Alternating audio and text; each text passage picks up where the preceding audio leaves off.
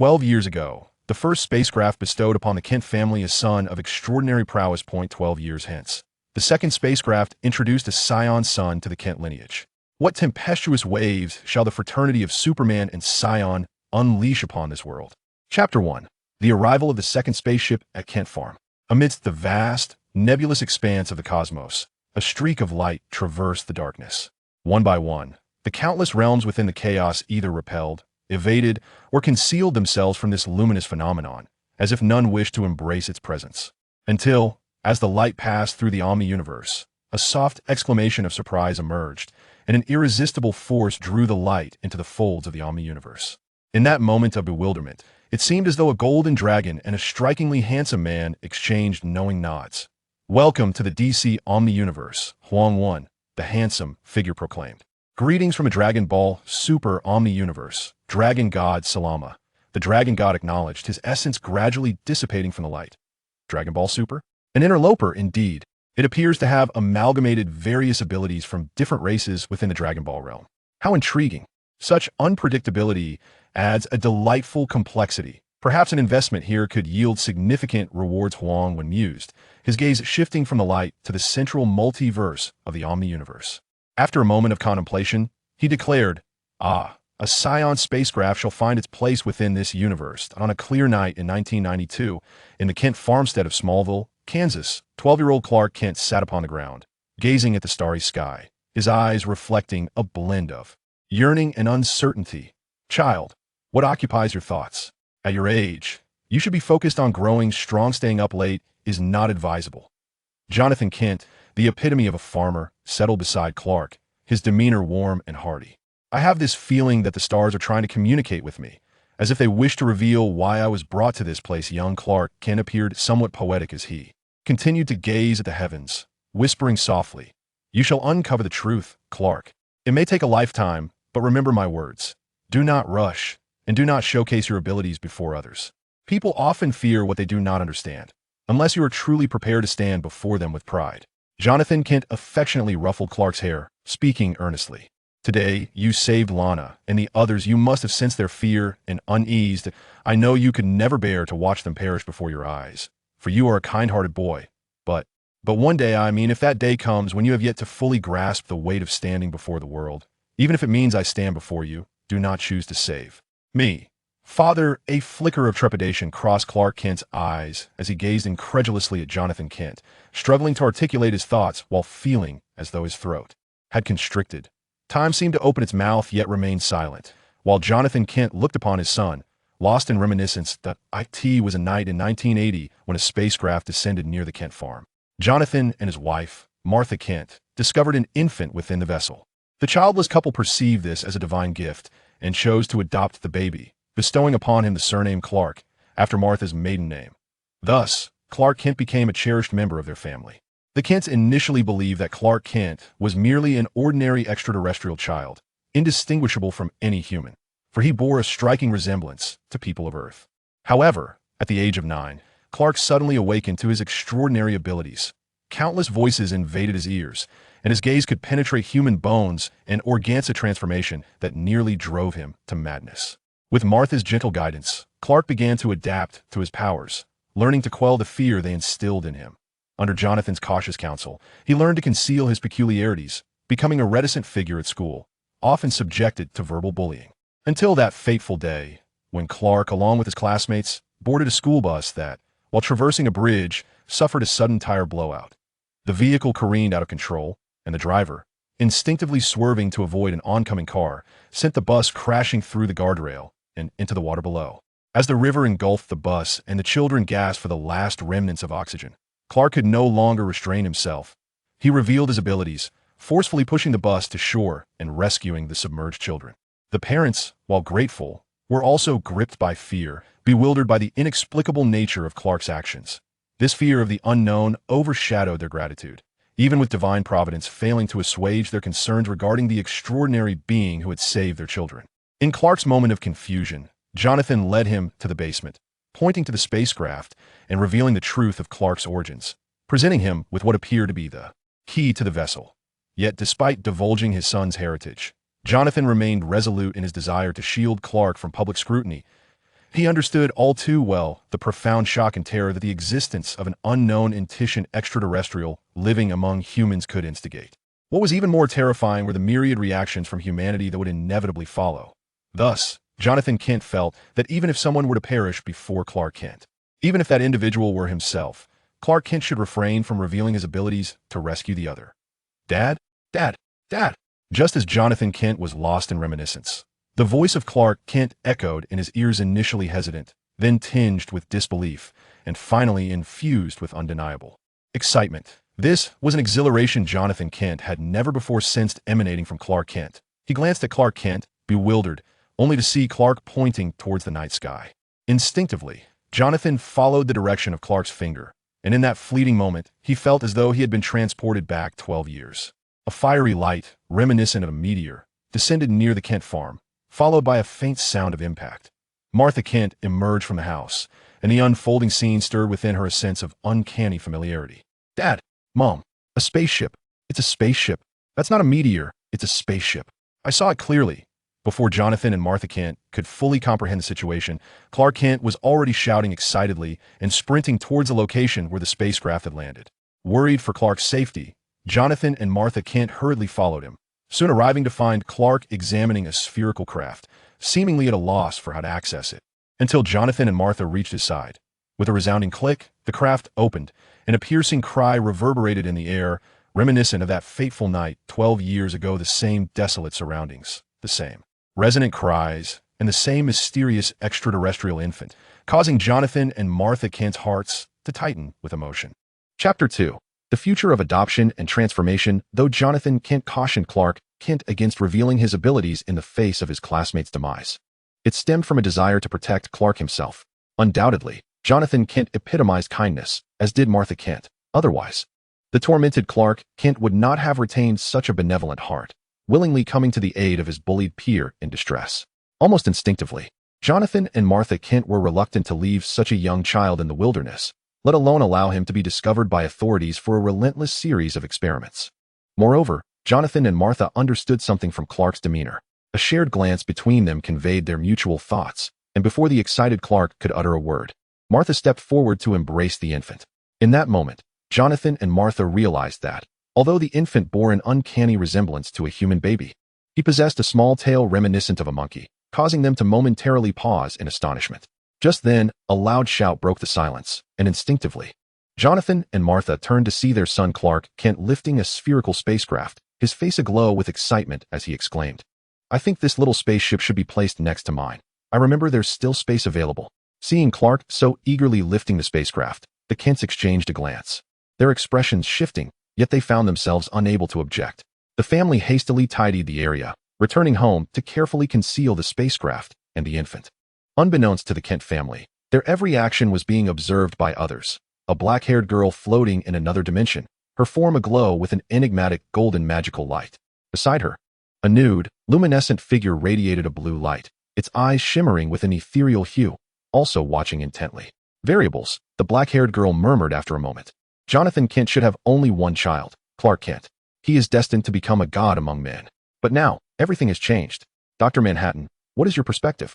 Originally, Jonathan Kent's fate was sealed to perish in a tumultuous storm, yet now, I can foresee no future for him, or rather, for this entire family. Something is clearly amiss. Dr. Manhattan shook his head solemnly, stating, "Since my inception, I have observed a timeline devoid of divergence. Logically, the future harbors countless possibilities. Yet this universe's future follows a singular, predetermined path. Now, with his arrival, the future has transformed into an array of possibilities. Ancient One, can the time stone unveil all futures concerning him? The situation appears deceptively mundane, yet is rife with uncertainty." A subtle green radiance flickered around the figure of the young sorceress, who then shook her head and spoke with an air of mystery. His sudden appearance was jarring. His spacecraft was unlike anything belonging to this universe. Moreover, the cities of this world bore an odd resemblance to one another, as if they were twin siblings, identical in structure yet bearing different names, scattered across nearby locales. A fleeting look of confusion crossed Dr. Manhattan's eyes, despite having gained his powers. The universe seemed to harbor secrets still beyond his comprehension. With a resonant hum, just as Dr. Manhattan's words trailed off, an inescapable force ensnared him. "Congratulations. Your abilities have caught the attention of the higher powers, and you have been promoted to the role of observer. From this day forth, we shall be colleagues." A bald observer materialized, grinning as he clasped Dr. Manhattan's hand. "Your new duty is to observe and record the events of this universe from beyond its dimensional confines, without interference." The bald observer offered no opportunity for Dr. Manhattan to respond. With a teasing glance at the young sorceress, he nodded and vanished with him. "TCH. Serves you right for running around without clothes, truly indecent at such a young age. You deserve to be captured. Do you really think you have transcended everything?" Speaking so recklessly. Upon witnessing Dr. Manhattan's sudden disappearance, the young sorceress scoffed, her disdain evident. "I can't help but feel I shouldn't appear in this form. A bald woman or an old man with white hair would be more fitting for my identity. But did I say anything inappropriate?" With that thought flickering through her mind, she too vanished without a trace. At the Kent household, Jonathan Kent hurriedly made his way to town to procure various baby supplies, and then fed the infant with formula. Once the family observed the baby drifting into peaceful slumber, they collectively sighed in relief. "Clark, you should go to bed now. It's getting late. Your mother and I need to discuss a few matters," Jonathan Kent stated, feigning indifference despite noticing Clark Kent's unprecedented excitement. It was clear that the upcoming family meeting did not involve Clark in the slightest. Clark muttered under his breath, his eyes darting about, evidently concocting some scheme. Since discovering the spacecraft and the extraterrestrial infant, Clark Kent's spirits had lifted considerably. He appeared more open and cheerful, as if the earlier upheaval had completely faded. "Are we going to adopt this child?" After a moment, gazing at the sleeping infant, Jonathan Kent was the first to voice the question. "Haven't you already made up your mind?" Martha Kent smiled gently and softly remarked that Clark was, after all, unlike ordinary individuals. Even if he remained silent, we could discern his profound loneliness and lack of friends. For us, Clark is the finest gift from God. During our moments of confusion, he appeared and brought us warmth. Similarly, in Clark's times of uncertainty, this child arrived, guiding him out of the shadows cast by the events of the day. He is indeed Clark's greatest treasure. Is he not? Indeed. I have never witnessed Clark so exuberant and animated. Previously, he had been excessively taciturn, coupled with the burdens imposed by his abilities. I worried about his mental well-being. Jonathan Kent chuckled and shrugged, saying that if we did not adopt him, what alternative could we consider? Having a companion for Clark is quite beneficial. He will likely be eager to take care of him, which will save us some effort. However, what about his tail? Martha Kent noticed the tail curled up behind the infant and hesitantly inquired about it. Although Clark appears indistinguishable from us, this child is otherwise fine, save for this tail. Perhaps we should show it to Clark and, if it can be removed without causing harm, we could discreetly hide it for now. After all, clothing can conceal it. And we must just be cautious while he is in diapers. Jonathan Kent glanced at the infant's tail, feeling a twinge of reluctance at the thought of removal, ultimately shaking his head in resignation. Chapter 3. The Journey of Robert Kent. I'm here. As Jonathan Kent's words faded, Clark Kent dashed over, his super hearing allowing him to clearly hear his parents' conversation even from a distance. Indeed, Clark had been eavesdropping, his curiosity having led him to this familial meeting in a rather unconventional manner. "What brings you here?" Jonathan Kent feigned irritation, casting a mock glare at Clark. Of course, both Jonathan and Martha Kent were fully aware of Clark's extraordinary hearing. They merely refrained from allowing young Clark to voice his opinions during family discussions. Yet listening in was permissible. Moreover, Jonathan had just mentioned Clark to beckon him over to observe the infant's condition. "Hee, I'm here to check out my brother's tail. By the way, I just named him Robert Kent. What do you think?" Clark Kent exclaimed with a playful grin, truly embodying the spirit of a 12-year-old boy at that moment. "Robert? That's a fine name. But as you just heard, since you have named him, you must also carve out time to take good care of him, understand?" Jonathan and Martha Kent exchanged glances, not opposing the name, but rather looking seriously at Clark to impart the reality of the challenges of parenthood. "Dear parents, I appreciate all your hard work. From now on, let me take care of Robert's matters," Clark Kent declared earnestly, his youthful face solemn. He then timidly added, "But could we refrain from severing Robert's tail? It's an integral part of his body, and cutting it would undoubtedly cause him immense pain. Moreover, I've observed that his tail exhibits more vitality than his limbs. I fear that even if it were severed, it might regenerate. It would be best to spare him such suffering." "Very well, I will heed your words. However, you now bear an additional responsibility. Not only must you safeguard your own abilities from exposure, but you must also protect Robert, ensuring his tail remains hidden. Is that acceptable?" Jonathan Kent sighed as he gazed at Robert's tail, then turned to Clark with a firm admonition. "I promise to fulfill this task," Clark Kent declared earnestly, thumping his chest in assurance. "All right, you may retire for the night. I will handle the adoption procedures tomorrow. Martha, please sort through Clark's childhood clothes. Fortunately, We haven't disposed of them yet. Jonathan Kent waved his hand, sending Clark off once more. Thus, Robert Kent became the newest member of the Kent family. After welcoming this brother, Clark found himself considerably brighter, eagerly tending to Robert's needs. Although this endeavor brought about numerous humorous mishaps, Clark relished every moment. However, as time passed, Clark began to harbor doubts. The now growing Robert appeared somewhat vacant. Aside from the basic necessities of life, he seldom spoke, functioning almost like a robot executing a predetermined program. Even when bullied, he remained silent. Clark suspected that Robert might be concealing his true nature, much like he once did, fearing the revelation of his own peculiarities. Yet, upon closer observation, Clark discerned that Robert's demeanor was not an act. Fortunately, due to the numerous cautions imparted by the Kent family, Robert's tale had remained undetected. 15 years later, at the age of 27, Clark Kent witnessed the gradual awakening of his 15-year-old brother, Robert. Where am I? A new world? Have I transcended once more? Robert Kent pondered as he sat atop a haystack, a flicker of confusion in his eyes. Memories from 15 years flooded back, merging with those of his previous existence. Did I not wish for the potential to become extraordinarily powerful, developing my abilities step by step? Why have I found myself in another realm? It soon became clear that this was not Robert's first journey across dimensions. Once, he had been an ordinary, angst-ridden adolescent on Earth, fervently enamored with Dragon Ball, obsessively collecting figurines. In an era devoid of online shopping, he had spent a substantial 20 yuan at a street stall to acquire 7 exquisitely crafted Dragon Balls. Upon returning home, Robert Kent had barely concealed the Dragon Balls from his mother before he calculated their worth when a suddenly radiant Dragon Ball transported him to the world of Dragon Ball. Once immersed in this fantastical realm, Robert Kent found himself devoid of panic. For a youthful adolescent in the throes of puberty, entering a beloved universe felt like the realization of a long-cherished dream. Thus, he embarked on an adventure, forging friendships and rivalries with Goku, growing steadily along the way. Regrettably, the Earth's Shenron had its limitations, unable to bestow upon Robert Kent the bloodline of a Saiyan. Ultimately, he opted for the Dragon's most profound enhancement of his physical recovery abilities. This newfound power granted Robert Kent greater vitality and time for training, allowing him to keep pace with Goku's progress and even surpass him at times. Although he triumphed over Krillin in the 21st World Martial Arts Tournament, he fell short against Master Roshi, who transformed into a dragon. However, in the subsequent 22nd tournament, Robert Kent decisively defeated Master Roshi, Tien Shinhan, and Goku, claiming the championship title. Alas, in the 23rd tournament, despite his unwavering dedication, Robert Kent triumphed over the deity but succumbed to Piccolo Jr. as Earth faced successive crises. Robert Kent, now the mightiest human warrior, even surpassing the Namekian Piccolo, found himself lagging far behind Goku and Vegeta. The emergence of the god of destruction, Beerus, and the arrival of numerous formidable opponents left Robert Kent feeling a profound disparity. The appearance of the Super Dragon Balls and the 2 Dragon Balls reignited his yearning to make a wish. Ultimately, Robert Kent discovered the Super Dragon Balls and articulated his desire.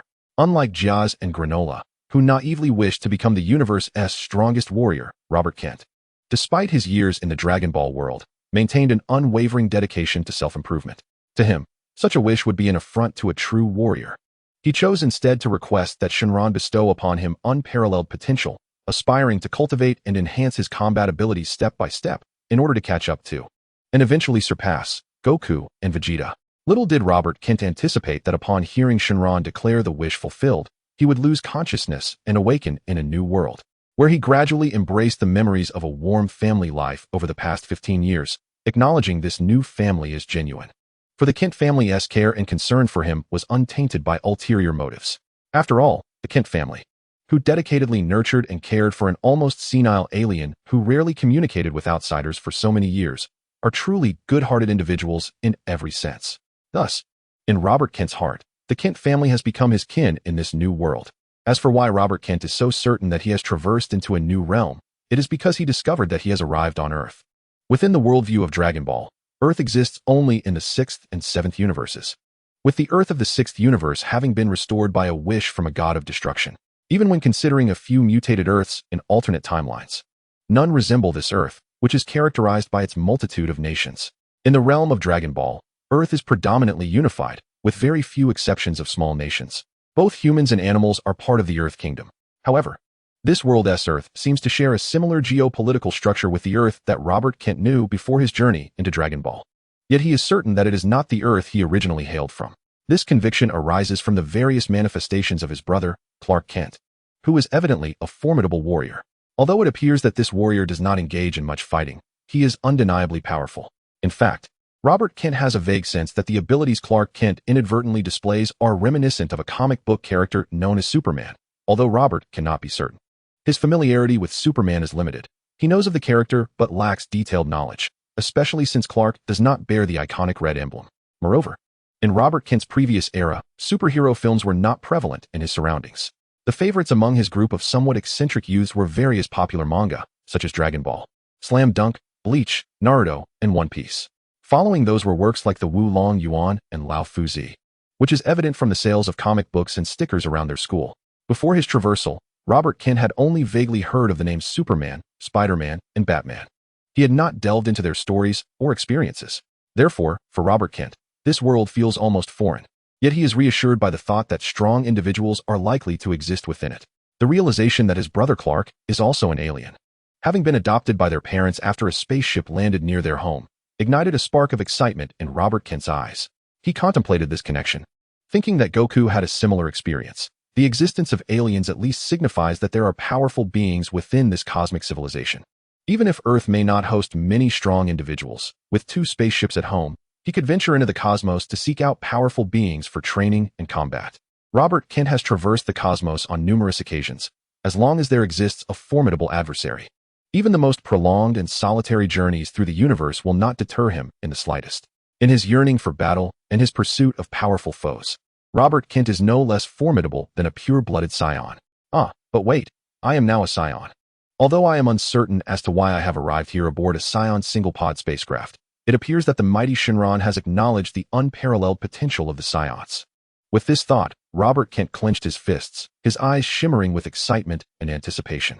With the body of a Saiyan, I shall undoubtedly transcend my previous limitations and attain greater combat prowess. Robert is indeed a splendid name, resonating with the likes of Kakarot and Vegeta. Henceforth, I shall be known as Saiyan Robert. Suddenly, as Robert Kent reveled in the prospects of his future, a figure dashed towards him at an astonishing speed. Given Robert Kent's current capabilities, he was unable to detect this approaching form in advance, for he remained merely an ordinary Saiyan, unrefined by rigorous training. Despite his innate physical superiority over humans, he still fell short when compared to true warriors, particularly as the figure approaching him was none other than Clark Kent, who had basked in the sun for 27 years. Robert, Clark Kent, standing with his back to the sun, radiated a golden glow that outlined his silhouette as he appeared before Robert Kent, gazing at him with a hint of confusion. Clearly noticing that Robert Kent seemed somewhat different than before. Brother. Robert Kent smiled and nodded at Clark Kent, softly explaining. It is possible that the impact during the spacecraft's landing was too severe, causing my brain to protect itself by storing most of my consciousness. Thankfully, I have now fully recovered, and I apologize for having caused you concern. Over the past 15 years, Robert Kent's dazed demeanor had deeply worried the Kent family. However, due to Robert Kent's unique identity and the conspicuous tail that clearly did not belong to a human, the Kent family refrained from taking him to a hospital for examination. It was Clark Kent's radiant eyes that reassured the Kents that Robert Kent bore no hidden ailments. Otherwise, they might have seriously considered whether to first sever Robert Kent's tail before seeking medical evaluation. Really? That is splendid news. I must share this with Mom and Dad. Let us celebrate properly tonight. Clark Kent exclaimed with joy, eager to convey this delightful news to the Kent couple. Wait. Robert Kent urgently called out to Clark Kent, his gaze fierce and filled with combat spirit as he spoke. Brother, I wish to test your strength. Although my energy is still quite feeble, and I cannot sense your true power, I am aware of your formidable prowess. Energy? Clark Kent paused, momentarily taken aback, then hesitantly responded, Is this your special ability?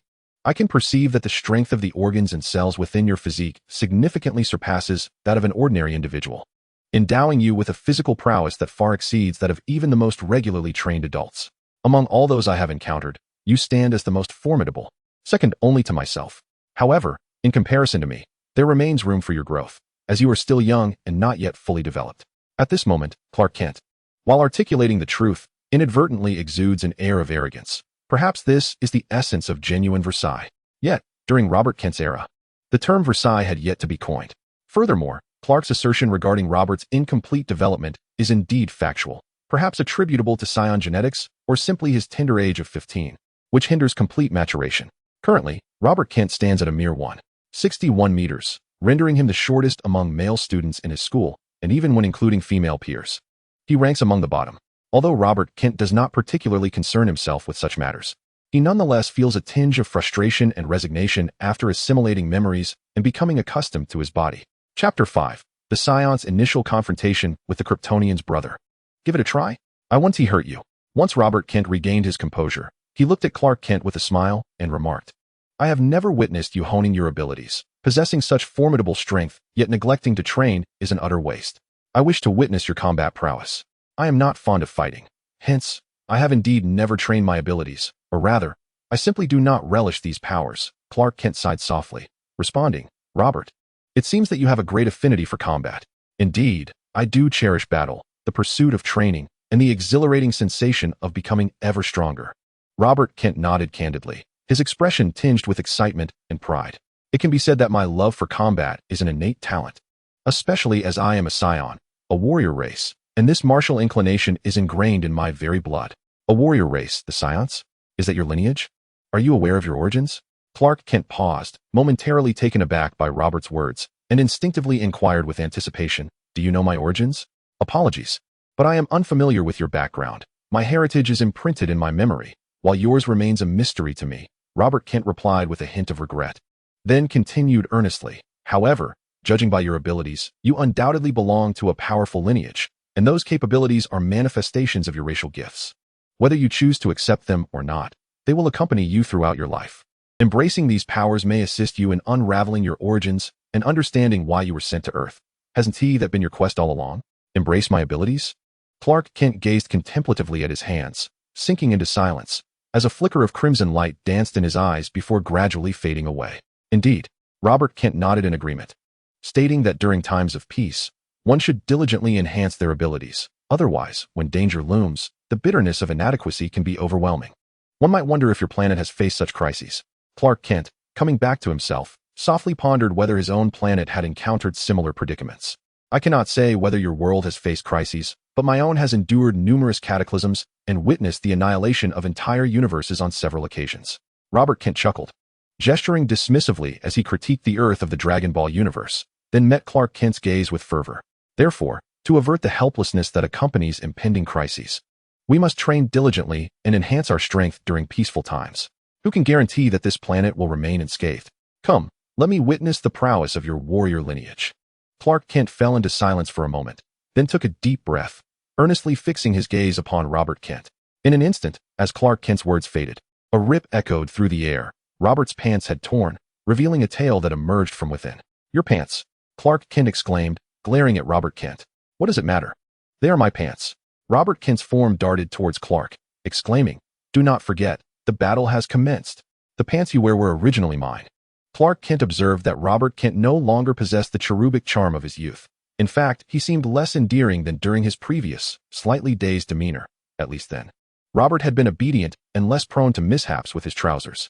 Nevertheless, even in the face of the charging Robert Kent, Clark did not intend to strike first. Instead, he opted for a defensive stance. For Clark, controlling his strength in daily life was a meticulous endeavor, striving to refrain from unleashing his extraordinary powers. The notion of engaging in combat was foreign to him, and he was uncertain of the force behind a punch if he were to unleash his full potential. He feared that a single blow could inadvertently obliterate his younger brother, especially given his inability to accurately gauge the magnitude of his strength. Thus, he resolved to deflect Robert Kent's onslaught. After all, he believed Robert's strength could not harm him.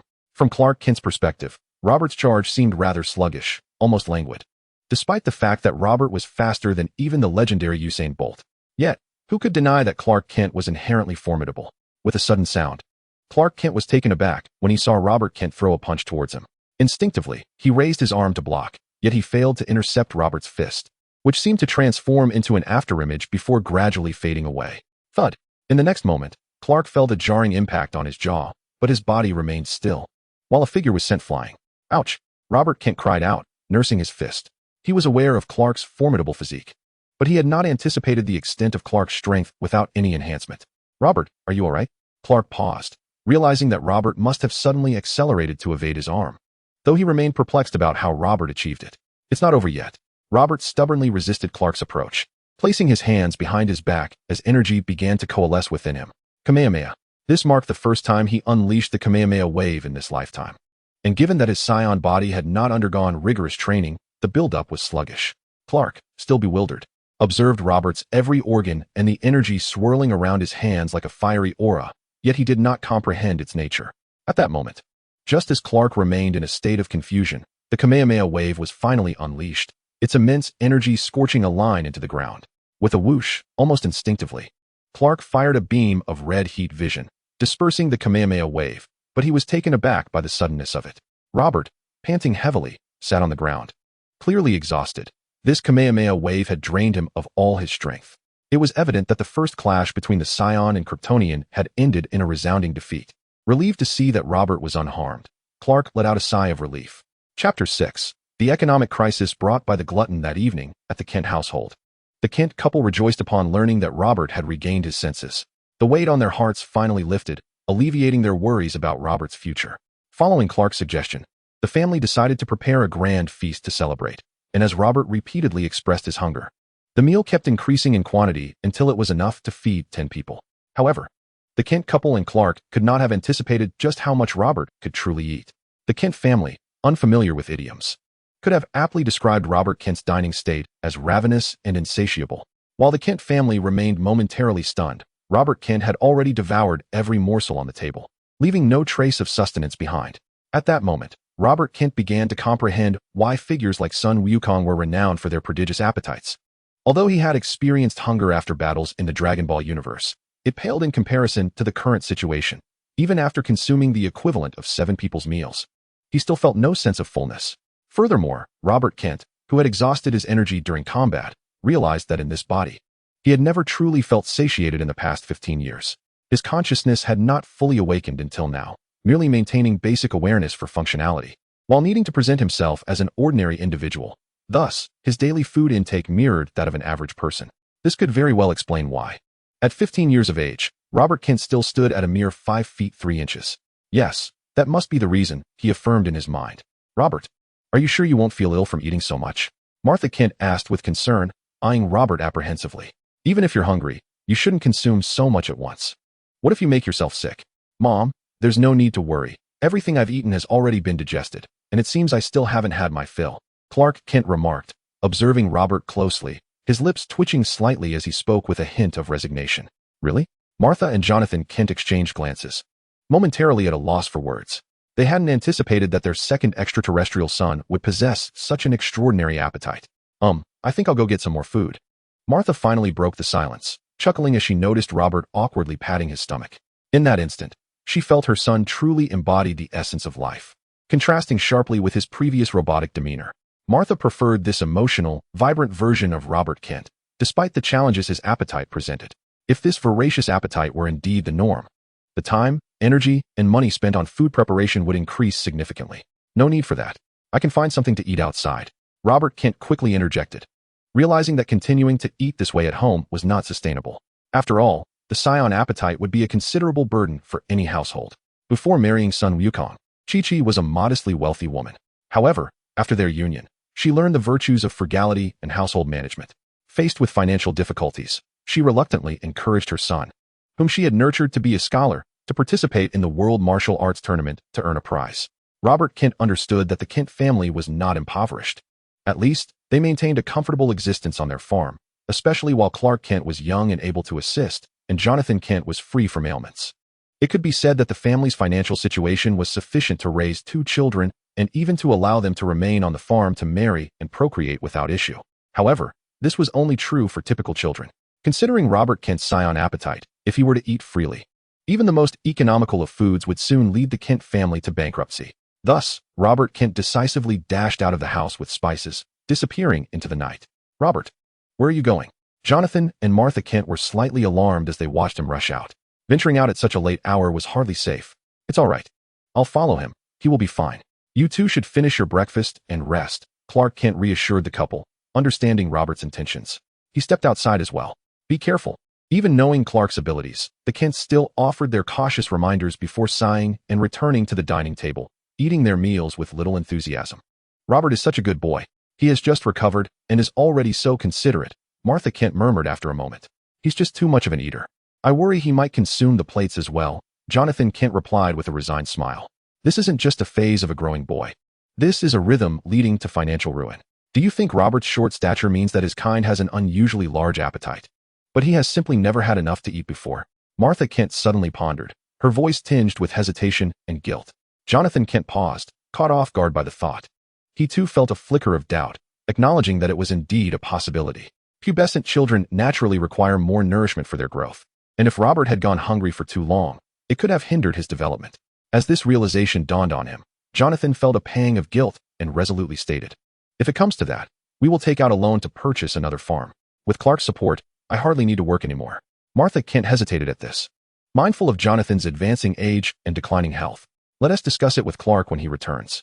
By the way, I recall there is a burger eating contest in Missouri. Perhaps we could let Robert try his hand at it? With his appetite, I doubt anyone could defeat him." Jonathan Kent's mind raced with excitement as he looked at Martha Kentucky. Even if victory eludes him, at the very least, he should be afforded a hearty meal, shouldn't he? After all, this is, by its very nature, a competitive eating contest. No matter how prodigious Robert's appetite may be, it would hardly raise eyebrows.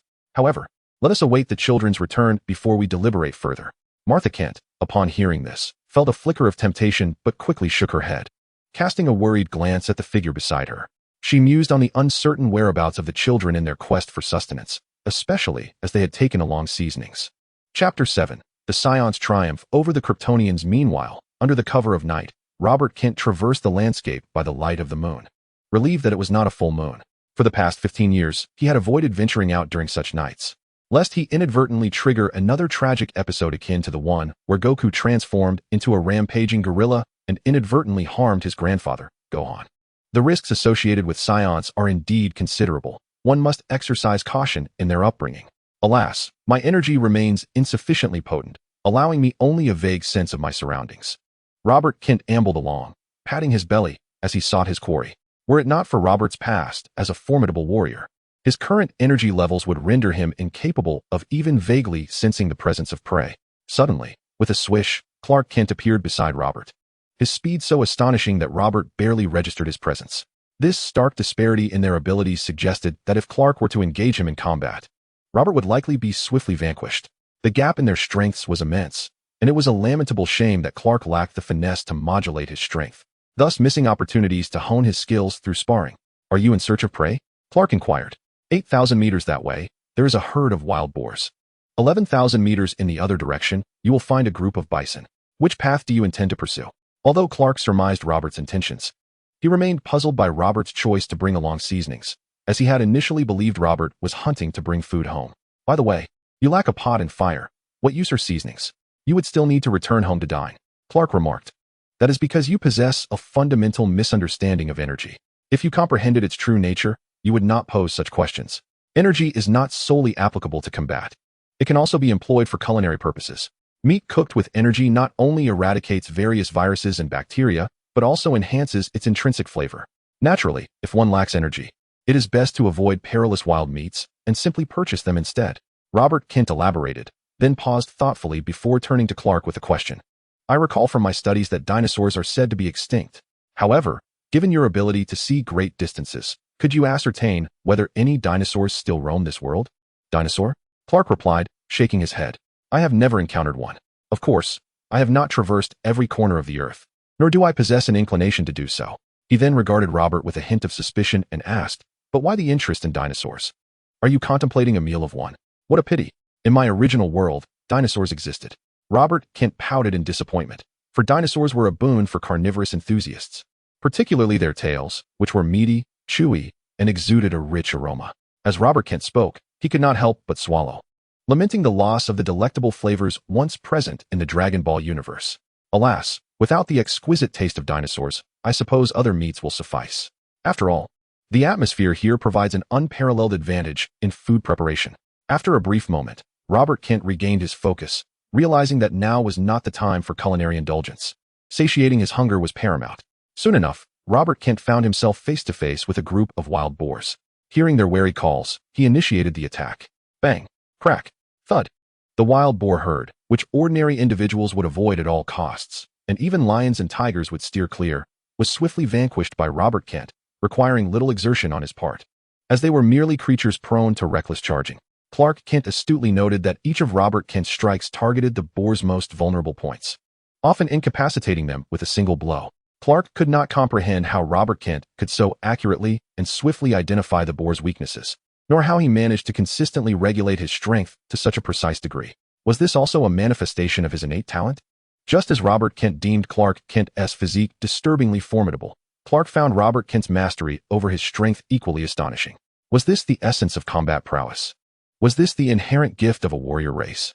Clark recalled Robert Kent's previous words, and a sense of anticipation began to blossom within him. However, he remained unaware that this exquisite application of power was not an innate ability of the Saiyan race, but rather a skill honed through Robert Kent's rigorous training as a seasoned warrior prior to his arrival in this world. Once a mere human on Earth, Robert Kent understood that if he could not achieve tenfold results with a mere fraction of his strength, it would be exceedingly difficult to keep pace with the overpowered Saiyan protagonists, let alone surpass the Namekians. Even now, as Robert Kent traversed this new realm and acquired the Saiyan physique he had never possessed, the combat experience and martial prowess he had cultivated remained within him, having become instinctual. After all, prior to his transmigration, Robert Kent, while not a top-tier powerhouse in the Dragon Ball universe, was undoubtedly a master of martial arts. As Clark Kent began to take an interest in Robert Kent's abilities and combat style, Robert Kent was already using his formidable energy to roast meat. Soon, an enticing aroma wafted into Clark Kent's nostrils, causing his throat to instinctively stir. How could it smell so delectable? When Clark regained his senses, he noticed that Robert Kent had no intention of acknowledging him and was already indulging heartily. Seeing Robert Kent relish his meal, Clark, who had initially felt little hunger, found himself tempted, especially as the scent of grilled meat continuously invaded his senses, awakening his appetite. "I want some too," Clark exclaimed without hesitation, directly competing with Robert Kent for the food. However, a mere Superman, despite his robust physique, was no match for a Saiyan when it came to appetite. If there were one aspect in which Clark Kent resembled an ordinary human, it would undoubtedly be his capacity for food. Of course, his ability to digest food was exceptional. But having a hearty appetite is not solely dependent on digestion. Not long after beginning to eat, Clark quickly felt full, akin to an average individual who, after starving themselves, attends a buffet, thinking they could devour a great deal, yet realizing the reality was quite different. Even though Clark found the barbecue prepared by Robert Kent utterly delightful, he could not consume much. Ultimately, he had no choice but to sit by, watching Robert Kent continue to feast, reluctantly admitting that in the contest of appetite, he had been bested by Robert Kent. In this culinary showdown, the Saiyan triumphed over the Kryptonian. The book is currently under contract. Please support it with confidence. Starting tomorrow, there will be 2 updates. Those interested in investing can seize the opportunity to profit from this endeavor. Chapter 8. The Kryptonian who cannot cultivate energy. Hurry and invest as the station has sent a short message. It was astonishing how such ordinary ingredients, once grilled with energy, could taste so exquisite. If you find yourself with nothing to do in the future, perhaps you could open a barbecue restaurant. It would certainly alleviate some of the financial pressure at home, Clark Kent suggested softly, observing Robert Kent as he neared the end of his meal. Jonathan had already proposed whether they should take out a loan to purchase a new farm or consider entering an eating contest to see if Robert could win a prize. Although Jonathan Kent and Martha Kent were conversing while Clark was far from home, his keen hearing allowed him to clearly catch their dialogue. As for Jonathan Kent's 2 suggestions, Clark had no inclination to refute them. After all, for Clark Kent, as long as the 2 farms were not miles apart, managing an additional farm would be a simple task. Regarding the eating contest, having witnessed Robert Kent's appetite, Clark did not believe anyone could rival him, not even the most unremarkable earthling or an ordinary extraterrestrial. Burp. Robert Kent swallowed the last morsel of barbecued meat and let out a satisfied burp, his eyes sparkling as he turned to Clark and inquired, "A competitive eating contest? Is it a competition to see who can consume the most?" Robert Kent continued, "It appears you are not averse to such things." Clark Kent, observing Robert's enthusiastic demeanor, felt a slight twitch at the corner of his mouth before breaking into a resigned smile. He found himself momentarily perplexed, uncertain whether Robert Kent had a greater affinity for food or for combat. Unbeknownst to Clark, Robert had initially favored battle, as culinary delights were merely a secondary pleasure, something enjoyable but not essential. However, with the infusion of Saiyan blood coursing through his veins, his combative nature had become more pronounced, and what was once an inconsequential indulgence now held a cherished place in his heart. For Robert Kent, his genes urged him not to endure hunger any longer. How could one possibly disdain a feast?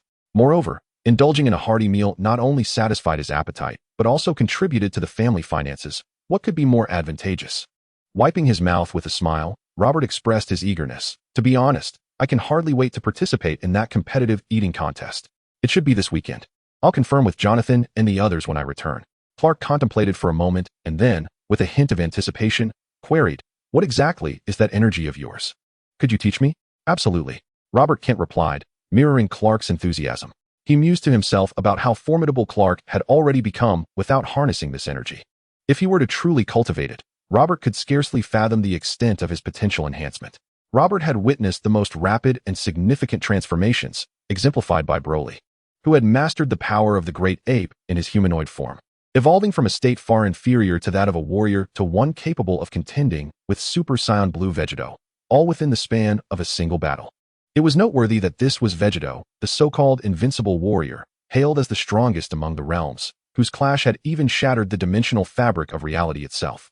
Robert Kent believed that while Clark's increase in power might not match such extremes, it could very well parallel the disparity between a regular form and Super Saiyan. After all, Clark's physique was immensely powerful, and such strength naturally allowed for the accumulation of an even greater energy. The intensity of energy and physical might were intrinsically linked. "Come, follow my guidance." With that thought, Robert Kent looked at Clark with eager anticipation, ready to reveal the mysteries of energy manipulation, attempting to help Clark tap into the reservoir of power that had always coexisted within his being. As Clark Kent meticulously followed the narrative of Robert Kent, a sudden crimson hue enveloped his eyes. In an uncontrollable burst, a beam of intense heat vision erupted forth, reminiscent of his previous encounter with the Kamehameha wave. Fortunately, Robert Kent was sufficiently alert and reacted swiftly, evading the fiery onslaught and escaping unscathed.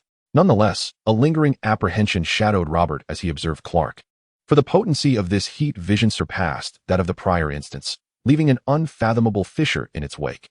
"Robert, are you all right?" Clark, equally shaken, retracted his heat vision, concern etched upon his features as he inquired, "Did it work?" "It doesn't seem so."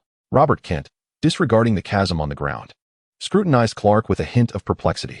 For him, emitting energy from one's eyes was not particularly extraordinary. While humans and Saiyans did not possess such abilities, numerous extraterrestrial beings could launch surprise attacks through ocular beams.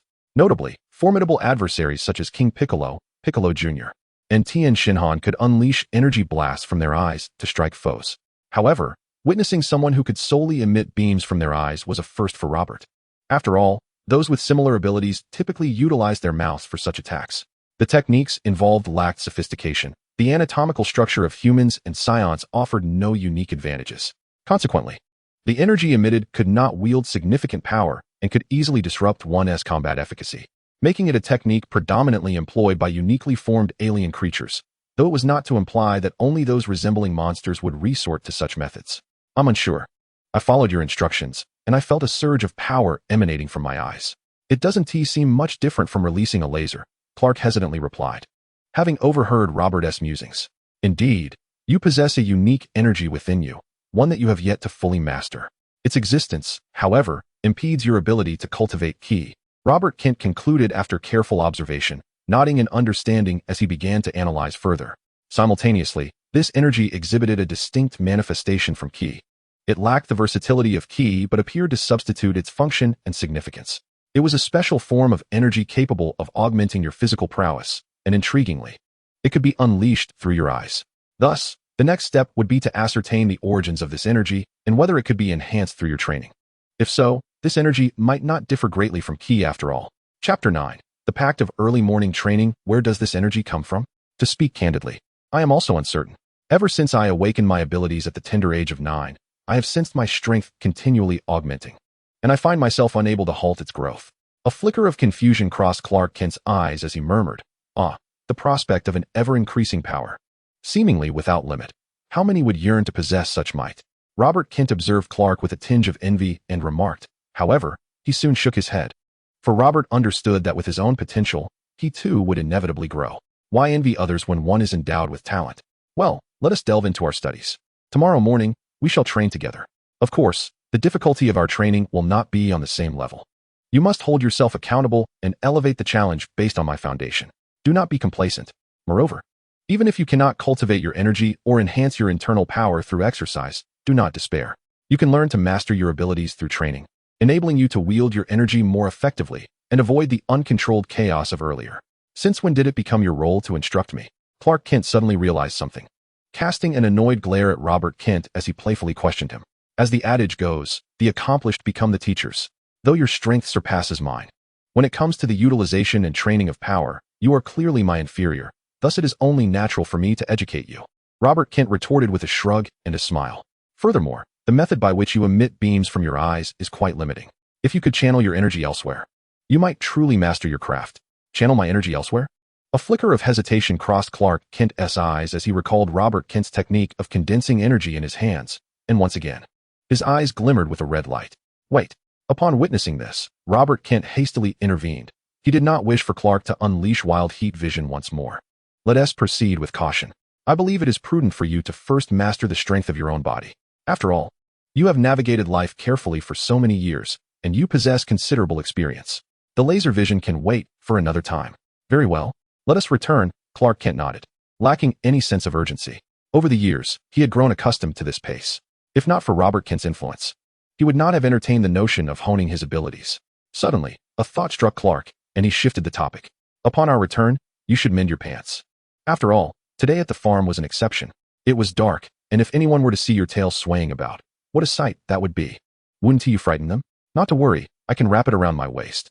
Robert Kent adeptly controlled his tail, wrapping it around his waist, creating the illusion of a uniquely styled belt, and with his clothing draped over it, no one would be drawn to the peculiar sight at his midsection.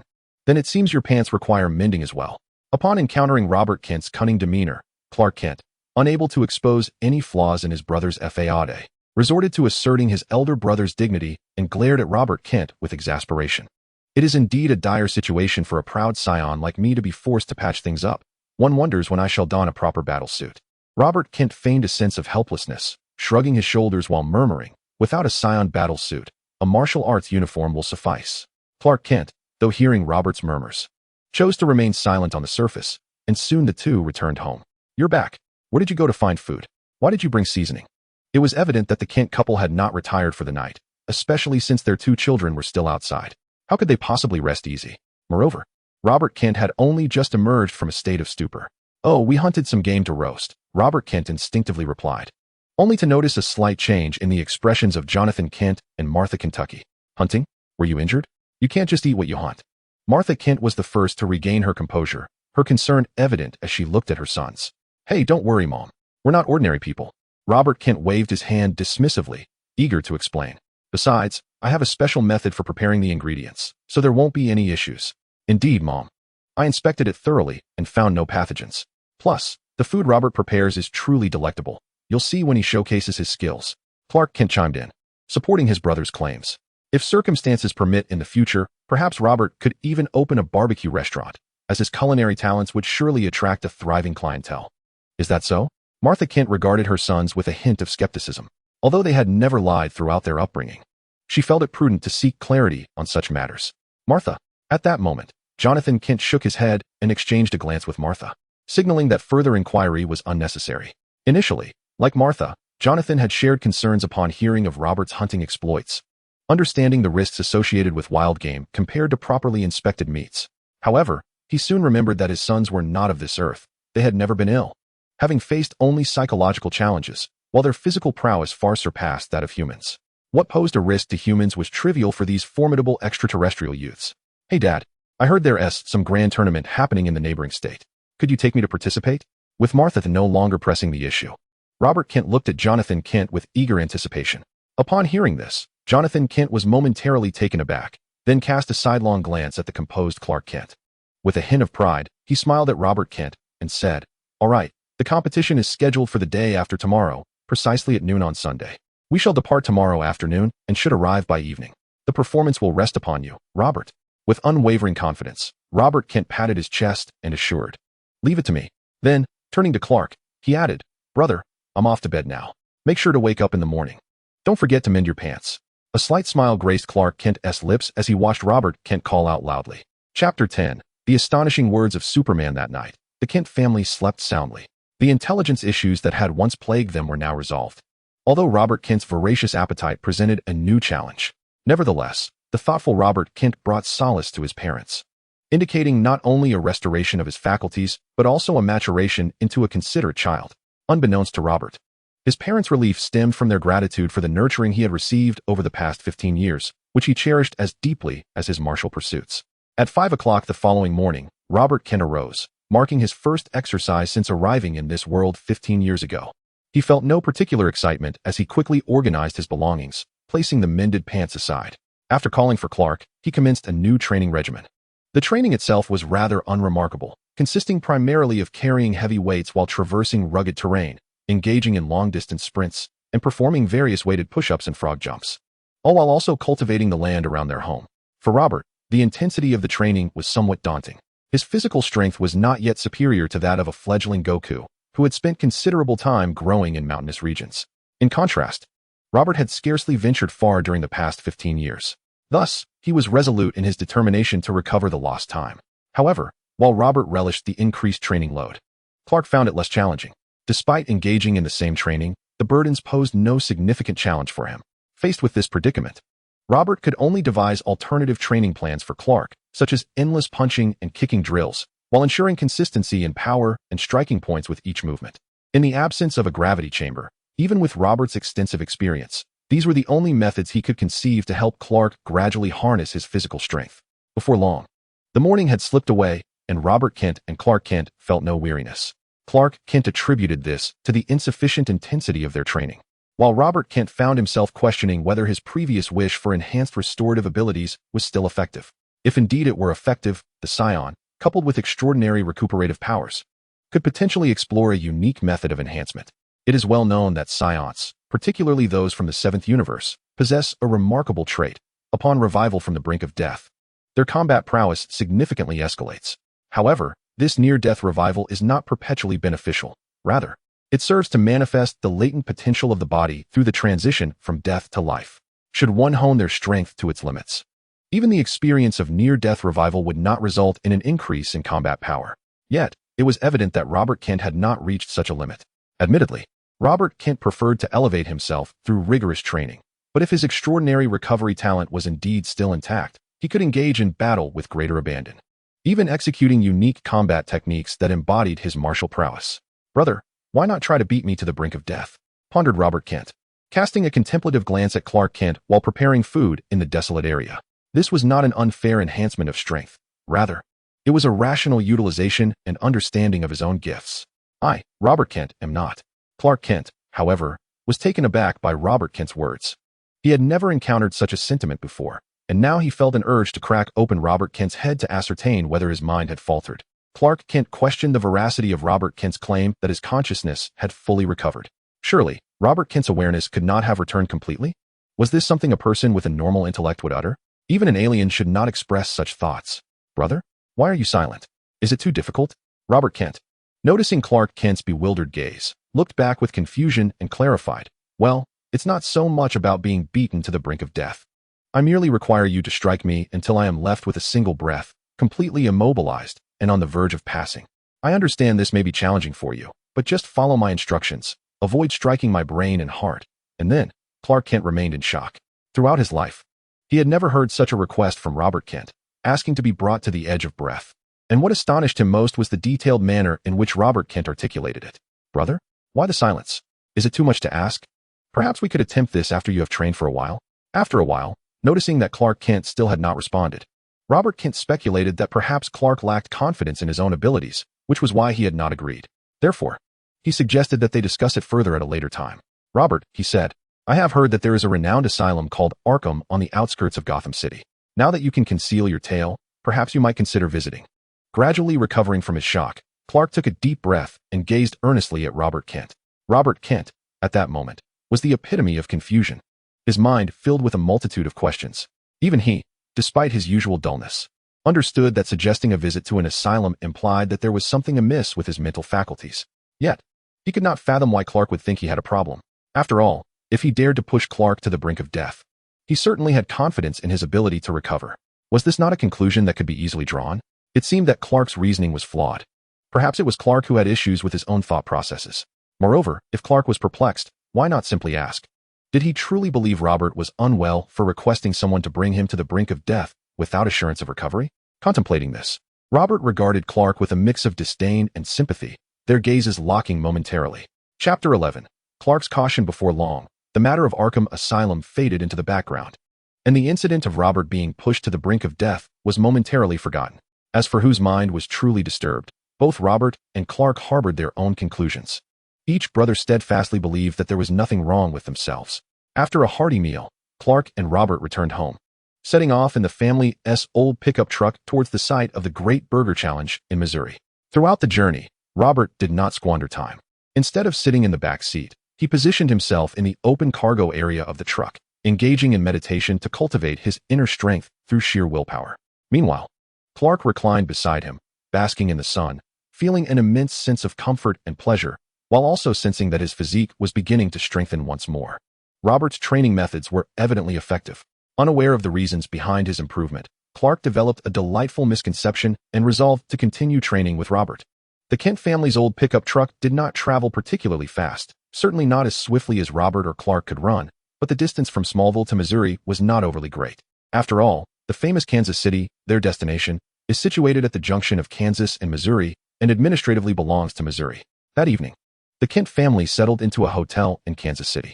The commotion surrounding the hamburger eating contest was considerable, amplified by the fact that Kansas City is a bustling metropolis, attracting a significant flow of people. However, Robert Kent held little interest in the crowd or the city's vibrancy. After all, when it comes to urban development and greenery, cities in the Dragon Ball world far surpass this place, not to mention the levels of technological advancement. Nevertheless, Robert was eagerly anticipating the hamburger eating contest the following day. The excitement surrounding the event had drawn numerous culinary vendors, and although Robert was not particularly hungry, he indulged in an array of delightful treats. As Robert reveled in his culinary experience, a hesitant female voice reached his ears. Instinctively, he turned to look and saw a woman with a sprinkling of freckles and a captivating figure. Robert felt a flicker of familiarity but could not place her, so he merely glanced and returned to his enjoyment of the food. "Elena, what's wrong?" A burly blonde man approached Elena, followed by two nonchalant boys. It was evident that the two boys were quite young, suggesting that the blonde man was also relatively youthful, albeit somewhat advanced in appearance. Had Robert Kent been present, he might have recognized the trio as his classmates, notorious for their bullying. Known as the infamous Bully Trio, the leader was named O-King, with his two followers being Anders and Alec. While not every school has such a notorious trio, bullies are indeed prevalent. Previously, Robert, due to his subdued demeanor, had often found himself at the mercy of O-King and his gang. If not for Clark Kent's occasional demonstration of formidable prowess, O-King's bullying might have escalated further. "Is that Robert?" "He is here too," Elena said hesitantly, but it seemed she was no longer as oblivious. "That fool. All by himself? Isn't Clark with him?" A flicker of wariness and annoyance crossed O-King's face as he scanned the surroundings. "It's him. I wouldn't mistake his hairstyle and height, and it seems he's alone," Elena remarked, her expression tinged with confusion as she observed Robert's gaze, so drastically different from the vacant look he usually bore. This could not possibly be the gaze of a fool. How could a fool venture out alone? He must have come with family. Never mind him. I spotted something entertaining over there. Should we go take a look? Alex shrugged. He did not wish to squander such a splendid opportunity on a fool like Robert Kent. O-King accompanied Elena outside, and amidst the evening's cacophony of cannon fire, he yearned for a chance to indulge in more carnal pleasures. He dismissed the thought of Robert, resolving to address it later upon returning to school. O-King nodded, embracing Elena as they turned to depart. Elena, initially intent on voicing her thoughts, found O-King's hand gradually descending from her waist to more intimate territories, causing her breath to falter and her concern for Robert Kent to dissipate. Meanwhile, Clark Kent approached Robert Kent, who was indulging in fried chicken, and quietly admonished him. "When dealing with ordinary individuals, refrain from excessive violence. I am uncertain how matters are handled on your planet, but on Earth, one cannot take lives casually, and it is best to avoid injuring others, as it can lead to significant complications." Confused, Robert blinked at Clark, not fully grasping the warning. Indeed, Clark had overheard O-King and the others mentioning Robert's name, which caught his attention, as he typically paid little mind to the conversations of others. Recalling Robert's earlier request to be rendered near death, Clark felt compelled to caution him. Otherwise, a conflict with an ordinary person might ensue. "Father advised me to remind you not to showcase extraordinary abilities in public, except during competitive eating contests," Clark reiterated, noticing Robert's lack of comprehension. "Rest assured, my control over my strength far exceeds yours. I possess my own methods for dealing with ordinary individuals," Robert replied confidently, despite not knowing what Clark had discovered. "After all, I am a well-rounded warrior." Clark nodded, choosing not to press Robert further on his tactics. He considered that, having acquired numerous abilities intuitively. It was not entirely implausible for Robert, who had a deeper understanding of his own kind, to possess additional skills.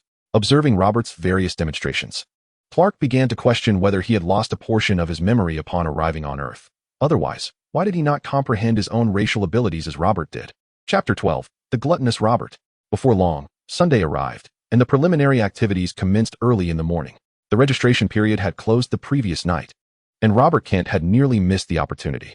However, upon recognizing Robert's name and noting his impressive stature, the staff at the registration desk nearly burst into laughter. Ultimately, the staff, with beaming smiles, collected a $10 registration fee from Robert Kent, thinking that one should not miss an opportunity to earn. Indeed, the hamburger eating contest required an entry fee, leading Robert Kent to question whether the costs of the ingredients and the prize money were sourced from this fee, especially since this modest hamburger contest had sponsors. Fortunately, the $10 registration fee could yield a reward of $10,000 if he emerged victorious. While this was incomparable to the hundreds of thousands awarded to champions of renowned contests in Washington, it was still a thousand-fold return. And Robert was resolutely determined to seize this opportunity. He even skipped breakfast in his eagerness. Soon, with an empty stomach and eager anticipation, the competition commenced. The rules were simple. The individual who could consume the most hamburgers within 10 minutes would be declared the champion.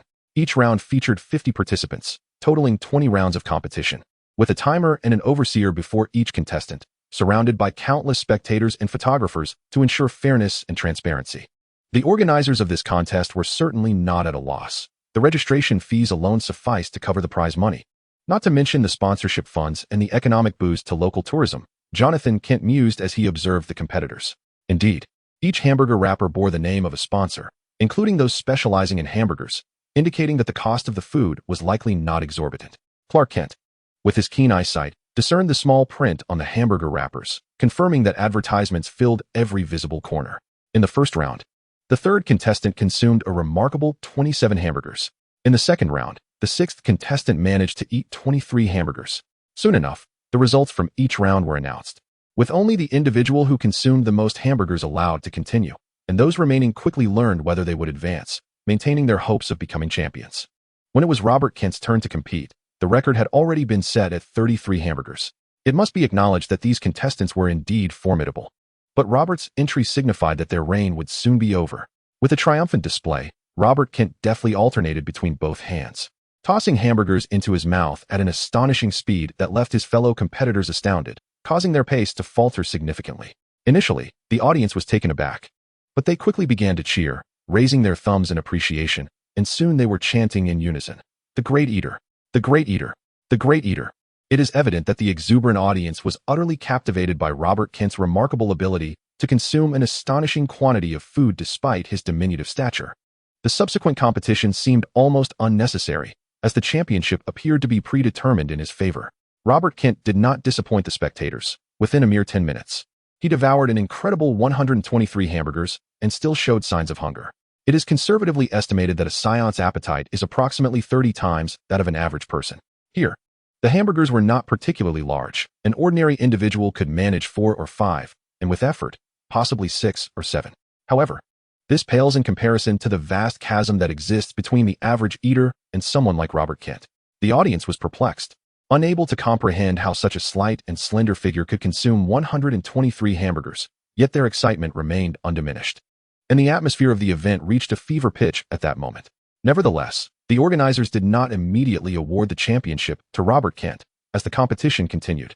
However, with Robert Kent's astounding performance setting a benchmark, the subsequent contests felt somewhat lackluster.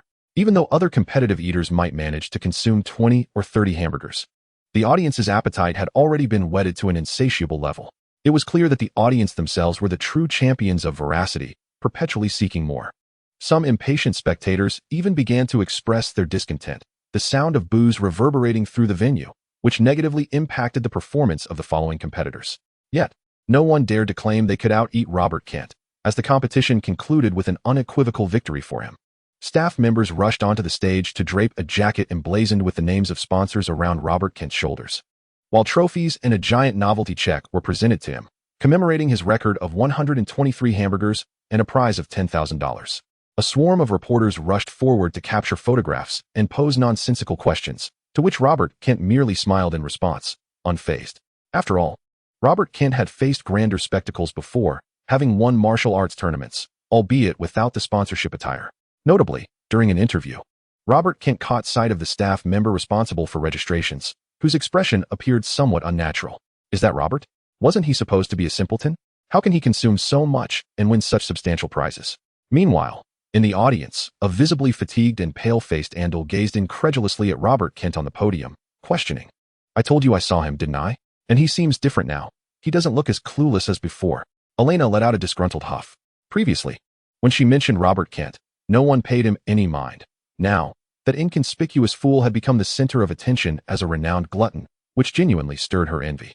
For these adolescents, aged 15 or 16, attaining fame was a matter of pride, yet it was not they who garnered it, but rather someone they had once bullied.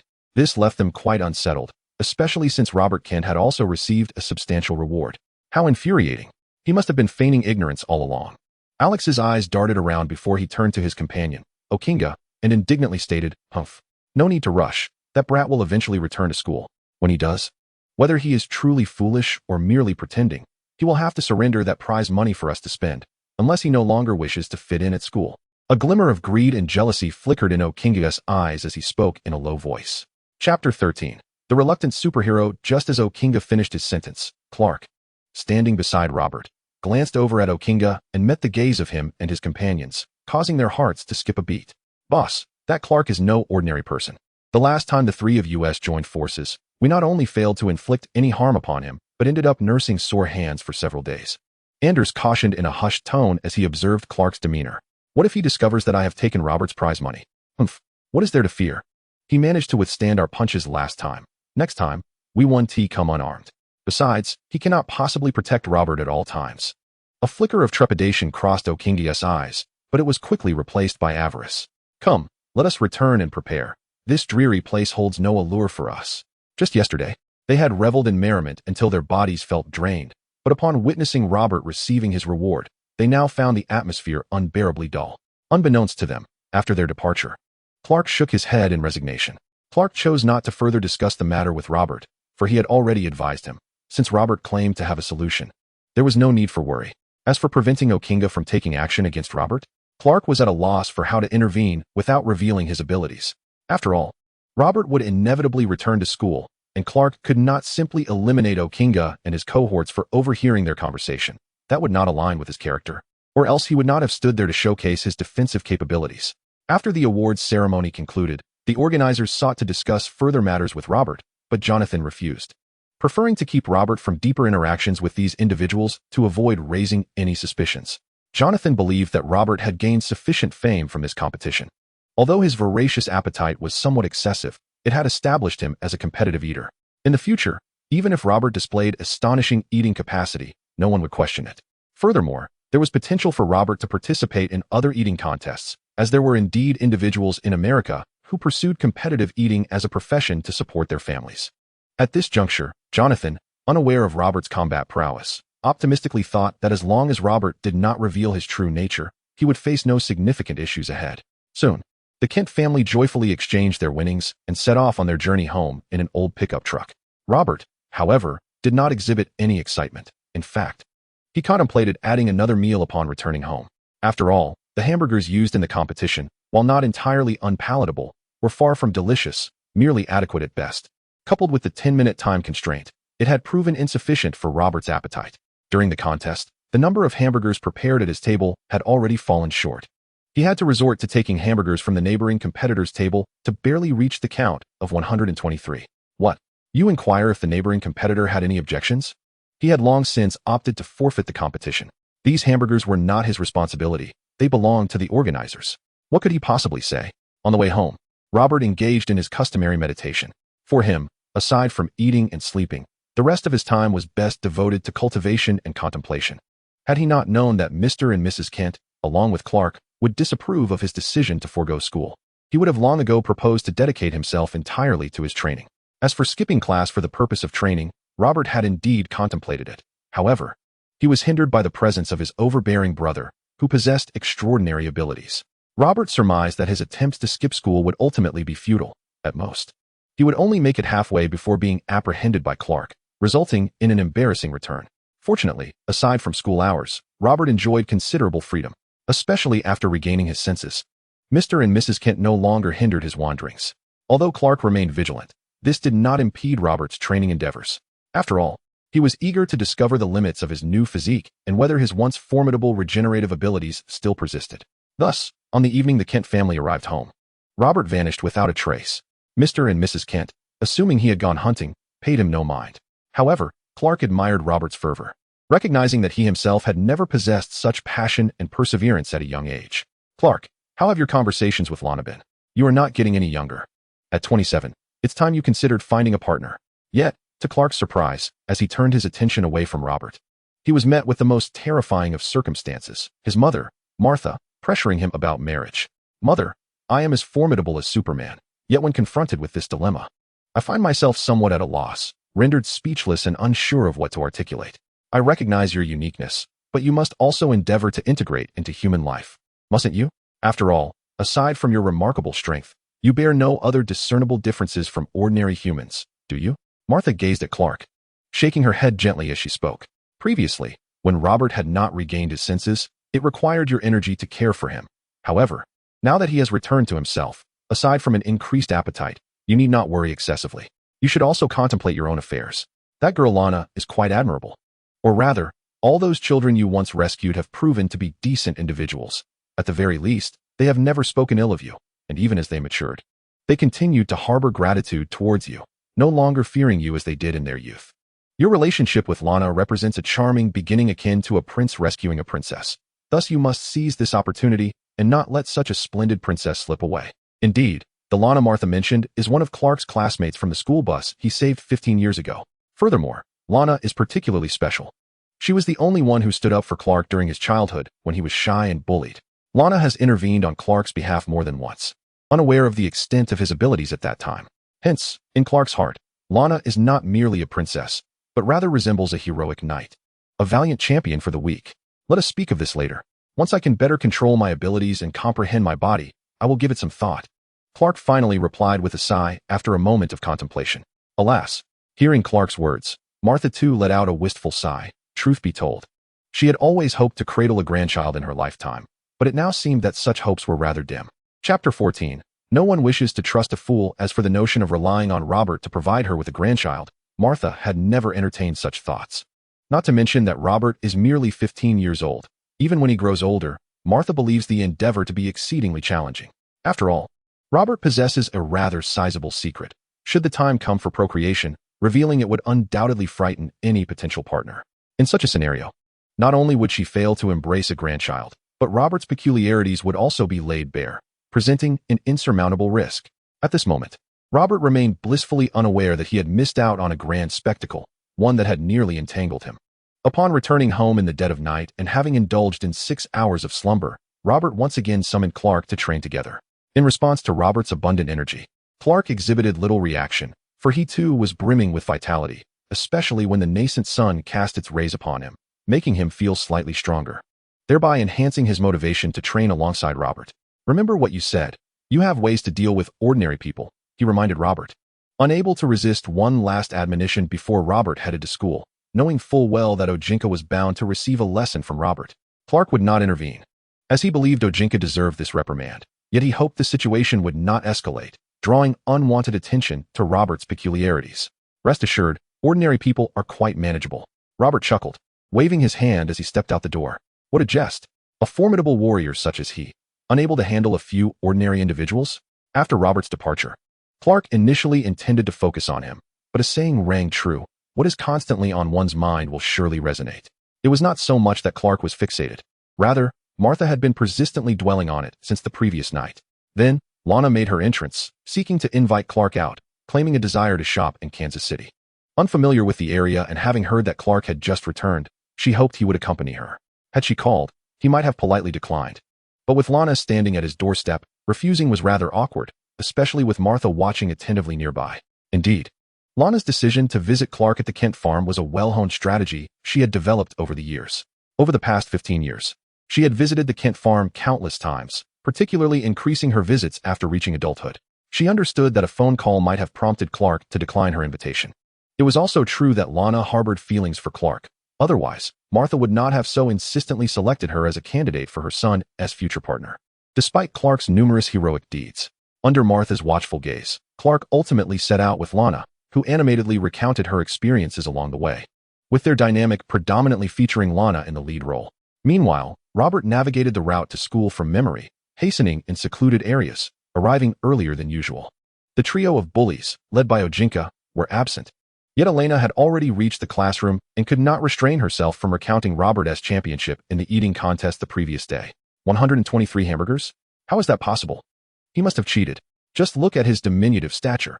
Even someone like Manuel, weighing in at 220 pounds, could not devour 123 hamburgers in one sitting.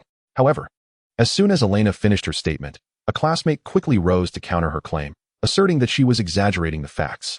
A group of students stood up to refute the claims made against Robert, as the notion of consuming 123 hamburgers in merely 10 minutes transcended ordinary comprehension.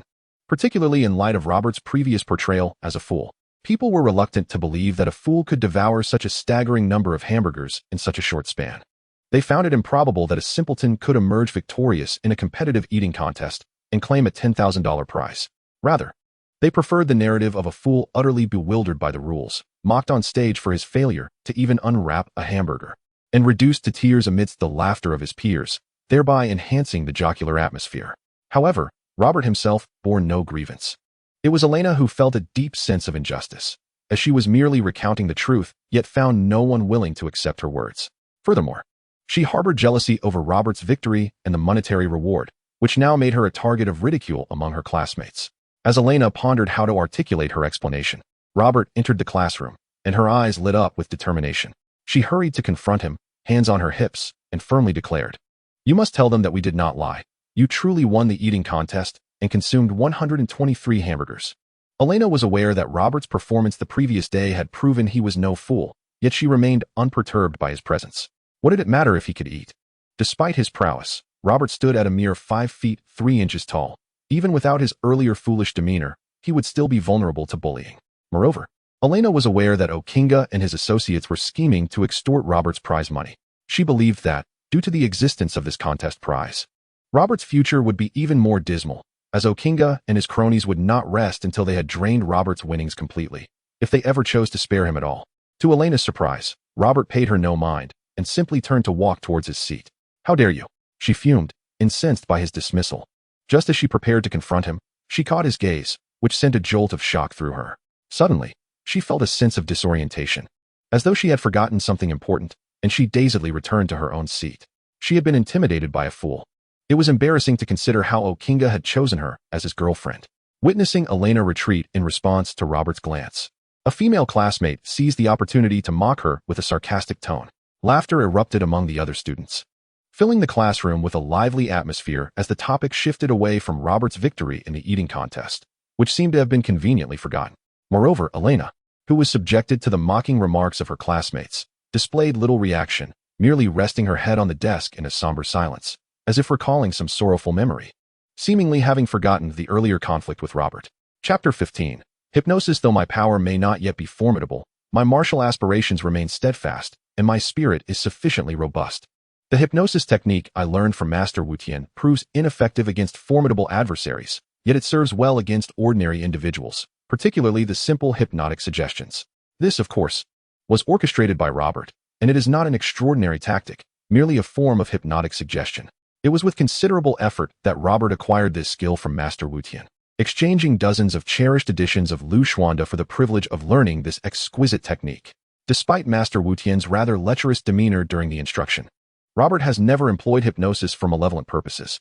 At this moment, Robert demonstrated the most fundamental ability of hypnosis, utilizing mental energy to impart subtle suggestions, guiding the current emotions of those around him and redirecting their focus. This diversion is, however, only temporary. These adolescents already possess a multitude of distractions. Once their attention shifts to other matters, even upon regaining consciousness, they are unlikely to dwell on the previously overlooked issues, at most experiencing a fleeting sense of confusion. As for the ultimate potency of hypnosis, it can indeed temporarily alter a subject's perception of certain matters and even fabricate concise memories that align with the subject's behavioral logic. Nonetheless, hypnosis cannot directly control every aspect of a subject's being. After all, In the Dragon Ball universe, the predominant force remains chi, and the development of powers akin to will and spirit is not particularly advanced. Nevertheless, employing hypnosis against ordinary individuals poses no challenge, while expecting it to counter genuine strength is clearly unrealistic, as true warriors possess unwavering martial will, rendering them largely impervious to such influences. Take, for instance, Vegeta, who, under Babbidi's control, was able to shield himself from magical manipulation through his own pride and formidable resolve. After Robert employed hypnosis to subtly influence his surrounding classmates, he alleviated part of his troubles. As for the remaining vexations, Okinga and his associates had not shown up at school that morning and their whereabouts were unknown, until they stormed into the school during the lunch hour. At that moment, Robert found himself in a quandary regarding how to navigate this midday meal. When Okinga and his two companions located Robert, their eyes gleamed with intent as they encircled him, blocking his path. Although other students were aware of this unfolding scene, none dared to intervene, for Okinga and his notorious trio were infamous bullies, having tormented not only Robert but many other classmates as well. Among the trio of bullies, the students could only feel fear, apprehension, and resentment. However, their emotions towards Robert, the victim of bullying, were rather complex. Helplessness, powerlessness, sympathy, mockery, and disdain varied among them. "Hey, Robert, come with me. There are a few things I wish to discuss," called Okinga, who, upon seeing Robert, made no attempt to flee. With a grin, he wrapped his arm around Robert's neck and unceremoniously dragged him aside. Robert, surprisingly, offered no resistance, as he too was curious to discover just how wicked these bullies could be. Soon, the four arrived at a secluded corner of the school, a place rarely frequented by others. Many had previously been caught there by the bullies for a lesson in harsh discipline. Upon arriving, the trio grew increasingly brazen, as if they were now in their own domain. "So, Robert, you were just pretending all along, weren't you?" Okinga pushed Robert towards the wall, while the other two flanked him, their cold smiles directed at Robert as they questioned him. "Perhaps," Robert shrugged, his gaze flickering slightly as a surge of mental energy flowed through him. "Still trying to play the fool with me? Beat him." Okinga, upon hearing this, grew furious and shouted at his two minions, then kicked the wall with all his might. When pain shot through him, confusion flickered across the faces of Okinga and his companions, their bodies trembling slightly as their previously furious expressions shifted towards clarity. "This is troublesome," Robert sighed helplessly, amplifying his mental output. The trio, who had begun to regain their senses, once again succumbed to a state of hypnosis, their eyes igniting with anger anew. "Humph. Now you realize our power, do you?" Okinga's gaze bore into the corner, where, in their perspective, Robert lay defeated on the ground, writhing in pain. They felt an overwhelming sense of satisfaction, taunting Robert as they shouted, "We saw you participated in the eating competition yesterday and won a prize of $10,000. Hand that money over to us as protection fees, or brace yourself for daily beatings. And what if I am quite formidable? What if you are not my match?" Robert raised an eyebrow, inquiring suddenly. "Formidable?" Okinga and his companions trembled once more, clearly struggling to reconcile Robert's assertion of strength with their belief that they had already subdued him.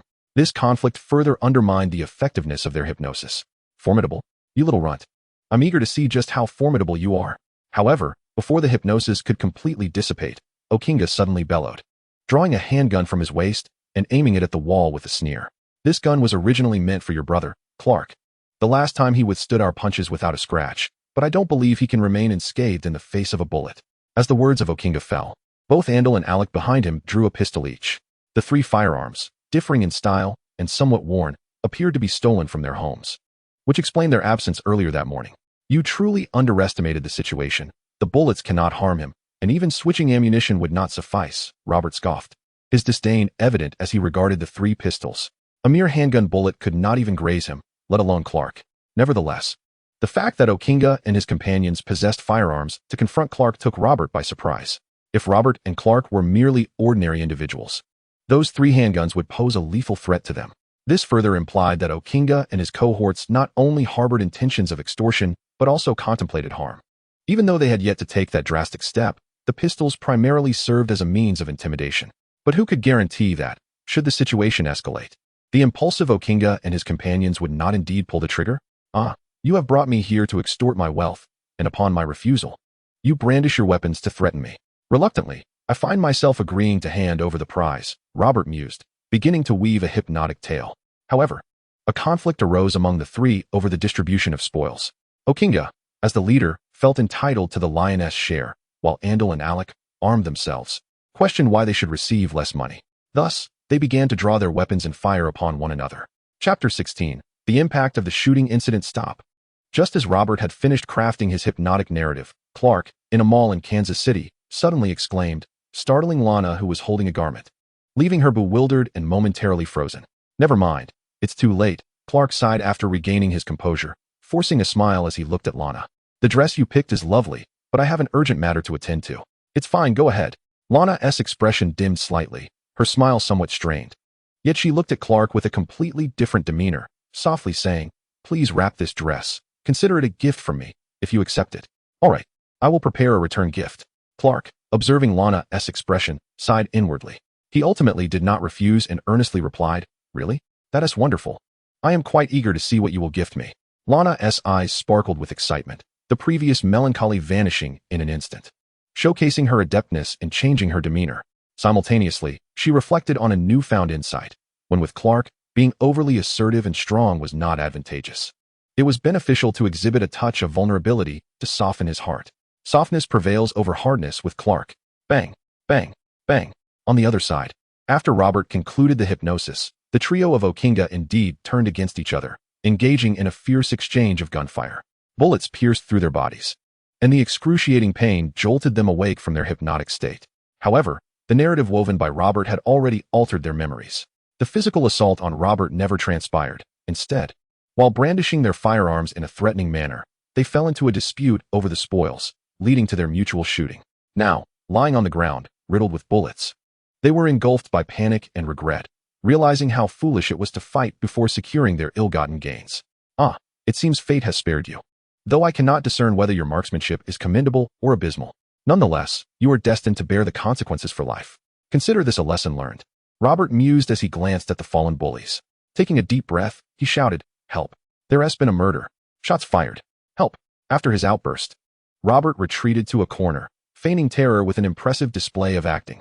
Such theatrics proved advantageous, significantly alleviating his troubles in that moment. Before long, the school police arrived with firearms drawn and swiftly transported the trio of Okinga to the hospital for emergency treatment. The local sheriff also arrived promptly. An incident of gun violence, particularly involving minors, was a grave matter for the town of Smallville and even the state of Kansas.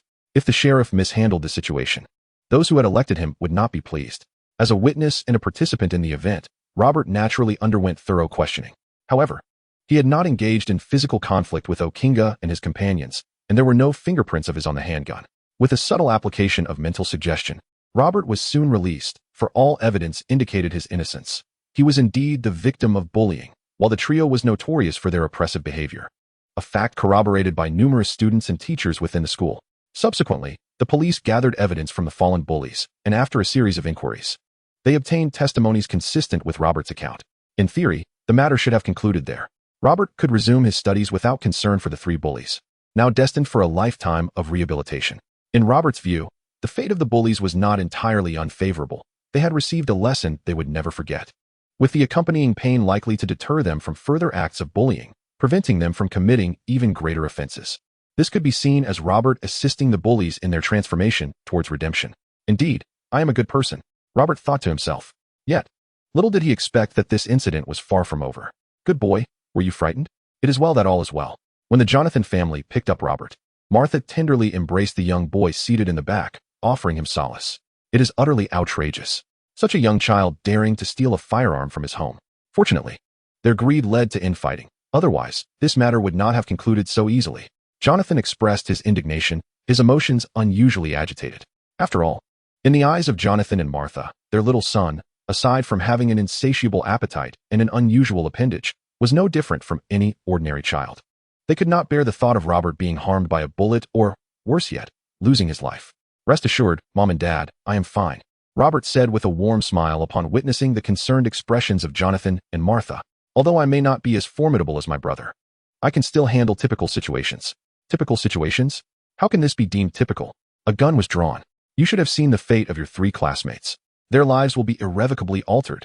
They may not be able to care for themselves in the future, let alone require diligent supervision, Martha remarked with a hint of dissatisfaction.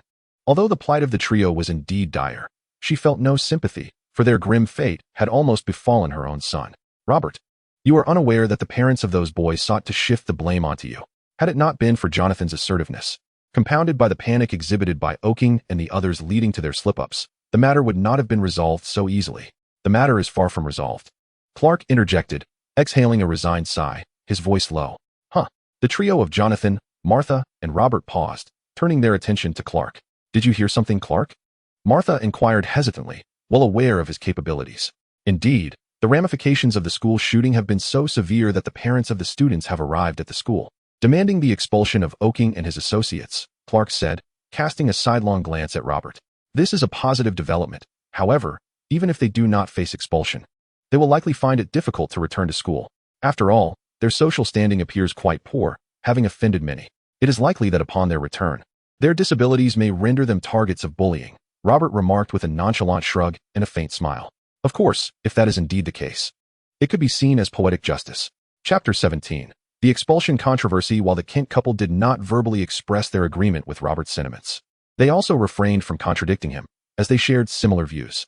Clark, with a sigh, turned to Robert and quietly stated, not only have Oaking and his companions been requested to withdraw, but you too have been asked to leave. Why? On what grounds? Huh. The Kent couple gasped in unison, while Robert appeared merely surprised, showing no signs of anger, instead harboring a glimmer of satisfaction amid their astonishment. Indeed, upon observing the subtle shift in Robert's expression, Clark's lips twitched imperceptibly. He realized his conjecture was accurate. Robert indeed harbored no desire to attend school, as the institution complicated both his training and meals. Why should Robert be expelled? After all, he was a victim in this scenario. Was there no sense of justice among them? Martha questioned, her face a mask of confusion. Once the number of dissenters reached a certain threshold, reason ceased to hold significance. Their sheer numbers constituted the greatest justification. After all, no one wished to witness their uproar. Clark shook his head, murmuring softly. According to their claims, Robert had witnessed a shooting from close range and might develop post-traumatic stress disorder. If he were to experience further distress, it could pose a potential threat to their children. This, however, was merely a fabricated excuse. They perceived Robert as a harbinger of misfortune, fearing he would bring bad luck to their offspring. Seizing this opportunity, they sought to expel him along with the others. Nonsense, Jonathan muttered under his breath, indignation swelling within him as he prepared to turn towards the school to confront the principal. Just then, his phone rang. Jonathan halted, his expression darkening as he answered the call, and, as expected, it was the school reaching out. Hello? Jonathan inhaled deeply, bracing himself for the conversation that unfolded, which echoed Clark's earlier remarks. The principal helplessly suggested that Robert should withdraw from school. How can this be? From beginning to end, Robert has been the victim. What gives you the right to expel him? Jonathan's voice was laden with indignation upon hearing the principal's suggestion. After a brief pause, as if absorbing a shocking revelation, his anger escalated. Compensate with some monetary settlement? Spare me. Before Jonathan could finish his outburst, Robert silenced him with a gesture and exchanged a knowing glance with Clark. Hello? Is this the principal? I am Clark, Robert's brother. Regarding the expulsion, we are en route to the school now. Let us discuss this in person. Clark shot a resigned glare at Robert before taking the phone again and softly added, Yes, we are on our way and should arrive in about 20 minutes. Robert, while our family may not possess great wealth, we certainly will not allow a mere financial issue to lead to your expulsion. After Clark ended the call, Martha furrowed her brow, her demeanor serious as she addressed Robert. Actually, I'm not particularly keen on attending school, Robert admitted, scratching his head and smiling shyly at the Kent family. I would much rather venture out into the world for adventure and training. Exploring this vast world is far more exhilarating than sitting in a classroom. Adventure and training? Jonathan and Martha struggled to grasp the concept, interpreting it as Robert's desire to explore the world. Child, if you wish to explore this world, we do not oppose it. However, you are still young and have not yet grown tall. Venturing out for travel is indeed perilous. Martha's expression softened as she gently advised Robert, regardless of the circumstances. You must first attend school. You may decide to travel once you reach adulthood. In truth, I am quite capable. Did I not just mention that a handgun is merely a trivial matter? Bullets hold no significance for me, Robert said, shrugging his shoulders in a somewhat exasperated manner, casting a pleading glance towards Clark. Yet, to his surprise, Clark feigned ignorance and showed no inclination to intervene. No matter how skilled you are, can you surpass your brother? Wasn't he just diligently attending school before? Jonathan shot Robert a glare, retorting, Do you truly believe you are superior to Clark? Robert's lips twitched slightly. After all, he was 12 years younger than Clark, rendering such comparisons entirely unjust. Mom and Dad, may I have a moment alone with Robert? Clark, feeling the heat of the situation, shook his head in resignation and spoke softly. Very well, It's entrusted to you. Make sure you have a good talk with him." Jonathan nodded, giving Clark a knowing look, emphasizing that continuing school was the ultimate bottom line. Before long, Robert and Clark found themselves in a secluded corner, where Clark glared at Robert with irritation. "Is this what you call a method for dealing with ordinary people? Isn't it rather effective? I have not exposed myself at all. Even if I were expelled, it would merely be an unjust misfortune," Robert replied, raising his hands in innocence. "A school shooting incident has already stirred the city, and you still consider it effective?" Clark rolled his eyes in retort. "What could I have done? They were armed. I couldn't possibly confront them barehanded, could I? That would not incite a commotion, but I would certainly draw attention." Robert shrugged, maintaining his stance that he had committed no wrongdoing. "Are you not skilled in hypnosis? You can weave memories. Why not simply alter theirs to prevent any future encounters with you?" Clark furrowed his brow, questioning Robert. "Because I am incapable of that." Robert sighed in exasperation, explaining, "I am a warrior, not a magician. Hypnosis has its limitations. The narratives I construct must align with their respective personalities and behavioral logic. It is not about me controlling them to shoot at one another. Rather, after the events leading to my decision to relinquish the bounty, they will indeed quarrel over the spoils. As for forcibly hypnotizing them to sever ties with me, that is improbable since it contradicts their intrinsic behavioral logic. They came after me with a strong fixation. I can temporarily divert their attention, yet I cannot permanently influence them. Each time they encounter me or hear my name mentioned, they awaken, and even witnessing others partake in sustenance may evoke thoughts of me, thereby shattering the hypnosis. Wouldn't that complicate matters further?" Chapter 18. The Desire for Adventure Over School. "Is it so?" Clark sighed softly. He was no sorcerer himself and could not ascertain the veracity of Robert's words. Nevertheless, Robert's reasoning was compelling. Given that the trio from Okinga bore firearms and spoke of preparing ammunition for him, it was evident they would indeed clash due to their greed and fury. "Let this matter rest. Let us discuss schooling instead. You must be aware that Martha and Jonathan would never consent to your abstention from school." Clark quickly regained his composure and addressed Robert. "Even I would not agree to you foregoing your education. Should you wish to embark on adventures, such considerations should only arise upon your coming of age. Once you attain adulthood, I too could explore the world. Had it not been for your arrival, I might have grappled with the meaning of my existence, departing home early to experience varied states of life. This, too, is a form of cultivation, a training of the heart." Robert's eyes lit up, and he spoke earnestly. "What are we waiting for? Let us return home, prepare, and set forth. Do not even entertain such thoughts." Clark shot Robert a glare, his tone terse. "What are we to do then? The school demands my expulsion, and it appears the majority is against me. I am quite helpless. Perhaps I should accept some compensation instead." Robert feigned a pout, dramatically sighing. "Then take the compensation and enroll in another school." Clark pondered for a moment before responding. "After all, you have created quite a stir. Even if others perceive you as the victim, returning to your former school may not be pleasant. Thus, switching schools might be preferable. However, this is not a matter of expulsion, but rather a transfer. Being expelled could have repercussions for you, even if you are indifferent to such matters. Martha and the others do care. This can serve as a condition for the school to facilitate the transfer of documents and records. The principal, eager for your departure, should acquiesce to this request, especially considering the incident's implications for other students' parents, should they be approached." Robert stood momentarily dumbfounded, blinking at Clark, wishing to protest further. "Let us go. We must leave now, or we shall be late." Clark offered no opportunity for further discussion, promptly ushering Robert back to the vehicle, where he shared his thoughts with the Kents. The Kents, though somewhat resigned to Robert's eventual transfer, conceded that Clark's reasoning held merit. Indeed, a change of environment for Robert was warranted. Thus, the aging pickup truck set forth once more, swiftly arriving at the school. At this time, some parents had dispersed. Yet a few representatives remained engaged in discussions with the school officials, clearly unwilling to depart until their grievances were addressed.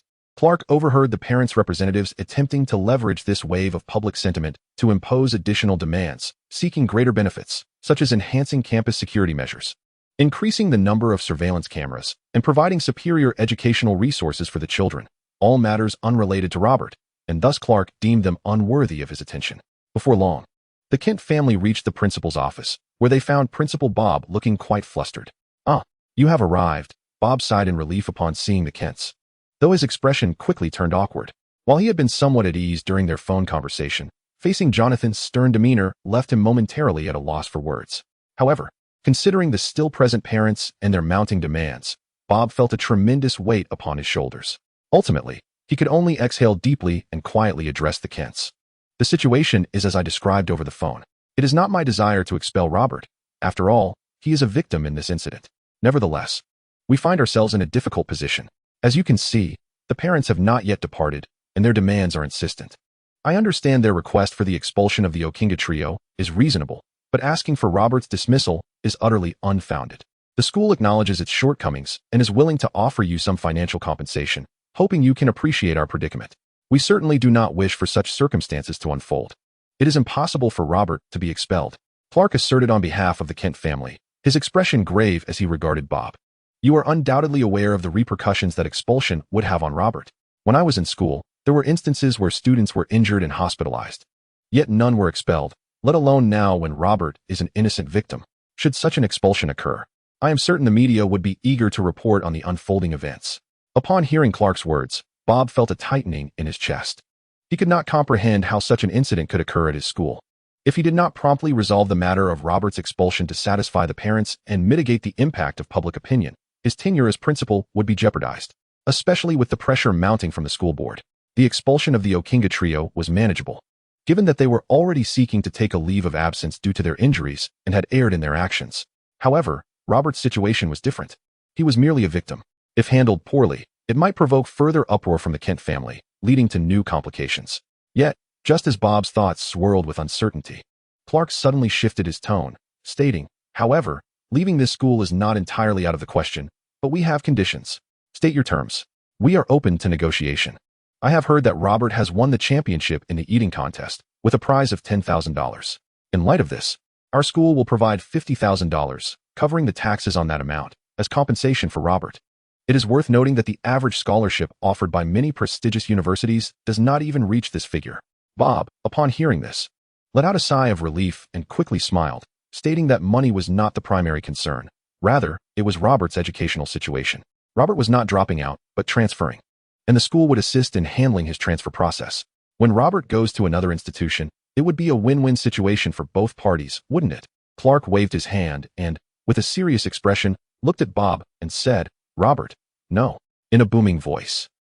However, to Clark's surprise, Bob appeared momentarily stunned by this condition and then awkwardly replied, "Well, transferring might be somewhat challenging." Robert, yay, even louder. Chapter 19. Come, show us why. Unlike Robert, who was silently rejoicing within, Clark's brows furrowed instantly. He pressed Bob with a serious tone, and Bob felt an immense pressure during Clark's questioning, even greater than when facing the school board and parent representatives.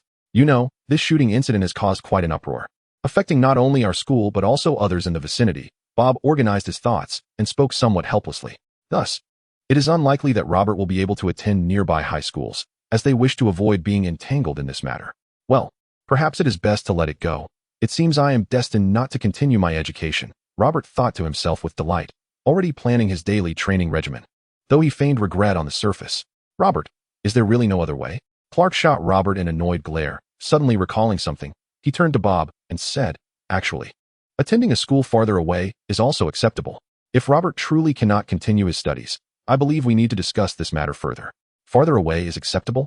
Bob hesitated for a moment, glancing at the Kent family, and then as if understanding something, he quietly said, "I know some people at Mid-City High School in Central Missouri who can assist Robert with the transfer process. As you know, each state has its unique circumstances. The shooting incident in our state has no implications for Missouri." "Missouri? Mid-City? That sounds quite far for schooling," Martha murmured with a furrowed brow, somewhat displeased. "Then it falls to the principal.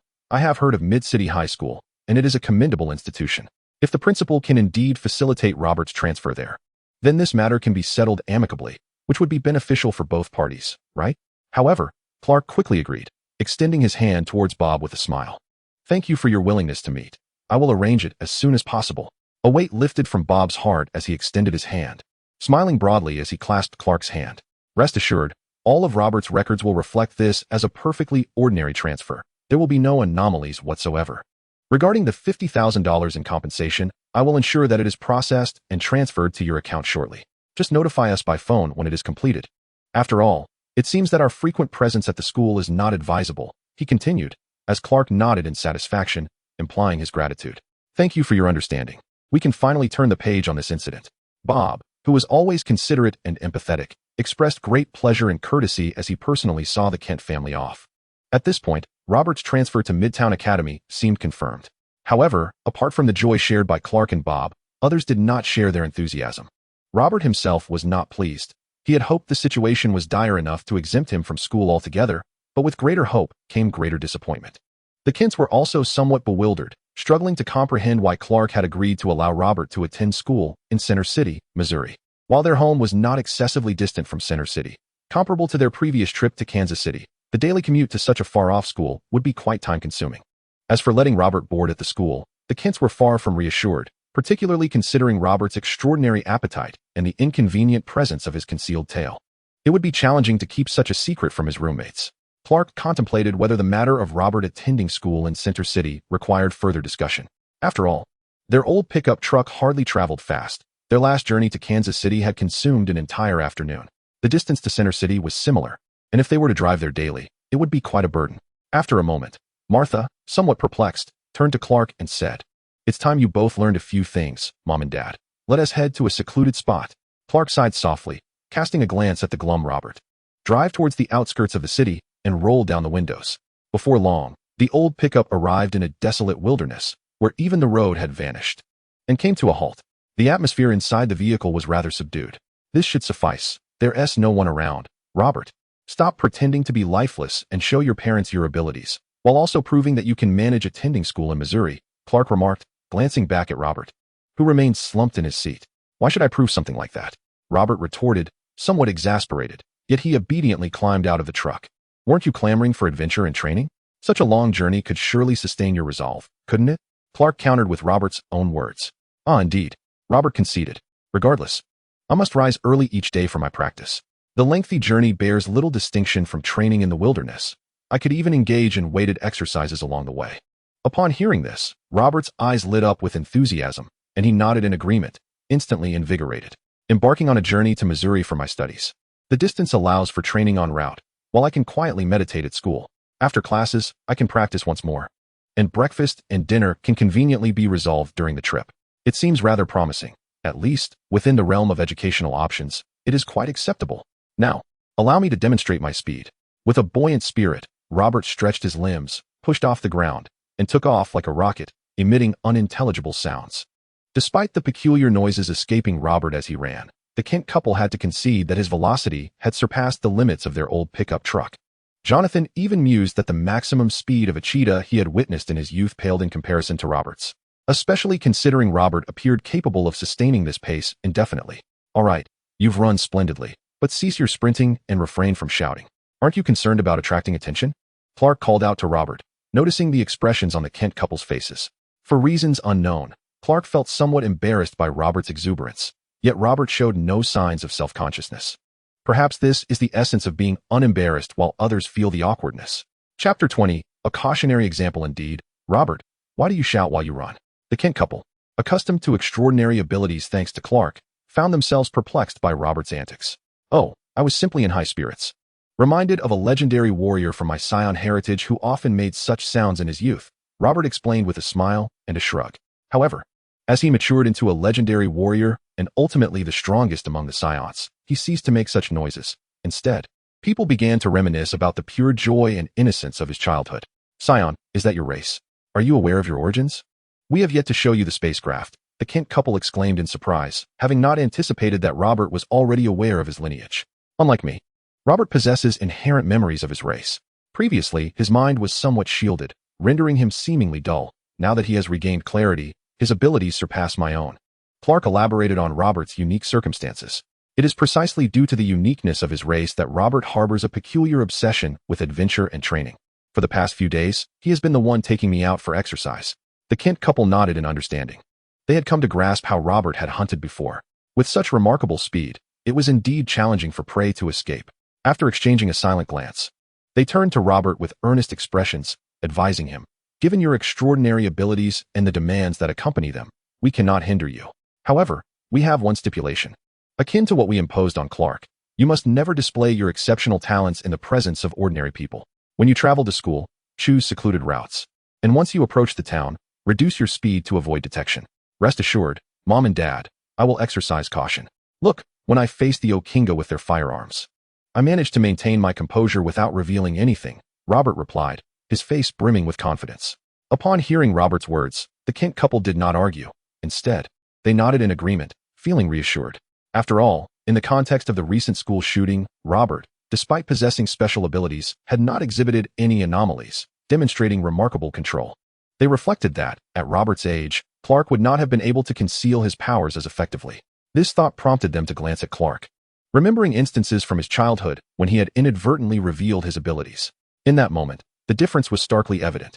Clark could hardly have imagined that one day he would serve as a cautionary example, especially considering that he was aware of the truth behind the shooting incident. He had come perilously close to exposing Robert's facade, yet ultimately refrained. Clark was uncertain whether this was part of Robert's calculated plan. He feared that revealing Robert's actions might jeopardize their time at Mid-City High School, granting Robert a pretext to venture out openly for training and adventure.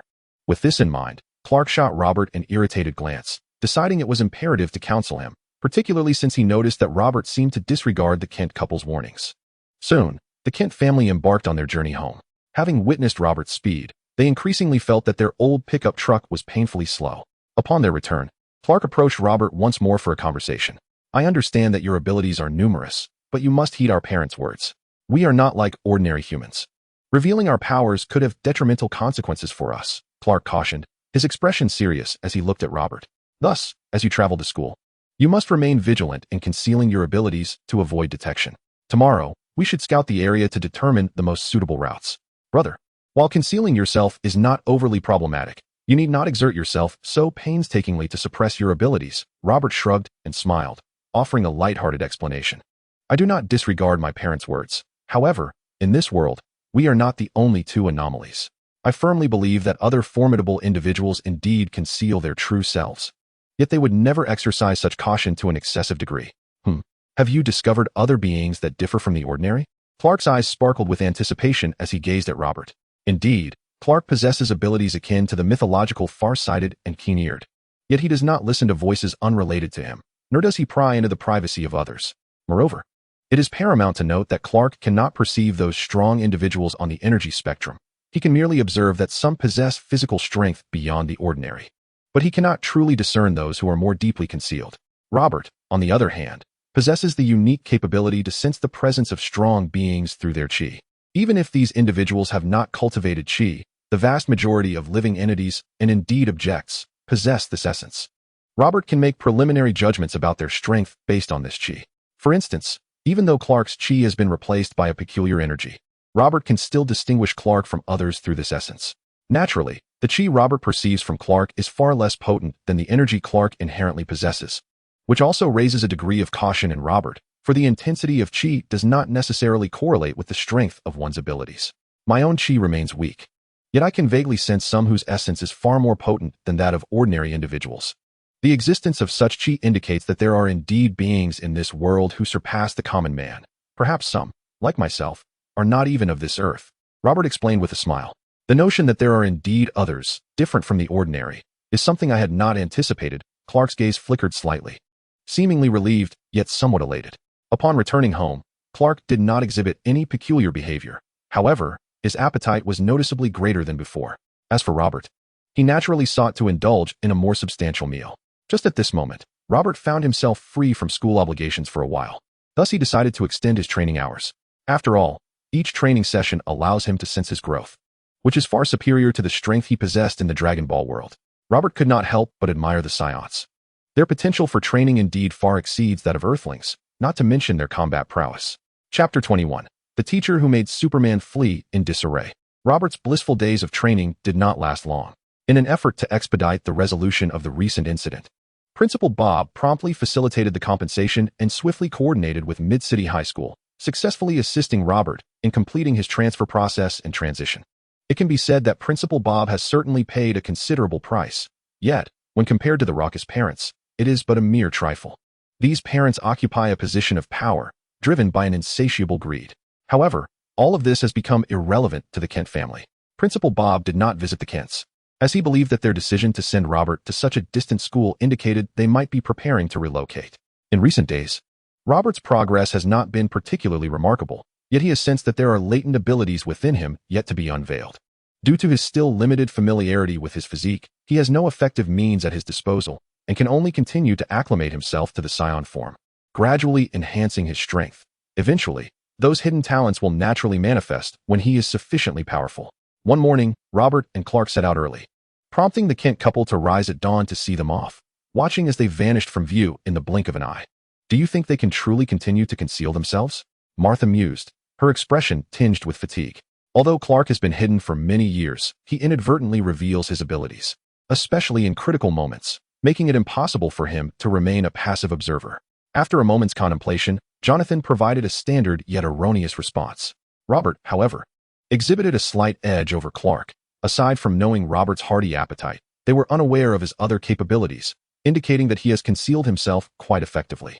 If he can hide so well in front of us, one can only imagine how adept he must be in the presence of outsiders. Moreover, during the recent shooting incident, he not only remained undetected but also managed to escape unscathed, which is quite commendable, is it not? This incorrect answer caused Clark to momentarily falter in his stride, nearly stumbling, before shooting an annoyed glance at the oblivious Robert. Can you sense those people's presence? Wouldn't you want to check on their situation? Clark paused, suddenly struck by a thought, and tentatively inquired of Robert. Why would I want to check on them? Robert replied, perplexed, as he bore the weight of a boulder. Everyone harbors secrets. They have not displayed any warrior traits, and to me, they are merely strangers. Besides, don't you possess the ability of farsight and keen hearing? Why don't you observe others daily? Moreover, the sense of chi is not invincible. My current perception is still quite weak, and it is likely that true practitioners of chi are rare in this world, except for those whose physical prowess is so formidable that it exudes astonishing chi. It is generally difficult to gauge strength through chi alone. Rushing over might not be prudent. Wait, you don't actually intend to locate those individuals and observe them stealthily, do you? Robert paused, his eyes wide with disbelief as he scrutinized Clark. How is that possible? Clark felt uneasy under Robert's gaze and refused to admit any inclination towards such thoughts. He asserted with authority, put down the stone. We need to report to school early today. You can start your training when you commute on your own. With a dismissive scoff, Robert tossed the boulder to the ground with a thud and continued on his way. Clark's gaze flickered as he followed Robert, secretly contemplating the existence of others like them. In his youth, he believed himself to be the sole anomaly in this world, until Robert's arrival revealed the presence of a kindred spirit. Now, upon learning from Robert that they were not the only two oddities on Earth, Clark felt an undeniable curiosity to observe how others lived. However, after hearing Robert's words, he suppressed that urge, understanding that the path to discovering a suitable way of life and the meaning of existence was one he must undertake alone. Robert will be in your care, teacher, he said, acknowledging the responsibility. He is not much of a talker and prefers solitude, so I hope you won't mind. After some time at Central City High School, once Clark had completed the necessary arrangements, he greeted Robert's teacher, Selena. Is that so?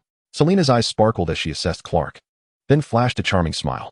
Rest assured, I will take good care of Robert. However, should anything arise, I will need to get in touch with you. Clark's lips twitched slightly before he composed himself, replying, How about this? I'll give you my number. If Robert needs anything, you can reach me at 369.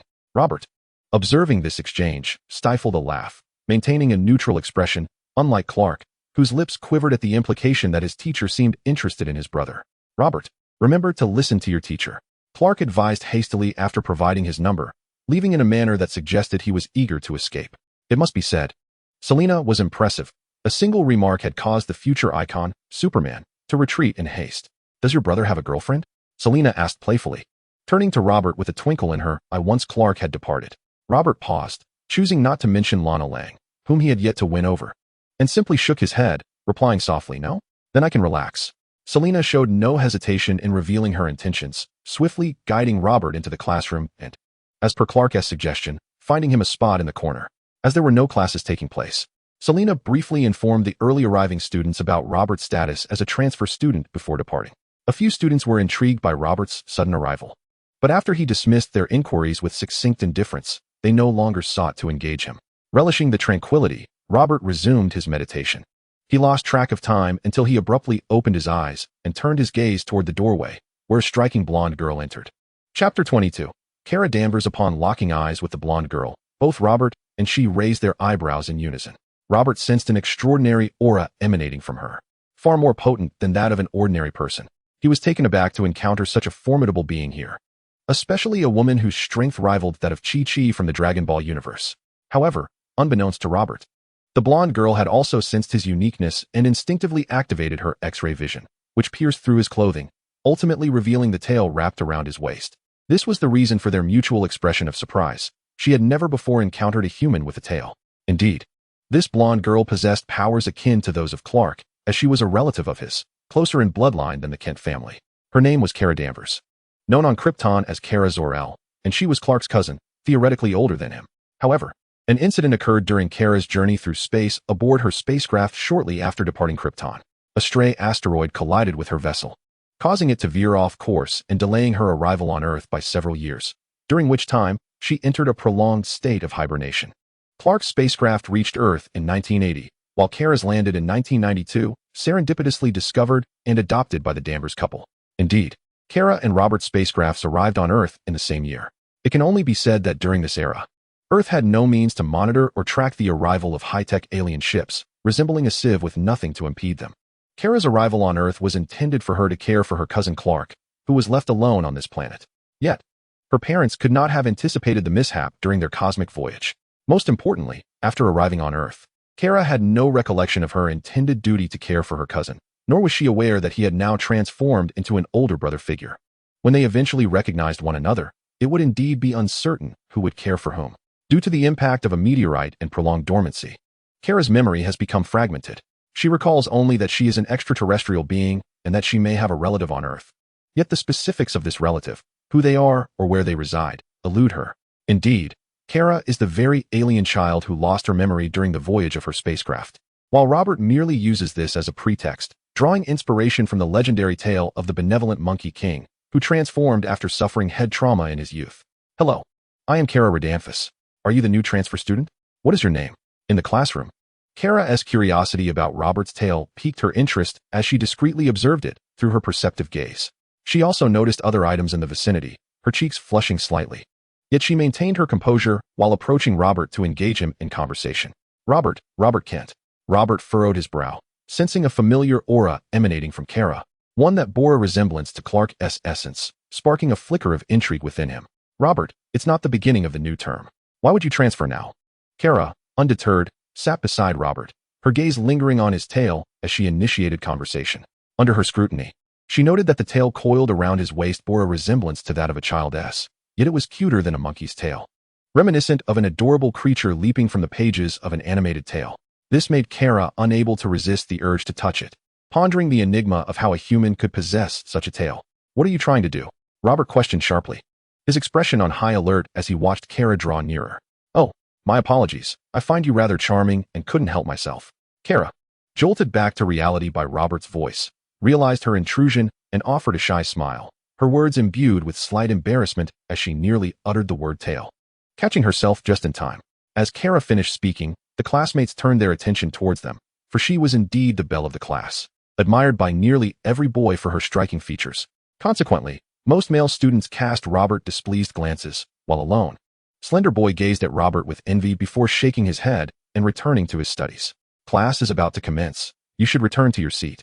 Robert remarked with a hint of exasperation, understanding that Kara's words had inadvertently caused him some trouble. Not wanting to jeopardize her connection with the only extraordinary individual she had encountered, Kara noticed Robert's dissatisfaction and resolved to delve deeper into the mysteries surrounding him. Upon considering this, Carla lowered her voice and solemnly stated, I sincerely apologize. It was not my intention. Rest assured, I will resolve this matter for you, and no one will trouble you. I hope so, Robert shrugged, harboring little faith in Carla's abilities. Unless she possessed some extraordinary power, the restless male classmates were unlikely to be so easily subdued. You shall see. Carla's lips curled into a slight smile, her confidence and pride evident as she lifted her chin and returned to her seat.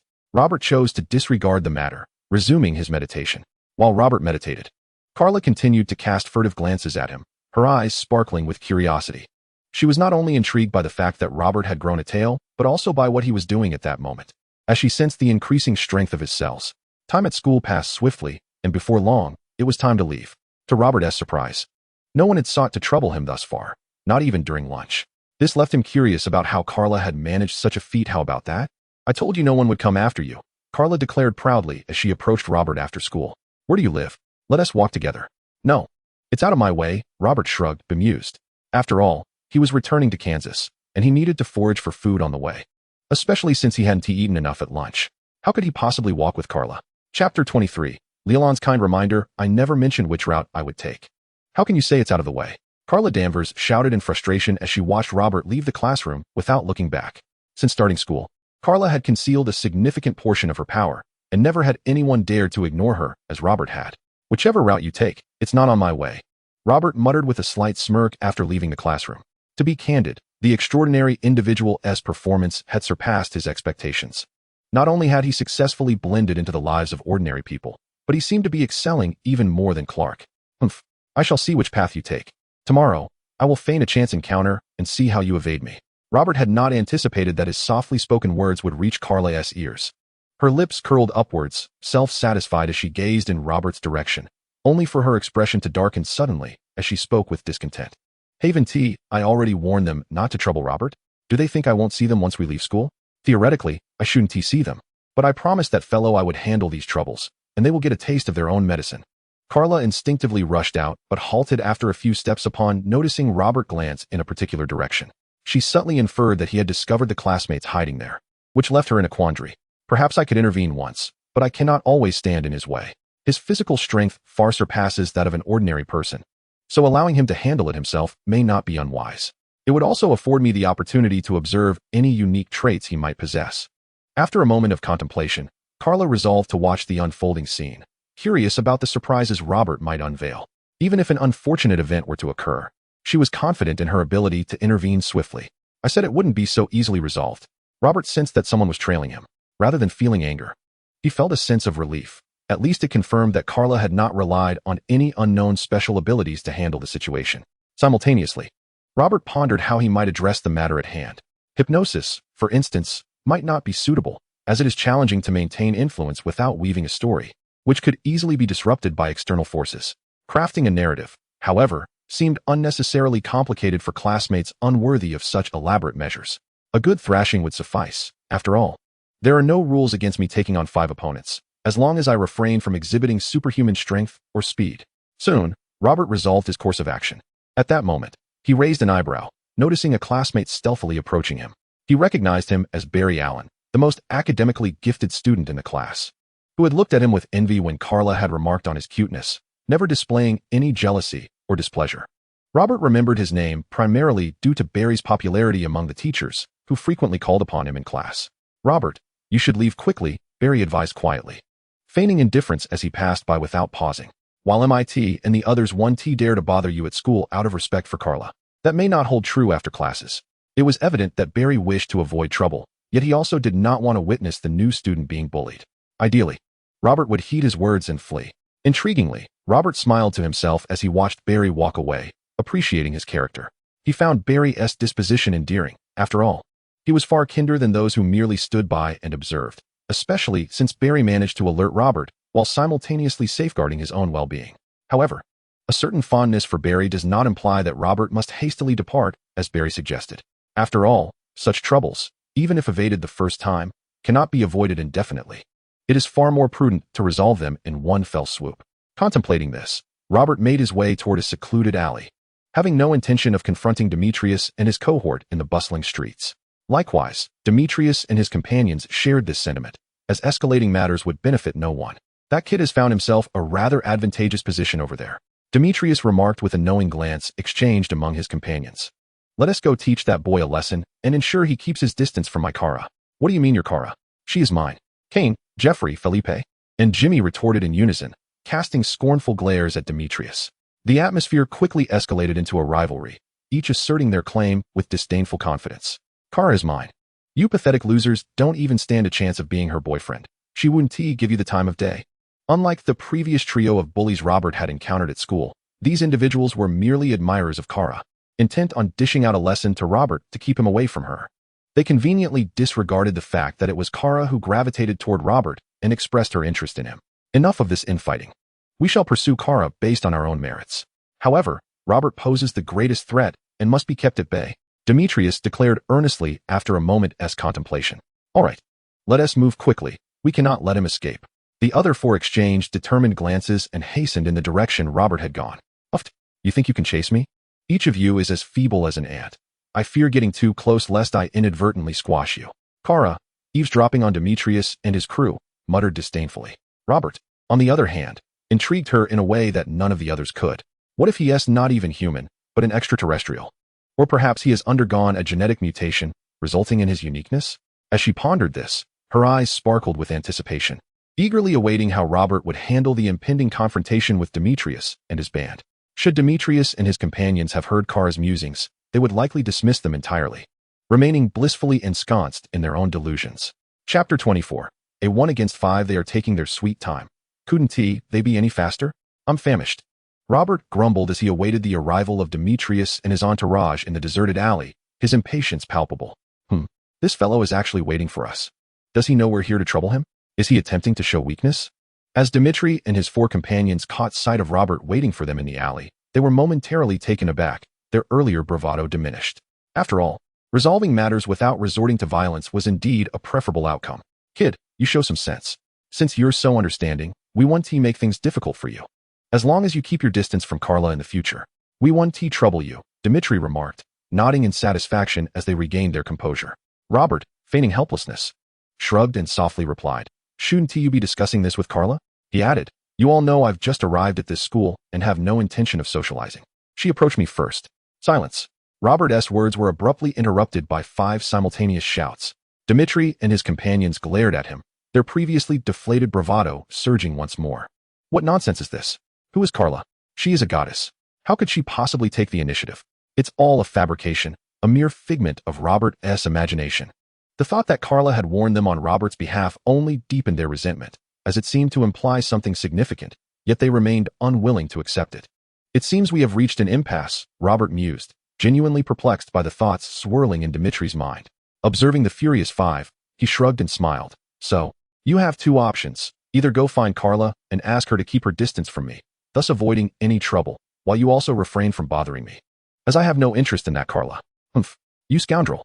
How dare you speak ill of me behind my back? Carla, far away at school, bit her lip in indignation, visibly furious. Upon hearing Robert's words, Dimitri and his companions did not immediately react with anger. Instead, they paused, bewildered. They could not comprehend the source of Robert's confidence, nor could they decipher why his 2 choices were presented as alternatives. Are you mocking us? They eventually realized. Their fury ignited. Even a clay figure would have its limits, and Dimitri's group, who had initially sought to confront Robert, felt even more incensed by his derision of their goddess, Carla.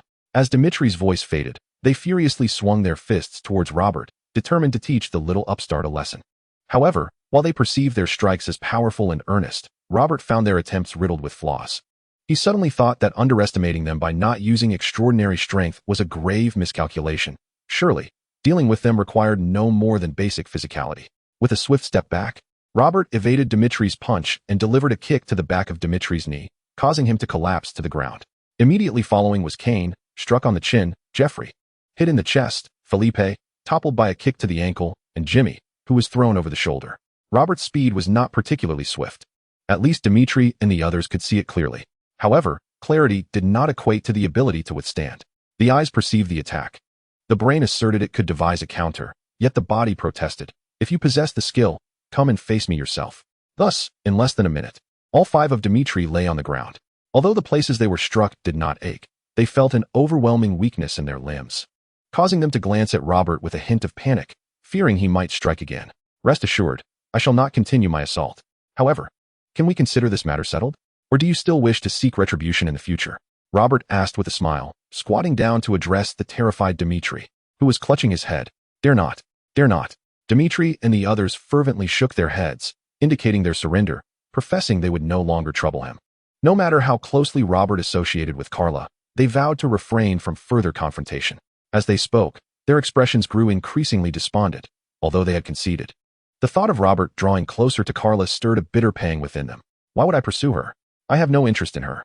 Robert waved his hand dismissively, showing no intention of lingering. He felt a twinge of hunger. Rest assured, you won't suffer for long. You'll recover shortly. However, should you dare to disturb me again, the recovery will not be so swift. Never. We absolutely will not. As Dimitri heard Robert's disinterest in Carla, their spirits began to lift, and they hastily offered their assurances with feigned cheerfulness. Robert, having no desire to remain, shortly exited the alley, feeling the air around him. He quickened his pace toward Kent Farm. Along the way, he retrieved the large stone he had cast aside earlier, resuming his training while seeking his quarry. He is so formidable, we are utterly no match for him. No wonder Carla regards him with such esteem. It turns out he possesses her combat prowess as well. Shortly after Robert's departure, the recovering Dmitri and his companions begrudgingly rose to their feet. Dmitri sighed in resignation. Impossible. Surely Carla is still the stronger fighter. Her extraordinary strength is no trifling matter. When this fellow bested us, he did not exhibit any astonishing power. It was merely his superior technique. Even after being bested by Robert and conceding defeat, Jimmy remained obstinately loyal to Carla, showing no signs of wavering. Fortunately, he has no interest in her. Otherwise, we would have no chance at all, Kane remarked with a hint of relief, speaking softly. Do we truly still have a chance? Jeffrey hesitated momentarily, glancing at the four individuals surrounding him before tentatively inquiring. Indeed, Felipe asserted resolutely, if we exert ourselves, there shall undoubtedly be a chance for success. With Felipe's words, hope rekindled within the hearts of the four, and an unspoken bond began to form among the five. Even though they had been rivals prior to being bested by Robert, their alliance forged in adversity transformed them into true comrades, battle-hardened allies who had endured trials together. Chapter 25. The Full Moon and Transformation. Regrettably, despite the spirited resurgence of Dmitri and his companions, Kara paid them no heed. Upon witnessing Robert's swift defeat of the five, her eyes gleamed with intrigue. Kara discerned that Robert had not employed excessive force. Rather, it was his exquisite timing and technique that enabled him to effortlessly vanquish Dmitri and the others. In fact, she felt no anger towards Robert for expressing disinterest in her, but instead remained captivated by him, eager to uncover the secrets he harbored, vowing to intercept him at dawn to cultivate a familiarity with him. However, her mouth fell slightly agape. Her gaze filled with incredulity as she observed Robert preparing to shoulder a large stone for his training regimen. Kara was not oblivious to the burden he bore. She simply had never witnessed such a method of weighted training. What followed left her further perplexed, as Robert subsequently subdued several wild bulls and, after roasting them with a gust of air, indulged heartily in their meat. How can he consume so much? She pondered, bewildered. All that flesh, and it seems to vanish into his stomach? What is his stomach made of? Lost in thought, she suddenly snapped back to reality and muttered, wait, where is he going? He is heading all the way to Missouri. Why would he run so far? I can't keep him in sight. Indeed, when compared to Clark, Kara, though both were of Kryptonian descent, appeared somewhat naive. This was not solely due to her lesser exposure to sunlight, but also because her powers had only recently awakened, leaving her not yet formidable. Consequently, while Clark could nearly perceive every corner of the Earth, Kara, after 15 years on the planet, could only observe a swath of territory half the size of a state. After all, Clark possessed an additional 12 years of mastery over his abilities, and significantly, he was the most extraordinary among their kind. Tomorrow, I shall keep a close watch on you. Kara huffed, her cheeks puffed in frustration after losing sight of Robert. She vowed to herself that she would not allow Robert to slip away from her watchful eye again. On the other side, Robert was blissfully unaware of the situation. After filling himself with training, he returned home, where Clark let out a resigned sigh. He was well aware of the circumstances that had befallen Robert. Yet he did not subscribe to the notion of victim blaming, believing that it was Robert's own actions that had incited the ire of individuals like Dmitri. While Clark was inherently kind-hearted, he was not one to adhere to the theory that one cannot create sound without the other hand. Come on, brother, stop sighing. I'll be out shortly. I need your assistance, Robert said with a smile, as he began rummaging through the house. Dad, where are the sunglasses? I recall you had a pair. Sunglasses? What on earth do you need them for at this hour? Jonathan responded, expressing his confusion. Martha, where are my sunglasses? Unable to locate them himself, Jonathan called out to Martha. You really can't be relied upon to find anything, Martha retorted, rolling her eyes. She then retrieved a pair of sunglasses from the second small box in the third drawer of the cabinet and handed them to Robert. Faced with this scenario, the three men in the household fell into silence, none daring to break the tension. Robert exchanged a knowing glance with Clark, and they nodded in unison before departing, leaving Jonathan to weather the impending storm alone. Jonathan stared at his two sons' unfeeling betrayal, opening his mouth to speak, but refraining from urging them to stay. Are you really going out wearing sunglasses at this hour? Are you all right? Clark remarked, observing Robert donning the sunglasses as they stepped outside. Also, what is it that you need my help with? It wouldn't happen to be another near-death experience, would it? Your skepticism regarding near-death experiences is unwarranted, Robert replied, subtly mocking Clark's intelligence. He gestured toward the luminous full moon in the night sky. As for my sunglasses, it's because I cannot bear to gaze upon the full moon. You should be grateful that for the past 15 years, I refrained from venturing out at night. Otherwise, even if Martha and Jonathan were unharmed, our house would surely have been demolished by me. The radiant full moon shone brightly in the night sky, and had it not been for the sunglasses, Robert would have transformed into a gigantic ape at that moment. Naturally, he sought to master this uncontrollable ability. Thus, after realizing the significance of the day, Robert intentionally curtailed his training and returned home early to avert any mishaps. Although he was confident in his martial will, the transformation into a giant ape was an experience he had yet to encounter, and he could not guarantee that he would remain in control post-transformation. Hence, bringing Clark along served as a precautionary measure, as only someone like Clark could potentially restrain him if he were to transform. Cannot bear to see the full moon? What happens if you do? Do you turn into a werewolf and wreak havoc? Lack raised his gaze towards the resplendent full moon illuminating the night sky. The mere sight of the moon conjured thoughts of werewolves, yet Robert's demeanor bore no resemblance to such creatures. No, he was not a werewolf. He was a mighty ape. Robert shook his head, and with a sudden rip, his tail burst forth from his trousers. Pointing to it, he cautioned, "If I lose control shortly, do not panic. Simply sever my tail, and I shall revert to my former self." A mighty ape? How large? You might lose control. Why? Clark stared at Robert, his mouth agape at the sight of Robert's torn trousers. Suppressing his concern for the garment, he inquired with genuine worry, "I cannot ascertain how large I will become, nor can I guarantee that I will truly lose control. This is my first transformation. Just remember my words. Sever my tail when I am out of control." As Robert spoke, he began to fumble with his clothing, realizing that this was not a Saiyan battle suit, and should it rip further, he would be left exposed. "Wait, why are you undressing?" Clark exclaimed, bewildered by Robert's actions. "I've already stated that I shall transform into a mighty ape. Do you truly believe my clothes can withstand such a change?" Robert rolled his eyes, unaware of Clark's superior intellect. Observing Clark's reactions, he increasingly felt that his brawny brother might indeed possess a rather simplistic mind. Clearly, the problem was never with me. Chapter 26. The mighty ape battles Superman. After dismissing Clark's intellect, Robert discarded his clothing into the distance, casually tossing aside his sunglasses to avoid any potential mishaps. He then gazed skyward at the luminous full moon, and in that instant, he felt an immense energy awakening within every cell of his being. This energy seemed to have lain dormant within him, now stirred to life by the rays of the moon, rousing these dormant forces into action. As the power of the moonlight invigorated his cells, it coursed toward his tail, causing his body to swell. Thick fur erupted across his form, and his mouth and limbs rapidly evolved into a beastly visage. Simultaneously, Robert sensed a fierce, primal energy surging toward his consciousness, even with his martial will. Facing this ferocity felt akin to being swept away by a colossal wave. His awareness began to blur as the beastly savagery within him began to rise. A thunderous roar reverberated around him, announcing the arrival of the Saiyan ape to this realm. "By Ward!" Clark exclaimed, a rare curse escaping his lips. For the scene before him was utterly breathtaking.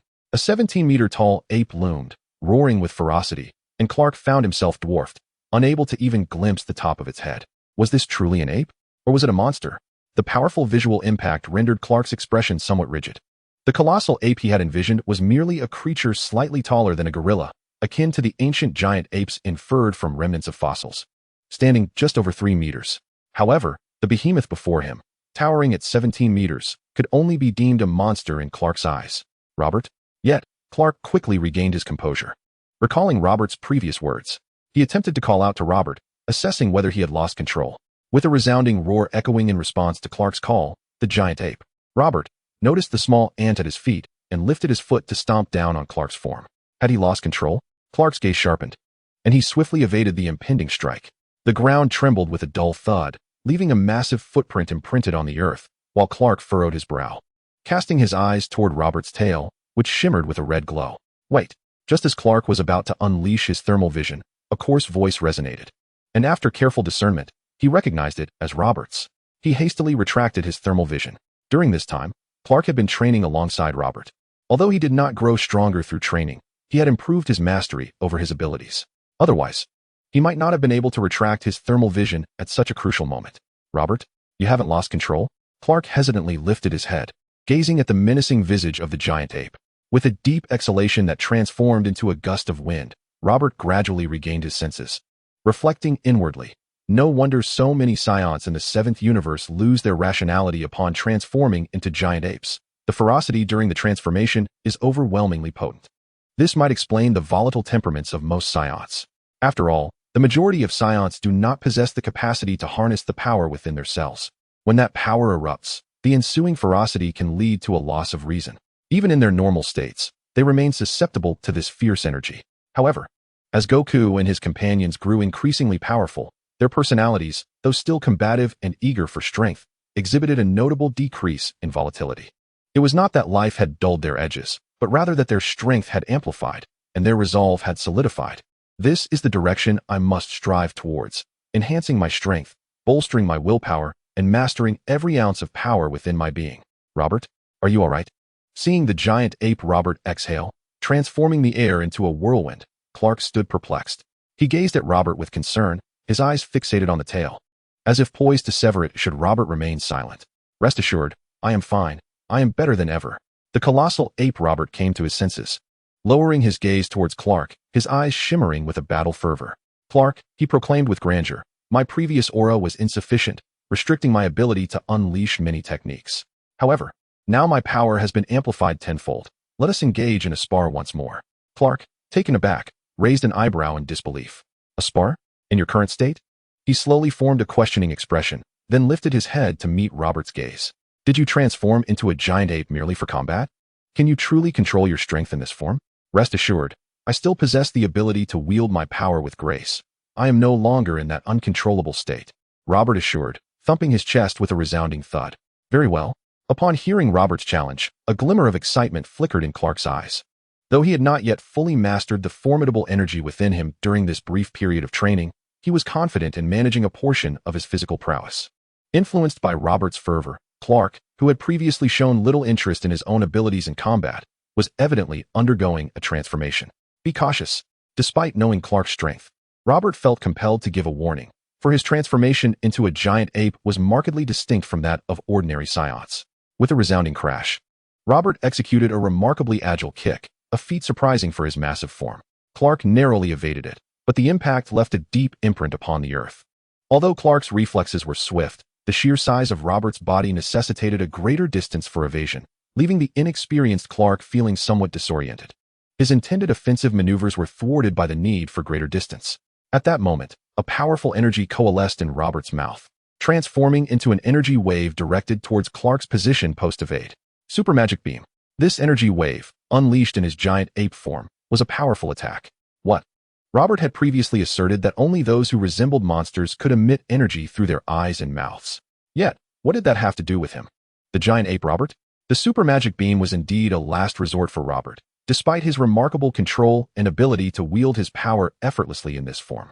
The sheer size of the giant ape made it a challenge to strike the diminutive Clark, especially through physical means. Moreover, techniques such as the Kamehameha and various energy waves were too slow to charge in this state, and the energy waves produced in haste lacked adequate strength. After much contemplation, he concluded that the Super Magic Beam was the most suitable method for combat in this form. This was also the reason why Vegeta abandoned his Prince S fighting style upon transforming into a giant ape, opting for such techniques due to their greater suitability and power. With a resounding roar, as the mighty ape Robert unleashed his super magic cannon, Clark, who had just evaded the attack, found himself completely locked on, unable to escape once more. Instinctively, a surge of crimson heat vision emanated from Clark's eyes, colliding with the super magic cannon. This time, unlike the initial encounter where the Kamehameha wave dissipated upon contact with the heat vision, the super magic cannon fiercely contended against the heat vision. Zzz. The clash of these two distinctly opposing energies caused the ground beneath them to tremble subtly, with fissures beginning to form along the boundary where the heat vision and the super magic cannon met.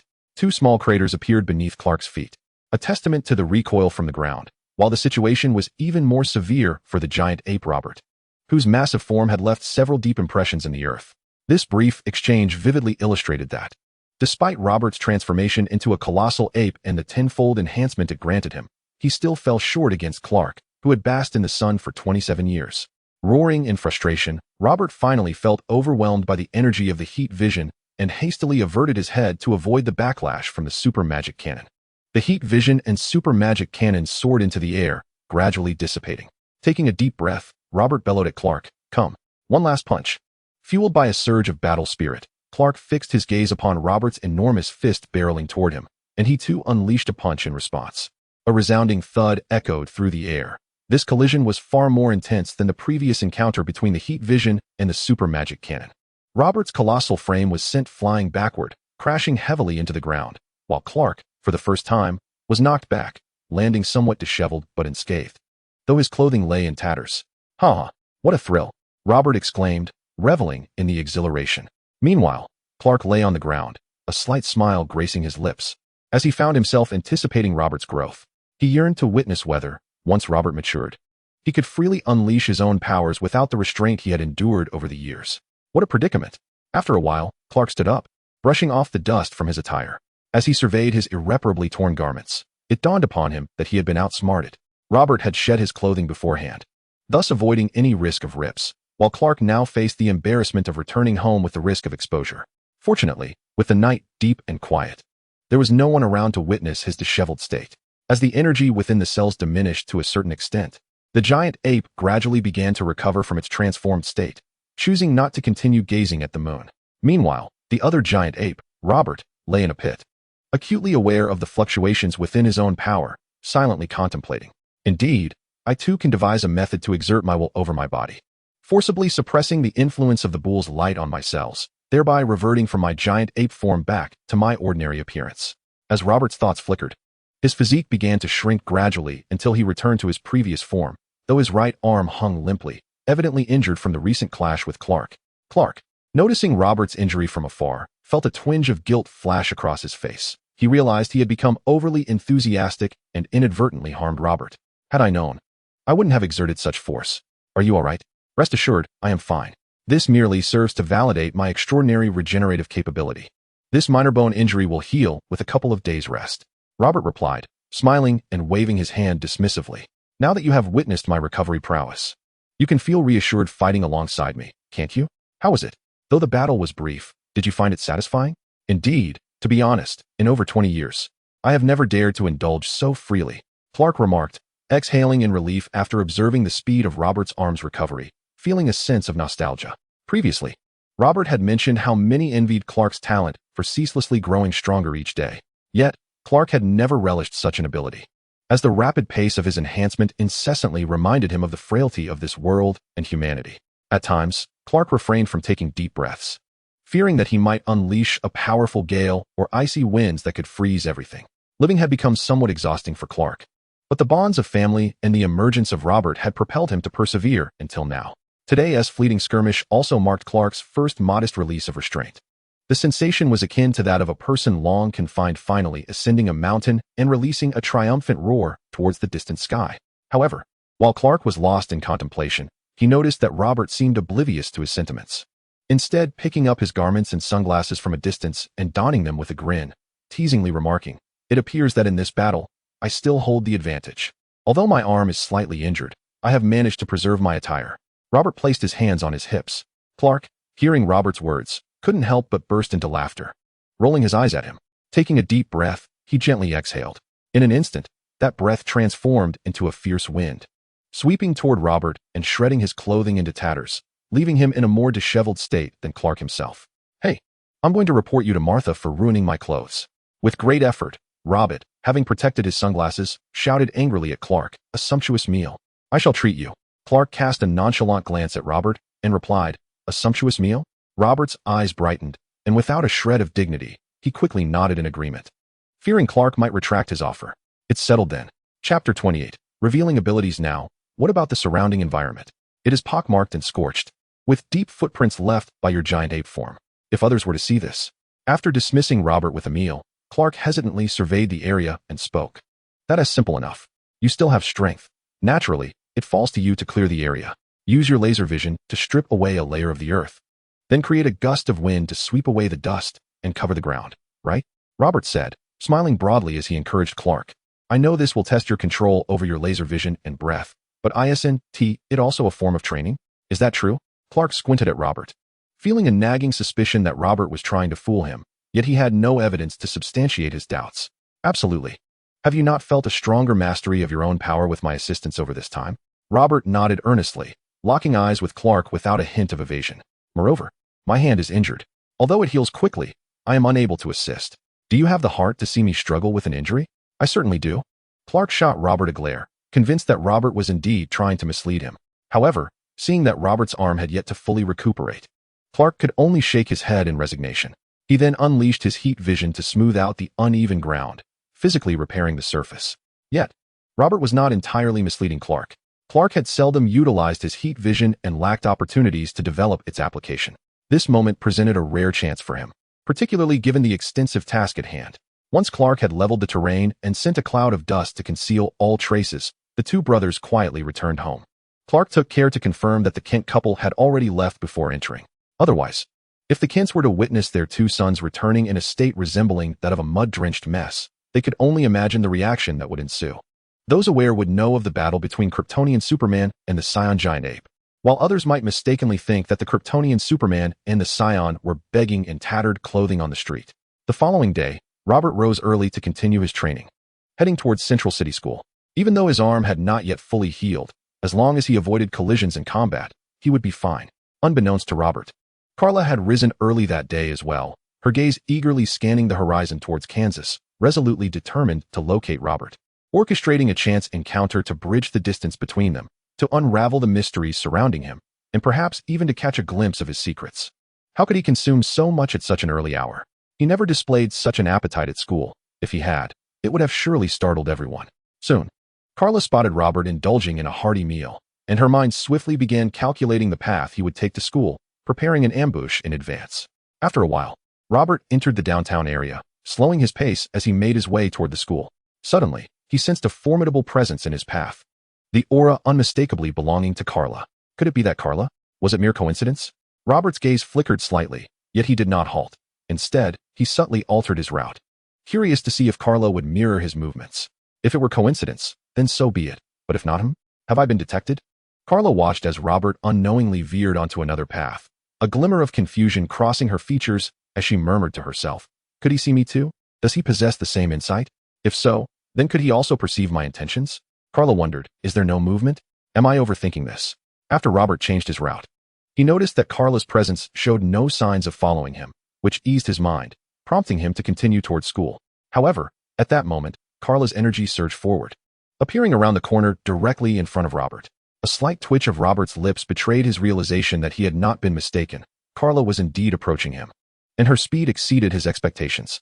Indeed, one cannot rely solely on energy as a measure of strength. Just as this thought crossed Robert's mind, Carla stood before him. What a coincidence! A rosy hue graced Carla's cheeks as she greeted Robert with lively enthusiasm. Is your home in this direction? How convenient. We could walk together from now on. Are you injured? What happened? As Carla spoke, her gaze suddenly fixated on Robert's arm, where a few fractures were visible on his right arm bone. Though healing at an extraordinary rate, it was evident that complete recovery would still require some time. This left Carla puzzled. It was clear that Robert's physical strength surpassed that of an ordinary person, and considering the finesse he displayed during their previous encounter, she could not fathom how he had sustained such an injury. Moreover, judging by the speed of his recovery, it seemed that the injury had been quite severe. Can you see my injuries? Robert's gaze sharpened as he regarded Kara with a hint of suspicion. It is noteworthy that the wounds on Robert's right arm had completely healed, leaving only the bones yet to mend. Kara's ability to perceive his injuries implied that she could also glimpse his very bones. This thought inevitably led Robert to consider Clark, particularly since he had sensed a similarity between Kara's aura and Clark's when he encountered her the previous day. Upon hearing Robert's inquiry, Kara's expression momentarily stiffened, her eyes darting rapidly as she sought an explanation. Just then, her ears twitched, and her demeanor abruptly shifted. A flash of crimson light flickered in her eyes, and an uncontrollable beam of heat vision shot towards the ground. Robert thought, what the hell? Is she trying to silence me? A fleeting notion crossed his mind, and before he could fully grasp it, Kara vanished from sight. Almost immediately, her voice reached his ears, while his senses detected her energy moving at an astonishing speed, swiftly disappearing from view. Chapter 29. An incident sparked by a stone laser vision, X-ray abilities, superhuman speed, an extraordinary physical strength that far surpassed that of ordinary beings, a potent aura reminiscent of Clark's. It was only after Kara had been gone for a while that Robert regained his composure, staring at the scorched mark on the ground. Pondering deeply, could it be mere coincidence that the first extraordinary being I encounter is akin of Clark? Clark's powers were not the result of training, and Kara's lack of control over her abilities mirrored Clark's. Such phenomena could only be attributed to innate racial gifts. Nonetheless, this race seems excessively formidable, born with such strength. How many other races must feel despair in their presence? And what if she has X-ray vision? Would she see my tail? Yes. Yesterday, when she reached out, it appeared she intended to seize my tail. Robert mused, how utterly unfair. The thought made him feel uneasy, even causing a slight reaction from his tail. Her sudden departure likely indicated she had seen or heard something alarming. I should assist her in securing a leave. Regaining his bearings, Robert shook his head in resignation and proceeded towards the school. Once she returned, he would inform Clark and take her to meet him, surely. Clark would be delighted to see a member of his own kin, assuming their race did not uphold traditions akin to the Saiyans. Before long, Robert arrived at the school, and under the resentful gazes of Dimitri and his group, he arranged a leave for Kara. Faced with the scrutiny of Dimitri and others, Robert recalled his previous day's remarks. Feeling a twinge of embarrassment, he realized that no matter how much he attempted to evade detection, it would be futile against someone like Kara, who possessed powers akin to Clark's. It would be all too easy for her to uncover his secrets. Moreover, considering Kara's relationship with the Clark family, it seems rather implausible that he wishes to maintain any distance from her, especially without Robert's knowledge of their cousinly bond. Meanwhile, Kara hastily returned to her home, only to find it in disarray, as if it had been ransacked by thieves, with belongings strewn about chaotically. Nonetheless, she felt a slight sense of relief and proceeded directly towards a certain corner of the house. With a thud, Kara's foot struck a brick in that corner, causing the ground to suddenly creak and shift, revealing a staircase before her. Soon, two anxious faces emerged, worry and panic etched upon them. Upon seeing Kara, their expressions visibly softened. "Kara, hurry. Your sister has been taken. She sensed the anomaly early on and urged us to hide here with that small stone," the Danvers couple urged, glancing at Kara in alarm. "Rest assured, Alex is fine for now. She has merely been bound and is not in any mortal danger," Kara reassured, shaking her head gently in Alex's direction. "I will bring her back. You two stay here and remain silent until I return." "What about this small stone?" the Danvers couple asked hesitantly, handing Kara a small rock. "Wouldn't it be safer with you? It is merely a worthless stone. I could crush it effortlessly." "Can you believe Alex claims it to be an extraordinary item?" "It is far less intriguing than Robert," Kara scoffed, taking the octagonal stone adorned with a mouse design, before vanishing in a flash. "Have you found it?" Inside a speeding car, 5 masked men sat with one in the passenger seat communicating with a superior through an earpiece, listening to a somewhat anxious voice on the other end. "Not yet, but we have captured Alex. Once we return to base and interrogate her, we will uncover its whereabouts," the masked man declared with confidence. "I doubt anyone can withstand our organization's methods of coercion. Be cautious. Ensure no traces are left behind." "Is her home thoroughly cleaned?" the icy voice of the superior echoed again. "Her family was not at home. After a meticulous search, we found no target item, so to prevent any unforeseen circumstances, we retreated." As the masked man spoke, he suddenly caught sight of a figure by the rearview mirror, startling him. "Ward, what is happening?" The superior's tone shifted to one of grave concern, but the masked man had no time to respond. Except for the driver. The others simultaneously drew their weapons and began firing. Bang, bang. It must be noted that these masked men possessed remarkable shooting skills. Every bullet found its mark, striking the intruder's head, far surpassing the performance of that intern officer who had fired 76 shots. However, the bullets found their mark yet failed to inflict any harm upon the intruder, who was none other than Kara. The projectiles struck Kara's face, distorting grotesquely before tumbling to the ground, while she firmly grasped the roof of the car. The vehicle, originally speeding forward, now found its wheels frantically grinding against the pavement. Unable to advance an inch, the masked men exclaimed, "What manner of creature are you?" Though their expressions were obscured by their masks, their voices were laden with palpable fear. They had encountered extraordinary abilities before, yet the sight of someone withstanding bullets and effortlessly grasping a car was an overwhelming shock to them. With a resounding thud, Kara remained silent in response to the masked men. In the blink of an eye, several of them were hurled from the vehicle, landing in disarray on the ground. Rendered immobile and voiceless, their firearms and earpieces dismantled by Kara's hand. With a decisive click, she opened the trunk and swiftly rescued her disheveled sister, Alex, who lay there, her mouth sealed with tape and her limbs bound. "Thank goodness you arrived, that was close." Alex exhaled in relief upon regaining her freedom. She glanced at the fallen masked men, a fierce glint in her eye, and solemnly remarked, "From the conversation I just overheard, they came for the talisman." "Did you bring it?" "The talisman? You mean this worthless stone?" Kara arched an eyebrow, casually tossing the small rock, which she referred to as a talisman, to Alex. "To help me uncover the origins and that unknown relative, you went through all this trouble to join some official entity, and what did you find? Just a broken stone? My gains far surpass yours. Be careful not to damage it. It took me ages to find." Alex cautiously accepted the talisman, then hesitantly questioned Kara. "You say your findings are greater than mine. What exactly did you discover?" "A rather intriguing individual," Kara replied. A fleeting image of Robert's rigorous training, indulgent feasting, and meditative state crossed her mind. Alongside the elusive tale, she had yet to grasp, causing a subtle smile to play upon her lips. Let us discuss this later. I must first deal with them and return the talisman to base. Noticing a peculiar shift in Kara's demeanor, Alex waved her hand dismissively after securing the talisman and approached the masked men, momentarily taken aback. Why have you disarmed them all? Why not? I'm not intimidated by these toys, but if you were to get hurt, my efforts to save you would be in vain, Kara replied, raising her hands innocently as she looked at Alex. All right, this matter is no longer your concern. I shall handle it myself. You should return to check on your parents, so they need not worry. Alex sighed helplessly, speaking softly. Are you truly capable of managing this? I expressed my doubts regarding both your abilities and those of your organization. Kara scrutinized Alex with suspicion, feeling unease about leaving him alone. I have already contacted our agency. You should leave now. After all, I am theoretically bound to keep my family in the dark. Alex's eyes flickered with a fierce light as he swiftly dispatched the masked men, one by one. Kara opened her mouth, not to deter Alex, but because these masked individuals had nearly jeopardized the lives of the Danvers couple, and she could not allow them to escape unscathed. She spared their lives solely because she assumed Alex might have further inquiries. As she witnessed Alex take action, she wished to offer her assistance, thinking it unnecessary for him to exert himself in such a laborious manner.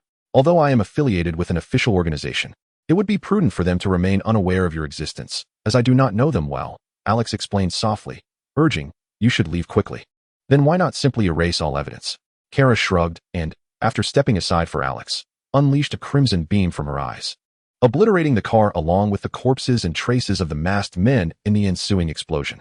With a thunderous roar, flames erupted as Kara nodded at Alex, vanishing from his sight amid his slightly twitching expression. After a moment, a black car arrived to escort Alex away, allowing Kara to return home, where she comforted the Danvers couple while contemplating the necessity of relocating. Relocation was imperative. After all, Alex had already drawn attention, and the masked men clearly belonged to an organization. Should they strike again, the Danvers couple might not be so fortunate as to find refuge in the basement once more. However, moving was not a task to be accomplished hastily. Thus, Kara first arranged for the Danvers couple to stay with relatives while packing their valuables. Notably, the spaceship that had brought Kara to Earth was concealed within the basement. Had it not been for the creation of this basement to hide the vessel, the Danvers couple might not have survived the ordeal. For the time being, Kara decided to postpone dealing with the spaceship, planning to transport it under the cover of night after the move.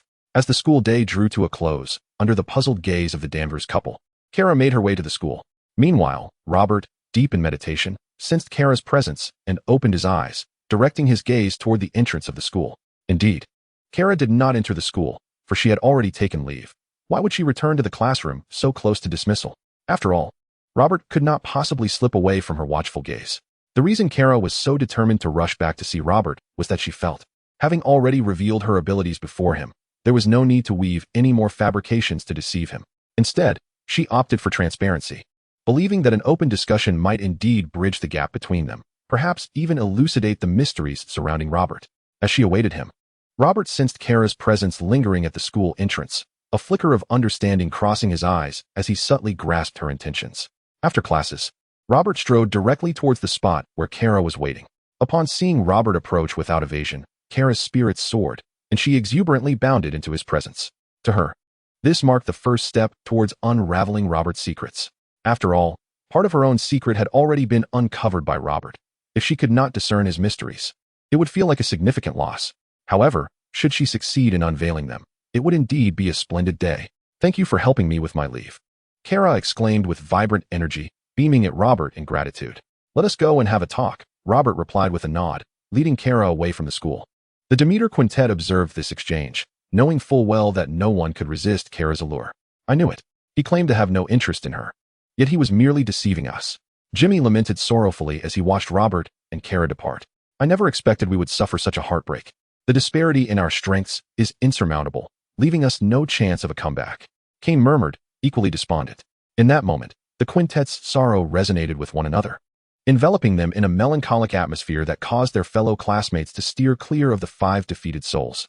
Unbeknownst to Robert and Kara, even with Kara's acute hearing, she remained oblivious to the sadness surrounding her. Her focus was solely on Robert. Every now and then, she would steal glances at his tail, her curiosity piqued. Eager to reach out and touch it. Enough. Do not use your X-ray vision to pry at my tail, Robert remarked, having noticed Kara's incessant gaze, his tone laced with annoyance. Ah, Kara exclaimed, momentarily taken aback, her face flushing crimson as a hint of steam seemed to rise from her head. She had not anticipated her scrutiny to be so openly acknowledged, especially since she believed she had been cautious in controlling her gaze. "Come on, let us go to my home. I want you to meet someone," Robert stated, shaking his head in exasperation at Kara's flustered expression, his demeanor turning serious. "Isn't it a bit too early to meet parents?" Kara replied, feeling somewhat bashful, her typically sharp mind now clouded. Robert interjected, "You are acting strangely." Chapter 31. Meeting the parents. What are you thinking? You must refrain from using your X-ray vision to pry into my affairs. The reason I brought you home is due to your abilities, which I find rather impressive. Robert, momentarily lost in thought, gazed at Kara with a hint of bemusement. Yet before he could articulate his thoughts, he was interrupted by Kara. "Then you must also promise not to use your X-ray vision on me," Kara exclaimed. Her cheeks flushed as she glared at Robert, her resolve unwavering. Is it true that the Clark race lacks common sense? A fleeting thought crossed Robert's mind. Oblivious to the fact that Kryptonians possess superior intellect, leading him to conclude that perhaps such innate strength comes at a cost of wisdom, especially when compared to the Saiyans. "Why have you fallen silent?" Kara, noticing Robert's puzzled expression, found herself engulfed in her own confusion. Her confidence began to wane. After all, her suspicion regarding Robert's X-ray vision was merely conjecture, lacking any substantial proof. "I do not possess X-ray vision," Robert stated, and as his words resonated, Kara's embarrassment deepened, her face reddening further while her toes curled tightly, nearly digging into the ground. "The primary reason I brought you home is to introduce you to my brother, since your abilities are remarkably similar. Even your auras bear a resemblance." Observing Kara's bashfulness as she cast her gaze downward, Robert shook his head in resignation, softly adding, "But it seems it is no longer necessary. He has arrived. Allow me to introduce him. His name is Clark, my brother." As Robert concluded his statement, Clark's figure materialized in the distance, and in the next moment, he swiftly approached Robert and Kara. Indeed, when Robert decided to facilitate a meeting between Clark and Kara, he had already informed Clark. The method of communication was rather straightforward. There was no need for a phone call. A simple call of Clark followed by a few words sufficed. As a family member, Robert's voice was naturally recognizable to Clark, allowing him to relay information over a distance without any complications, albeit without engaging in a dialogue. "Clark? No, you are not Clark." Robert was taken aback by Kara's reaction upon seeing Clark, as she stood frozen in place, a cascade of forgotten memories flooding her mind, leaving her somewhat disoriented. These were the images of her parents' reluctance and admonishments, memories lost due to her amnesia. "Kara? Kara, is that you?" Seeing Kara suddenly overcome with emotion and rendered speechless, Robert was momentarily taken aback, hesitatingly calling her name, puzzled by her swift emotional shift. As Robert's voice reached her, Kara gradually regained her composure, casting a wistful glance at Clark as she softly uttered his name. "Clark. Robert? Apologies, what did you call me?" Clark inquired, looking at Kara with uncertainty. "Your given name is Kal-El, a Kryptonian." Kara sighed softly, gazing at Clark as she spoke gently. "Your father, Jor-El, was a respected scientist from Krypton. He foresaw the impending destruction of our planet, but was not believed by the masses. In a desperate act, he and your mother, Lara, chose to sacrifice their lives to send you, their infant son, away in a spacecraft before Krypton's demise. I am your cousin. My father is your uncle, Zor-El. After Krypton's destruction, fragments of cities were cast into space, where, due to a fleeting atmosphere, the inhabitants managed to survive for a short while, though it was not a sustainable existence. My parents, wishing for my survival, decided to send me to Earth as well, believing that a Kryptonian's life would be unbearably solitary. Upon my arrival on Earth, I was meant to care for you. However, my spacecraft was struck by a meteor during the departure from Krypton, rendering me in stasis. I arrived late and lost fragments of my memory. Fortunately, meeting you has helped me recall these events and understand my origins. Thank you, dear cousin, and thank you, Robert. I am Kal-El." Clark stood there, momentarily bewildered, as the sudden revelation overwhelmed him. He had never anticipated unraveling the mystery of his lineage in such a manner. Although Robert had mentioned the possibility of encountering his kin, the sudden appearance of a relative and the unveiling of his heritage left him feeling somewhat disoriented. He began to question whether he truly had lost part of his memory. Why could Robert and Kara remember events prior to arriving on Earth, while he could not? Was it due to his age, having missed the opportunity to awaken those memories?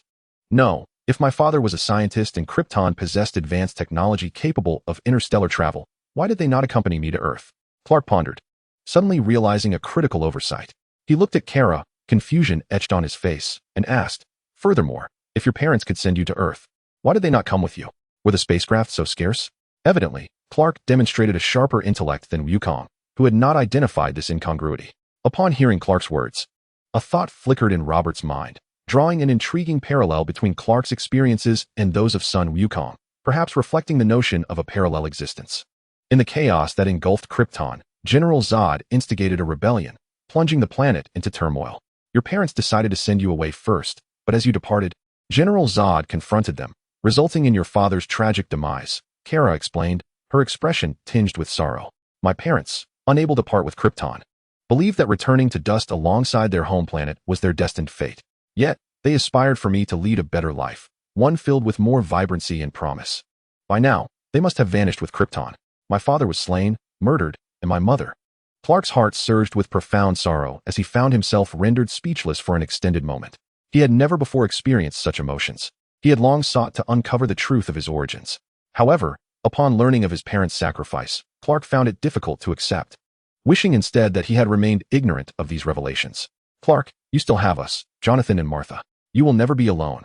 Robert gently reassured him, patting his back. Thank you, but I prefer to be alone for a while. Clark managed a strained smile, one that appeared more akin to a grimace than a grin. Please let Martha and the others know. Chapter 32. Memories of the charm with a swift motion. As soon as Clark's words fell, he vanished in a blur, dissipating into a mere shadow, soon beyond Robert's perceptive reach and out of Kara's sight. Well, Clark wishes to be alone, so let us return to our respective homes. Robert sighed in resignation, watching the direction in which Clark had departed. He had anticipated this reaction from Clark and realized he should have taken a more gradual approach in revealing Kara's matters to him. However, Robert had not expected Kara to divulge such significant information upon seeing Clark. He had presumed their relationship was merely that of kin, with both bereft of memories of their original planet. Wait, Kara exclaimed, quickly stopping Robert. Did we not agree to visit your home? No. I meant to bring you home to see Clark. Now that you have met, what purpose does it serve to go to my house? Robert inquired, furrowing his brow in confusion. Because I wish to see my cousin's living conditions, and to express my gratitude to your parents for raising him. Even if he is yet to refer to me as cousin, Kara replied, a glint of mischief dancing in her eyes as she spoke with conviction. That seems reasonable. Knowing that Clark has you as family will surely please Martha and Jonathan. We can enjoy a lovely dinner together tonight. Robert's eyes brightened at the thought, though he soon expressed a hint of regret. Alas, had it not been for Clark's somber mood, I would have prepared for a celebratory feast. In Robert's plans, the reunion of the two Kryptonians, Clark and Kara, warranted a celebration, a meal shared between their families, or perhaps even two. However, with Clark in such low spirits, Robert had no choice but to set aside those plans. Fortunately, bringing Kara back might still yield a delightful meal, perhaps even two. Upon hearing this, Carla quickly smiled and said, however, it may take some time for us to have our meal at home, as we are facing certain circumstances that necessitate our relocation. Did you leave abruptly today to handle matters at home? Robert instinctively inquired. Indeed, my sister discovered some kind of talisman, just a piece of broken stone, of uncertain utility, and it has drawn the attention of a mysterious organization. Carla sighed helplessly. I cannot apprehend them all at once, so I must prepare for the move. Talisman. Robert felt a sense of familiarity with the term, though his recollections were somewhat distant and vague. Yes, it apparently has a drawing of a mouse on it, Carla nodded. It is merely a trivial toy. I could easily crush it, yet I cannot fathom why so many individuals are fixated on it. Talisman. Mouse talisman. As Carla continued her description, Robert finally recalled fragments of memory from before his transmigration. It was from a captivating animated series, which he could only watch secretly during dinner time, often receiving a rap on the head with chopsticks if he became too engrossed. He could not remember the specific plot details, but he did recall several key characters: Jackie Chan, Little Jade, Old Man, Big Guy True, a villain who shouted about crows flying planes, and the Holy Master. The reason Robert could still remember Jackie Chan and others was due to his journey into the Dragon Ball world, where Master Roshi had once transformed into Jackie Chan to participate in the World Martial Arts Tournament and even demonstrated Drunken Fist. Why would there be talismans in this world? Robert initially felt puzzled, but soon excitement surged within him.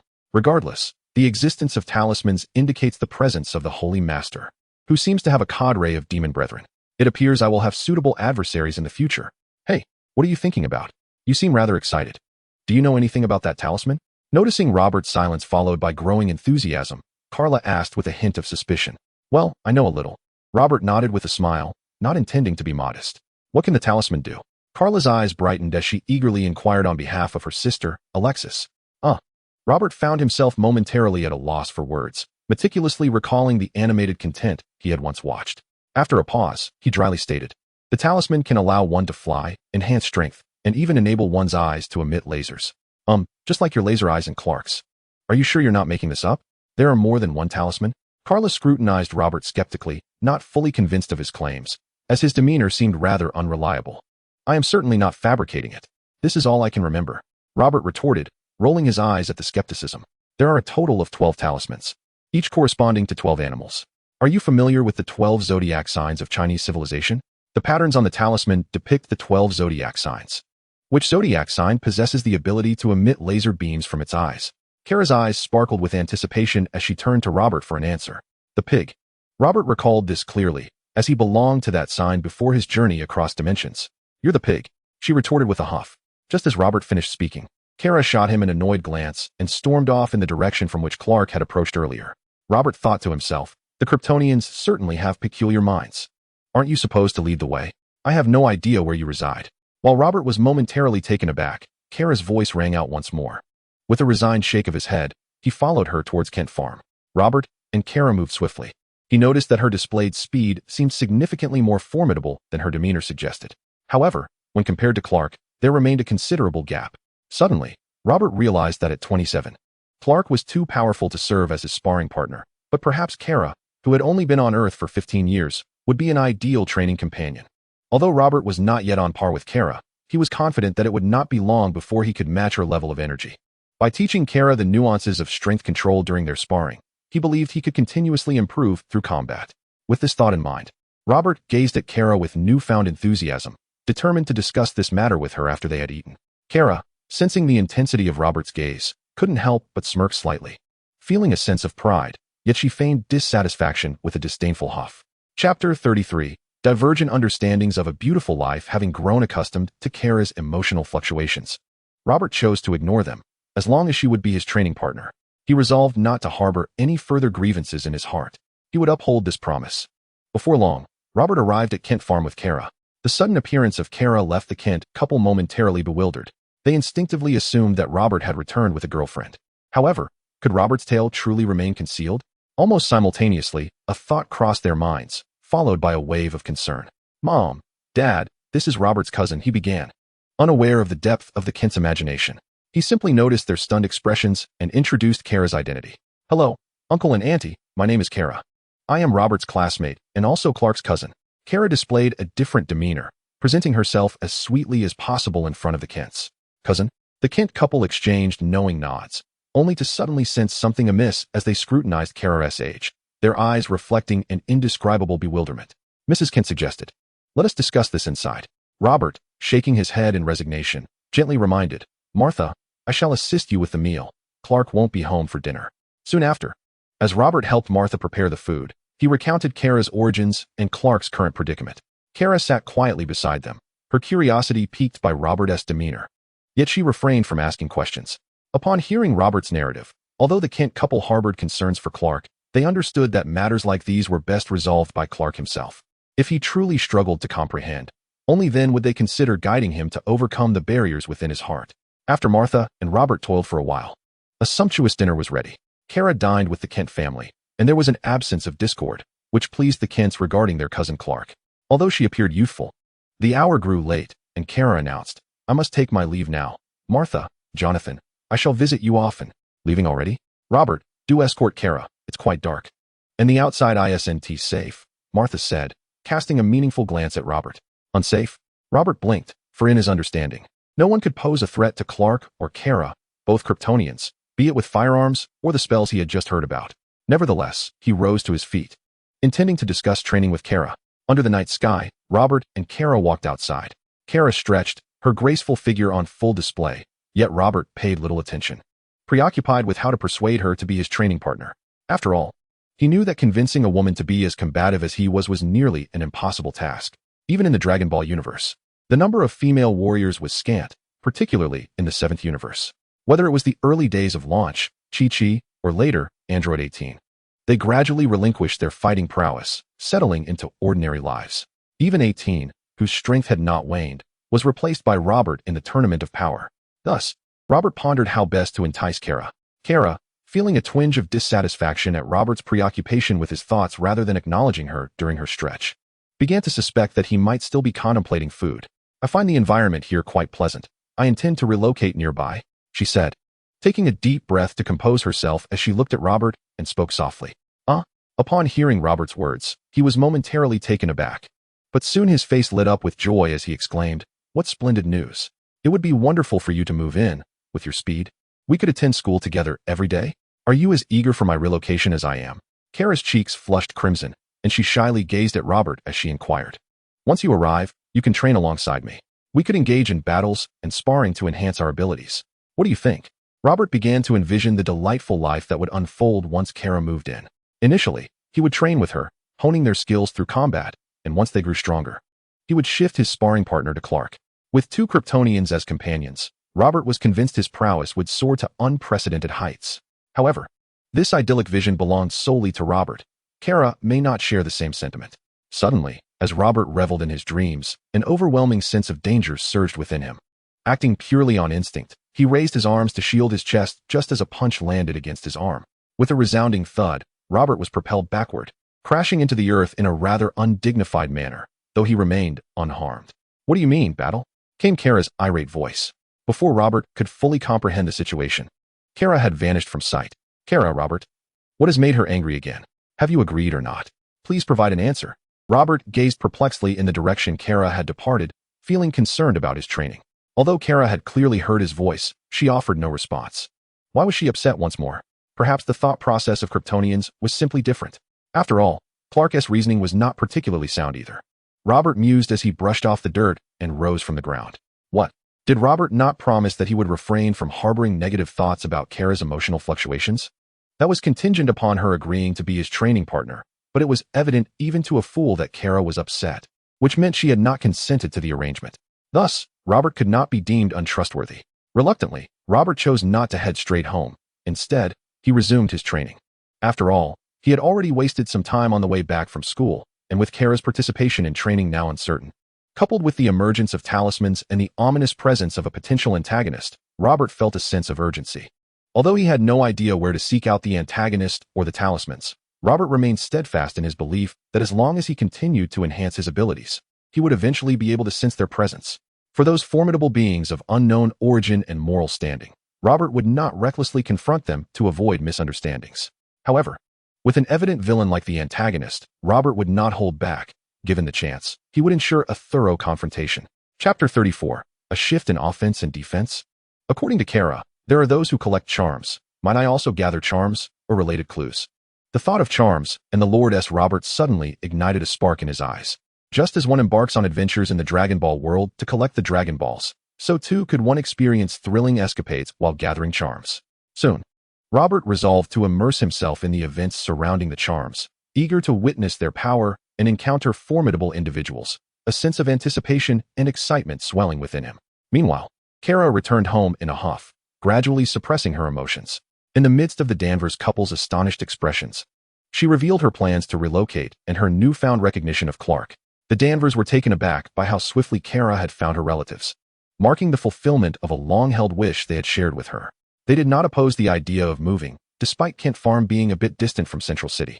They had already contemplated a slight relocation to avoid being targeted by the Masked Man-S organization. However, the process of moving would take time, as finding a suitable house and handling various procedures required careful consideration. As dawn broke the following day, Robert resumed his training and studies. His right arm had nearly healed, although it could not compare to the miraculous recovery of a severed limb. Reducing the typical recovery period of 100 days for strained bones to merely 2 days was quite impressive. "Kara, what do you think of my proposal from yesterday?" Robert inquired softly, filled with anticipation, as he approached Kara amidst the astonished gazes of his classmates. Initially, Kara felt pleased by Robert's approach, but upon hearing him mention yesterday's peculiar remarks about training and combat, she shot him an annoyed glare, deciding to ignore him for a couple of days as a form of punishment. "Don't walk away. We could discuss the Zodiac. Do you know more about them?" Seeing Kara turning away without any intention of discussing training or combat, Robert hastily shifted the topic, hoping to glean clues about the charms from her. After all, this world lacked a genius like Bulma, and no one could create a charm radar. It was not an easy endeavor for Robert to find clues about the charms without any leads. However, to his surprise, his deliberate avoidance of the term charm prompted Kara to halt and glare at him again. as she recalled Robert's previous mention of the laser-eyed pig. Thus, Kara silently extended her period of ignoring Robert, planning to engage with him only after the move, and at the very least. She wanted a way to poke at Robert's tail. After all, Kara had already divulged her origins to Robert, while she remained oblivious to his background. Having only learned at dinner the previous night that he was also an extraterrestrial. This seemed profoundly unfair. Kara mused inwardly. Is this what they call a shift in the balance of power? The erudite Barry has recently delved into some ancient Chinese texts, pondering with only a partial understanding about the relationship between Robert and Carla. Meanwhile, Demetrius and others expressed their marvel, acknowledging that Carla's allure is indeed unparalleled. In just a matter of days, Robert has succumbed to her charm and has begun to initiate conversations with her. Demetrius and his companions feel a sense of relief, as it appears that Carla treats Robert with the same warmth as she does them, or at least that is their perception, although they have missed their chance. It seems Robert's opportunities are dwindling as well, which brings them a sense of quiet glee. On Robert's side, he feels somewhat helpless regarding Carla's sudden indifference towards him. He had intended to inquire when he might be able to dine at Carla's home for free, a promise she had previously made. But now it seems that hope has evaporated. Additionally, regarding Clark, during their previous skirmish, Clark had ruined Robert's clothing and promised to treat him to a nice meal. However, now Clark is in a foul mood, and Robert cannot even discern where his temper lies. It appears that meal is also destined to be unfulfilled. All are flaked. I shall continue to train and enhance my abilities. Robert thinks to himself, feeling a mix of resignation and a budding desire for adventure, yet lacking any leads. He cannot afford to wander aimlessly. Robert, let us venture out together tomorrow, suggested Mr. and Mrs. Kent, who, upon returning home after evening training, grew concerned as Clark had yet to return. It might do him good to change his mood. Do you know where he is? I do not know his whereabouts either, but I suspect he has already caught wind of your suggestion. Robert shrugged and replied softly. Do not worry, my dear parents, he reassured them. After a brief pause, Clark appeared at home, bearing a semblance of fatigue, not of the body, but of the spirit. Yet upon seeing Robert, he suddenly felt he had overthought it. Surely, this carefree fellow was not overly concerned for him. Clark, it's good to have you back. We understand you are feeling a bit down, and while we are uncertain how to comfort you, we cannot rest easy knowing you are alone outside. Let us accompany you for a stroll, Martha gently consoled, embracing Clark. Martha, I am fine, Clark replied with a somewhat forced smile, speaking softly. It is not good for you to remain cooped up. Leaving your parents alone will only cause them concern, and naturally, I worry about you too. Robert added with a light-hearted gesture, suggesting that it would be beneficial for everyone to take a walk together. I find it hard to believe that you genuinely worry about me, Clark remarked, his demeanor slightly softening as he looked at Robert. See, Mom and Dad, he slanders me. This matter cannot simply be overlooked. He must treat me to a delicious meal. Along with the meal he owes me. That totals 2 meals, and it must be fulfilled this week, Robert exclaimed, jumping up playfully to lighten the atmosphere. Ah, Clark, it seems you, as the elder brother, have erred. When did you owe him 2 meals? With Robert's appetite, you are bound to face a significant financial loss.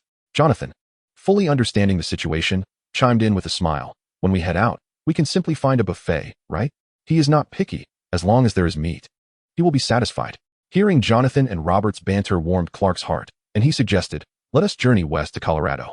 I have traversed the south and the north, and I have heard that the scenery in Colorado is quite splendid. Let us all go and take a look. Thus, although they had yet to embark on their outing, Clark felt a sense of comfort from the warmth of family. Little did he and Robert know that a choice and a crisis were looming ahead. Chapter 35, Storm and Crisis. The following day, the Kent family set off in their dilapidated old pickup truck, enjoying the scenic highway, which contrasted sharply with the solitary atmosphere Clark had previously endured. The clouds of gloom within him began to dissipate.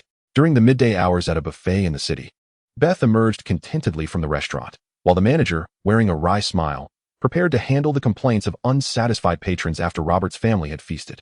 One could hardly blame the manager for being unprepared. Robert's satisfaction was a clear indicator of his voracious consumption. Throughout the meal, the manager had his suspicions about Robert, but Jonathan had come equipped with a competitive eater's certificate, leaving the manager speechless and feeling quite unfortunate. Ah, I must return.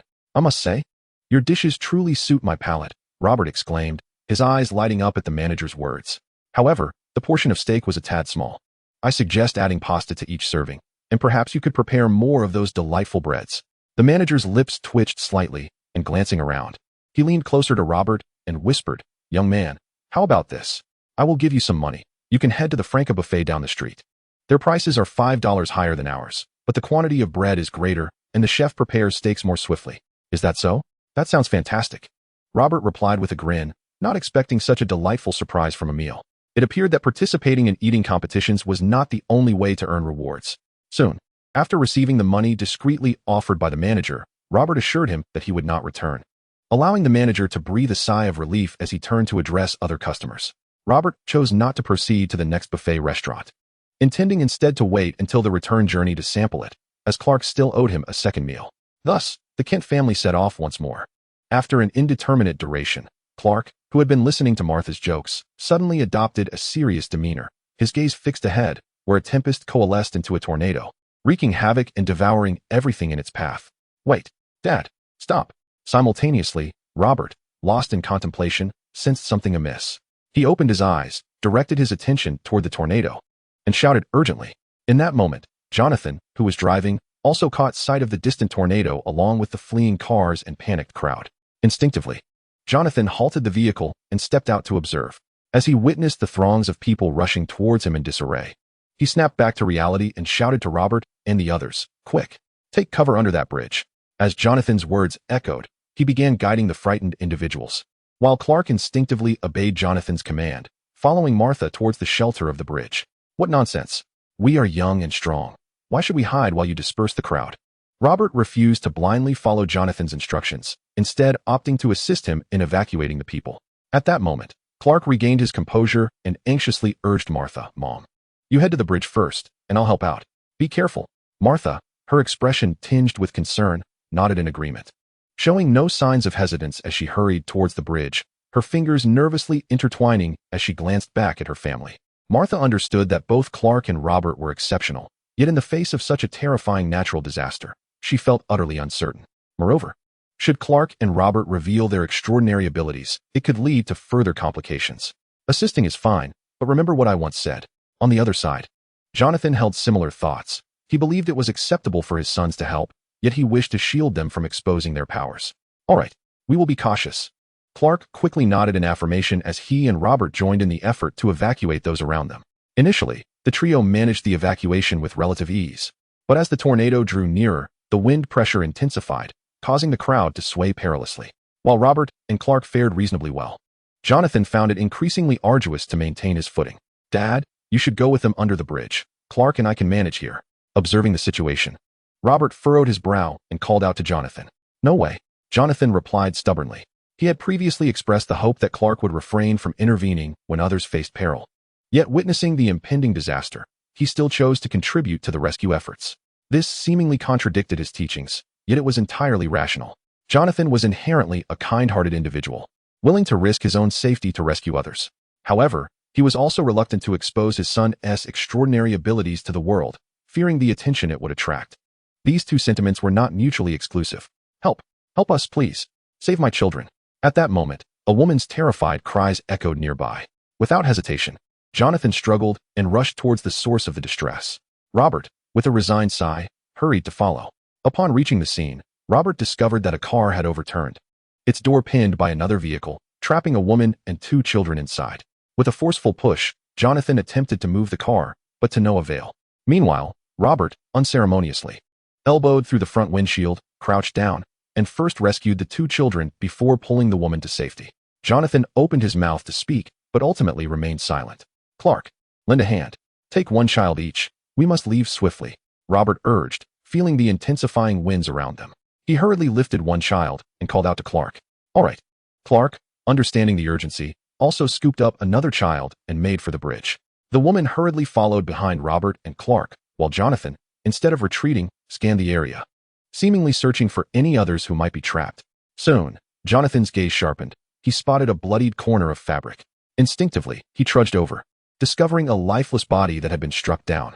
Sighing softly, Jonathan was suddenly struck by a door that had been swept up by the gale, crashing against him. "Dad!" Robert, having just set down the child, witnessed the incident and rushed toward Jonathan. At that moment, Jonathan struggled to rise from the ground and met the concerned eyes of Robert and Clark. He smiled and waved at his sons, prompting Clark to recall Jonathan's earlier words and grasp Robert's arm. Chapter 36. A difficult choice, but one day, if ever there comes a day when you have yet to fully comprehend the need to stand and confront everything, even if it means I must perish before you, do not choose to save me. 15 years ago, on the night Robert was born, Clark, having exposed his abilities while rescuing someone, heard Jonathan's solemn admonition. Now, those words reverberated once more in Clark's ears. Indeed, Jonathan reiterated the same sentiment, knowing Clark could hear him. Though 15 years had passed, his kindness remained unchanged, as did his desire to protect his son. Even as Clark had matured, in Jonathan's heart, he still saw Clark as that bewildered child beneath the stars, grappling with his identity and purpose. Even if he were to perish in this tempestuous tornado, Jonathan would still prefer not to witness Clark and Robert revealing their extraordinary abilities before such a multitude. Clark, have you lost your mind? Robert struggled to break free from Clark's iron grip while simultaneously communicating through a telepathic dialogue. The tornado is approaching. Are you truly going to stand by and watch our father perish? He would never consent to this. Clark, momentarily taken aback by the voice resonating in his mind, replied with a hint of sorrow. He has already instructed me not to intervene. That was directed at you. He did not say that to me. Robert dismissed concerns of exposure, his energy surging violently as he shouted in rage. If you refuse to act, do not hinder me. Is revealing our abilities truly more significant than our father's life? Clark, your biological parents sacrificed themselves, but your adoptive parents raised you. They are your true family. If you allow your father to die before your eyes and prevent me from saving him, you will carry that regret for eternity. Release me and let me rescue him. It's too late. At your pace, you will not be able to save him. Upon hearing Robert's words, Clark instinctively loosened his grip. Yet his mind raced, a flicker of turmoil evident in his eyes as he sighed.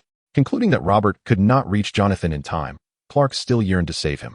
But the echoes of Jonathan's admonitions loomed large in his mind, leaving him in a quandary. On one side lay his father's life, on the other, the teachings and warnings imparted by his father over the years, coupled with the potential dangers of revealing his abilities. Clark found himself at an impasse. Damn it. Then why don't you just act? I can devise a method to ensure you remain undetected. Just execute it already. Hurry. If you don't act now, it will be too late. Robert, seasoned in experience, realized he could not save Jonathan. Suddenly, an idea struck him, his voice resonating in Clark's mind with a furious intensity, compelling the conflicted Clark to instinctively follow Robert's guidance. With a swift motion, Clark propelled himself forward, while simultaneously, Robert's energy erupted violently, rapidly transforming into radiant light, illuminating everything around them like blinding sunlight. Solar fist. The crowd, confronted by the onslaught of brilliant light, instinctively closed their eyes. Even those who kept their eyes open found their vision engulfed in a blinding white haze, rendering everything invisible. Even Jonathan, positioned at the far edge of the tornado, was not spared from the brilliant assault, and he instinctively shut his eyes, only to feel his body become weightless and uncontrollably lifted from the ground. Jonathan believed he had been swept away by a tornado, fully aware that death awaited him.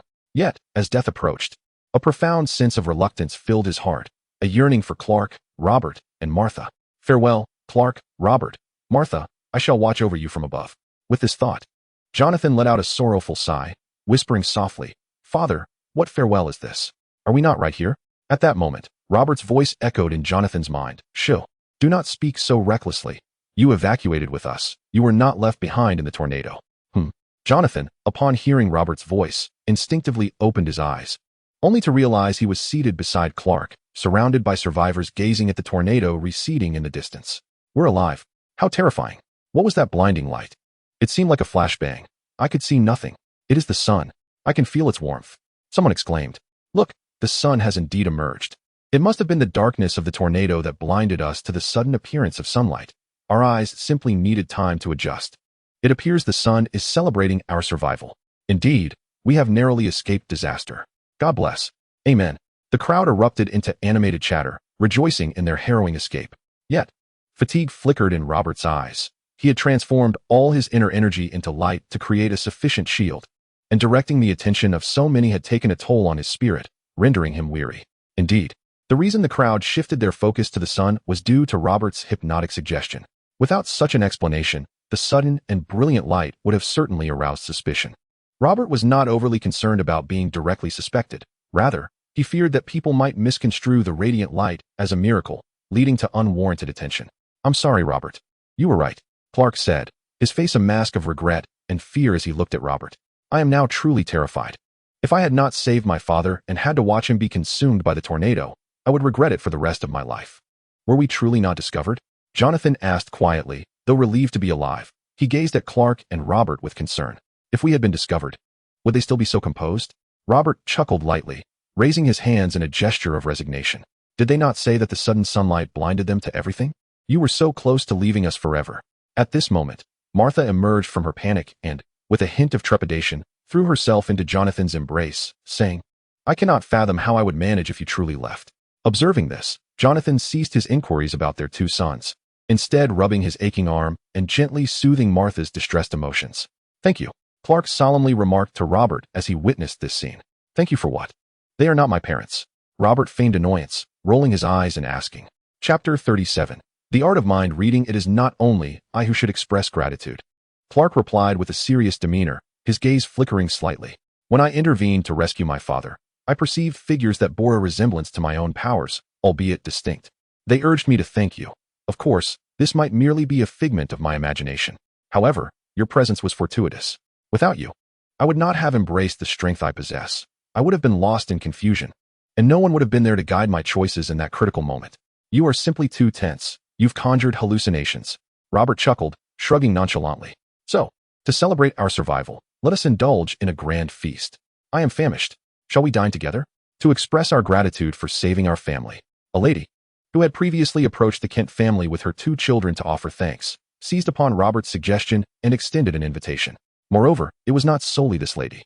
Those whom the Kent family had guided to safety beneath the bridge also came forward to express their gratitude. They had not discerned the extraordinary abilities of Robert and Clark. The Kent family's assistance during the crisis was a profound kindness, and they naturally wished to reciprocate. Dining together? Robert's eyes brightened slightly, though he shyly scratched his head. Feeling somewhat bashful as he said, Is that appropriate? I tend to eat quite a bit, and I might intimidate you. Let us eat. It was a spontaneous decision.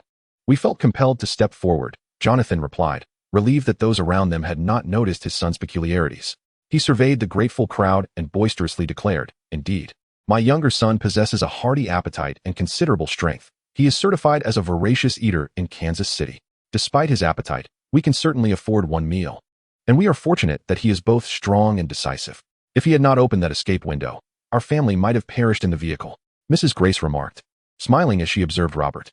She leaned down to her two children and whispered, Mika, hero, you should learn a thing or two from this young man. Brother, your hairstyle is so cool. Why doesn't it droop? However, due to their tender age, Mika and Hiro had little understanding of life and death crises or the concept of gratitude for salvation. Instead, their attention was captivated by Robert's gravity-defying hairstyle. Mac, Hiro, it is quite impolite to pose such questions. Grace gently patted the heads of the two children, softly admonishing them. She then turned to Jonathan and said, Our vehicles have either been swept away or destroyed. In any case, we must walk away.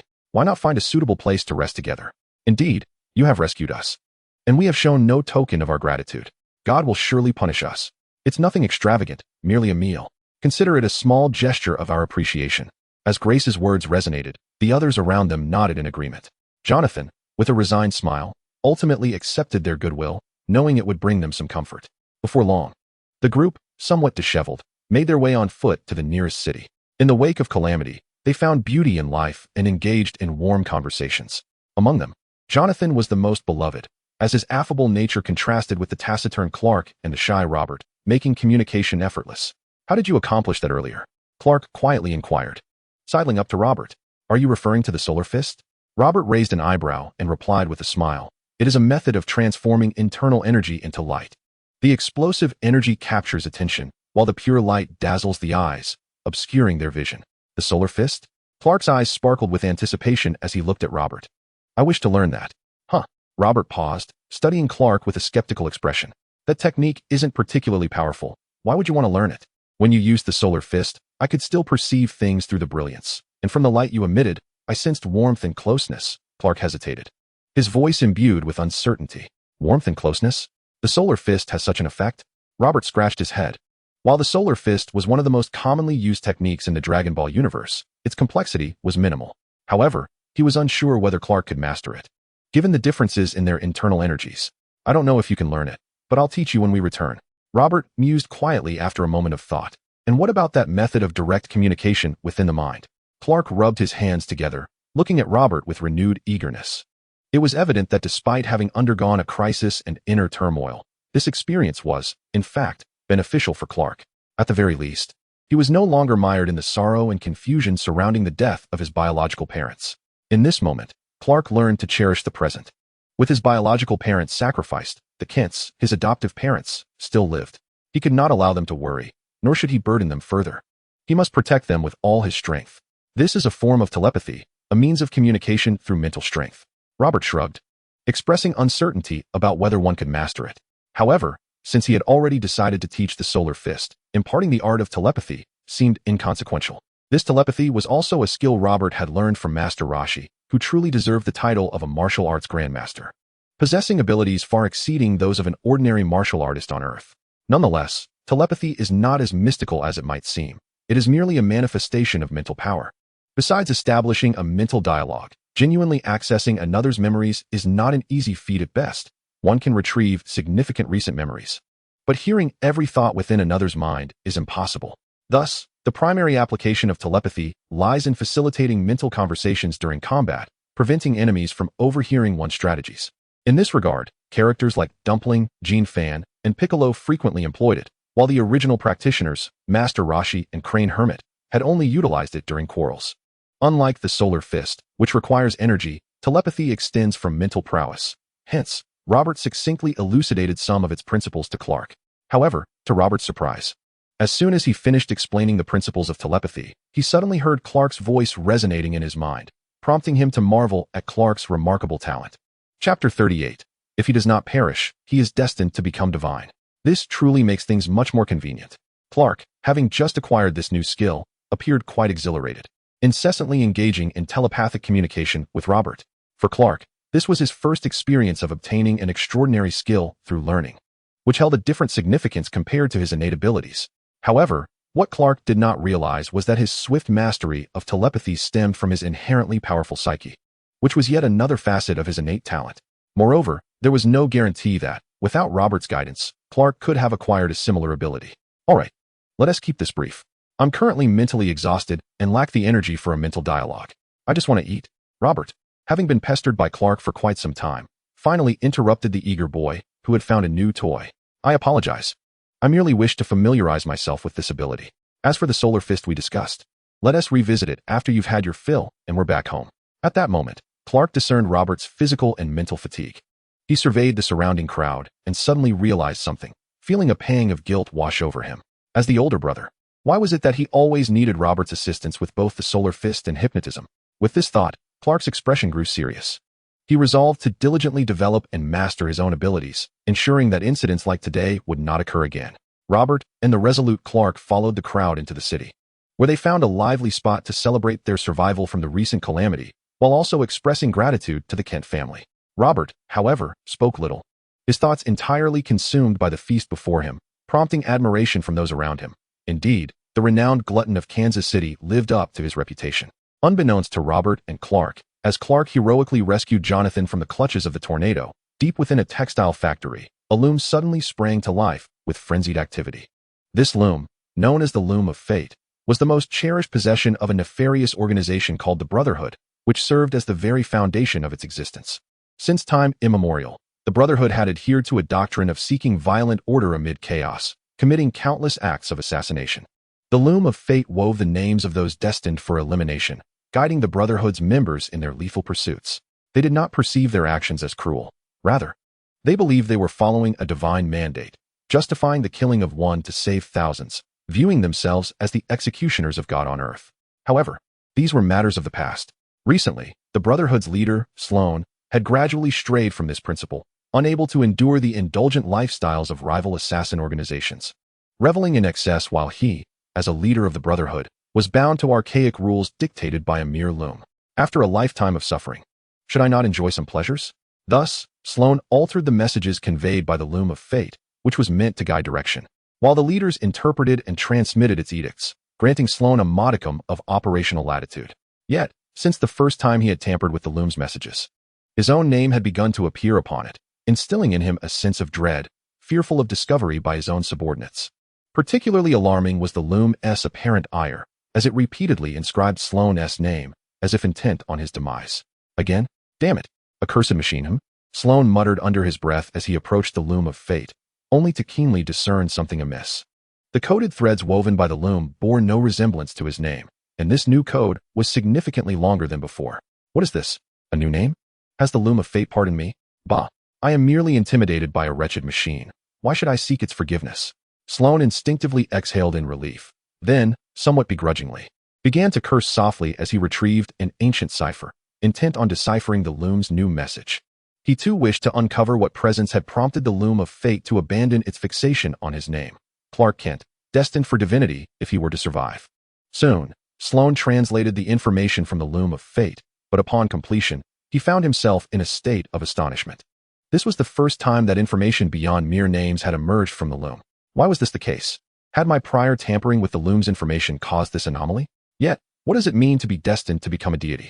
A flicker of confusion shone in Sloane's eyes, but alas, such matters were never elucidated by the loom of fate. After a brief contemplation, Sloane chose to set aside his musings and instead informed his subordinates, while others would remain oblivious to my manipulation of the loom's information. That fellow Carlos might not be so easily deceived. I sense he has begun to harbor suspicions about me. This could serve as an opportune moment to divert their attention. A thought flashed through Sloane's mind as he awaited the arrival of his subordinates to relay the loom's new decree. If I do not perish, I am destined to become a god. Indeed, the assassin Carlos was the first to voice his skepticism. The loom had never issued such information before. Are you certain there has been no error? Carlos, you must not question the loom of fate, nor should you doubt Sloane. Everything is guided by the divine. Do you wish to forsake our faith? Before Sloane could utter a word, Fox, with a disapproving glare, challenged Carlos.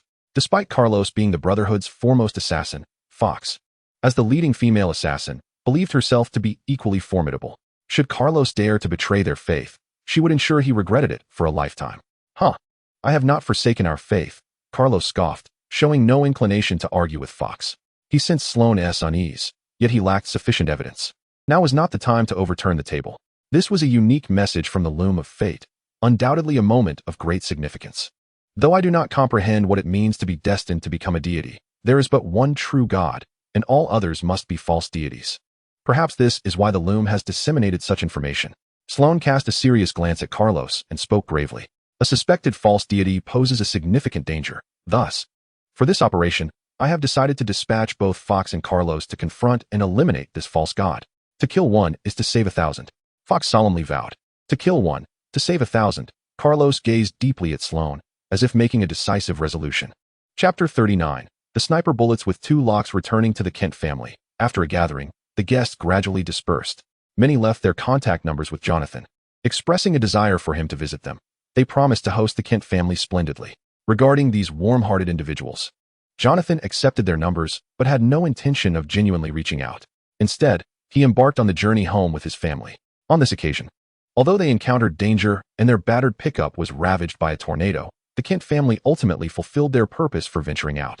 After experiencing a life-and-death crisis, Clark's mindset underwent a significant transformation. He no longer wallowed in sorrow. Jonathan, too, refrained from uttering words about dying before Clark and not allowing him to intervene, for he realized that when truly confronted with death, he still felt reluctance and fear. Although Jonathan remained hesitant about allowing Clark and Robert to reveal their abilities, he pondered that if they were prepared to face everything, perhaps it was time for them to make their own choices, especially Clark's. However, Jonathan had yet to formulate how to broach this subject with his 2 sons. One evening a few days later, Clark stood in the meadow, staring blankly at his hands and then glancing up at the sky, his eyes shimmering with uncertainty. Robert, stop eating. I have some questions to discuss. After a moment, Clark regained his composure and called out to Robert, who was dining after his training in the wild. When Robert was teaching Clark the art of telepathy, he had never anticipated that Clark could evolve this ability into a means of long-distance communication. The essence of telepathy requires one to sense the other's presence, which was exceedingly simple for Clark. He could effortlessly pinpoint the target with whom he wished to converse. What is it? Fortunately, once Clark established a mental link through telepathy, Robert was able to join the channel for communication, creating an unconventional independent communication system. It pertains to my training. The weather has been poor for the past few days, devoid of sunlight, and I felt no progress in my strength during my daily practice. However, today I did not train. I merely basked in the sun and felt my body grow stronger once more. Clark, uncertain of his thoughts, spoke with a hint of hesitation. I suspect my power may derive from the sun. Could sunlight indeed enhance my strength? Robert raised an eyebrow, finishing the remaining food before approaching Clark. The sun? Perhaps it is indeed so, Otherwise, you wouldn't have so easily mastered the solar fist. Robert soon stood before Clark, scrutinizing him and analyzing. Could it be that your kind is plant-like, capable of photosynthesis? Indeed, upon Robert's return, he had imparted the solar fist to Clark. Initially, Robert believed that Clark, lacking ki, would be unable to learn the solar fist, as its essence lies in transforming ki into light energy. After temporarily losing his sight, Robert speculated that Clark's race might possess unique gifts. Thus, he taught Clark some basic techniques for condensing energy waves, leading to Clark's eyes emitting lasers once more, startling Robert. At that moment, Robert was perplexed as to why Clark could master the solar fist yet struggle to condense energy waves. However, he now began to grasp the situation. In essence, your power derives from the sun, which imbues your physique with unparalleled strength, while simultaneously condensing a unique energy within you. Thus, you are able to transform this energy into the solar fist. When Robert regained his senses, he gazed earnestly at Clark and suggested, "How about this? Could you call our teacher and request a leave for me? Let us thoroughly verify this tomorrow." Clark, upon hearing this, scrutinized Robert deeply, harboring doubts about his intent to validate the phenomenon, suspecting that he merely wished to evade school. "I assure you, I speak the truth." Robert maintained a serious demeanor, analyzing the situation with great focus. "You see, if I attend school, I leave before dawn and return only after nightfall, rendering me unable to bask in the sun's light, correct? If I cannot see the sun, how can I assist you in your verification? It's merely a matter of placing a call to Ms. Selena. How significant could that be? Are you not aware that your teacher sends me messages daily?" Clark's lips twitched slightly, exuding a sense of helplessness. Meanwhile, Lana seemed to have learned of this situation from somewhere, as she too began inundating him with messages. "Well then, choose one. If all else fails, why not try both? You are one of the only two Kryptonians. Do you not wish to propagate your lineage?" Robert shrugged nonchalantly. "Propagate my foot. Why don't you go and help the Scions with that?" Clark retorted, casting a disapproving glare at Robert. "Am I not doing so? I am merely 15. Robert spread his hands, feigning innocence. "Besides, I have yet to encounter a formidable female warrior, nor has anyone pursued me in such a manner. Forget it. I shall assist you in requesting a leave, but it shall only be for one day." Clark instinctively wanted to protest, but ultimately rolled his eyes in exasperation and turned to make the call on Robert's behalf. The next day dawned swiftly, and as the sun rose, both Clark and Robert felt invigorated.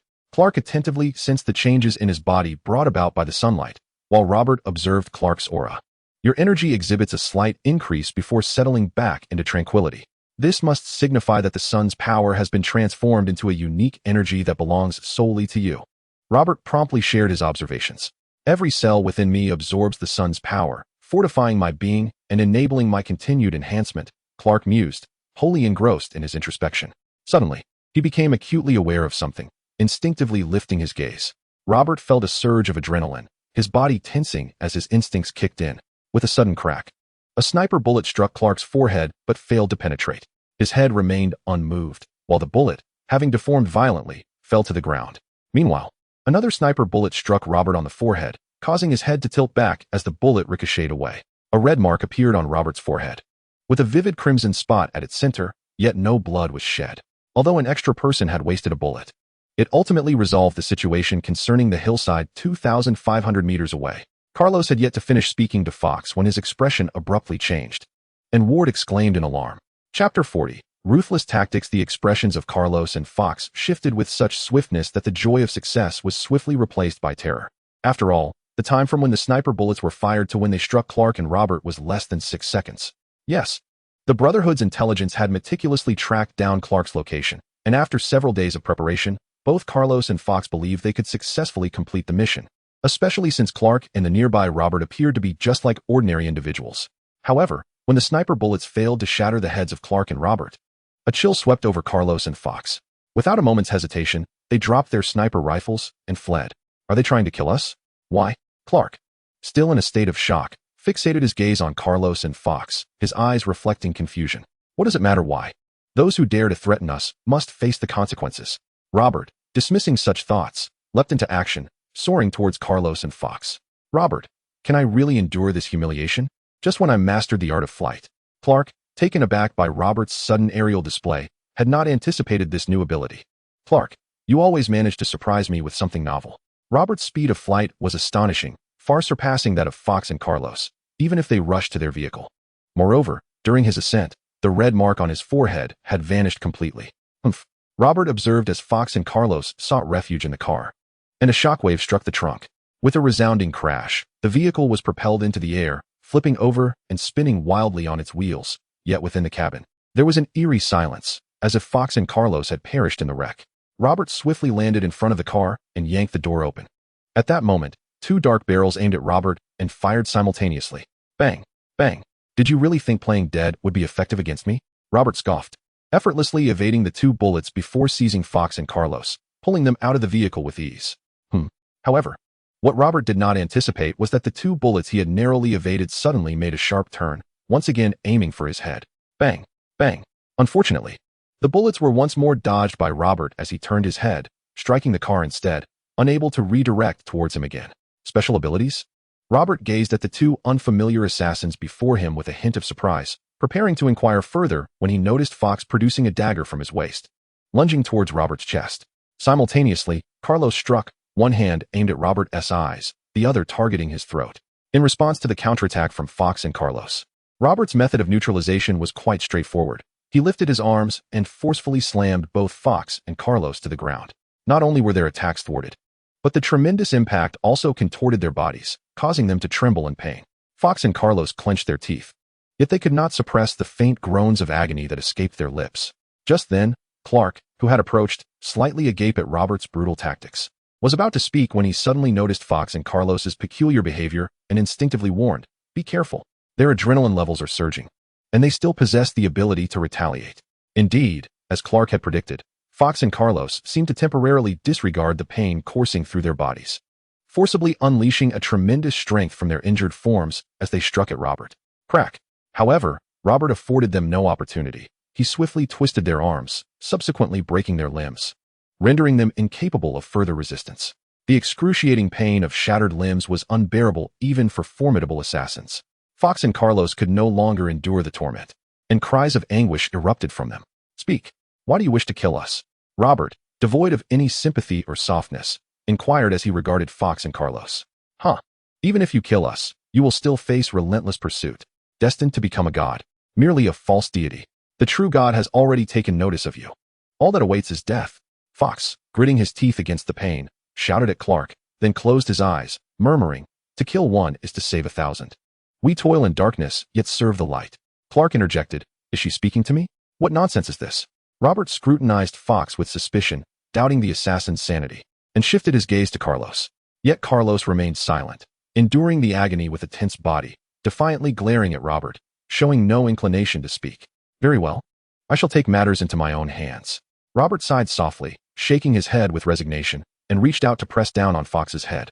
Fox's body trembled slightly, yet he did not cease. He continued to recite his creed, as if confronting his own demise with serene acceptance. "Brotherhood? Assassin? Fox? Leader Sloan? Obeying the commands of the loom of fate, does it dictate who lives or dies?" After a moment, Robert extracted a fragment of simple memories from Fox's mind, gleaning some information. However, he could not comprehend why a group would heed the commands of a loom, despite its sinister appearance. Hearing Robert's words, Fox, who was fervently chanting his creed, cast a terrified glance at Robert and then, gritting his teeth, declared, "It turns out that there is not just one false god.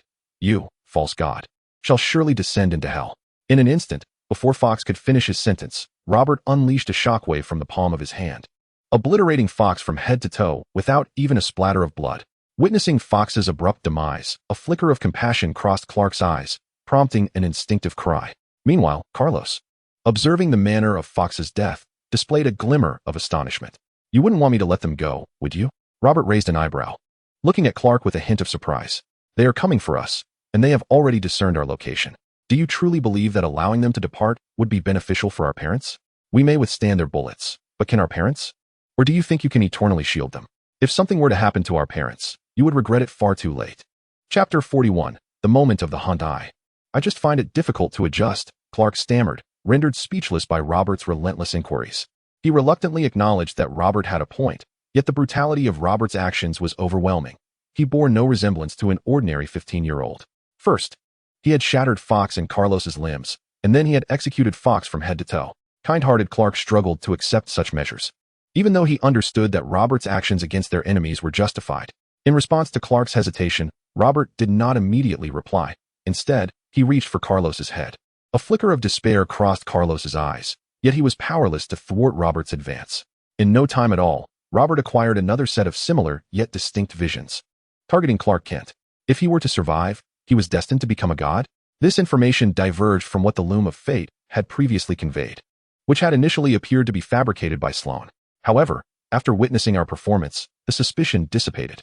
With a sudden blast, Robert procured new information and, undeterred by Clark's discomfort, chose to eliminate Carlos. To Robert, the audacity of Fox and Carlos, along with the so-called brotherhood, to attempt the assassination of Clark and himself, even threatening their parents, signified a path to certain doom. Such matters were not amenable to discussion. Even Jesus could not deter them, as Robert asserted. Witnessing yet another life extinguished before him, Clark opened his mouth, suddenly grasping why Robert had claimed to have maintained his composure during the school shooting incident. Had it been in accordance with Robert's current approach, it was likely that the three from Oaking would have left behind nothing but scattered remains. Clark, I recognize your inherent goodness. Yet there are times when unmitigated kindness proves futile, Robert stated earnestly, refraining from recounting the information he had gleaned, instead focusing on Clark. Since they have chosen to kill us, it is only natural that I should reciprocate. They are assassins, and must possess the awareness of such consequences.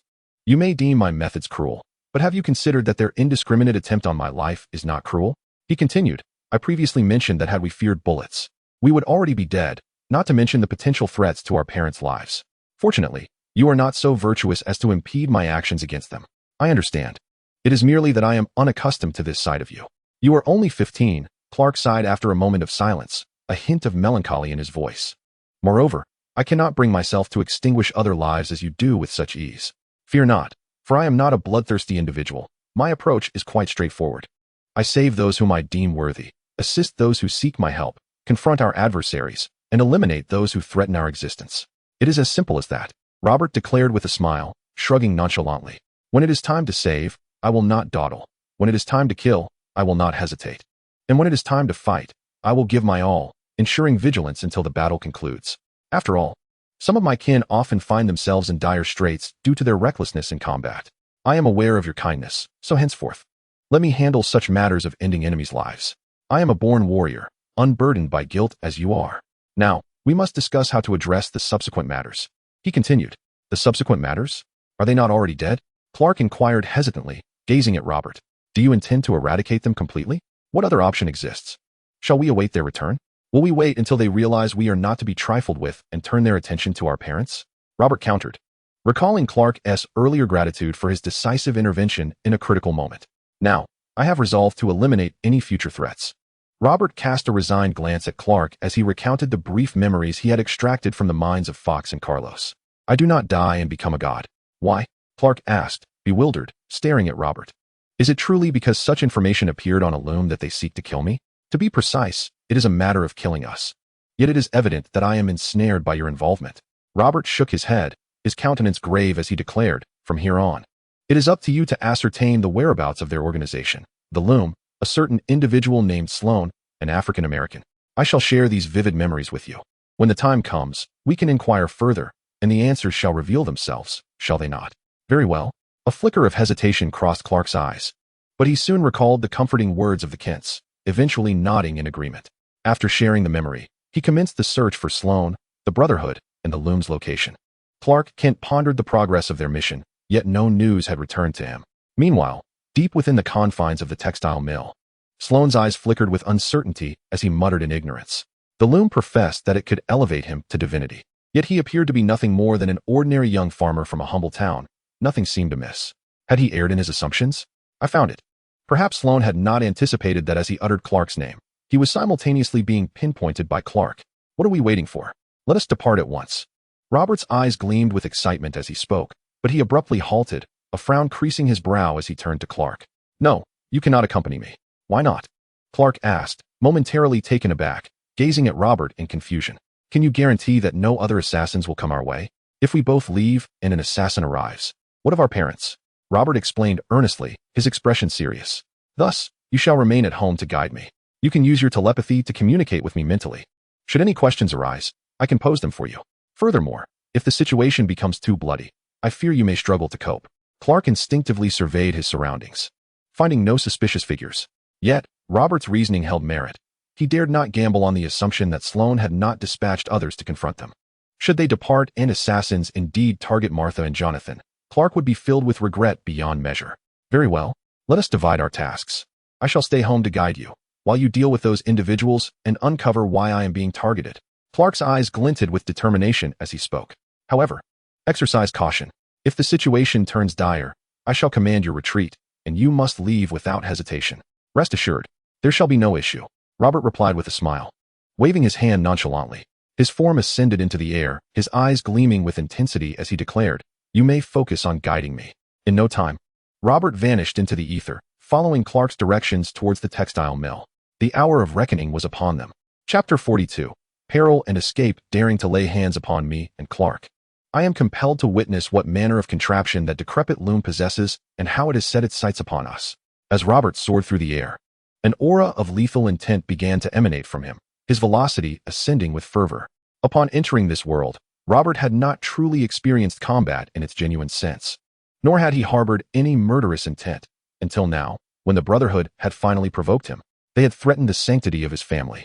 Shortly after Robert set forth, the fateful loom deep within the textile factory began its frenzied weaving once more, and Sloane, awaiting news, hurriedly commenced the translation of the loom's new messages.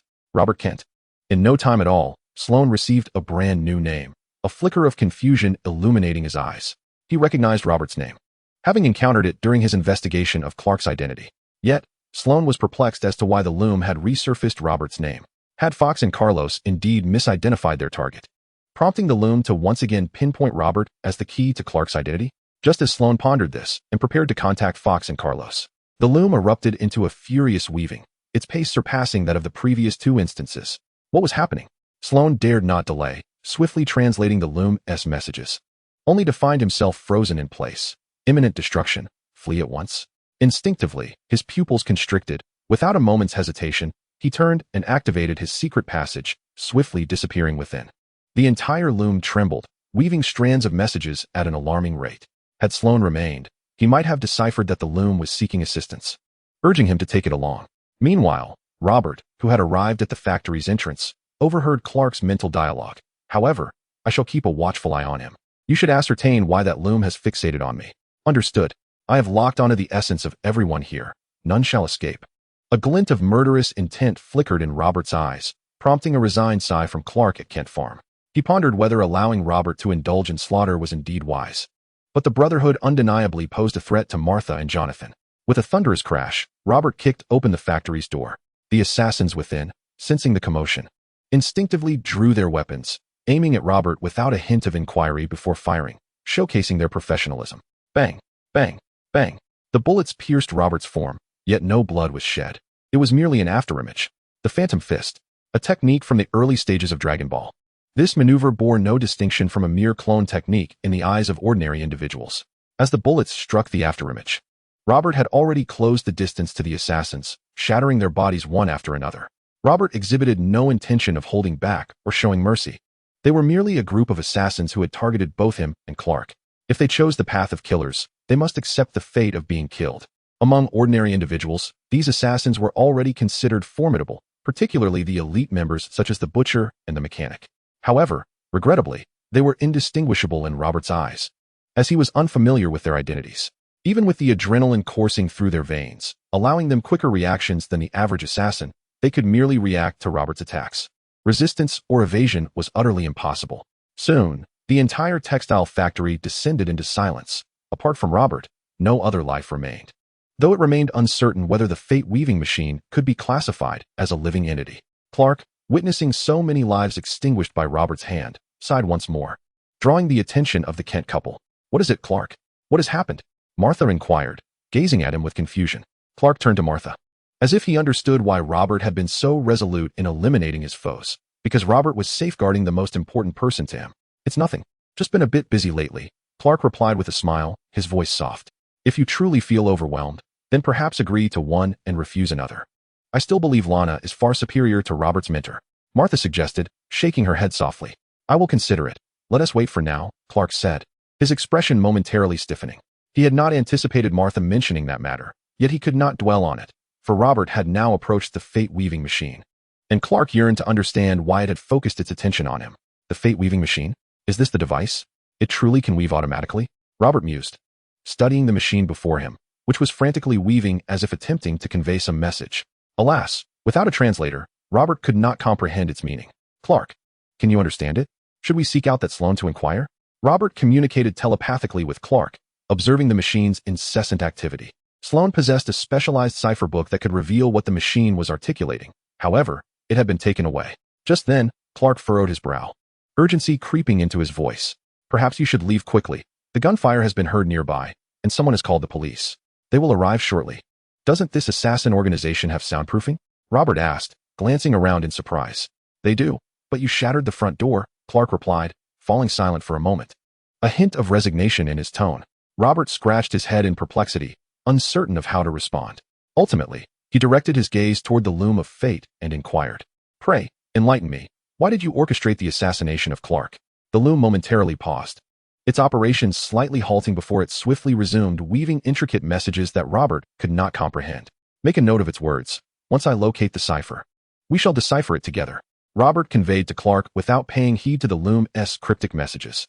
"Very well, I have recorded them," Clark replied, fully engrossed in capturing every thread woven by the loom. Soon, the loom gradually came to a halt, its mechanism still vibrating rhythmically, as if imploring Robert for clemency. Having divulged the answer. Chapter 43. You are demons indeed. You may depart. Yet, regrettably, Robert could not grasp the loom's intent. Nor was he aware that the origin of this assassination lay with the loom itself. Thus, he could not let it escape unscathed. With a swift motion, he unleashed a shockwave that shattered the loom into countless fragments. Upon witnessing its silence, Robert turned to leave, intending to pursue Sloane. However, a thought struck him, and he glanced back at the fragmented remnants of the loom and the strands it had spun. Anger coalesced within his palm, transforming into a series of delicate shockwaves that targeted each fragment and filament of the loom, reducing them to mere dust. "Now, this is foolproof." Robert nodded in satisfaction before turning away, following Clark's guidance to chase after Sloane. Shortly after Robert's departure, the police surrounded the textile factory's exterior. Initially, they called out to those inside the factory before attempting to breach its entrance. Unbeknownst to the officers, Asa had already retreated, leaving no complete corpse behind.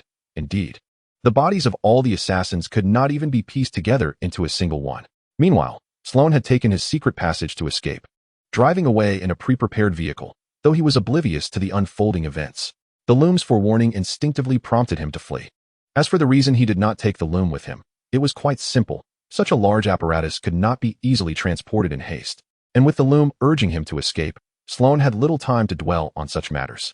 "Ever since I began altering the loom's targets, calamities have befallen me one after another," Sloane muttered to himself as he made his way to his hidden base. Could it be that retribution truly exists?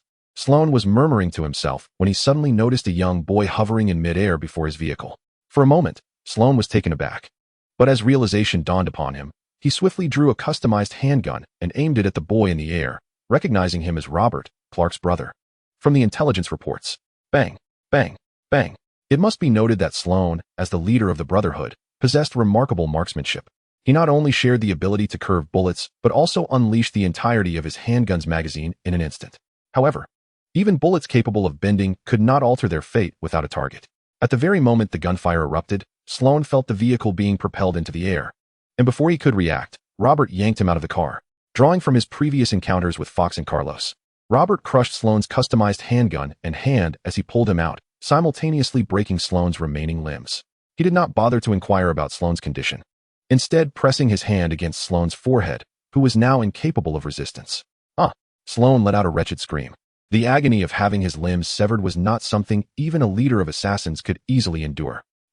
Robert, disregarding Sloane's cries, utilized his telepathy to glimpse some fleeting images from Sloane's mind. These were memories of Sloane manipulating the information from the loom of fate, along with a warning from the loom about impending doom. However, these memories did not reveal why the loom had fixated on Clark.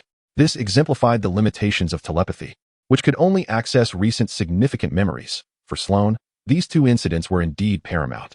Did that male assassin suspect that his forged information regarding the loom of fate was authentic? A thought flickered through Robert's mind as he narrowed his eyes and smiled at Sloane, saying, "Now, I ask, you answer. Is there any problem?" Although Sloane was unaware of what Robert had just done to him, as the head of an assassin organization, he was acutely aware that he was destined to perish at Robert's hands. and thus he was disinclined to comply with Robert's demands. After all, whether he spoke or remained silent, death awaited him, and with no hope of escape from Robert, why should he assist his enemy in achieving his goals? TSK. Quite defiant, Robert raised an eyebrow, acknowledging Sloane's resilience, or perhaps the tenacity of the Brotherhood's assassins in general, though they could not withstand pain. None pleaded for mercy from Robert. Yet this did not imply that Robert would spare Sloane, nor that he lacked means to extract information from him. With a sharp clap, Robert struck Sloane, who initially failed to comprehend the action, but soon realized that his body had stiffened instantaneously, apart from his already immobile limbs. His head and torso were rendered equally unresponsive. Binding technique. Sealing the enemy's body with energy, rendering them immobile. This technique resembles the legendary art of pressure point strikes. Yet, this is merely the beginning, for Robert has further refined and enhanced the art of binding. What have you done? Sloane soon began to grasp the implications of this enhancement. A tingling sensation coursed through his entire being, accompanied by an unbearable itch, swiftly followed by sharp pangs of pain. A myriad of discomforting sensations plagued Sloane, yet he found himself unable to move, as if his heart were on the verge of exploding under such relentless torment. Fear not. You may speak, and I shall inquire.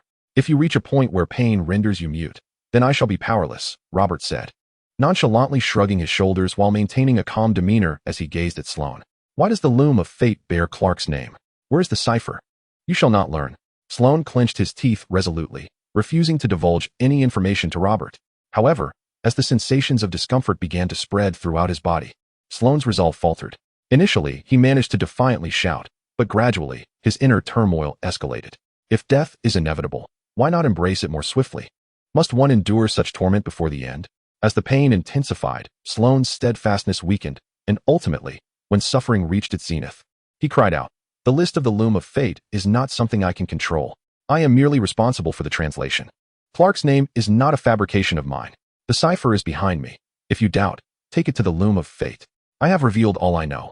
I seek nothing more than a swift release." With a swift rip, Robert tore through Sloane's clothing and uncovered the cipher concealed behind him. Nodding in satisfaction, he gathered a sphere of energy directed at Sloane. "You are not demigods. You are devils. You are monsters." Sloane trembled, his voice quaking as he sensed the approach of death. Chapter 44. The Transformation of the Kent Family. I have seen devils, and they are not as handsome as we are. Robert shook his head and unleashed the energy wave, obliterating Sloane and the vehicle in a single blow. Leaving nothing in their wake, Robert soared skyward, returning home. As for the cipher, he did not peruse it, after all. The information regarding the loom of fate was Clark's responsibility, a task Robert was not adept at. Though at times Robert questioned Clark's intellect, he could not deny the brilliance of Clark's mind during moments like these. When Clark witnessed Sloane's demise, he felt surprisingly little turmoil within, as if he had begun to acclimate to Robert's methods. It was not that he had grown accustomed to Robert's indiscriminate slaughter. Rather, he had come to understand that, for the assassins of the Brotherhood who sought them out, perhaps their elimination was indeed the most prudent course of action. After a moment, Robert returned home and handed the cipher book to Clark. Robert, why are you back? Didn't you have school today? Clark, just as he received the cipher book, noticed Robert's return and looked at him with a hint of confusion. A slight flush of embarrassment crossed Robert's face, a stark contrast to his earlier demeanor. As he turned his gaze towards Clark, waiting for him to help diffuse the situation, Clark's expression stiffened for a moment. So much had transpired today. First, there were the two assassins from the Brotherhood attempting to eliminate them, followed by Robert's long journey that culminated in his decisive confrontation with the Brotherhood, where he eliminated a considerable number of assassins and returned with the cipher book of the Loom of Fate. Robert's spree of violence left Clark feeling somewhat unsettled, and with his thoughts consumed by the reasons behind the Loom of Fate's intent to kill him, he had completely forgotten about Robert skipping school. The two brothers exchanged a glance, momentarily unsure of how to respond to the question, and thus began an unspoken dialogue of blame. "Clark, this situation arose because of you. So you shall be the one to explain," Robert insisted. "You know I am not adept at fabricating lies. It would be far more suitable for you to handle this." Clark retorted. "Well then, let us be honest. The truth must eventually surface." Robert replied. "Wait, let me ponder how best to conceal this. What is going on? What are you two whispering about?" Martha, observing the prolonged silence between Robert and Clark, scrutinized her sons with curiosity. "What is the matter?" Robert, why are you at home?" "Clark, what is that book in your hand? Do we have such an old book at home?" At that moment, Jonathan also approached, and upon seeing the cipher book held by Robert and Clark, he paused, instinctively inquiring. Clark, who had been crafting an excuse, was abruptly interrupted by Jonathan. while Robert pondered briefly before deciding to disclose the truth. After all, Robert's exploration of this world was only just beginning, and with the loom of fate targeting Clark today, who could say what tomorrow might bring? Perhaps a fate printer would print out Clark's name. Thus, he resolved to inform Martha and Jonathan of the reality, preparing them for what lay ahead. It's like this, Robert said, glancing at Clark before softly continuing. Today, 2 assassins came to attempt our assassination. What? Exclaimed the Kents, rushing forward to assess whether Clark and Robert had sustained any injuries. Robert. Clark's expression shifted slightly, feeling a sense of betrayal from Robert's blunt revelation. He had almost concocted the perfect explanation, yet Robert had divulged the truth. What happened? Did they discover you when you saved me before? Jonathan suddenly recalled something, looking at his sons with concern. The specific reason remains somewhat unclear. However, it should bear no significant relation to the matter at hand. Robert shrugged and turned to Clark, suggesting, why not crack the code first? I can discuss today's events with my parents. If you believe that what you've done can be shared, then please do so. Clark shot Robert an irritated glance before opening the password book, retorting, what difficulty is there? Do you honestly think our parents would be upset because I retaliated against an assassin? Robert raised his hands in a gesture of indifference and recounted the day's experiences to the Kents, leaving them with mouths agape. You killed that many people? Martha asked. Her brow furrowed as she gazed at Robert, almost instinctively. Mom, they were all assassins. They got what they deserved, especially since they threatened us, Robert replied, blinking. Yet, before he could finish his thought, he was interrupted. You weren't injured, were you? Were you scared? Did you leave any traces at the scene? Didn't T. Clark mention that the police had arrived? Martha asked anxiously, her eyes fixed on Robert. The sudden shift in tone left Robert momentarily speechless. And even Clark looked up at Martha in surprise. In the past, while Martha would certainly have been concerned for Robert, she would not have remained indifferent to the fact that he had taken lives, even if those lives belonged to assassins. However, the recent tornado incident that nearly took Jonathan away had instilled in Martha a deeper appreciation for her family. She could not bear to witness the loss of loved ones again. Moreover, according to Robert's account, the Brotherhood was indeed a ruthless band of assassins who had already targeted their family. What was wrong with Robert seeking retribution? Martha, although inherently kind-hearted, would never condone indiscriminate slaughter, yet if anyone dared to harm her family, she would undoubtedly stand resolutely by their side. One could say that the tornado had profoundly altered the Kent family's mindset. Even Jonathan, with a serious expression, stated, we need to ascertain why Clark was targeted. If it is due to your abilities being exposed, we may need to find a way to leave. He had previously expressed his desire for them not to reveal their powers in front of outsiders. But if his words led them to remain passive in the face of danger, that would be an undeniable failure in his role as a father. Jonathan had initially wished to conceal his son's abilities primarily to protect them. However, if their safety was already compromised, what purpose did that principle serve? Jonathan could accept sacrificing himself to keep his son's secrets, but he would never permit them to abandon their fight against danger simply due to his teachings. Jonathan was kind-hearted, yet he had things he wished to protect, and his family was his foremost concern. If he were to encounter assassins from the Brotherhood targeting his family today, he would not hesitate to draw his weapon and fire, ensuring that his loved ones faced no threat whatsoever. If a father cannot even protect his own family, can he still be considered a man? Chapter 45. Mutual Protection. Fortunately, Robert was not influenced by my teachings. Robert, you have done remarkably well. Do not bear any psychological burden. You are a good child. No, you are a true man. You have not only protected yourself, but also safeguarded our family. Jonathan regarded Robert with a sense of relief and admiration. In Jonathan's eyes, Robert, at the tender age of 15, despite the nonchalance with which aliens had been described as taking lives, would undoubtedly carry the weight of such actions in his heart. Thus, Jonathan aimed to uplift Robert, encouraging him to cast aside any mental burdens. He even glanced at Clark, believing that the matter of Robert confronting the Brotherhood should rightfully fall upon Clark's shoulders.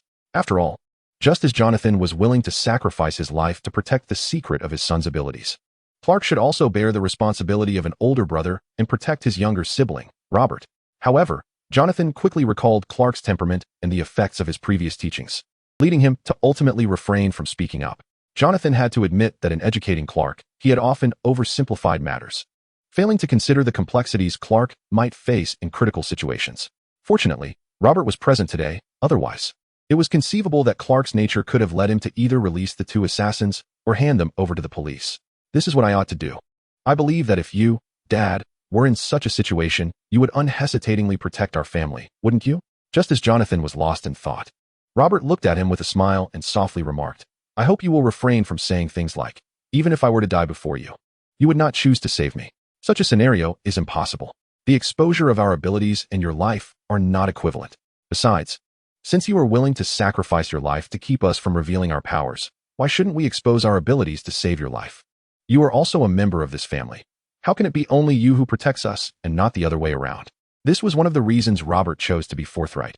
He could never accept Jonathan's previous notion that one should disregard the safety of others to conceal their abilities. You, my child, who seemed so naive for the past 15 years, now possess the eloquence and adaptability to argue your point, Jonathan chuckled appreciatively. Patting Robert on the shoulder, looking at both of his sons with earnestness, he said, "You are right. We are family, and we should protect one another. Clark, it was my oversight not to consider that you would face such complex situations. That is my fault. You have grown up. Make the choices you believe are right. Have I not already made the right choice?" Clark pondered over Jonathan's and Robert's conversation, feeling a wave of emotion wash over him. After a moment, he shook his head and smiled. At that moment, Clark suddenly felt a profound sense of relaxation within himself. He was uncertain whether he could confront everything that lay ahead, yet he sensed that he no longer needed to meticulously conceal his abilities as he had done before. The burden of suppressing his existence had become unbearably exhausting. "Have you figured out why that cursed loom had its gaze fixed upon you?" Robert inquired, observing the cipher book in Clark's hands. From the translations within the cipher book, it appeared that the loom had foretold a vision, Clark suspended in midair, revered by the masses below. The loom desires no deities to manifest in this world. Thus it instructed the Brotherhood to extinguish me before I could ascend to divinity, Clark explained as he leafed through the pages of the cipher book. "Is that all?" Robert asked, his brow furrowing in disbelief. "It saw you floating and concluded you could become a god? Why didn't it perceive my potential for divinity? Moreover, it merely glimpsed a singular vision and, without grasping your true strength, dared to seek your demise." The inference drawn from the scant information available indeed suggested such a conclusion. It seemed that this loom of fate lacked the capability to dictate the specifics of its predictions. It could only randomly observe certain images, subsequently designating targets for the Brotherhood to eliminate. Clark offered a slight analysis, speaking softly. These prophetic visions may or may not correlate with its intentions. Rather than being a mere embodiment of the Brotherhood's faith, it resembles an autonomous machine capable of foresight. You cannot fathom the utterance of those words when I stood before it. It was akin to a plea for mercy.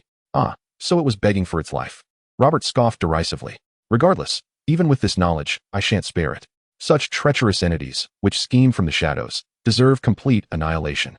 Then, it is not that you have attracted unwanted attention? Jonathan inquired, visibly relieved as he regarded Robert and Clark.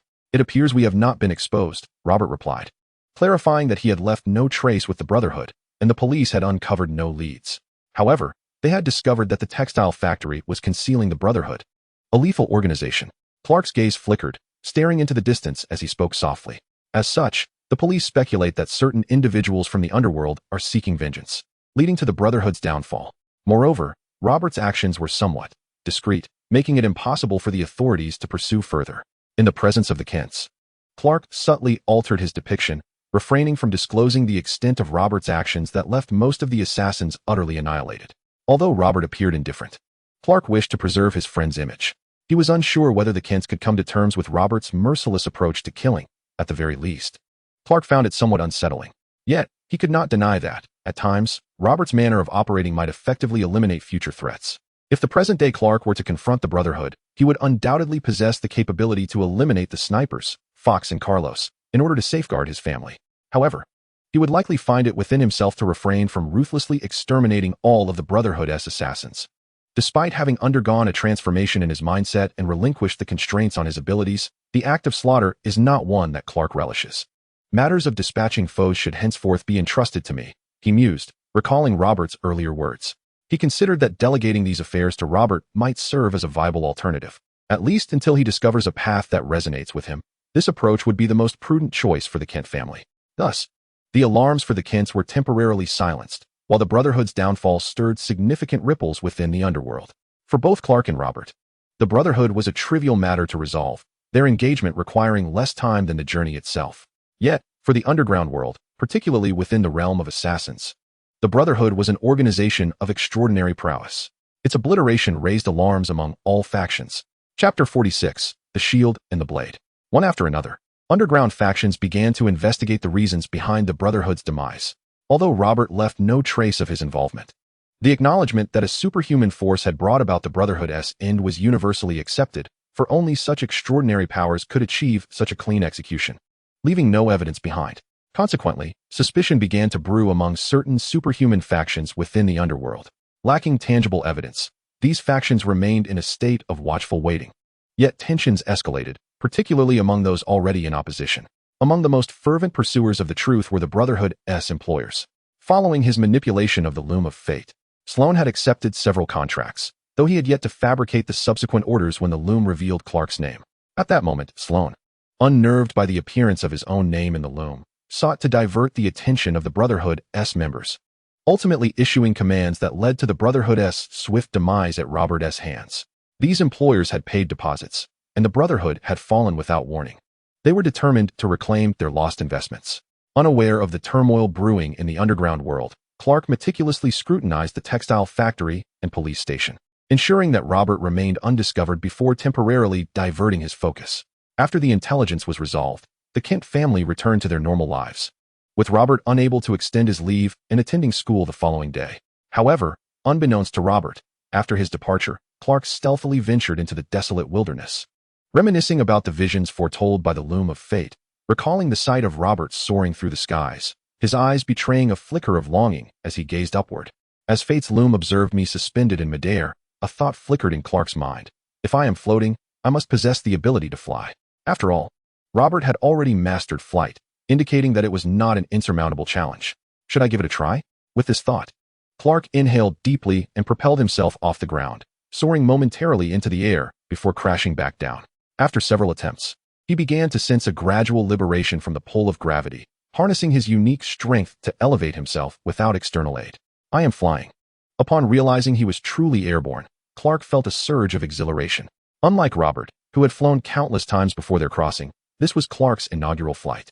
His eyes sparkled with barely contained excitement, and his lips involuntarily curled into a smile.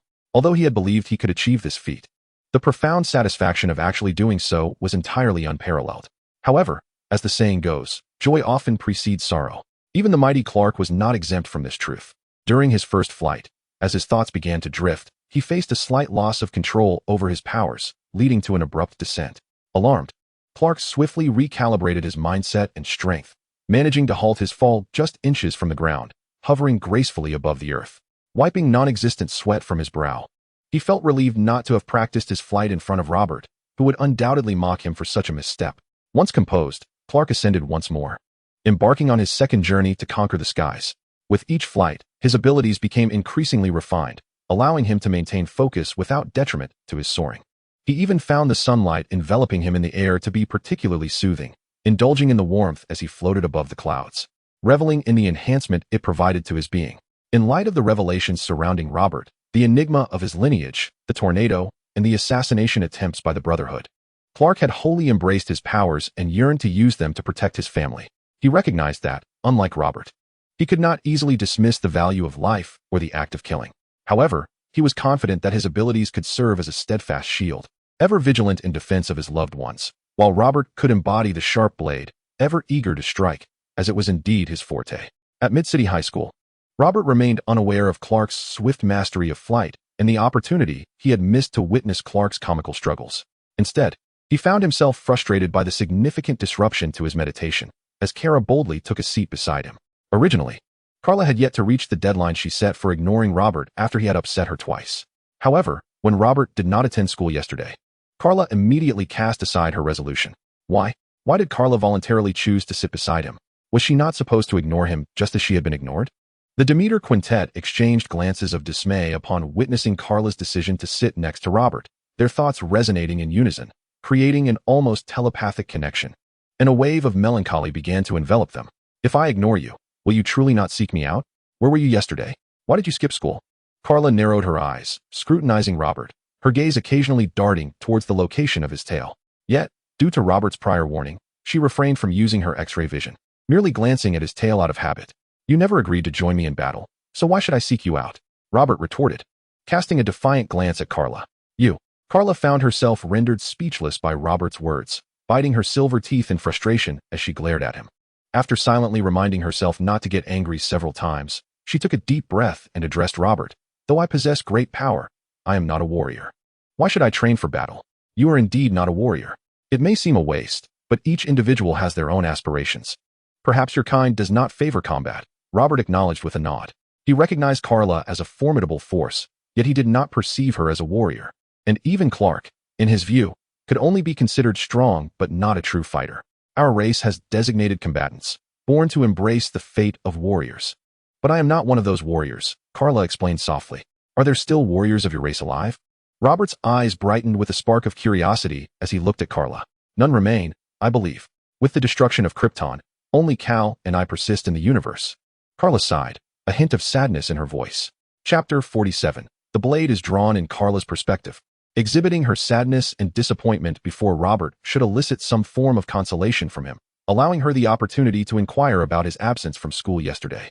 However, unbeknownst to her, Robert often found Kryptonians somewhat lacking in reasoning, unaware that he had been subtly influenced by the Saiyans, particularly Goku, in certain matters.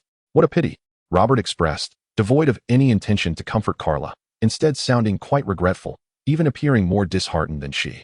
You and Clark do not enjoy fighting. How wonderful it would be to encounter a Kryptonian warrior. You, humph. As Kara overheard Robert's mutterings, her fists clenched tightly. Were it not for the confines of the school, she might have propelled Robert across the room, crashing him into the wall and attracting undue attention. Kara was utterly astonished by the peculiarity of Robert's thought process. If she had not previously examined Robert's brain structure, which bore no significant difference from that of a human, she might have doubted whether his kind possessed minds that deviated from the norms of conventional humanity. Ultimately, Kara could no longer contain herself. After casting an irate glare at Robert, she returned to her seat. Hooray! Though the members of the Dimitri group were aware that Kara and Robert had exchanged hushed words, they couldn't help but inwardly rejoice upon witnessing Kara's angry departure. Robert, however, displayed little reaction to Kara's return to her seat. He felt himself growing accustomed to her rapidly fluctuating emotions, and moreover, with Kara gone, he finally had the opportunity to meditate in earnest. Yet, as Kara observed Robert's indifference, her ire mingled with a flicker of uncertainty. She found herself entertaining the notion of engaging in a training bout with him, but quickly suppressed the thought, resolutely believing that she should not concede so easily. On a certain evening a few days later, as Robert was immersed in his training, Clark slowly opened his eyes, gazing at the setting sun with a glimmer of yearning. Resisting the urge to chase after the sun to bask in its warmth, Clark settled back down to the ground. Meanwhile, in another time zone, darkness had enveloped New York City. In a shadowy corner of the metropolis, a gang leader donned an unusual mask, clutching information meticulously gathered by his subordinates, his eyes glinting with dissatisfaction as his underlings remained silent, not daring to utter a word. This masked figure, known as Lester and nicknamed Bullseye, was a notorious assassin within the underworld, endowed with an innate precision and projection. Any object in his grasp could easily transform into a lethal weapon. Originally, Bullseye had served as a trusted aide to an underground kingpin named Gene, but recently, for reasons unknown, he had fled from Jin's clutches in disarray and established his own gang. As if a serpent in the darkness were watching Gene and his gang's every move. At that moment, Bullseye lifted his head, narrowing his eyes as he surveyed the glimmer of violence in his underlings' gazes. He asked in a low, intense tone, before the Brotherhood was obliterated, so many assassins. And you could only uncover Fox and Carlos's journey to Smallville? What of Sloan? Did that fellow truly perish? Is it conceivable that his fate-weaving device would not foretell his demise at the hands of others? Boss, we truly did our best. Before the Brotherhood's downfall, only the traces of Fox and Carlos's movements were exposed, and they subsequently vanished. We had no opportunity to act, one of the subordinates replied, his eyes reflecting despair as he looked at Bullseye with a bitter smile. With a sudden burst, a flicker of madness flashed in the target's eyes as he spat out a toothpick, piercing through the throat of his subordinate. The young man clutched his neck in agony, collapsing to the ground, his body convulsing violently as blood streamed through his fingers and pooled beneath him. His form grew increasingly cold. If he had been taken to the hospital at that moment, there might have been a chance for salvation. However, it was evident that the target had no intention of doing so. He coldly observed his subordinate's descent into death, discarding the intelligence he held into the crimson puddle. Worthless trash. As the subordinate's breath finally ceased, a frenzied light flickered in the target's eyes, only to be swiftly replaced by apprehension. His fists clenched tightly. That bastard Gene Ben had changed drastically after acquiring that talisman, insisting that he become some sort of monk, urging him towards benevolence and forgiveness. How utterly ridiculous. Originally, he had hoped the Brotherhood would divert Gene Ben's attention while he devised a way to steal the talisman. Now, with trouble brewing within the Brotherhood, And with Fox and Carlos in Smallville, he wondered if this small town truly harbored danger. Should he send someone to investigate? What if some members of the Brotherhood were still alive? He had already paid the deposit. They must first serve as cannon fodder to draw Gene Bin's fire.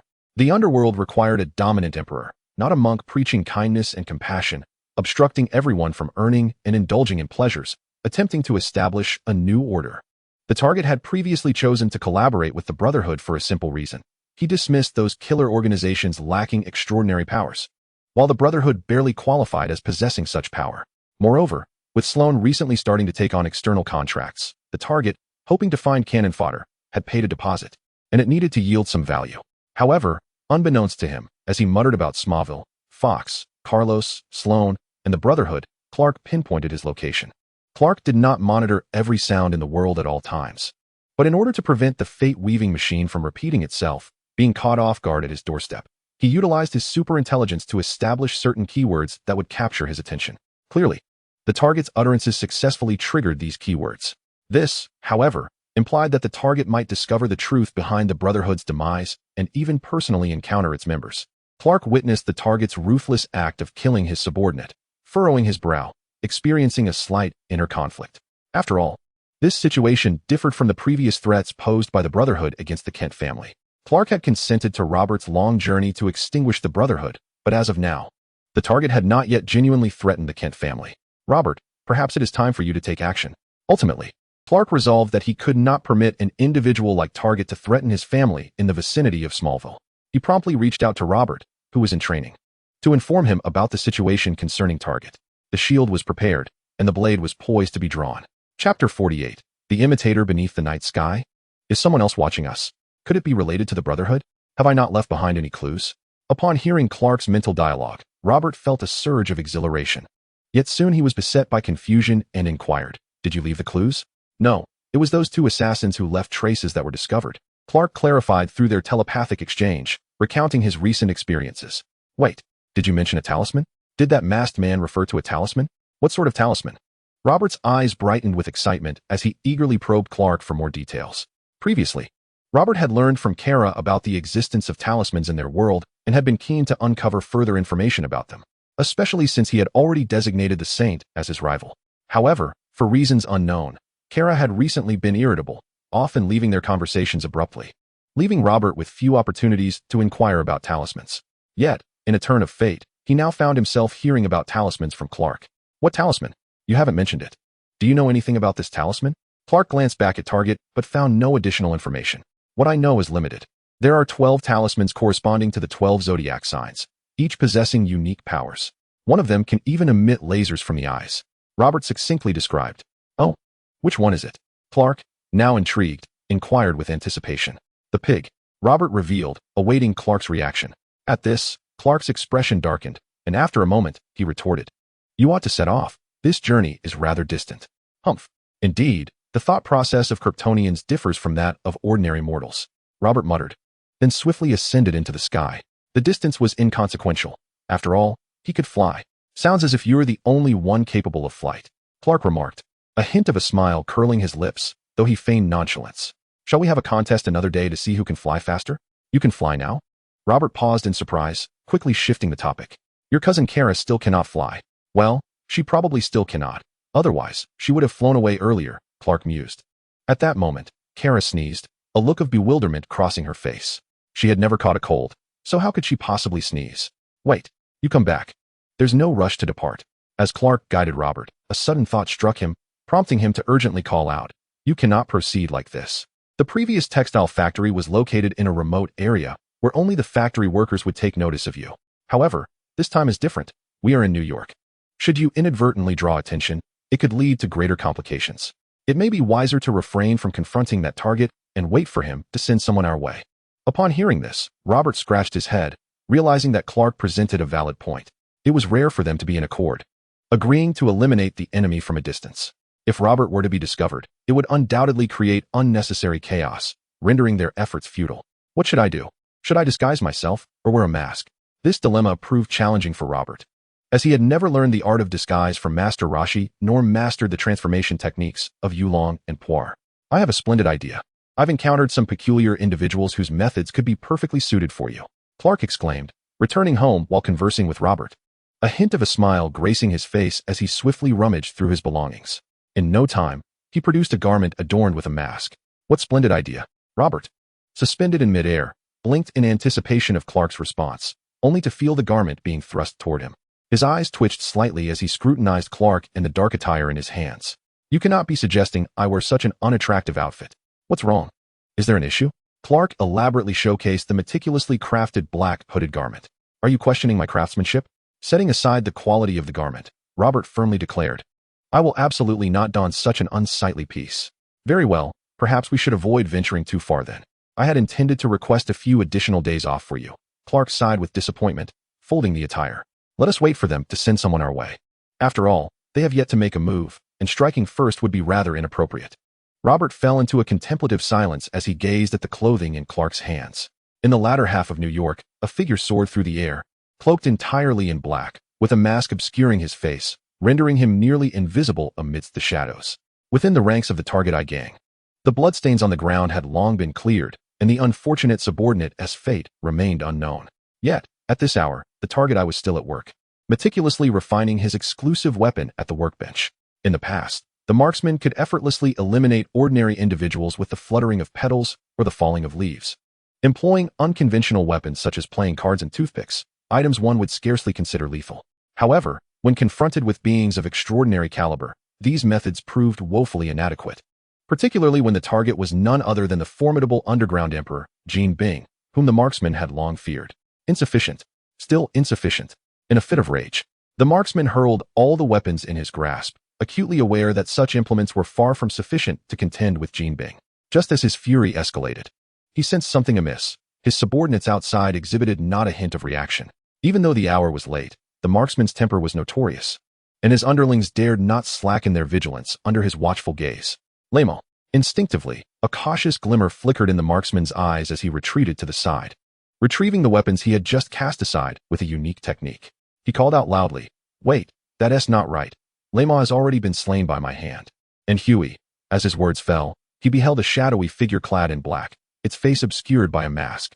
The moment he laid eyes on this apparition, the marksman was momentarily taken aback, for the mask bore a striking resemblance to his own, save for the absence of a target emblem atop the head. Are you imitating me? The marksman was instantly incensed, several silver streaks launching from his form, aimed directly at the intruder. Are you the substitute Jean Bing sent to replace me? It will not be so simple. Chapter 49. The monk Jean Bing, the figure mimicking the marksman, was none other than Robert, who had been compelled to don the hideous attire and traverse vast distances to New York, intent on resolving the impending issues. Robert had arrived brimming with indignation, for he was forced into such an unsightly garb, which naturally irked him. Even after dispatching the marksman's subordinates sent to Smallville and eliminating the other members of that faction, his displeasure remained unabated. Imitating you? Quite intriguing. Yet, as Robert observed the silver needles resembling darts hurtling towards him, he raised an eyebrow, for he discerned that their lethality surpassed that of bullets, indicating that the marksman's prowess was even greater than that of the Brotherhood. Nevertheless, no matter how formidable the weapon, if it fails to strike its target, it is rendered utterly ineffective. The marksman possessed an extraordinary throwing ability, contingent upon his capacity to lock onto his enemy's location. Zing, zing, zing. A multitude of silver needles pierced through Robert's eyes, throat, and heart. As they penetrated his form, they also breached the wall behind him. Yet, a grave expression crossed the marksman's face, for years of experience informed him that he had not struck his adversary, especially as Robert's form began to wane into nothingness. In a moment of instinct, the target's lips quivered, and his fingers deftly maneuvered, unleashing a torrent of concealed weapons that surged forth, anticipating Robert's imminent assault following his disappearance. These projectiles, hastily crafted to counter Jean Bing, though initially unsatisfactory to the target, were all he had to retaliate against the enigmatic Robert. He believed that this barrage of weaponry would compel even Jean Bing to evade their lethal trajectory. However, the target was unprepared for the reality that his weapons merely served to momentarily distract Robert. The true dilemma lay in Robert's intention to approach from behind rather than confront him directly. With a swift strike, Robert unleashed his fist towards the target. A powerful gust of wind startled the target, but his extraordinary reflexes and agility allowed him to pivot just in time. With precision, he released several silver needles while raising his arms to shield his torso. In this moment, the target exhibited prowess far beyond that of the Brotherhood's assassins. Even their top killer, Carlos, and the leader himself paled in comparison. The Brotherhood merely grazed the extraordinary, while the target truly resided within that realm. Regrettably, he underestimated Robert's strength and reaction speed.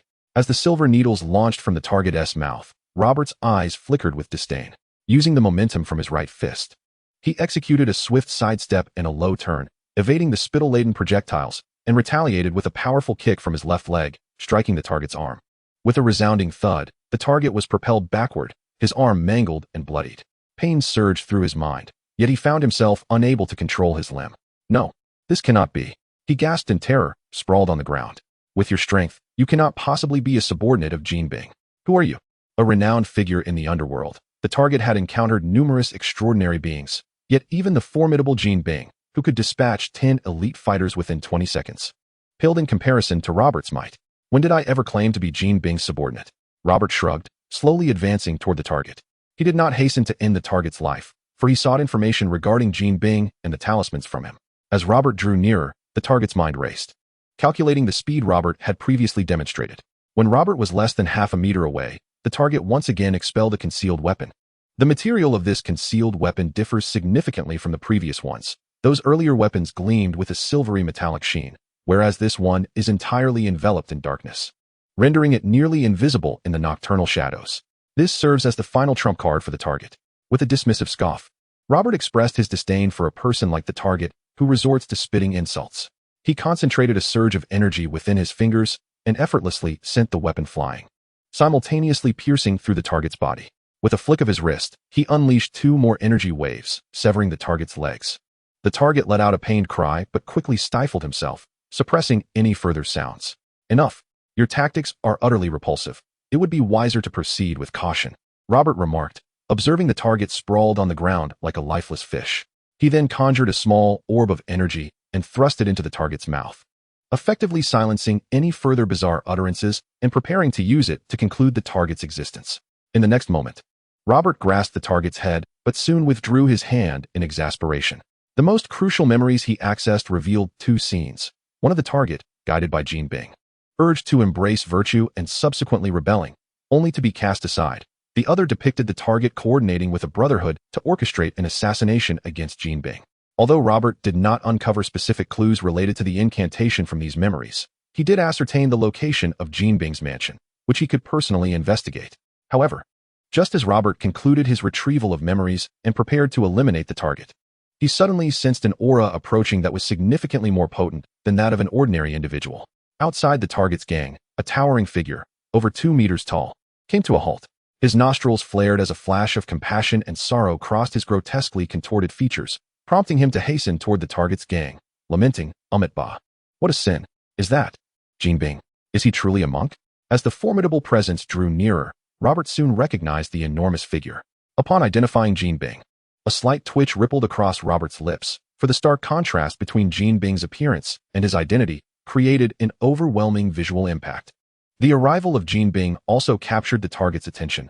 Sounds emanated from his throat, the result of the energy wave lodged within his mouth, which prevented him from pleading for Jean Bing's assistance. After all, Jean Bing had merely instructed him to embrace virtue and become a monk. Now, Robert intended to take his life. The target, unwilling to meet his demise, pondered that if Jean Bing could extricate him from Robert's clutches, he might endure as a mock monk under Jean Bing's command for a while, feigning benevolence and engaging in charitable acts. Chapter 50. Truly fighting oneself. Amit Ba, dear benefactor, would you grant Lester a reprieve? As the saying goes, when will grievances cease? Rather than committing the sin of murder, why not allow him to spend the rest of his days redeeming the wrongs he has committed? Jean Bing seemed to understand the plea for help emanating from the target's eyes. With his hands clasped together, a glimmer of genuine compassion emerged from his otherwise brutish visage as he softly addressed Robert. Observing the incongruity of Jean Bing's presence, Robert fell into a momentary silence. He possessed a fair understanding of the monk's profession. After all, in the Dragon Ball world, Krillin was a monk from the Doring Temple. And prior to his arrival in this realm, Robert's homeland had a long-standing Buddhist heritage, with numerous literary and cinematic works featuring monks. Yet, regardless of their moral standing, most monks typically exhibited a benevolent appearance. In contrast, the towering Jean Bing, with his muscular physique and an abundance of facial flesh that rendered even a smile a Herculean task, appeared far more menacing than even the infamous Lu Zhishan. I am afraid not, Robert replied, quickly regaining his composure. He had no intention of altering his approach merely to obtain talismanic information from Jean Bing. Given that this target posed a potential threat to his family in Smowell Town, Robert was determined not to let him escape unscathed. With a resounding boom, as Robert's words echoed, the energy wave within the target erupted violently, spewing forth a torrent of blood from his mouth and nostrils. Soon, the life force of the target waned, leaving him lifeless. Bah, how unfortunate, Jean Bing remarked with a shake of his head, expressing regret. The benefactor, Lester, committed numerous sins throughout his life. I had intended to guide him toward virtue, allowing him to atone for his past transgressions. However, it appears he must now languish in hell. Is there truly a hell? Robert's eyes brightened at the mention. The hell of the Dragon Ball world was inhabited by numerous formidable beings. Although he was uncertain whether Kryptonians were subject to hell's jurisdiction. If this realm indeed possessed a hell, Robert might one day encounter the Kryptonian warriors that Kara spoke of in the afterlife. Indeed, hell exists, Jean Bing affirmed. Gazing at Robert, I have encountered a great lord of hell who claimed my soul, declaring me an unparalleled villain, a natural-born devil. However, upon seeing you, young benefactor, with your innate murderous aura and indifference to life, I suspect that Lord would also take a keen interest in your soul. Thus, to avert such a fate, it would be prudent for you to join me in diligently studying the teachings of Buddhism, accumulating virtue and good deeds, and striving for ascension to the Western paradise, thereby escaping the threats of the abyss. Robert was taken aback. Is he truly unwell? I have heard that you have acquired something known as a talisman. Might you share what type of talisman you have obtained? Robert, disinclined to continue the philosophical discourse with Jean Bing, seized the opportunity to clarify the matter of the talisman. Did you come here for that? Jean Bing cast a bemused glance at Robert, then withdrew a half of a talisman from his bosom, softly stating, I apologize, young benefactor. But this talisman cannot be bestowed upon you just yet, as I have yet to fully resolve its issues. Once I have thoroughly addressed them, I shall present it to you in its entirety. Perhaps it may assist you in becoming a truly benevolent individual who cherishes life, just as it has aided me. The mention of a half-talisman sparked a flicker of recollection in Robert's mind, reminiscent of a scene featuring two dragons in collaboration, which led him to recall the name of the talisman in Jean Bing's possession. However, just as Robert was poised to articulate his thoughts, he abruptly turned his gaze outward, sensing multiple presences approaching in organized formations. Jean Bing, still clutching the half-talisman, also glanced towards the source of the commotion. For the talisman in his hand was emanating a faint warmth, directing his attention outside. Don't run. Stop. Soon, a cacophony erupted outside, reminiscent of a pursuit. Robert. There is someone outside who looks exactly like Jean Bing. Clark's voice echoed in Robert's mind, cautioning him to be wary and retreat if things appear amiss. Without causing too much disturbance. Fear not. Even in my absence, they would create a ruckus. Robert shrugged, eagerly anticipating the emergence of the dark Jean Bing outside. I've got you. However, just as the dark Jean Bing came into Robert's view, a rather portly figure, slightly taller than the dark Jean Bing, wrapped his arms around him, gruffly declaring, You won't escape. Hand over the talisman. True. Robert blinked in recognition of the hefty man's identity. Yet, to Robert's astonishment, as True had just seized the dark Jean Bing's form, he received a devastating blow.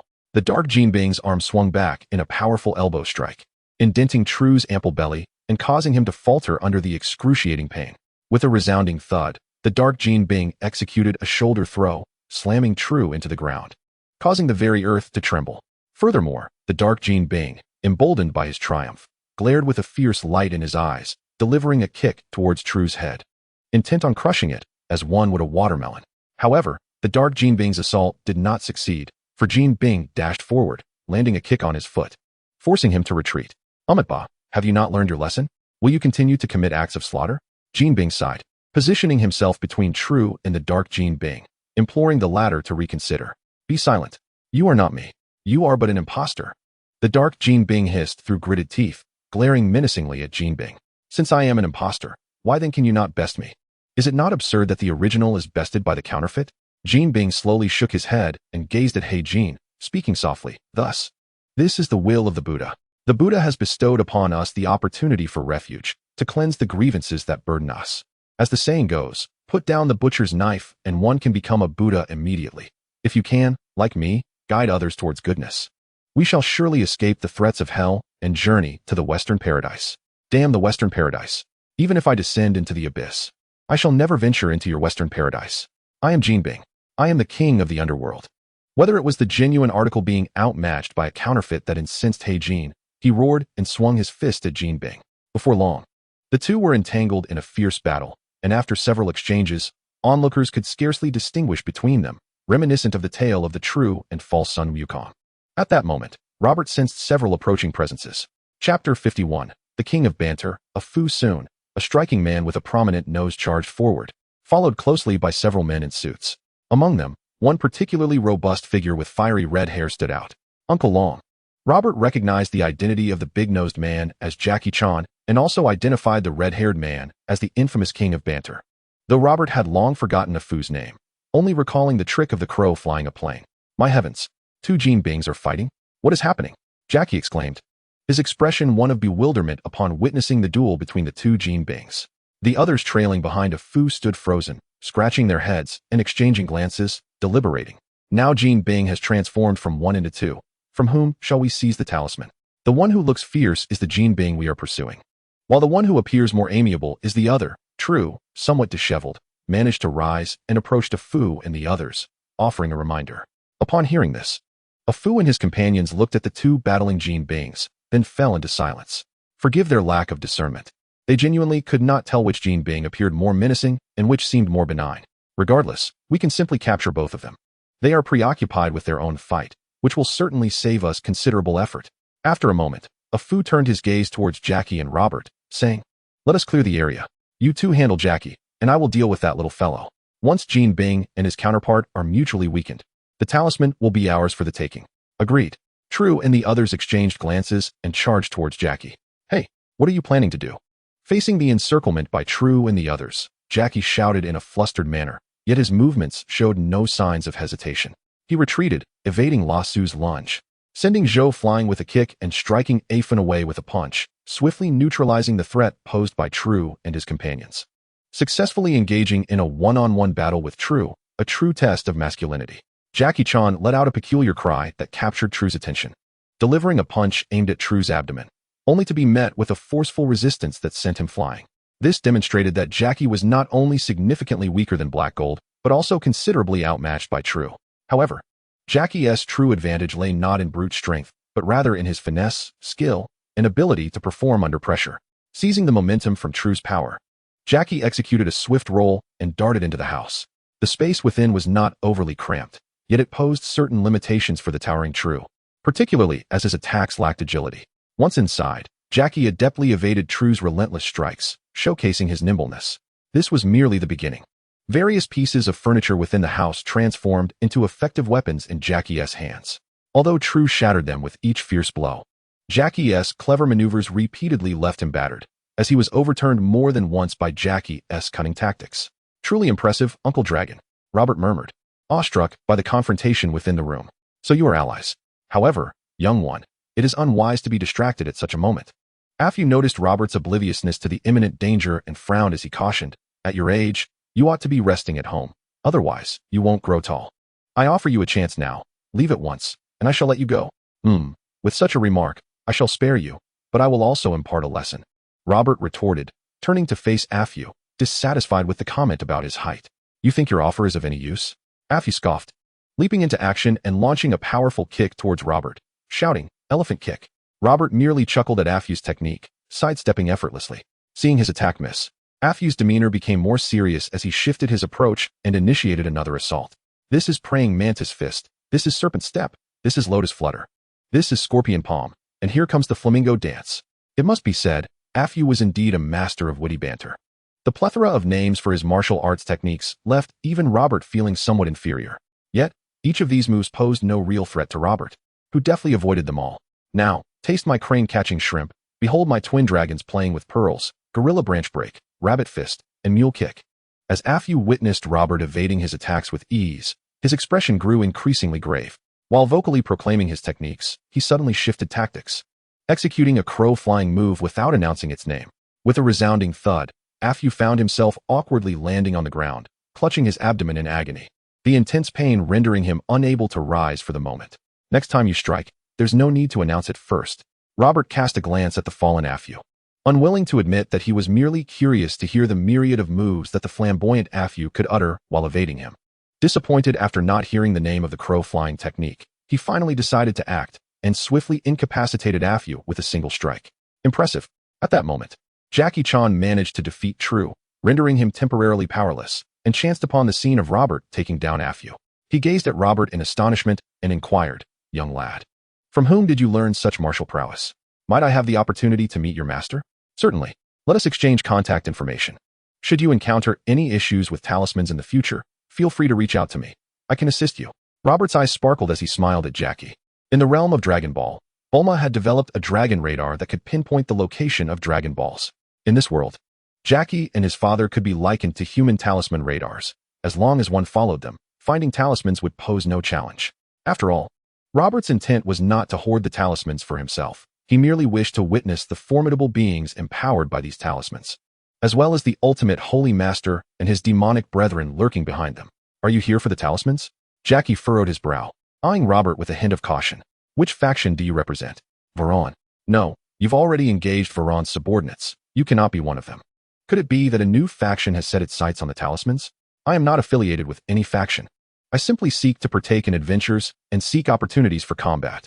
After all, those who obtain talismans possess considerable strength, much like the two currently engaged in battle." "They are formidable opponents," Robert remarked, gesturing towards the two golden beings with a smile.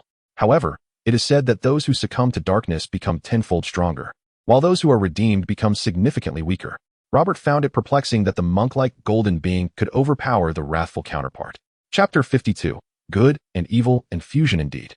Robert was different from others. He could distinctly discern the difference between the monk-like golden being and the darker golden being through their energy. What perplexed him was that both were transformed from the same tiger talisman, exhibiting equal strength and theoretical prowess. Why then could the monk-like golden being dominate the dark one? Was it not said that those who embrace darkness become stronger? Dark golden being truly brings shame to the realm of darkness. Previously, when I stealthily followed Varan's subordinates to the golden building, the golden being who arrived before us was initially imprisoned, inadvertently released by Afu and his companions. Jackie scratched his head and murmured, "So, he was never truly a match for the other golden being? By the way, do you genuinely intend to confront those two? Their power far exceeds that of Afu and his companions, and more importantly, their strength and defense are on an entirely different scale." Jackie Chan glanced at Robert, then at the two golden shadows. Robert, standing at a modest height of 1.61 meters, was dwarfed by the towering presence of the two golden shadows, each nearly 2.1 meters tall. Despite Robert's recent display of impressive skills, Jackie did not believe he could contend with either of the golden shadows. With a resounding thud, as Jackie finished speaking, the black shadow was slammed to the ground by the golden shadow, causing the very earth to tremble. The golden shadow then locked the black shadow in a firm grip, denying him any chance to retaliate. "Why? You are merely an imposter. I am the emperor of the underworld, the true golden shadow. How could you defeat me?" The black shadow, having previously been vanquished and imprisoned by the golden shadow, could once excuse his defeat as a lack of preparation. However, facing defeat again was a bitter pill to swallow. "It is because I know my former self all too well."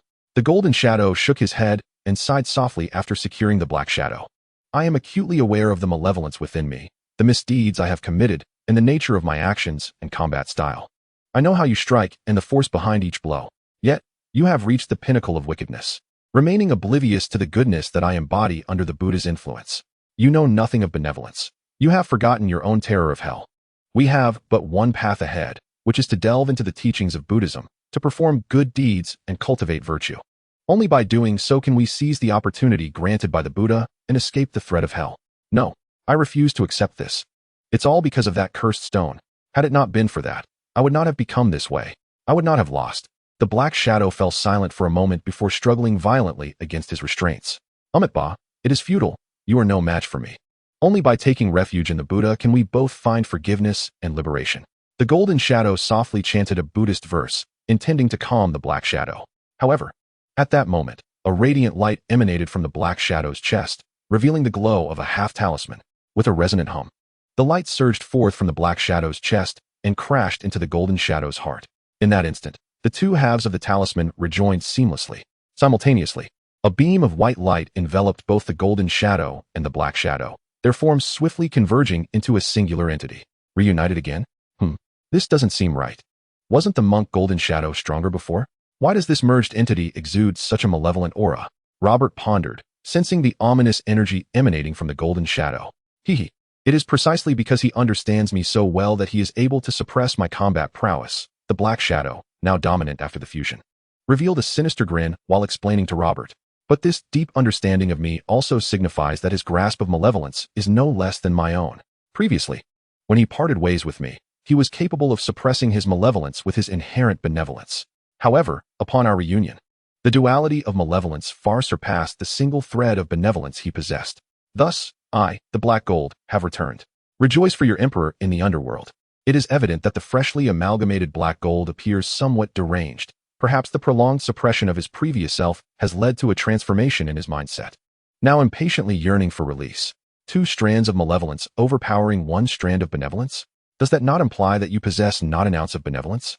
Robert raised an eyebrow, gazing at Black Gold with astonishment. I am the singular, recognized sovereign of hell, a paragon of malevolence, a born demon. Why should I possess benevolence? Were it not for this cursed talisman, I would not entertain such a futile concept. Black Gold gripped the talisman tightly, initially speaking through gritted teeth, then erupting into maniacal laughter. Ha ha ha. Yet, this talisman has granted me unprecedented power. I can sense my strength has magnified beyond measure. Once I eliminate you, no one shall remember the past, and I shall further expand my dark empire.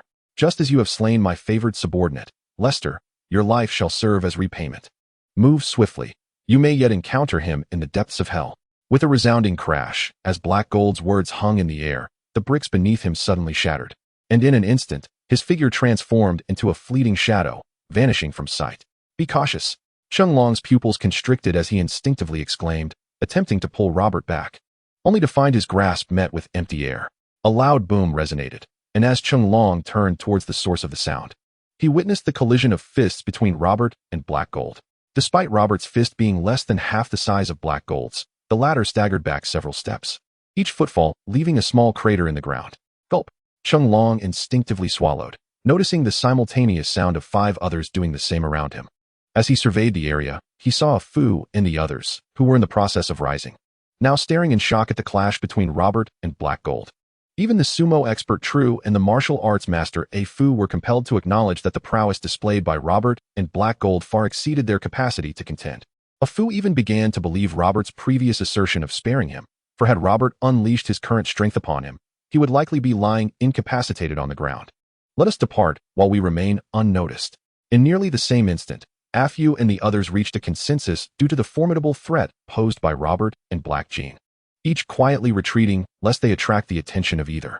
Chapter 53, Human Sandbag.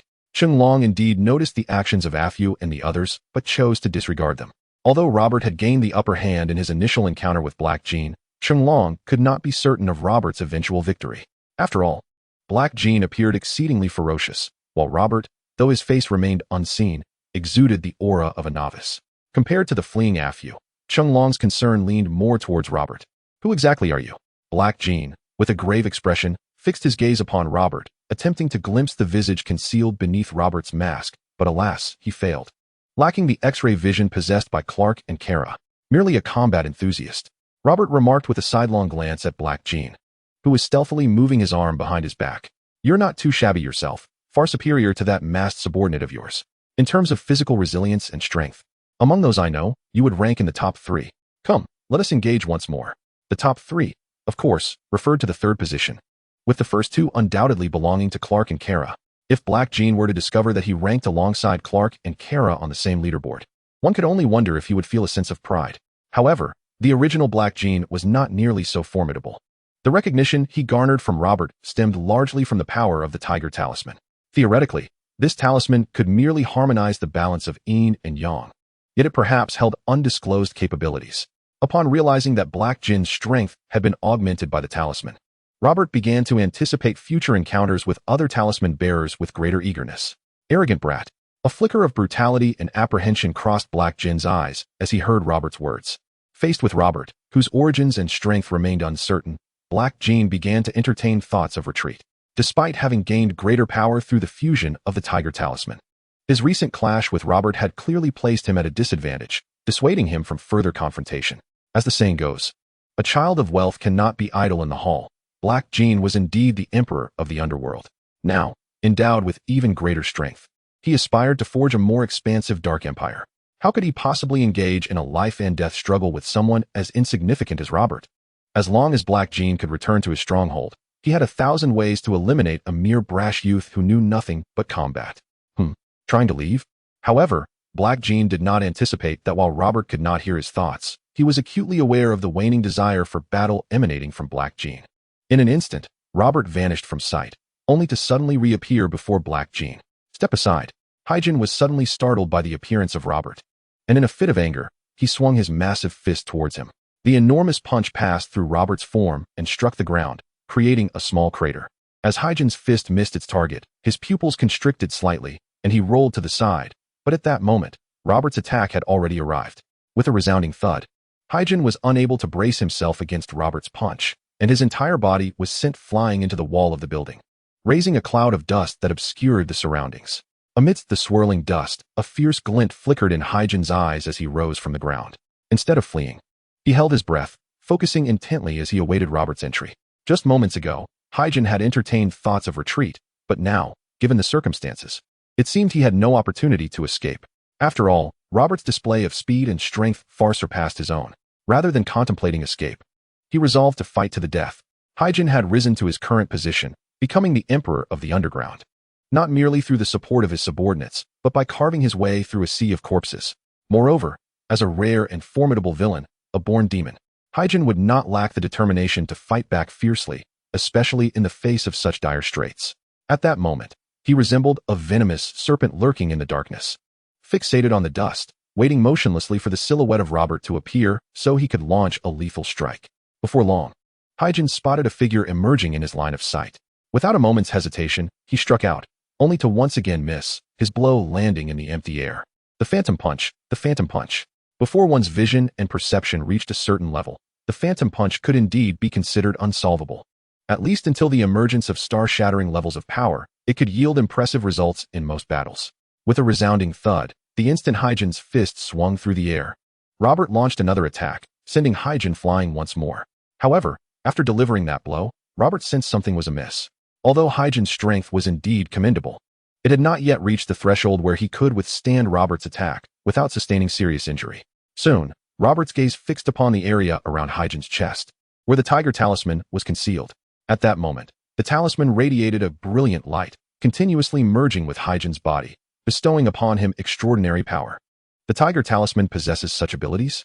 Robert raised an eyebrow, as his understanding of the talisman's capabilities had been limited to its ability to separate two distinct personalities. However, it seemed that the talisman was currently maintaining Hyjin's body at a certain equilibrium, preventing any severe injuries from manifesting. Nevertheless, the more powerful the tiger talisman appeared, the more exhilarated Robert became. Despite the formidable strength of black gold, it pales in comparison to Robert's prowess, merely serving as an appropriate punching bag. Bang, bang, bang. The thunderous sounds echoed as Robert's figure continually vanished from black gold's sight, being sent flying time and again, even executing an aerial infinite combo. Though black gold appeared to be momentarily unscathed, the target base was left in ruins. Fortunately, the target had already been dispatched by Robert, alleviating any concerns about the owner seeking compensation. You cannot vanquish me. I concede your might, yet let today's affair conclude here. It is more prudent to resolve grievances than to foster enmity. After all, it is merely a Lester, whose demise holds little significance. Though Black Gold contemplated retaliation against Robert's onslaught, the insurmountable disparity in strength and speed rendered him incapable of mounting a counterattack.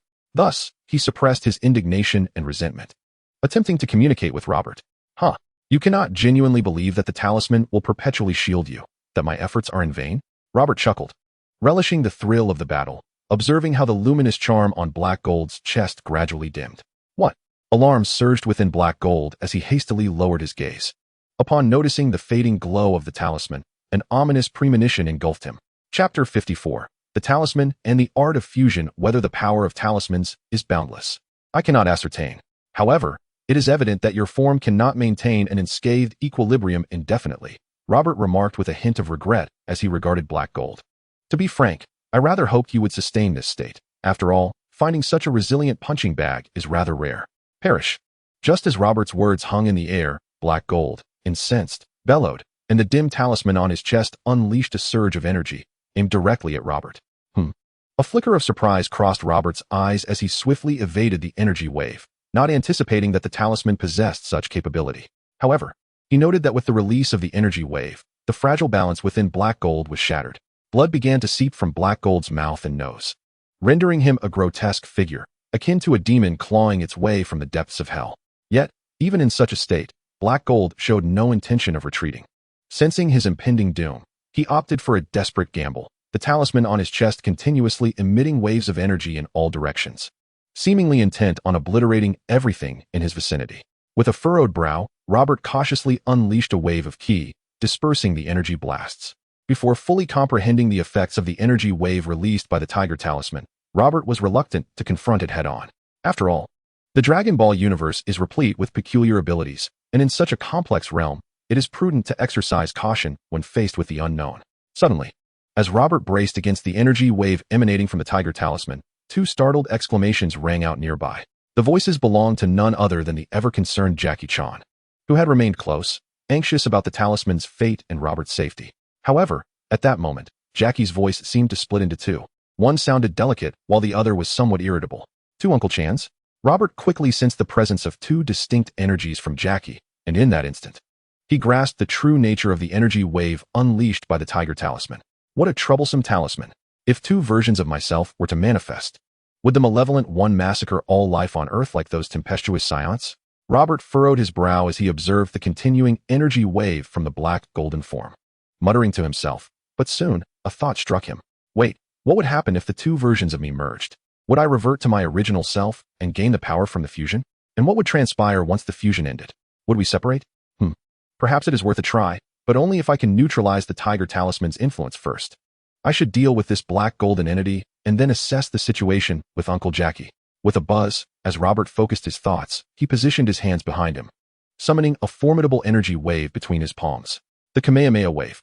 Initially, Robert intended to announce his attack, but recollecting his prior conversation with Apu about launching a strike without the need for a declaration, he bit his tongue to suppress the urge to shout. Boom. In the next moment, the Kamehameha wave surged forth, repelling the energy wave of the Tiger Talisman and resulting in a violent explosion. Thud.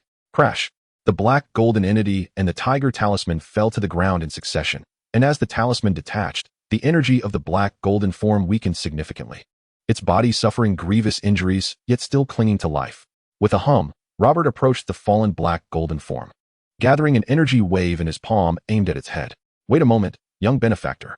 At that instant, the energy of the black golden entity shifted dramatically, revealing a voice tinged with weakness as it looked up at Robert.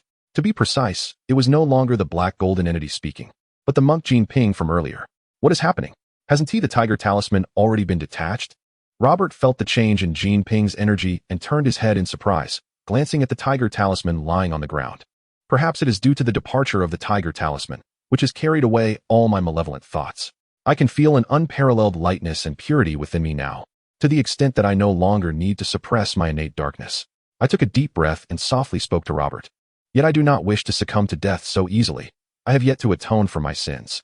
Should I perish in my current state, I would undoubtedly fall into the clutches of that infernal lord. Isn't that even better? Robert shrugged. You have embraced Buddhism. Have you not heard the vow that one must enter hell? Once you descend, will you not have the opportunity to display your prowess? You jest. My strength would be negligible in hell. How could I even compare myself to the bodhisattvas? Jinping replied with a bitter smile. Then I am unable to assist you. Robert's gaze flickered, suddenly infused with excitement. How about this? You linger in hell for now, and when I venture there, you could help me find formidable opponents to battle. What do you say? Jinping nearly choked on Robert's words, his expression one of despair as he sighed. Can you truly not spare me? Given the current circumstances, it is indeed quite challenging to grant you mercy. Robert gestured to the energy wave in his hand, his tone tinged with resignation. I cannot die. Not only because I have yet to cleanse my sins, but more importantly, if I, the Underground Emperor, were to perish, it would throw the entire underworld of Hell's Kitchen and even New York into chaos. Countless lives would be lost as a result, deepening my transgressions. Jinping inhaled deeply, gazing at Robert as he lamented. What is that to me? Robert remained unperturbed. This world does not cease to function with the absence of anyone. Should one Underground Emperor fall, another will rise in their stead. What significance does it hold? Meanwhile, Robert's mind echoed with Clark's voice. He is not our target this time. If he genuinely seeks the good and can maintain stability, perhaps you may spare his life? You seem to make a valid point. Robert raised an eyebrow at the suggestion. For him, the decision to take Jinping's life held little weight. Whether Jean Bing was virtuous or could sustain the stability of the underground world was equally inconsequential. After all, he could eliminate Jean Bing at any moment. What truly mattered was the feasibility of the experimental Tiger Talisman and fusion technique, which required a reliable overseer capable of suppressing unforeseen events. Clark, who had been merely observing, was undoubtedly the most suitable candidate. Chapter 55. Preparing for the splitting of personas. Why is Robert so accommodating this time? Clark, far away at home, was momentarily taken aback by Robert's unexpected agreement with his viewpoint, and he began to ponder with a hint of suspicion. Clark, I require your assistance after I release this golden talisman. Oh, and do remember to craft yourself a similar attire to conceal your identity. At that moment, Robert's voice echoed in Clark's mind, causing his expression to stiffen momentarily. Instinctively, Clark glanced at Robert, clad in his grotesque masked uniform, feeling as though he were lifting a stone only to drop it upon his own foot. Perhaps I should simply have Robert eliminate that golden talisman. A fleeting thought crossed Clark's mind, but he sighed and dismissed it. Clark had meticulously observed the notorious Hell's Kitchen in New York, a locale rife with gangs and rampant vice. Yet, the existence of the golden talisman maintained a peculiar balance within the chaos, akin to the power of a talisman of authority. Perhaps it is precisely because of this that the golden talisman is able to harness and exert such power. Clark mused that if the golden talisman could indeed cleanse sins and ameliorate the circumstances of Hell's Kitchen, it would be a boon for the inhabitants of that place. Very well, I understand. I shall arrive shortly. With that, a myriad of thoughts rushed through Clark's mind as he reluctantly informed Robert and proceeded to stitch together the exclusive night attire for the Kent family. Alas, young benefactor, you truly possess a heart of iron. Today, due to past deeds, I shall face this fate for several days. It is a consequence of my own making. I have laid down the sword, yet the opportunity to attain enlightenment eludes me. Unbeknownst to Robert, who had reached a consensus with Clark regarding the golden talisman, he sighed and addressed Robert in a hushed tone. Perhaps you should delve deeper into Buddhist scriptures to mitigate the aura of death that clings to you. Otherwise, it is only a matter of time before the Lord of Hell sets his sights upon you. As the saying goes, when one is on the brink of death, their words may hold wisdom. I hope the young benefactor will remember my counsel. By the way, your companion has been split into two due to the talisman's power. Only the strength of the talisman can reunite them, as long as they hold it together. Thank you for your reminder. I shall go fetch them. Robert retracted the energy wave in his hand, intending to avoid any unforeseen incidents before Clark's arrival. As Robert's words faded, he vanished from his location, reappearing on the opposite side of the target gang's headquarters, where two combatants were engaged in a vigorous fight, utilizing furniture and various tools as their weapons. How can one defeat a dragon in Furniture City? By flooding Furniture City with dragons. However, a stark contrast existed between the two battling dragons. The weaker one remained in a state of passive defense, never daring to attack, while the fierce one displayed an expression of fury, clearly incensed by its inability to subdue the weaker counterpart. As Robert appeared, observing the duel between the two dragons, they too took notice of him. Could you lend me a hand? He is quite fearsome. I am no match for him. The weak version of dragons seemed to possess a hint of effeminacy. Kid, I advise you not to meddle in affairs that do not concern you. I am aware of your capabilities, but I am not easily intimidated.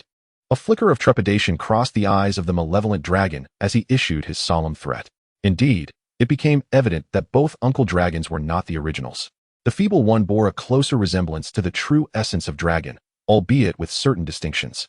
With the addition of this experimental subject, Robert nodded in understanding, calculating his next move.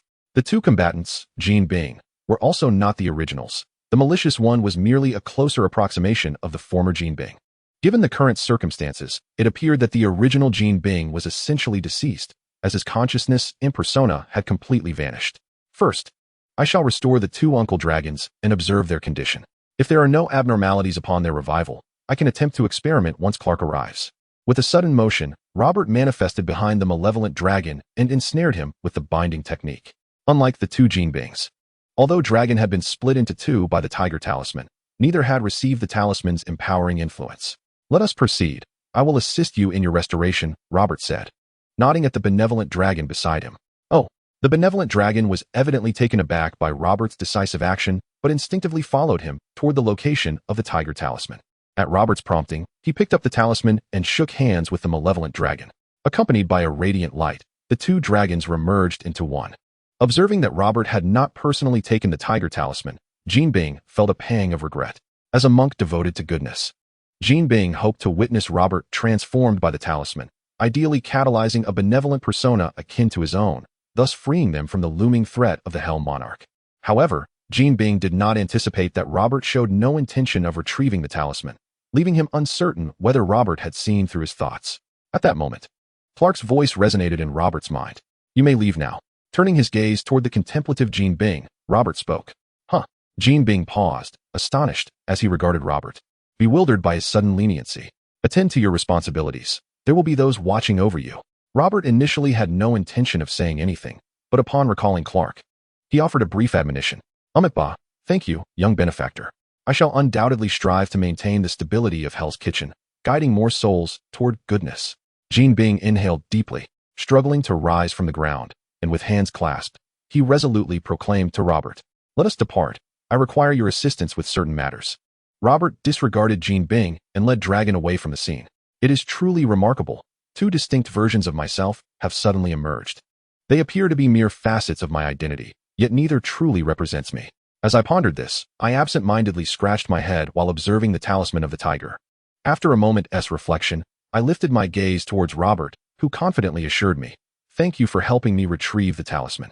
If you require any assistance, simply express your needs, and I shall oblige." I wish to utilize the talisman to manifest two divergent personalities, Robert earnestly declared, his gaze fixed upon me. "What?" I exclaimed, caught off guard.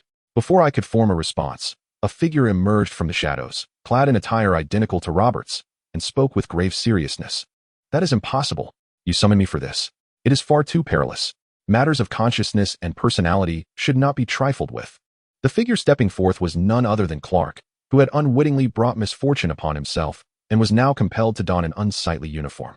He had witnessed the events that transpired between Jean Bing and me, and he could not restrain himself from opposing Robert's reckless intention to use the talisman to bifurcate his personality. After all, the talisman had the power to transform Jean Bing, a formidable figure known as the born devil by the Lord of Hell, into a devout monk, underscoring the talisman's formidable nature. Thus, Clark was unwilling to let Robert take such a risk, viewing him as someone whose self-destructive tendencies had suddenly flared up, akin to his previous request for me to nearly incapacitate him. While I may not know who he is, I find his argument quite compelling. You have not experienced the ordeal I just underwent. Thus, you may not comprehend the gravity of the situation, I warned Robert, startled by Clark's sudden appearance, but quickly regaining my composure to counsel him. When the power of the talisman struck me, my consciousness remained. Yet it felt as if I was absent. I could sense two distinct versions of myself in conflict, but I had no control over them. Had you not helped me obtain the talisman, I fear I would have been irretrievably lost. Therefore, I strongly advise against you invoking the power of the talisman, especially since I have heard from my father that its power is rumored to stem from a demon. Do not fret, I am well aware of the risks." Robert replied with a confident smile, choosing to disregard my concerns. Instead, he engaged in a mental dialogue with Clark, saying, "Besides, you are here, are you not? You must already know how to assist me in regaining control. At that point, simply let the benevolent version of me cooperate with you. Oh, and do ensure that you do not come into direct contact with the talisman. If I lose control, you must be able to suppress me, should a malevolent personality emerge. Your benevolence may not stand a chance against it." Robert understood Clark's current disposition quite well, despite the recent events that had significantly altered Clark's approach. His inherent kindness remained intact, albeit now coupled with a resolve to protect his loved ones. If the Tiger Talisman were to manifest an even more benevolent Clark, it would undoubtedly be no match for the malevolent Clark. Robert even harbored doubts that the malevolent Clark might surpass the ferocity of the Ion and obliterate the entire civilization of Earth. Hence, Robert took the precautionary measure of warning Clark. Upon hearing Robert's words, Clark instinctively glanced at the Tiger Talisman in Long's hand and had to concede that Robert's concerns were quite valid. Compared to Robert's potential loss of control, his own would indeed be far more terrifying, a notion that even instilled a degree of fear within him. "Why must you differentiate into distinct personalities?" Clark inquired, having resolved to distance himself from the Tiger Talisman, still perplexed by Robert's insistence on recklessly harnessing its power. "I have a small experiment to conduct. Fear not. Even if it fails, it will simply revert to its original state," Robert replied with a smile, envisioning a peculiar duet in his mind. "Very well. Then let us find a secluded place." Clark sighed softly, turning to Chung Long and stating that he would require him to safeguard the Tiger Talisman. "Do we truly need to use the talisman?" "All right." Chung Long scratched his head, and just as he completed his sentence, he suddenly felt his body lighten. Before he could react, he was transported to the wilderness. What just happened? Was I flying? Can you all fly? How did you accomplish that? Once Qinglong regained his composure, he looked at Robert and Clark, peppering them with questions. Just a little trick. Now, hand over the talisman to me. Robert shrugged, offering no further explanation as he took the tiger talisman from Qinglong's hands. With a resounding hum, as the tiger talisman fell into Robert's grasp, a radiant light emanated from it, enveloping Robert's form. He tossed the talisman to Qinglong, and his figure gradually split into two. Is this what differentiating personalities means? Even without the talisman's power, my strength remains unchanged, the benevolent Robert mused, examining his hands. No, you are still too weak to share the same name as me. There can only be one Saiyan in this world, and that is I. Before the benevolent Robert could complete his thought, he was interrupted by the fierce voice of the malevolent Robert. Must you act this way? We are inherently one. Why resort to violence? It was evident that the benevolent Robert was distinct from Robert's true self, who would surely perceive a clash between the two personalities as a valuable opportunity for strength enhancement. You coward. You are unworthy of being called a Scion. You do not deserve the name Robert. The benevolent Robert's words instantly provoked the malevolent Robert, who launched an attack while roaring, "Dream on if you think I will fuse with someone like you." With a thunderous crash, before the malevolent Robert's attack could take effect, Clark decisively suppressed him. Beside him, the gentle Robert shrank his neck, casting a wary glance at Clark and muttering softly, "How ruthless, how terrifying." "You two should follow Robert's original plan," Clark said, his expression growing chilly as he fixed his gaze on Robert's two personas. To Clark, his only brother was Robert. These two distinct personalities, no matter how similar they appeared to Robert, were not his brother. Should they fail to adhere to Robert's plan, Clark would show no mercy. "If we must act, why be so fierce about it?" Robert murmured, shrinking back slightly. "Humph. One day, I shall surpass you and overpower you." The malevolent Robert shot a glare at Clark and spoke in a low voice. "No. Once I fuse, perhaps I will be able to subdue you." Fusion. Huh. Accompanied by an awkward dance, the fingers of the two Roberts successfully touched, and perhaps due to their inherent unity, the merging of their essences proceeded without error. A radiant glow enveloped the two Roberts, obscuring the events taking place within, while the tiger talisman also emitted a fierce light, which then dimmed slightly, as if its power had been siphoned away, causing the talisman to tremble faintly. Just as the light began to fade, the tiger talisman suddenly blazed with brilliance once more, and all the luminescence swiftly returned to the talisman's core, rendering it devoid of any residual power, akin to an ordinary stone. "Is it successful?" Robert's voice soon echoed, and as the light dissipated, he stood there in a changed outfit, sensing his own power, unable to suppress a murmur. Yet another failure? Why do I feel that the amplification of power post-fusion is minimal? Is it due to my own fusion, or has the talisman's power limited the merging? Chapter 57. Achieving cooperation. My power. My power has been stolen by a detestable thief. Damn it. Who could it be? Valen. Find out who has taken my power. Just as Robert expressed his dissatisfaction with the lack of power enhancement post-fusion, deep within a secret base, a dragon-shaped statue suddenly roared with fury, its voice shaking the entire room. Shortly after the Master's roar, Valen appeared, clad in a green suit. Though not conventionally handsome, his white hair lent him an air of authority, ensuring he did not falter in the face of the Master's wrath.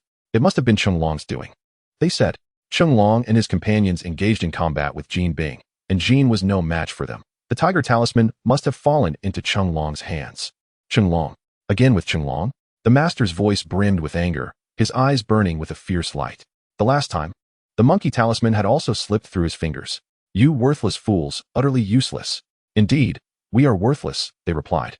"So we wonder if the Master possesses a means to bestow upon us formidable power, enabling us to defeat Qinglong and assist you in reclaiming the talisman." Valen, upon hearing the words of the Holy Master, exhibited no signs of anger. Instead, he regarded the Holy Master with a calm demeanor and spoke. "To attain formidable power, one need only bring back a talisman. Whether it grants you extraordinary strength or bestows upon you immense wealth is of no concern. Yet, you cannot even return with a single talisman, and you dare to bargain with me?" The Holy Master, fixing his gaze upon Valen's eyes, spoke sternly. "Very well. It seems we have disappointed you, my lord. When we receive news of a talisman next time, we shall certainly bring it back to you. I only hope that you will not go back on your word." Valen bowed slightly to the Holy Master as a sign of respect before turning to leave, leaving the Holy Master's statue alone in the cold confines of the base's chamber. "Go. Inquire about the progress of the monkey talisman research from Baron Strack." After departing, Valen swiftly instructed his subordinates. Clearly, although the tiger talisman had not come into Valen's possession this time, the monkey talisman alluded to by the Holy Master was not with Qinglong, but had been seized by Valen, who had somehow concealed this from the Holy Master. Yes, My subordinates quickly acknowledged the command. And we must also ascertain the whereabouts of Alice and her organization. The rat talisman is in their possession and must be reclaimed. There may be a connection between the rat talisman and the monkey talisman, Valen contemplated, issuing further orders. Last time our men perished without transmitting any useful intelligence. I do not wish for my subordinates to be so ineffectual again. After all, I do not harbor incompetence here. Yes. His subordinates trembled slightly at his words, hastily responding. By the way, the talisman seems to have malfunctioned. It suddenly shone brightly, and then dimmed in an instant, transforming into an ordinary stone. Meanwhile, Qianlong was momentarily taken aback when Robert suddenly changed his appearance and attire. Regaining his composure, he pointed hesitantly at the tiger talisman in his hand.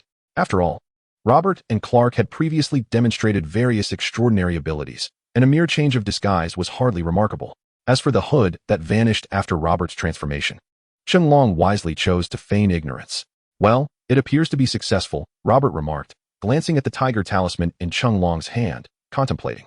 The power of the tiger talisman has allowed me to develop two personalities. Through the fusion with Metama, I broke the original fusion power of the tiger talisman, forcibly merging the two personalities into one, thereby appropriating the power of those diverged personalities for myself. However, it is evident that the appropriation is not substantial. My energy has yet to reach the level of an enhancement like that of Vegeta. Nonetheless, I have garnered some benefits. Although it seems the tiger talisman will no longer allow me to exploit its power, at least in my current state, I will not separate again like Vegeta and Gotenks. This means that the enhancement of my body and energy this time is permanent, and the transformation of my body appears to be more significant than that of my energy. With this thought, Robert felt a sense of satisfaction. The tiger talisman was indeed a remarkable artifact, and this outing could be considered a bountiful harvest. Are you all right? Beside him, Clark meticulously observed Robert and noted that aside from a noticeable increase in physical strength and a change of attire, there were no other peculiarities. With a sigh of relief, Clark relaxed. Rest assured, I am quite well. Robert chuckled, shaking his head as he turned to Uncle Long. Allow me to introduce myself anew. I am Robert, an adventurer and martial artist. Our collaboration has been quite enjoyable, and should you encounter matters concerning talismans or other extraordinary events in the future, do not hesitate to reach out. I would be more than willing to assist. Given that Robert's appearance had already been revealed, he saw no reason to conceal it further, especially since Uncle Long was the only one present. Robert deemed him trustworthy, not only due to his prior knowledge of Long, but also because of the kind-hearted nature he had exhibited during their brief interaction. Collaboration? Uncle Long scratched his head awkwardly, a hint of embarrassment on his face. This hardly qualifies as cooperation. I hardly contributed anything. The acquisition of the tiger talisman is solely your achievement. Your prowess far surpasses mine. Nonsense. Uncle Long, your skills in combat are formidable, Robert replied with a smile, engaging in a mutual exchange of compliments that significantly deepened their rapport. Recognizing Robert as a valuable ally, Uncle Long was eager to foster their relationship, for he discerned that Robert held no possessive desire towards the talismans, merely intending to utilize them sparingly. Moreover, Uncle Long's recent endeavors to procure talismans had been fraught with difficulties. He need not recount the last incident, where the monkey talisman had been seized by the adversaries. Had it not been for Robert's timely intervention, Uncle Long felt it improbable that he could have wrested the tiger talisman from a formidable opponent like Jean Bing. Well, it is getting late, and I must take my leave. Should I receive any news regarding talismans or other extraordinary occurrences, I will inform you. After finalizing their agreement, Uncle Long bid farewell and departed, the hour now quite advanced. Truth be told, Uncle Long harbored a desire for Robert and Clark to escort him, for he had yet to fully savor the thrill of flight. A second opportunity would have been delightful. However, in the end, he refrained from voicing this wish and instead ambled through the wilderness in silence. Blast it! I should have insisted they accompany me. How long must I traverse this desolate terrain? He muttered, soon regretting his reluctance. Should we see him off? Clark pondered for a moment before turning to Robert with a question. Let it be. If we were to appear before him now to offer our escort, he would likely feel awkward enough to wish to burrow into the ground. Robert replied with a resigned shake of his head. Let us return home. Chapter 58. The transformation before the full moon. Shortly thereafter, Robert and Clark returned to Kent Farm. However, Robert did not retire for the night, as he was eager to thoroughly experience the changes brought about by this recent fusion. The recent enhancement in Robert's abilities is secondary. What truly piques his interest is the transformation he experienced after fusing his two bodies with the tiger talisman. He feels an unmistakable change within himself and is eager to explore these alterations. Meanwhile, Clark refrains from accompanying Robert. He is impatient to return home, shed the wretched, unsightly uniform, and vows never to don it again. Just as Clark discards the hideous attire, he hears a familiar roar. The giant ape, Robert. What is happening? It isn't even a full moon today. Instinctively, Clark glances over and, indeed, sees the giant ape Robert standing still, seemingly lost in thought. This perplexes Clark. He cannot fathom what Robert is up to. Aren't you familiar with your powers? How did you transform into a giant ape without a full moon? Soon, Clark hovers beside the giant ape's head and inquires. Compared to the last time Robert transformed, this time Clark can see Robert's face clearly without the need to look up. Though seeing it is hardly a delight. Wait a moment. As the giant ape Robert gradually reverts to his normal form, he swiftly dresses. His expression tinged with a hint of regret. After noticing the changes in his body, Robert wishes to master the power of the giant ape in his human form. Similar to Broly, to enhance his baseline strength. However, perhaps due to insufficient strength or incomplete physical development, Robert's plan to compress the giant ape's power into his human form fails. Nevertheless, during this process, Robert discovers a temporary method to boost his combat abilities. Oh, you just mentioned transformation. I derived inspiration from you. Upon regaining his focus, Robert smiles at Clark. My inspiration? I cannot transform. Clark lands on the ground, somewhat taken aback. Gazing at Robert in confusion. You can absorb solar energy, right? Essentially, your cells store solar energy and convert it into your own power, Robert explains, nodding. After analyzing your abilities, I forcefully stored the power from the full moon within my cells using Qi. Although my cells cannot convert it into my own strength, I can utilize Qi to draw upon this power for transformation, thus freeing myself from the constraints of the full moon. Furthermore, even if a full moon does occur, I can control whether to transform at will.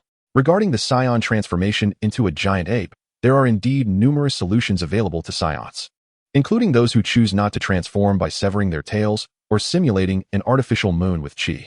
Robert merely introduced a slight innovation. It is nothing extraordinary. So, that is how it is. Upon hearing Robert's words, Clark nodded in understanding. Unbeknownst to him, he had long grown accustomed to the peculiar abilities that Robert had invented for himself. After confirming that Robert was indeed unharmed, he swiftly returned home, reminding him gently to rest early, to avoid causing too much commotion, and to remember to attend school the following day. Wait, what about the extra days off you promised me? Robert protested, visibly displeased. You've already resolved the matter, so what more leave do you need? Clark replied with conviction. Besides, summer vacation is just around the corner. You'll have plenty of time to hone your skills, won't you? From Robert's current demeanor, Clark could now be entirely certain that Robert had not been affected by the Tiger Talisman curse. Thus, he refused to acknowledge that his change of heart was due to Robert's insistence on wearing that hideous uniform. He merely wished to ascertain whether his foolish brother remained true to his original self. Well then, when Chenglong contacts me during the summer, you must speak well of me to our parents, Robert said, changing the terms as he walked home. Even if Chenglong doesn't reach out, I still want to go out and explore. You cannot prevent me. Otherwise, I shall reveal to our parents just how dreadful your tailored garments truly are. With a scoff. As Robert's words faded, a flash of intensity flickered in Clark's eyes, and that hideous uniform was reduced to ashes. Uniform? What uniform? Do we even possess such an item in our household? Clark inquired, tossing the ashes into the trash bin. At that moment, Robert happened to witness the scene, his lips twitching slightly as he suddenly realized that Clark's recent transformations might not all be advantageous. Clark, what on earth are you doing in there? However, Clark was not without his own means of defense. Shortly thereafter, Martha, having caught a whiff of something burnt, followed the scent to Clark's door. Mom, at this hour. Why aren't you asleep? Clark asked, awkwardly brushing off the remaining ashes from his hands as he looked at Martha. I was a bit drowsy but thought I smelled something burning, so I came to check, Martha replied, scrutinizing Clark. Upon noticing his neatly arranged attire at such a late hour and the lingering scent of something unknown being incinerated, Martha suspected that Clark might have been up to something questionable and was merely erasing the evidence. After all, given Clark's speed, it was entirely plausible he could have dressed and opened the door for ventilation in the time it took her to walk here. The neater his clothing, the more it indicated his guilt. Yet, Martha kept her thoughts to herself. She patted Clark on the shoulder and softly advised, try not to stay up too late. And regarding Lana, please consider it carefully. I'm going to bed now. Clark gazed at Martha's departing figure, his mouth opening as if to explain something. Yet he found himself at a loss for words. It's all right, dear child. You are of an age where such feelings are entirely normal. Lana reassured him with a gentle smile before retreating into her room. However, this comforting statement did little to alleviate Clark's discomfort. Instead, it rendered his face crimson as he glared at Robert, who had hidden himself away after entering the room. Unlike the previous occasions when Robert was absent during Clark's embarrassment, this time, he had witnessed the entire episode. In fact, to avoid interrupting Martha, Robert had cautiously concealed himself in the shadows, an experience that had made him more careful than ever since arriving in this world. Don't forget about class, Clark chided, noticing Robert's amused expression directed at him. Feeling a sudden lack of confidence, he could only retort grumpily before turning back to his own room. Hee. Robert's spirits soared as he firmly etched the recent events into his memory. Chapter 59. The journey of holidays and adventures. The following morning, Robert, as per his routine, practiced diligently before heading to school to commence his meditation. Although his physical strength and energy had seen some enhancement following last night's fusion, Robert did not allow himself to grow complacent, for his training was merely in its infancy, and perseverance was key to cultivation. Not long after, Kara entered the classroom, instinctively glancing at Robert, only to discover that he seemed somewhat different from the previous day. What is this? How could he have strengthened so much in just one night? She pondered, subconsciously activating her X-ray vision to scrutinize Robert for a moment before taking a seat beside him. The Demeet Five were dismayed, whispering, "Why is she paying attention to Robert again? This isn't what we anticipated." Robert, somewhat helpless, opened his eyes, not because he had heard the mental murmurs of the Demeet Five, but because Kara's proximity had disrupted his ability to meditate. "You seem different today? Your physique appears stronger," Kara remarked, blinking in curiosity as she leaned closer to Robert. "You noticed that?" Robert replied, a hint of surprise in his tone. "Wait, are you using your X-ray vision to spy on me?" He instinctively responded, a hint of annoyance flickering in his gaze. "I didn't mean to," Kara insisted, her cheeks flushing crimson. "I just felt you were different from yesterday, so I subconsciously wanted to take a look. Moreover," she added shyly, "you not only seem sturdier than before, but it also appears that your tail has thickened." "Has it?" Robert queried, intrigued. Robert remained oblivious to the fact that his tail had grown thicker. His tail, coiled around his waist, stirred slightly, causing his clothing to lift at the front, which made Kara's face flush even deeper. Although she lowered her gaze, her eyes couldn't resist the occasional furtive glances at Robert's tail. Hey. Robert chided Kara with irritation, signaling her to cease her prying with her perceptive gaze, as it made him quite uncomfortable. "I'm heading back now." After being caught red-handed, Kara, blushing fiercely, ran away, finally granting Robert some peace. What are they talking about? What does it mean that their bodies have become sturdier? Is it true? The Dimitri quintet, who had been closely observing Robert and Kara, caught wind of a few keywords, their hearts sinking. They remained unaware of their misunderstanding regarding Robert and Kara, and a sense of sorrow once again enveloped the surroundings. "Well, let us not mention it to him for now. After all, the holiday is approaching, and I have a surprise planned for him." Kara returned to her seat, suddenly realizing that she had not clarified why Robert's physique had strengthened. A fleeting thought crossed her mind, and the corners of her mouth turned upward as she secretly reveled in her musings. However, Kara was destined for disappointment, for it was not long before Chung Long contacted Robert, claiming he had a lead on new spells. "Abroad? Rome? Is it really that far?" Clark furrowed his brow upon hearing Chung Long's news. This was already on the other side of the globe, far exceeding Clark's expectations. He had initially assumed that such spells would be contained within the borders of America. Rome? The Colosseum? Robert's focus was evidently different from Clark's, his eyes brightening as he inquired on the other end of the line. "Is there a Colosseum there? Are there any formidable fighters? Whether there are any experts?" "I cannot say. We wouldn't have traveled such a distance otherwise. Initially, our target was in Mexico, but he recently received an invitation to perform in Rome," Chung Long explained. "I've already booked my flight. Would you like me to secure a ticket for you as well? It can be reimbursed." "Can't we wait until your target returns to Mexico before we act?" Clark interjected before Robert could respond. "We received intelligence that Valen and his subordinates are also keeping an eye on him, so we cannot afford to wait for his return." Chung Long sighed lightly, then added softly, "Is it inconvenient for you? If I receive any further news about the spells, I will contact you again." "No need. It's quite convenient, very convenient," Robert interjected, eager to assure, "You don't need to buy me a ticket. I can make my own way there." "All right. Then we shall meet in Rome tomorrow afternoon. I will contact you then."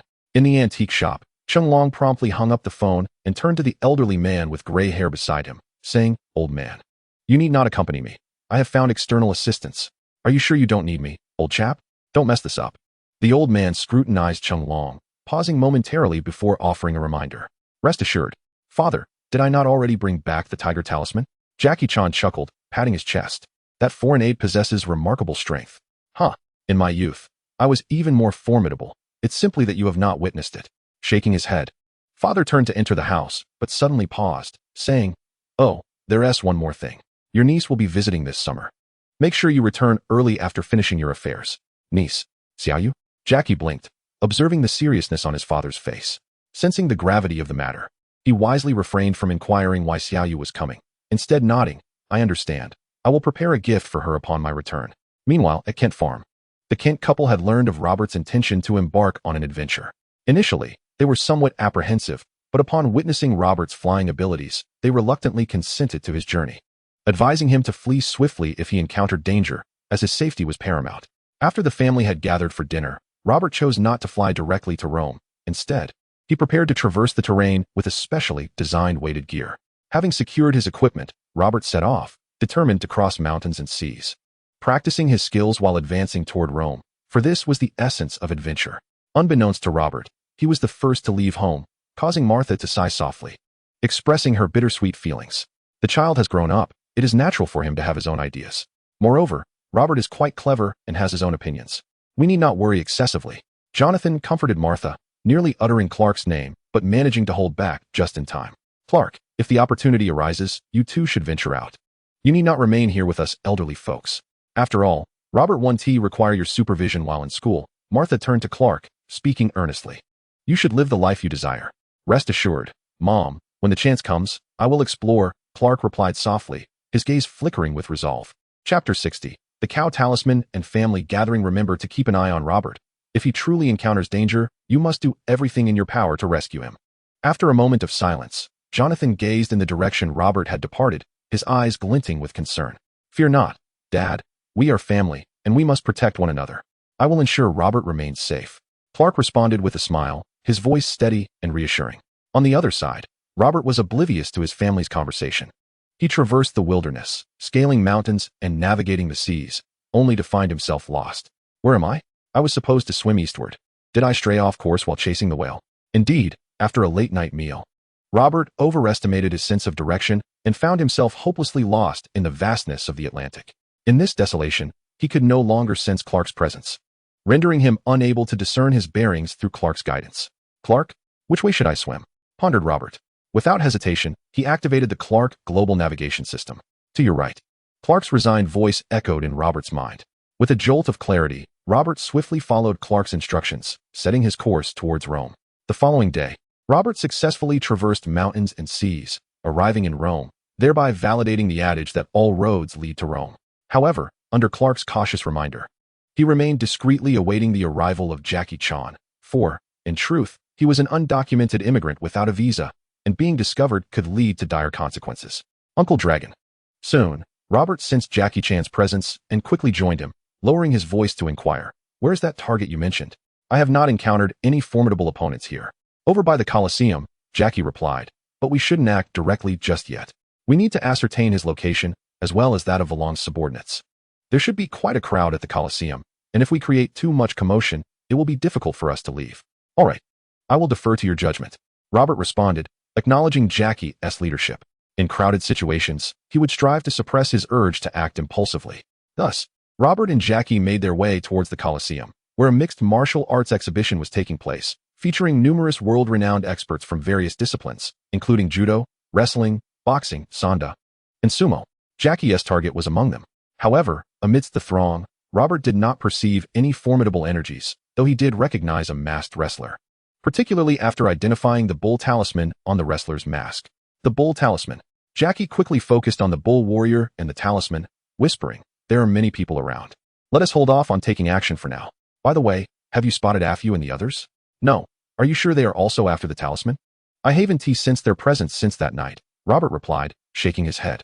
Afyu and True's energies were relatively easy to distinguish, yet Robert could not sense them nearby. "Perhaps they have not arrived yet. Let us remain vigilant," Jackie said, slightly relieved, yet still cautious. He then laid out his plan. "The bull talisman is on his mask. We can wait until he finishes his performance and removes it before seizing the mask. This will save us considerable effort. What do you think of this plan?" "The bull warrior? The mask?" Upon hearing these keywords, Robert seemed to recall something and replied quietly, "Your plan may very well fail. For the bull warrior never removes his mask." Jackie Chan widened his eyes, gazing at Robert in a state of bewilderment. "Rest assured, once I defeat him, I shall seize his mask with utmost integrity." Robert confidently patted his chest while assuring Jackie. "Very well, let us wait until he is alone." Jackie nodded, albeit perplexed, and thus began their silent vigil. Meanwhile, as Robert and Jackie awaited, a figure sprinted towards Kent Farm, capturing Clark's attention. Kara? At that moment, the one arriving at Kent Farm was none other than the exuberant Kara. What Kara? You should address me as cousin. She shot an indignant glance at Clark, then glanced around as her excitement gradually morphed into confusion. After a moment, she looked at Clark and inquired, Where's Robert? Didn't he just get a break? He ventured off on an adventure. He left yesterday. Are you here to find him? Clark shrugged his shoulders, a hint of annoyance in his voice. An adventure? He has already gone. Humph. Kara huffed discontentedly, stubbornly declaring, I am not here to find him. I came to inform you that my family has moved near Kent Farm. So we shall be neighbors henceforth. This was meant to be a delightful surprise for Robert, at least from Kara's perspective, as she had intended to train and battle alongside him when the mood struck her. However, she hadn't anticipated Robert's sudden departure, leaving her profoundly disappointed. You've moved nearby? That is wonderful. Have you settled in? Clark raised an eyebrow. Though he was still acclimating to Kara's cousinly status, he welcomed the fact that a relative was moving closer. My spaceship hasn't been relocated yet. I was planning to ask Robert for help this evening, Kara admitted, her spirits visibly dampened. Leave it to me. I'll assist you with the move tonight. Clark replied enthusiastically. I'll inform Martha. You all should come over for dinner. Since Robert is absent, we needn't worry about the food. All right, I suppose I can have a chat with Martha. Kara feigned interest. I'll tell my parents. Our families have yet to meet, and I believe my parents and Martha will have plenty to discuss. Thus, unbeknownst to Robert, the Kent family and the Danvers family enjoyed a gathering, and indeed, two families raising alien children found ample common ground.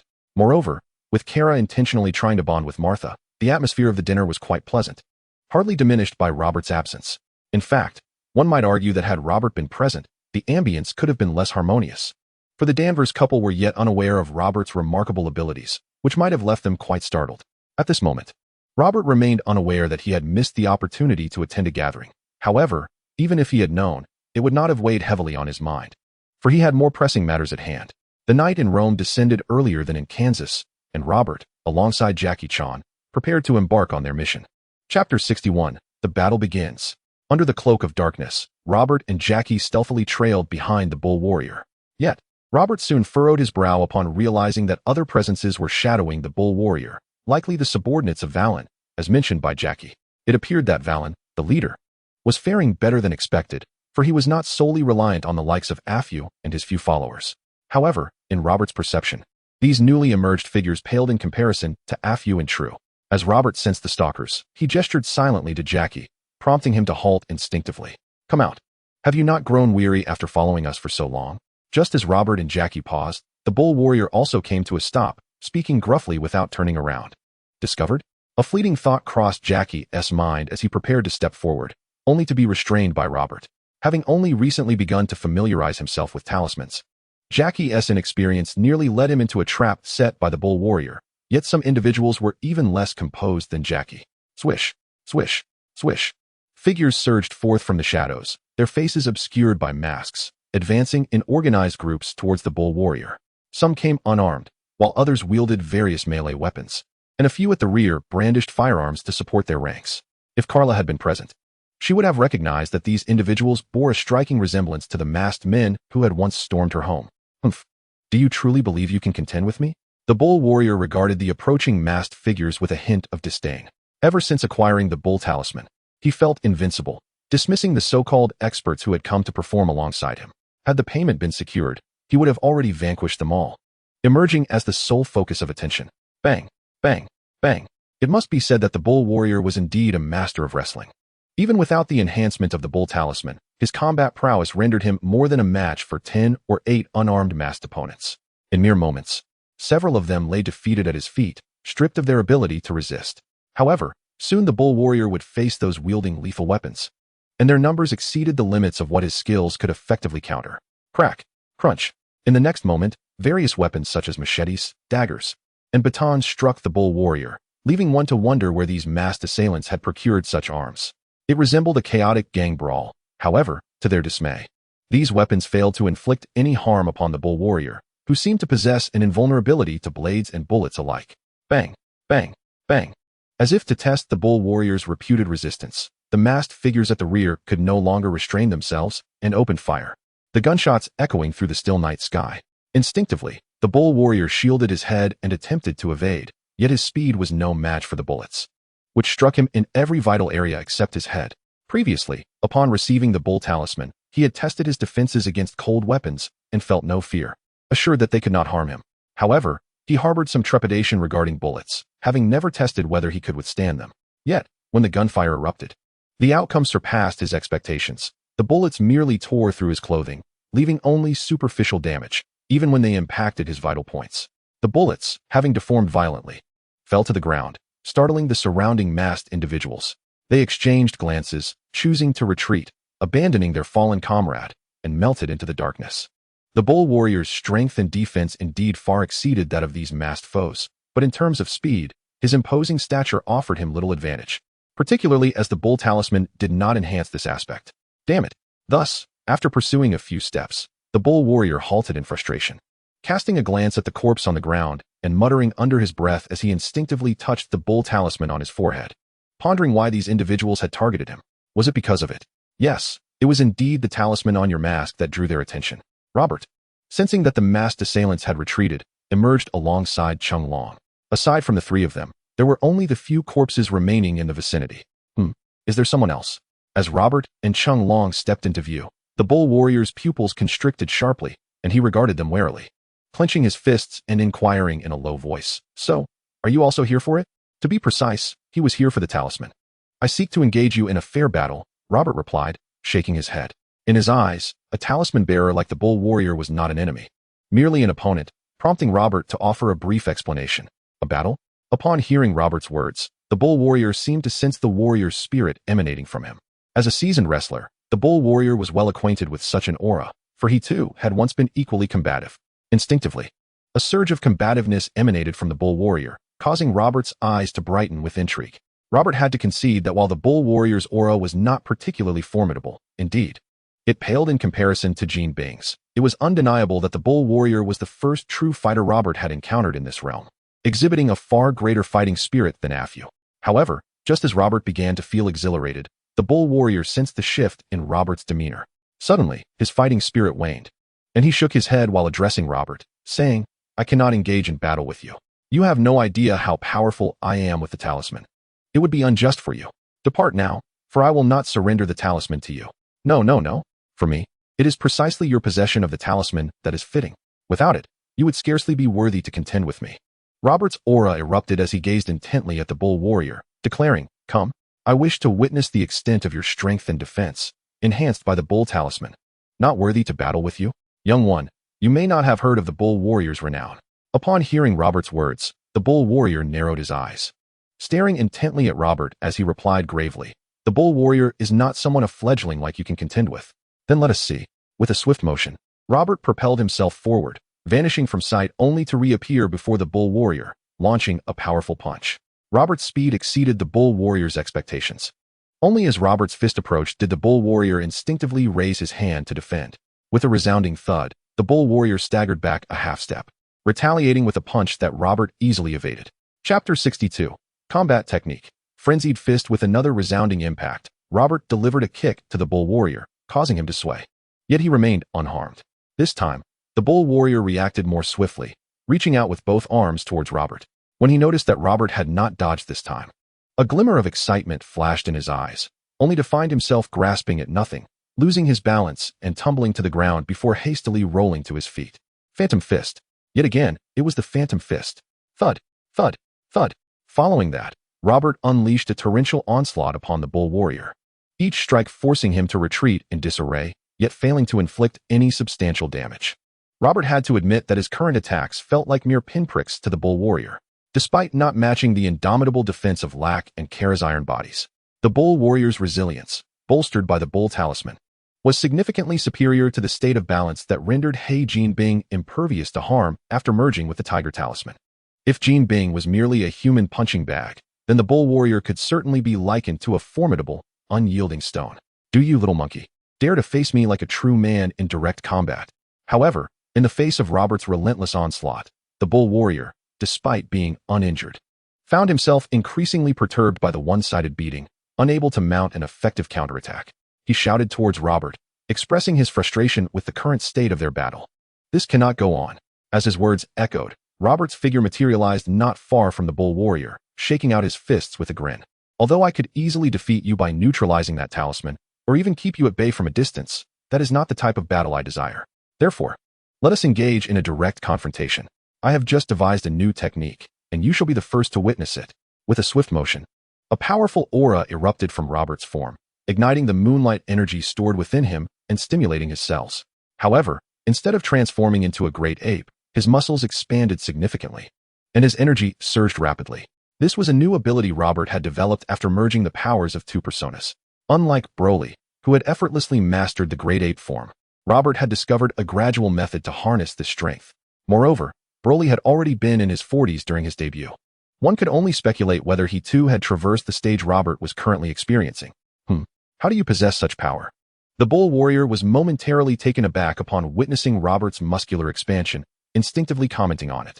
However, he quickly felt his own muscles swell in response. Your ability is of no use to me. Your expansion does not equate to the same effect. Robert slowly shook his head, propelling himself off the ground to charge at the bull warrior. With a resounding thud, the bull warrior raised his arm to block Robert's strike, stepping back and shattering the ground beneath him. He then retaliated with a punch aimed at Robert. This time, Robert did not evade, not due to an inability to do so, but rather because he chose to engage the bull warrior head-on. This was the style of combat Robert had once relished, and he sought to rediscover the visceral thrill of each punch connecting. With a resounding clash, Robert's fist collided with the bull warrior's, sending him staggering backward.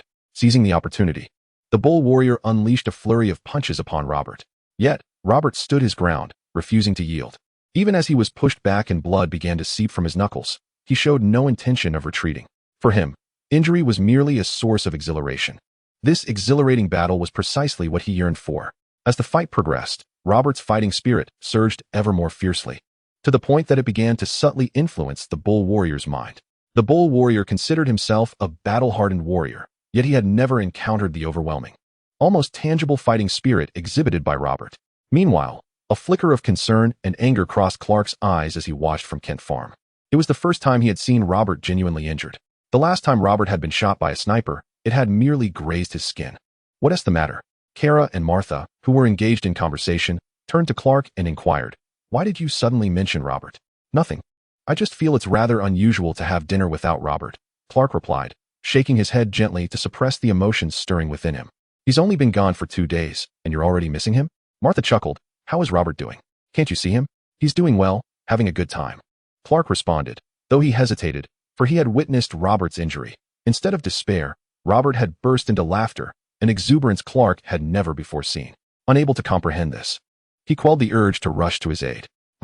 How come you didn't invite me to play?" Kara wrinkled her nose, murmuring her displeasure. Haha. When he returns, how about letting him take you out for a proper adventure?" A smile appeared on Martha's face, as she sensed a glimmer of hope in Robert that had long been absent in Clark. She teased Kara with this notion. Kara blushed at the suggestion but refrained from arguing. After all, without Martha as prompting, she worried Robert would vanish again upon his return. On the other side, Robert erupted with hearty laughter, his fists bloodied yet resolute. He did not waver, his spirit coalescing more intensely, his fighting resolve surging until both were fully intertwined. Robert felt the combat style he had once mastered returning to him. He would fight with unwavering determination until the battle concluded or his life did. Combat technique, Berserker Fist. With a resounding thud, Robert's fist collided once more with the bull warrior, but this time, he did not retreat, astonishingly. He blocked the bull warrior's onslaught with a strength inferior to his opponent's, and even began to counterattack. Why? Confusion flickered in the bull warrior's eyes. Despite his superior offense and defense, and the fact that Robert had been the one consistently injured, how was it that now, in both spirit and aggression, he found himself overwhelmed by Robert? Did Robert not feel pain? Did the continuous flow of blood and the mounting injuries not affect him? Why, as his wounds deepened, did Robert's fighting spirit and prowess only seem to escalate? Chapter 63. Diana Pooh. The bull warrior found himself perplexed by these matters, and his inability to concentrate during the battle only exacerbated his disadvantages, rendering the confrontation increasingly frustrating. What the bull warrior did not realize was that if he was a seasoned wrestler hardened by countless battles, then Robert was a martial artist forged through thousands of life and death encounters. Moreover, the majority of these conflicts were indeed battles for survival. In the world of Dragon Ball, whenever Robert faced an adversary, he would engage in fierce combat. If no enemies were present, he would spar vigorously with his companions, holding nothing back. Even with the formidable regenerative abilities granted by the dragon Shenron, Robert had often found himself on the brink of death.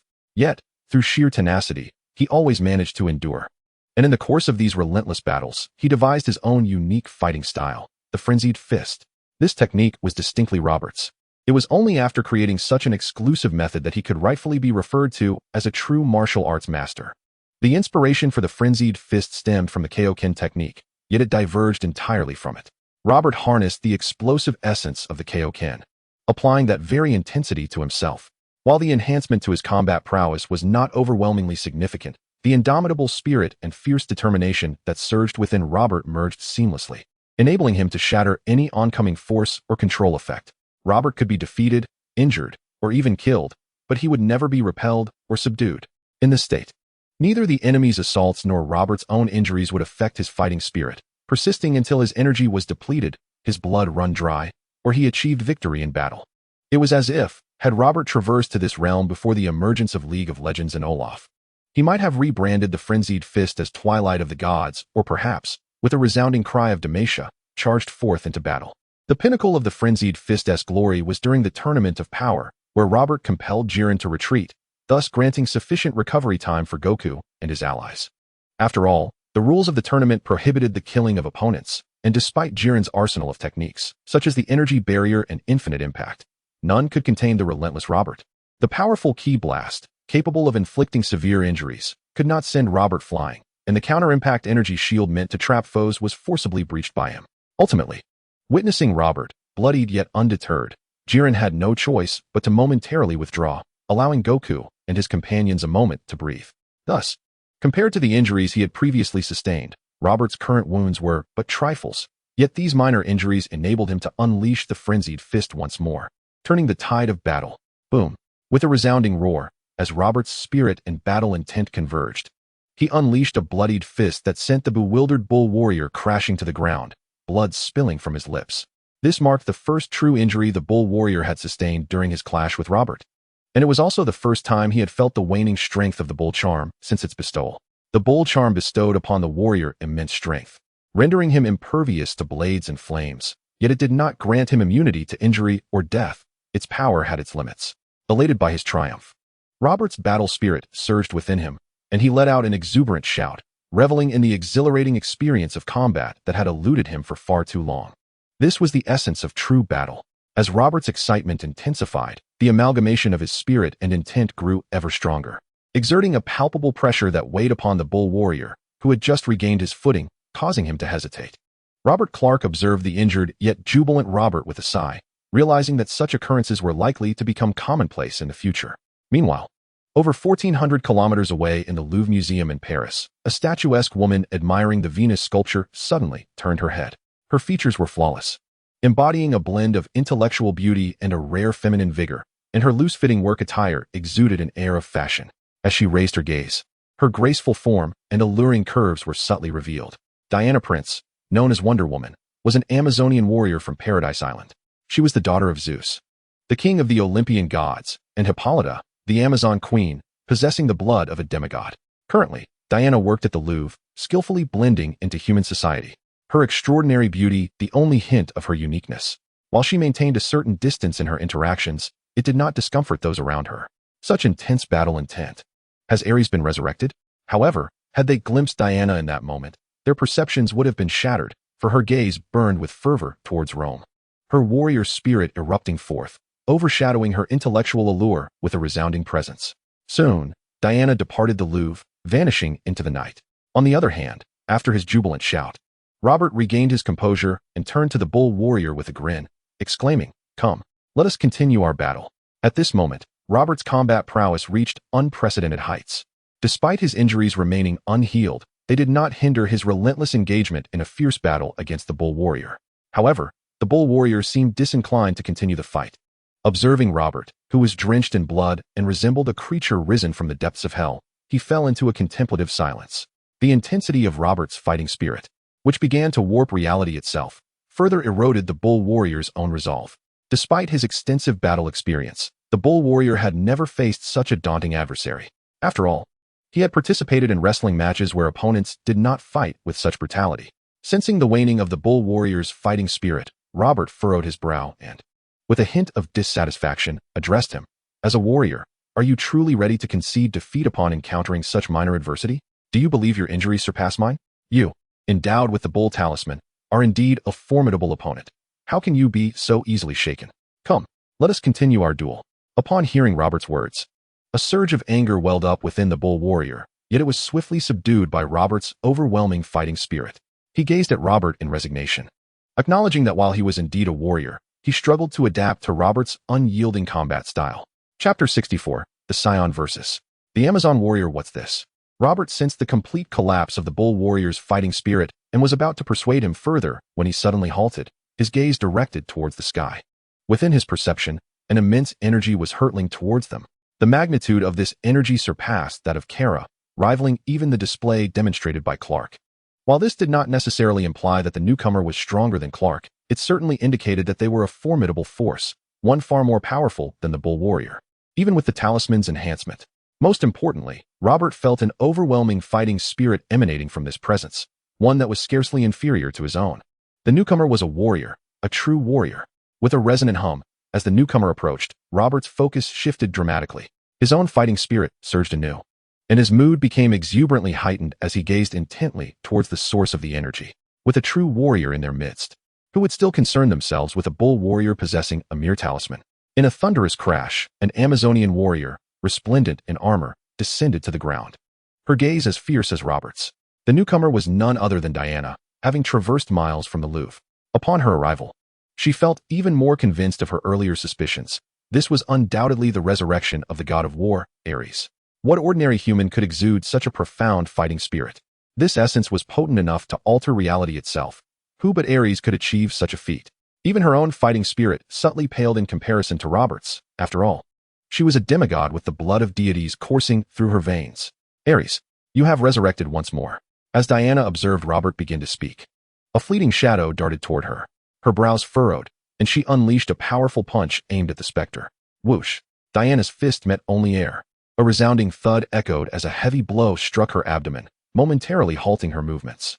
In his confrontation with Diana and the bull warrior, Robert executed the frenzied punch.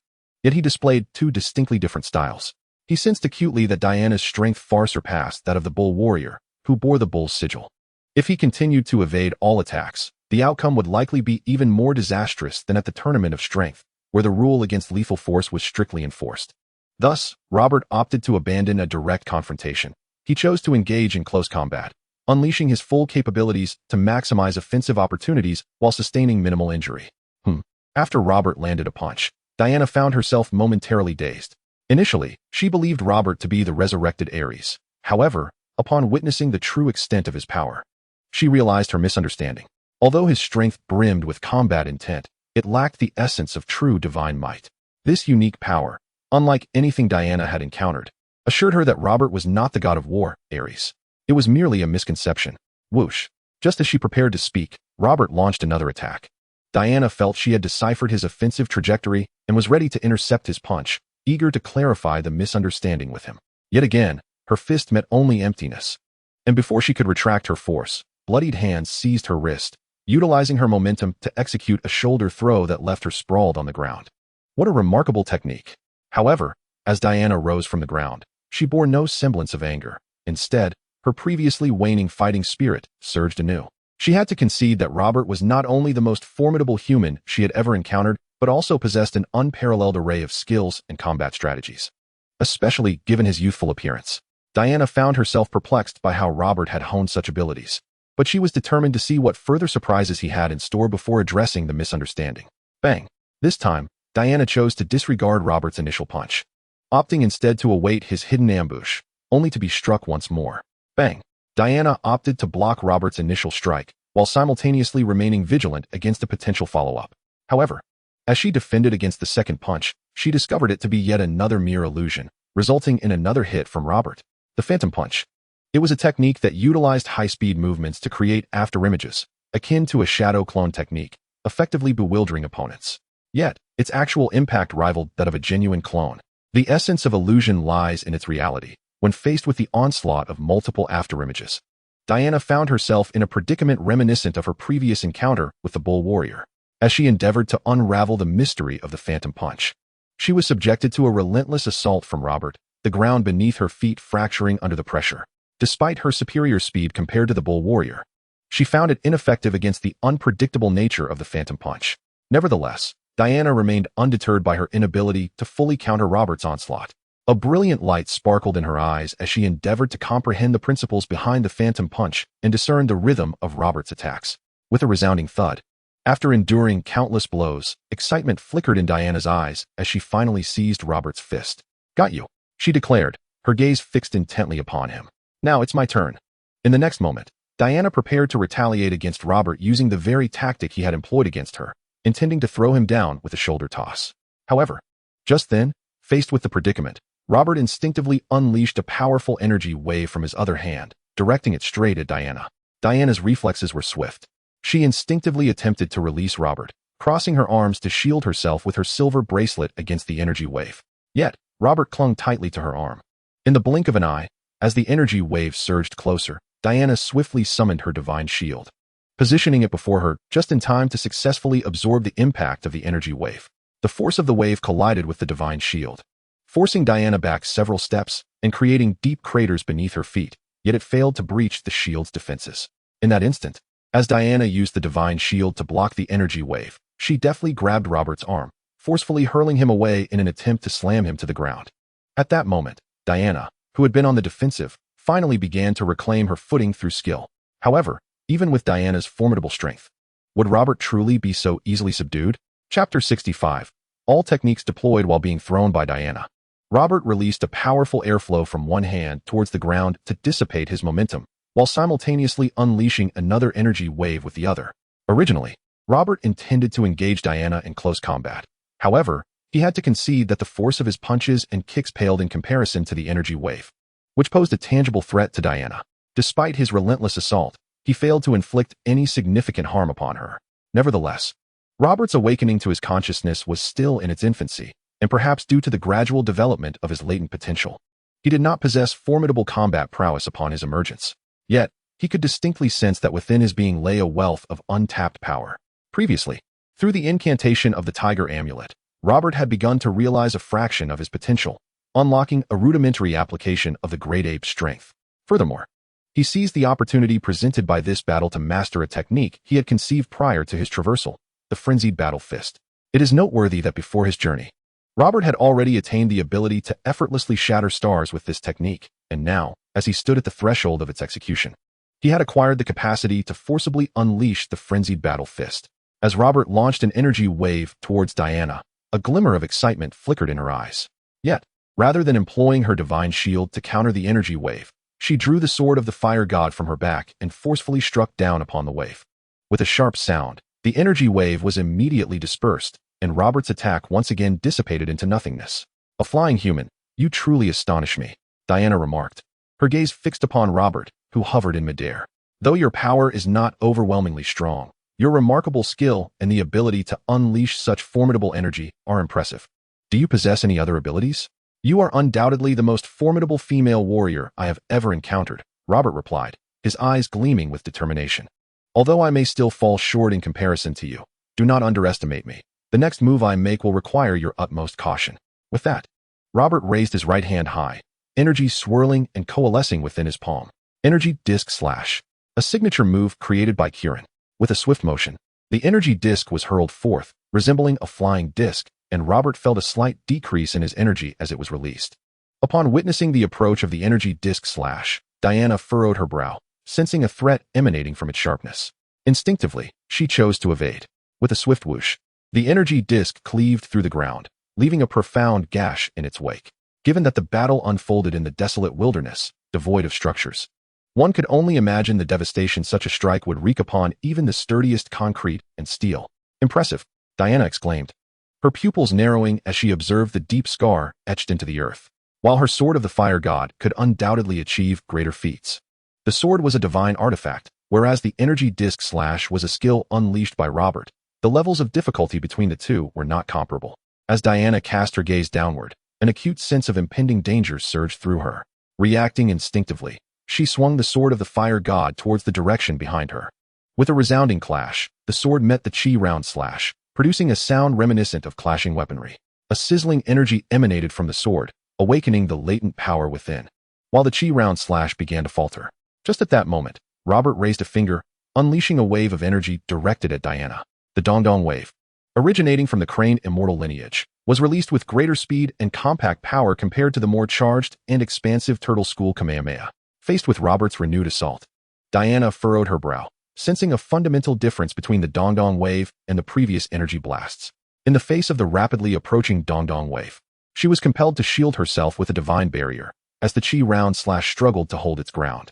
The impact of the Dongdong wave struck the divine shield with a thunderous boom, bending Diana's arm and forcing her feet into the ground under the dual onslaught of the Qi round slash and the Dongdong wave.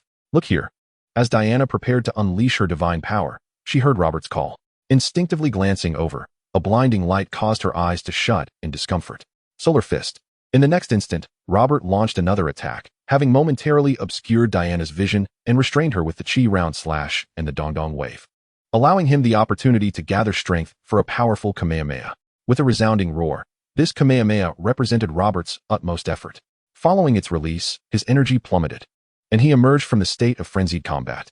Although his fighting spirit remained, his energy reserves were utterly depleted.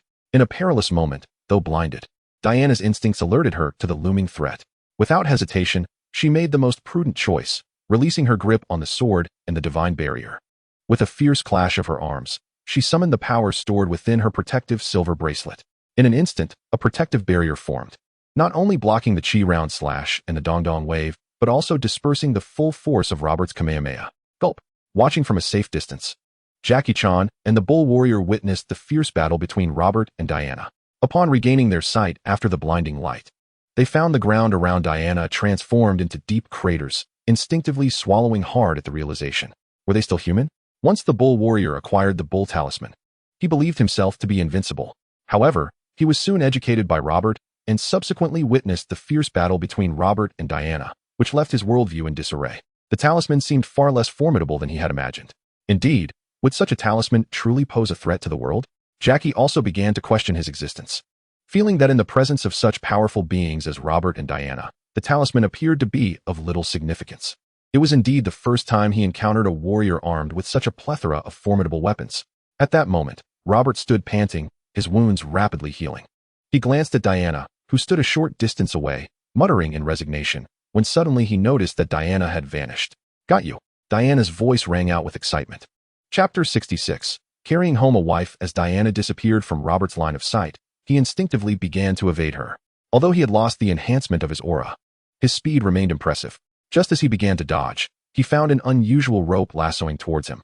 Before he could react, Robert instinctively grasped the rope, only to discover it had ensnared his arm in a somewhat humiliating manner, binding him tightly. No matter how he struggled, he could not break free, and he sensed a force encroaching upon his consciousness.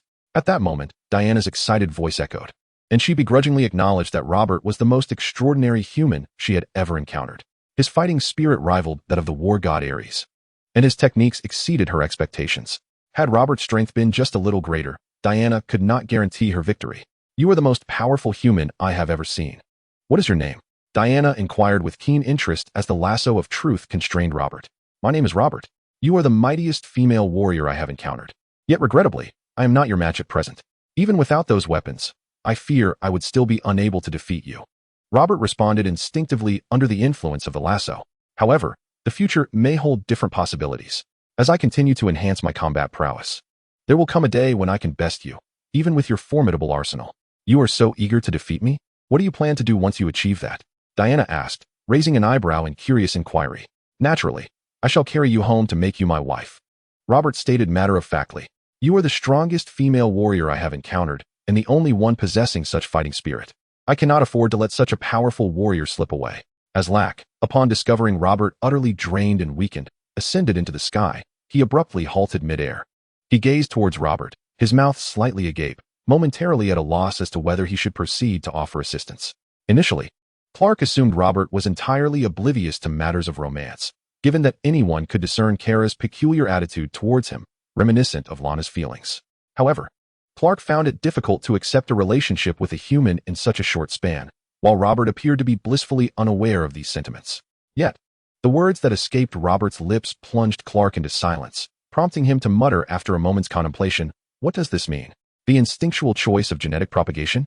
This implied that Robert favored formidable female warriors. Thus, in Robert's eyes, Kara might not qualify as one, as she lacked the fervor for battle.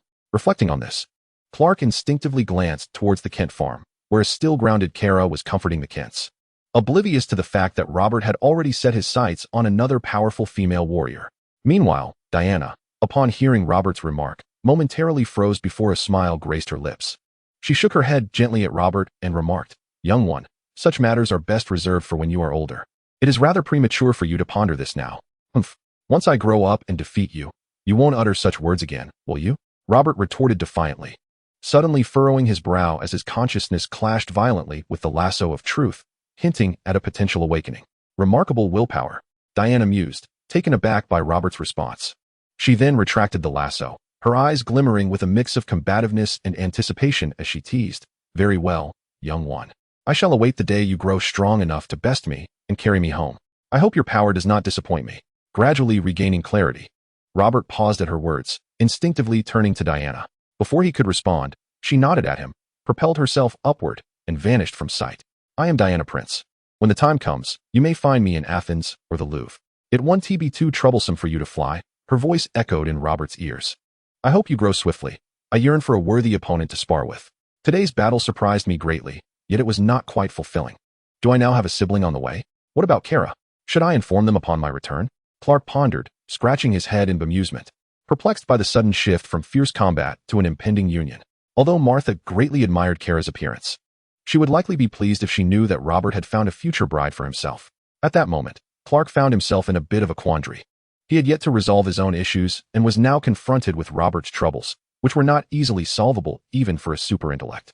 As for whether Robert could ultimately defeat Diana, Clark had no concerns.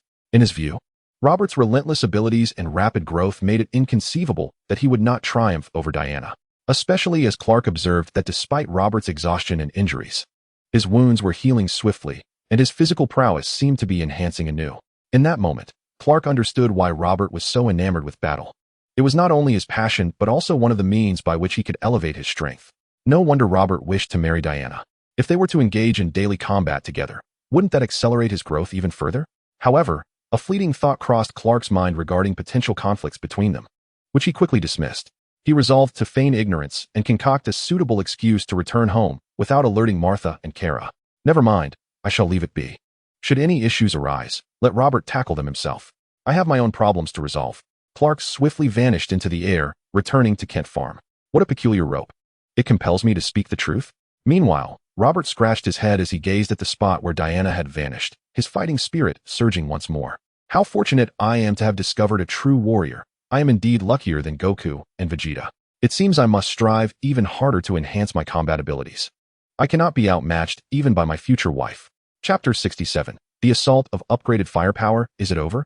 After witnessing Diana soar into the sky, Jackie-chan finally regained his composure, murmuring in bewilderment, "Yes, it seems to be over," as the bull warrior instinctively nodded in agreement. At that moment, Jackie appeared to have temporarily forgotten the purpose of his journey, while the bull warrior seemed to overlook that he and Jackie were not allies. Jackie had come to seize the bull talisman. In the face of extraordinary events beyond their comprehension, they instinctively sought solace in one another, a means to affirm their existence. "Indeed, it is over. I did not expect such a delightful surprise this time. It seems my decision to embark on this adventure was indeed fortuitous." Robert approached Jackie and the bull warrior with a smile. Hiss. At that moment, the bull warrior regained his senses, inhaling sharply and eyeing Robert warily as he instinctively took 2 steps back. "You don't intend to continue fighting, do you? Rest assured, I have thoroughly indulged today. However, should the opportunity arise in the future, we may engage in a friendly contest once more," Robert said, waving his hand with a hint of anticipation while gazing at the bull warrior. "No, that won't be necessary. I am your opponent." The bull warrior hastily shook his head, conceding defeat. "How could that be? As long as you possess the bull talisman, you still have the strength to fight," Robert remarked earnestly, his gaze fixed on the bull talisman adorning the bull warrior's mask. "Even with the bull talisman, I am no match for you. Once you unleash that laser cannon, my body may withstand it, but my mask will not." The bull warrior sighed despondently, caressing the bull talisman on his forehead. "Moreover, I have come to realize that compared to someone as formidable as you, I am but a mere shadow. The bull talisman does not represent my own strength. I should not rely on it excessively. Ever since I acquired it, I have neglected proper training. Thus, I have decided to relinquish the bull talisman to you. Although the bull warrior has never removed his mask, since you have defeated me, According to the customs of our wrestling fraternity, you are entitled to have me unmask. Have you truly never removed your mask? Robert inquired curiously, scrutinizing the bull warrior with a barrage of questions. How do you wash your face? What about bathing? And doesn't your mask get filthy? When you sweat during training, doesn't it become odorous? As the bull warrior was about to remove his mask, he abruptly paused. Although his face remained concealed, one could easily imagine the rigidity of his expression. Ahem. Well, thank you for your cooperation, Jackie-chan interjected, sensing the awkwardness in the atmosphere and hastily stepping in to mediate. While talismans may hold little significance for you, they are perilous for us ordinary folk. Furthermore, you witnessed those masked individuals earlier. If the talisman remains with you, they will undoubtedly seek you out again. If they come for me, I shall not fear them. The bull warrior shot a discontented glare at Jackie-chan. His hand, which had been poised to remove the mask, shifted direction as he forcefully pried the bull talisman off his mask and tossed it to Robert, revealing a gleaming bald head. Robert paid no mind to the bull warrior's baldness. Upon receiving the bull talisman, he felt an immense surge of power coursing through his being. In an instant, Robert perceived a rapid enhancement in both his physical strength and defense, rivaling even the prowess exhibited by Diana moments ago. However, the issue lay in the fact that the bull talisman only augmented physical strength and defense, offering no enhancement to speed or recovery, nor could it amplify his energy. This meant that while the bull talisman bestowed upon Robert greater strength and defense, it did not facilitate an increase in speed, nor could it enhance his combat effectiveness through energy. Nevertheless, such an augmentation was undeniably formidable. Possessing such formidable power, how is it that you have only manifested a mere fraction of it? Is it possible that each individual's capacity to wield the might of the talisman varies? Robert, holding the bull talisman, glanced at the bull warrior and could not help but murmur a remark before tossing the talisman to Chunlong. To Robert, the bull talisman was merely an external force. He was not one to rely on such aids, particularly given that the talisman could be snatched away at any moment. He could not directly embed the bull talisman into his being. Should the power of the talisman be transferred into him, Robert might have been more inclined to accept it. However, holding on to it was quite cumbersome. He preferred to cultivate his strength through his own efforts. The bull warrior, hearing Robert's murmurs, felt a twinge of nostalgia for the Robert who was wholly dedicated to battle just moments ago. I feel as though I can lift a bull. No, an elephant. Chunlong exclaimed excitedly after receiving the bull talisman and its immense power. However, he soon became aware of the gazes from Robert and the bull warrior, causing him to awkwardly glance around at the battle-scarred surroundings, and he tactfully closed his mouth. Well, now that we have the bull talisman, we can all return to our respective homes. Robert shrugged, addressing Chunlong and the bull warrior. Yet, Robert had no intention of heading home. After all, it had taken considerable effort to venture out, and only a few days had passed. How could he return so easily? Unbeknownst to him, Robert believed that with Clark guarding Kent Farm, there would be no issues, so he planned to enjoy his time outdoors. After all, Robert had already learned a valuable lesson from his previous experience. That trip to New York had been marred by an early return home, resulting in a dreary return to class. This time, with the school term still distant, Robert was determined not to go back. Are you not returning with me? Chunlong, taken aback by the smooth progression of events, instinctively inquired of Robert. He then realized something and murmured enviously, "Oh, I forgot, you can fly. So you really don't need to accompany me." Shoo, someone is approaching. However, before Chunlong could finish his sentence, Robert interrupted him, frowning as he sensed several presences converging toward their location. These were the masked individuals that Robert had previously encountered, those who had been driven away by the bull warrior. During the earlier skirmishes involving Robert, the bull warrior, and Diana, the masked figures had managed to communicate with Varong, for they were resolute in their pursuit of the bull talisman and would not abandon their quest due to a minor setback. Since conventional weaponry and firearms proved ineffective against the bull warrior, they resolved to escalate their firepower and employ more formidable arms. Under Varong's directive, the masked individuals donned advanced combat gear, with some even equipped with what could be deemed extraordinary level equipment. However, Italy itself is the very origin of the Wallen lineage. Moreover, Europe serves as the stronghold of their vast organization. Acquiring extraordinary equipment is hardly a feat. Chapter 68. Long live Hydra. It was that previous group of individuals. Be cautious. Robert cautioned both Jackie and the bull warrior, directing his gaze towards the source of the disturbance. Soon, Robert noticed several heavily armored soldiers emerging into view, their hands gripping uniquely designed weaponry. Is this the same group as before? Something seems amiss. Before long, Jackie and the bull warrior also spotted the masked figures alongside the armored soldiers. Jackie exclaimed, filled with suspicion, "Are they still under Wallen's command? When Wallen confronted me before, he did not employ such extravagant equipment. Perhaps he did not yet regard you as a formidable adversary. Robert shook his head. Just then, a laser beam shot towards Jackie. Be careful. With a swift motion, Robert pushed Jackie aside as the laser struck the ground, erasing a small section of it. Goodness! Both Jackie and the bull warrior were taken aback, although they had previously witnessed the destructive power wielded by Robert and Diana. The sight of high-tech weaponry demonstrating its formidable might before them was still difficult to comprehend, for in their understanding, laser weapons should not exist in this world. Remain vigilant. I shall confront them. Robert's expression grew serious as he regarded the heavily armored soldiers and the masked individuals. After warning Jackie and the bull warrior, he swiftly dashed towards the enemy. Robert could not afford to be careless, having just endured 2 battles. Although his physical injuries were healing, he had yet to regain his full strength, and more significantly, his energy had not completely replenished. The extent of the firepower possessed by these armored soldiers was unknown to Robert, yet he was determined not to meet a fate akin to Sun Wukong, pierced through the heart by a laser, especially as he sensed the energy within that beam was no ordinary force. Proceed according to plan. Focus on seizing the bull talisman, with the elimination of other foes as secondary. The plan has changed. Part of the team will pursue the talisman, while another segment will engage this extraordinary adversary, suspected to be a speedster or another talisman bearer. After the first shot aimed at Jackie was evaded, the commander swiftly issued new orders.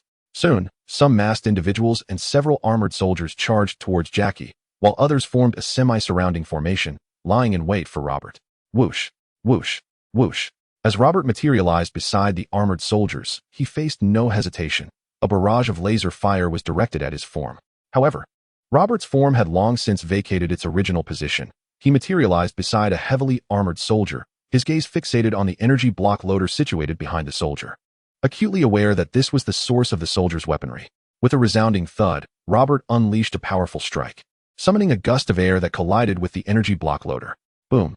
Almost instantaneously upon impact, the energy erupted into flames, engulfing the armored soldier and the nearby masked figures. A weakness, how fortuitous. Robert's eyes sparkled with realization as he swiftly darted towards the next armored soldier. In his perception, these soldiers had transformed from formidable threats into controllable explosive devices. Disperse. Shield the armored soldiers within the fire range. As soon as that fellow's location is discerned, open fire immediately. The commander, witnessing Robert's sudden disappearance, hastily resumed his orders. The flamethrower stood ready, prepared to unleash a barrage of fire at the first sight of Robert. Just as the commander's words faded, a flamethrower in the hands of an armored soldier spewed forth searing flames, for Robert had already appeared beside him. Quite a swift reaction. A flicker of surprise crossed Robert's eyes as he struck out, dispersing the scorching flames with a wave of his hand. Yet, in that moment, the armored soldier charged recklessly towards him, and Robert could discern the frenzied and fervent light flickering in the soldier's eyes. Boom!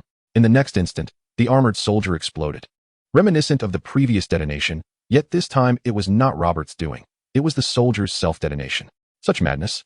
Robert found himself suspended in midair, slightly astonished as he beheld the still-burning flames. He had witnessed self-detonations before, yet he had never anticipated that an ordinary soldier would act with such decisiveness. He's in the air. He can fly. Cover the retreat. Immediately provide cover for the withdrawal. The commander soon noticed Robert hovering in the air, a hint of dread lacing his voice. Despite the adequate range of their laser weaponry, he ordered a retreat, for the situation had escalated beyond their expectations, and he awaited further directives from higher authorities.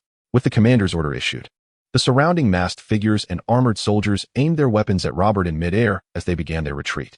Notably, even without Robert's assistance, Jackie Chan and the bull warrior suffered no injuries.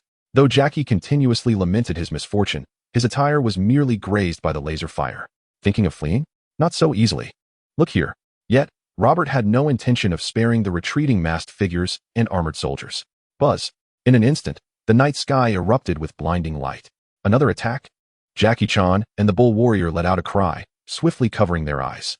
Having witnessed the solar fist, both Jackie Chan and the bull warrior were caught off guard.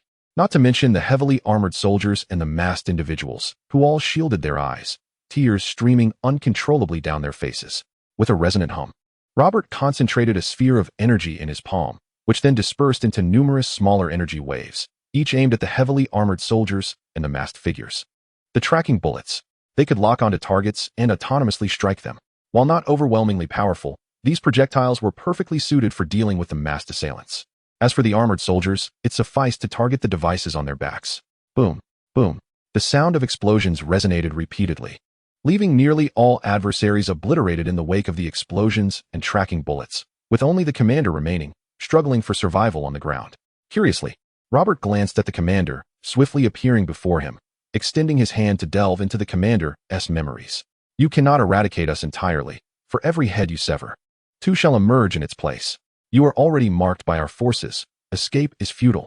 The commander, eyes filled with defiance, bit down on the poison concealed within his teeth, whispering fiercely, "Long live Hydra." Another one resorting to suicide? Has he been brainwashed? Robert pondered, observing the lifeless commander, scratching his head in confusion. Chapter 69. The Research Direction of the Monkey Talisman. Have you heard of Hydra? Robert inquired as he approached the now-recovering Jackie Chan and the Bull Warrior. He had previously heard Jackie mention these individuals as minions of Valen, yet they now appeared to be affiliated with the seemingly deranged Hydra. Robert was eager to clarify their identities.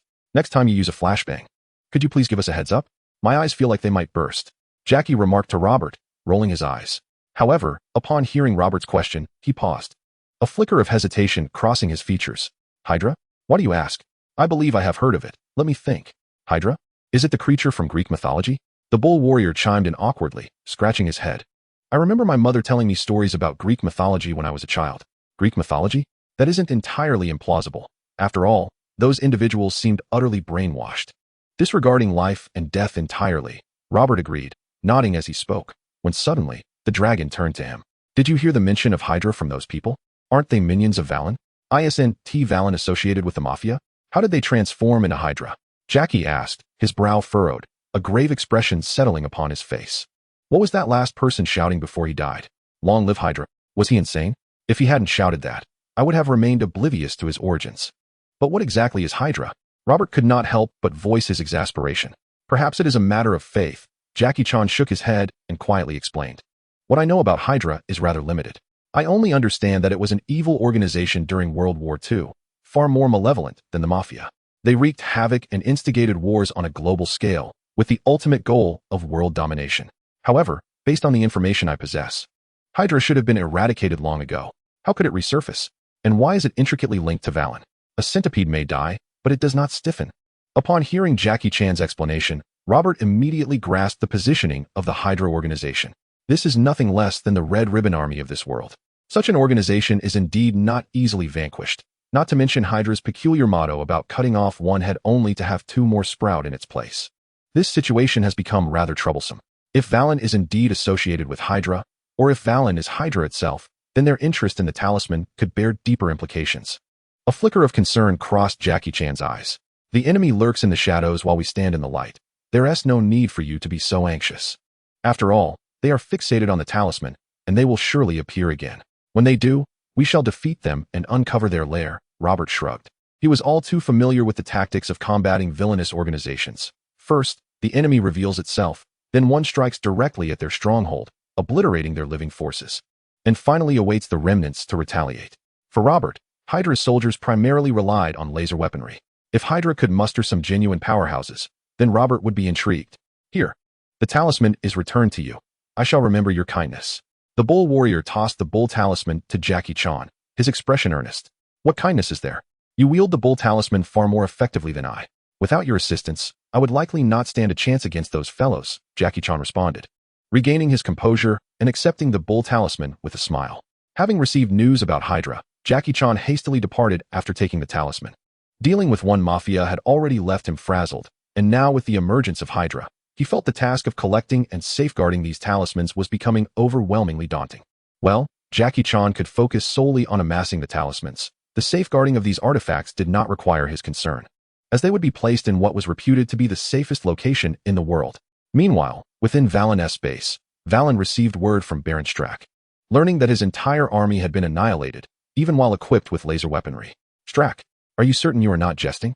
A glint of cold fury flashed in Valen's eyes as he questioned in a low voice. Such an array of fine weapons and soldiers, all obliterated? Is the bull talisman truly that formidable? Or do you wish to hoard the talisman for yourself? Valen, please remain calm. In matters concerning the talismans, we share a collaborative relationship, and it is inconceivable for me to withhold information from you. Baron Strack sighed helplessly, speaking in hushed tones. The talisman research was initially your undertaking, while I agreed to support your study. When you requested to borrow equipment this time, I did not hesitate. Despite it being one of my few remaining assets, I certainly do not wish for my treasures to be destroyed. So, is it the power of the cow talisman? Is it truly that formidable? After so much time spent on the monkey talisman, have you made no progress at all? Valen furrowed his brow, understanding that the talismans were not solely his domain. Even Strack, with his insatiable greed, could not hope to monopolize the talismans, especially not the secrets held by the Holy Lord. My men detected energy fluctuations on site, which are not from our laser weaponry. Therefore, it is possible that another faction has intervened. I am still investigating, Strack softly explained. As for the monkey talisman, I have made some advancements. It has the capability to transform targets into animals, and I am researching how to harness this transformative power, ensuring that the abilities of these animals are fully retained within our warriors. Once accomplished, we shall create a legion of animal warriors, their strength far surpassing that of so-called super soldiers. And the success rate? Valen inquired, intrigued yet cautious. Various factions possess fragments of the super soldier serum formula and are conducting their own research. Although some have achieved partial success, the fatality rate remains alarmingly high. Listening to Strack's ambitious vision, Valen's eyes sparkled momentarily, but he quickly regained his composure and asked, "What about the successful subjects? Perhaps among the remaining 200? Strack replied in a low voice, hastily shifting the topic. "In my studies, there seems to be a connection between the monkey talisman and the rat talisman. For now, do not concern yourself with the cow talisman. Focus on helping me acquire the rat talisman. If so, my plan should come to fruition." "You speak so lightly. Do you really think the Holy Lord will be so accommodating if we fail to secure the cow talisman? It is not you who faces his scorn and ridicule each time," Valen retorted, anger flickering in his eyes. "If you are willing, I would be open to exchanging favors. Introduce me to the Holy Lord, and I shall handle the negotiations." Strack replied with a cunning smile. You should complete your research first before you attempt to contact the Holy Lord. If he discovers that the monkey talisman is in your possession, he will not spare you." Valen's expression turned icy, and he scoffed. "Since the cow talisman appeared in your territory, it is your responsibility to ascertain its whereabouts and provide an explanation for my fallen subordinates. It appears that a certain faction has set its sights on the talisman. From the intelligence we have gathered thus far, aside from ourselves, there are at least 2 other factions involved. One is Jackie Chan and the organization behind him, the 13th District, which is not particularly formidable. The other faction, however, is the one that has acquired the mouse talisman. Originally, I possessed information regarding Alex, but subsequently, her information network was entirely severed, suggesting that the opposing faction is far from simple. Yet, how formidable can they truly be? After all, they are still an official faction. And how well can they conceal themselves?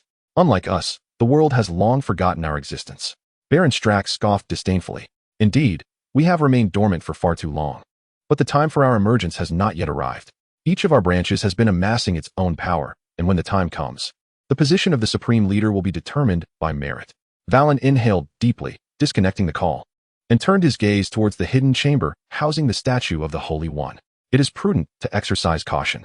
After contemplating briefly and making preparations, he finally stepped into the sanctuary of the Holy One statue. "Valen, where is the ox talisman? Do not tell me you have failed once again," the Holy One inquired, his eyes glinting with a red hue as he regarded Valen sternly. "Indeed, I have failed again," Valen replied, raising his hands in resignation. "This is unavoidable. After all, the ox talisman is exceedingly powerful, and my subordinates are merely ordinary individuals. How could they possibly contend with the talisman's wielder?" "Useless," the Holy One exclaimed, visibly irate. "You cannot even handle such a trivial matter. What use are you to me? Isn't it true that you are too stingy with your own power?" Valen retorted, appearing quite helpless, and was about to negotiate with the Holy One in hopes of extracting some advantage from this miserly dragon.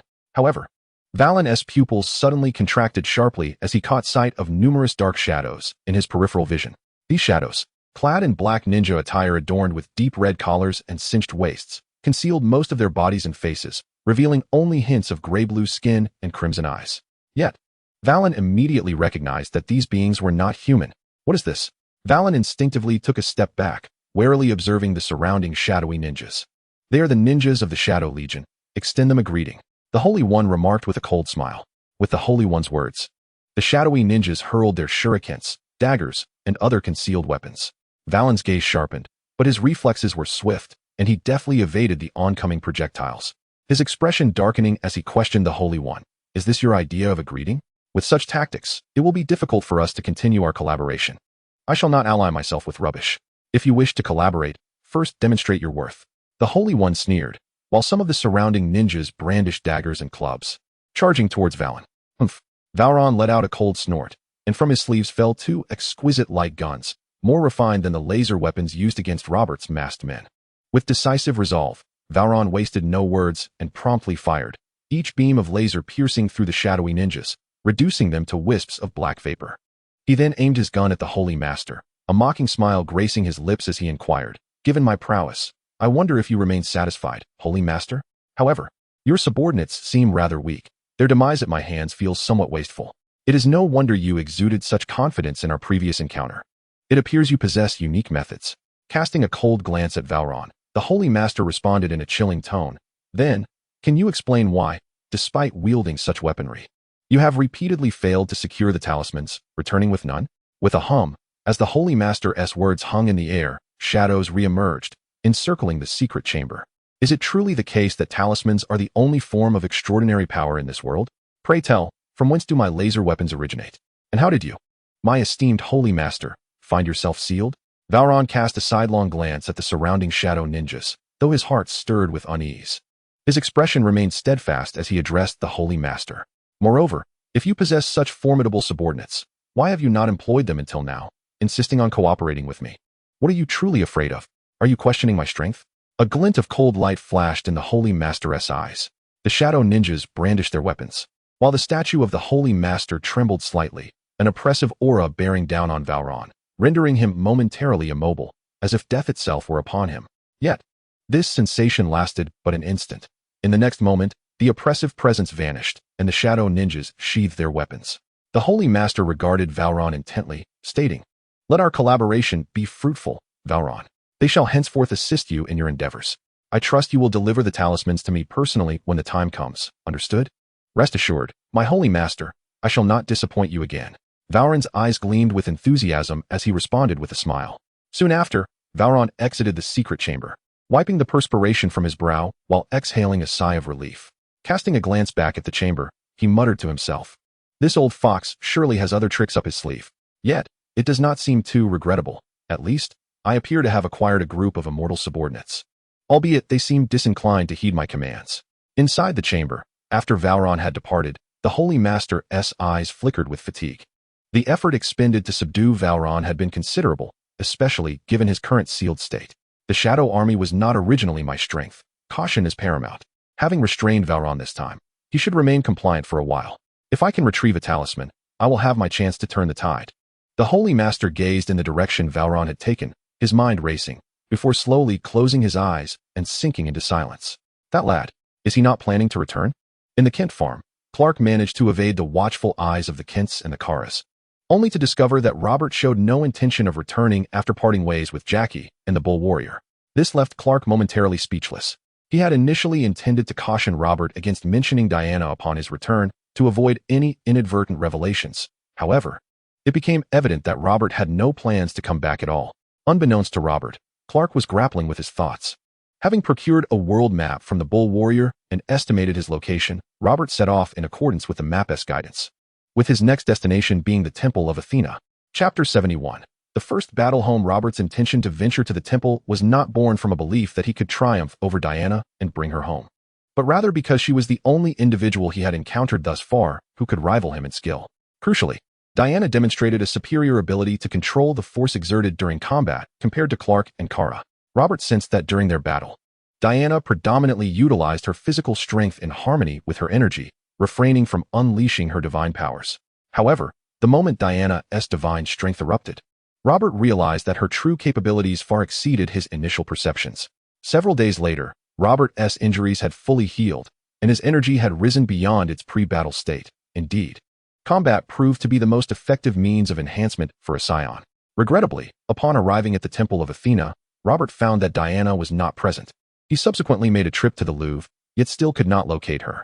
At that moment, Diana had returned to Paradise Island, as she wished to investigate whether there were any records of Robert's abilities there. After all, she had not anticipated that Robert would seek her out so soon for a duel. Despite failing to find Diana on 2 occasions, Robert remained undeterred. He journeyed northward to the Arctic, where he engaged in training amidst the frigid landscape. Time flew by, and before he knew it, A holiday had passed. During this period, no significant events unfolded. Valen and his companions had yet to uncover the whereabouts of the next talisman and continued their search for the previous ones. The fact that the bull talisman had fallen into Jackie's hands was known to Valen, yet he refrained from taking rash action, unaware of Robert's existence. Valen surmised that the 13 districts might be more formidable than he had anticipated, and he needed to uncover the organization behind the 13 districts and Alexis. After all, Hydra's greatest strength lay in their patience, and their longest game was one of infiltration. Valen had already placed operatives undercover within the 13 districts. Even if they could not immediately access the talismans, as long as the 13 districts continued their search for them, these operatives would find their purpose. Are you not planning to return? As the commencement of the school term approaches, both Martha and Carla have mentioned your names several times. Are you truly planning to reside outside indefinitely? Lost in his spiritual practice, Robert had long forgotten the passage of time when a disgruntled voice of Clark echoed in his mind. Clark, observing Robert's tattered attire and his body wrapped in animal skins, noted that he was beginning to resemble a wild man, especially in the desolate surroundings where Robert's tail no longer coiled around his waist but swayed freely instead. Robert paused in his meditation, placing down the enormous ice block he had been holding, and mused, time certainly flies. Very well, I shall return now. Carla has mentioned me several times. How could she possibly know of my whereabouts? Carla's family has moved next door to ours, now making us neighbors. Martha has been getting along well with them. Hence, when you return, do not mention your affairs with Diana. Clark's serious tone reverberated in Robert's mind, causing him to pause in confusion. Wait a moment, what is the connection here? Is there a relationship between these matters? Robert scratched his head hesitantly. Just remember, Clark instructed before abruptly severing their mental connection. Clark turned to Martha and the now accustomed Carla, remarking, Robert has informed me of his return to Kent Farm. He finally decides to come back. Isn't he fond of fighting? I must teach him a lesson upon his return. Carla's eyes brightened at this notion, though her lips soon pouted in mild discontent. That indeed sounds like a splendid idea. Clark agreed without any sign of opposition. You concur with my plan?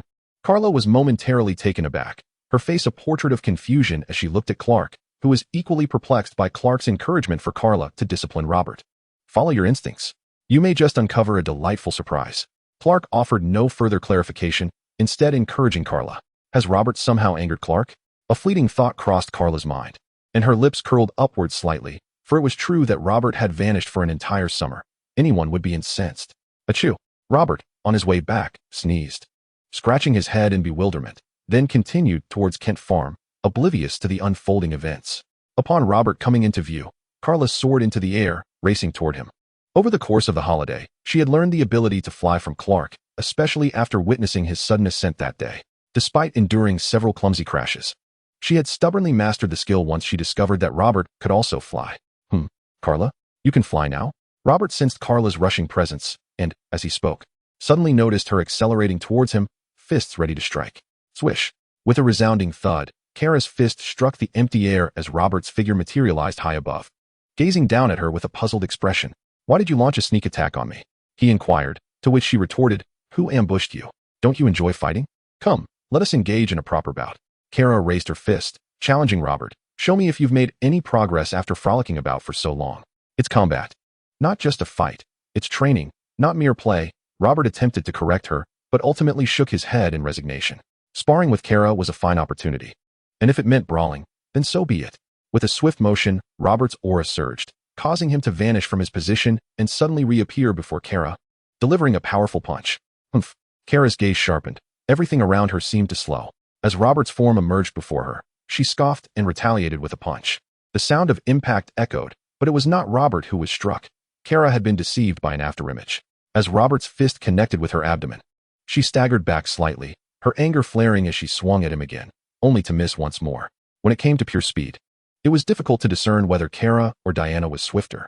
However, in terms of combat proficiency, Kara clearly lacked some finesse, especially as her frustration mounted from failing to hit Robert. Perfect. Robert's eyes gleamed at the sight of Kara's irritation, eager to gauge the gap between his post-training self and her unrestrained power. In an instant, he struck Kara's fist, only to be sent reeling backward, crashing to the ground. Chapter 72. Misunderstandings and Sparring Partners. Did I actually hit? Kara's eyes widened in surprise. She had not anticipated that this time, she had connected with Robert's real form. Upon landing a blow, her body hesitated as she watched Robert fly back and crash to the ground. There remains a considerable disparity. Robert rose from the ground, brushing off the dust as he muttered to himself. When he first encountered Kara, he sensed her energy was greater than that of Chi from the Dragon Ball universe. Yet, from his current perception, he believed he had surpassed her. Nonetheless, the evident gap between them persisted. This reaffirmed to Robert that in this world, energy perception could indicate the presence of a target, but failed to reveal the specific strengths or weaknesses of opponents. To truly discern who was stronger, one must engage in battle. Moreover, his recent journey had solidified another realization. There were likely far more formidable beings in this world than he had previously imagined. Diana, the enigmatic yet malevolent Hydra, Varion, and the Saint, among others. As Robert's mind raced with thoughts, a sudden shiver coursed through his body, for he felt a firm grip on his tail. "Got you!" exclaimed a voice, filled with excitement, but it was not directed at Robert. Rather, it was aimed at his tail. Unlike most Saiyans, Robert's tail did not render him powerless upon capture. He had consciously trained it, and while it was not yet on par with his punches and kicks, it possessed considerable strength. However, compared to his limbs, the sensitivity of his tail was rather pronounced, especially since the individual grasping it was curiously scratching at the fur. Indeed, the one holding on to Robert's tail was none other than Kara, who had long wished to do so. As she seized his tail, the ire that had previously consumed her dissipated, and her eyes sparkled with curiosity as she continued to scratch, observing its reflexive responses. Hey, enough already," Robert exclaimed, noticing Kara's reluctance to release her grip, his tone tinged with annoyance. Blushing, Kara reluctantly let go of his tail, and with a swift motion, she vanished from sight. "Well, not bad, not bad. Although we didn't truly engage in combat, it still counts as a unique form of progress," Clark mused from a distance, nodding at Robert and Kara. "Kara, my cousin, I'm doing my utmost to assist you, so seize the opportunity." Why are you back so soon?"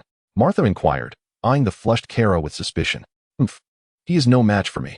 Besides, running around in that animal hide looks ridiculous. I should return to change," Kara replied with a hint of pride. "Animal hide?" Martha exclaimed, rising abruptly, her gaze shifting anxiously towards the doorway. Just then, Robert and Clark entered together. Martha hurried over to inquire, "What happened?" "Robert, where are your clothes?" "Oh, they got worn out during training, so I made myself a new one. What do you think? My craftsmanship isn't too shabby, right? Far better than Clark's." "I dare say," Robert said, showcasing the animal hide he wore with a grin. "Your skills are indeed decent. Keep it as a keepsake. But go change your clothes first. Don't give Kara a reason to laugh at you."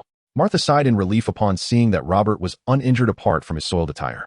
She instinctively directed him, but then a thought struck her, and she looked at Clark with suspicion, asking, "Wait, when has Clark ever made clothes? Was it a gift for Lana?" "No," Robert misremembered. Clark mentally chastised Robert for bringing up old matters, then smiled at Martha, saying, "For Lana's return gift. I prepared a necklace, which you helped me choose. Have you forgotten? That was a return gift. You should be more proactive." Martha shot a glance at Clark and then quietly peered at Kara and Robert, whispering, "Do not let your brother catch up. Let him marry first." Though Martha's tone was not loud, the ears of those present were keen. Kara's face flushed, and she bowed her head in silence. Clark pondered to himself that Robert might indeed be quicker, though his romantic interest was likely not the one Martha was aware of. Mom, how do you know?"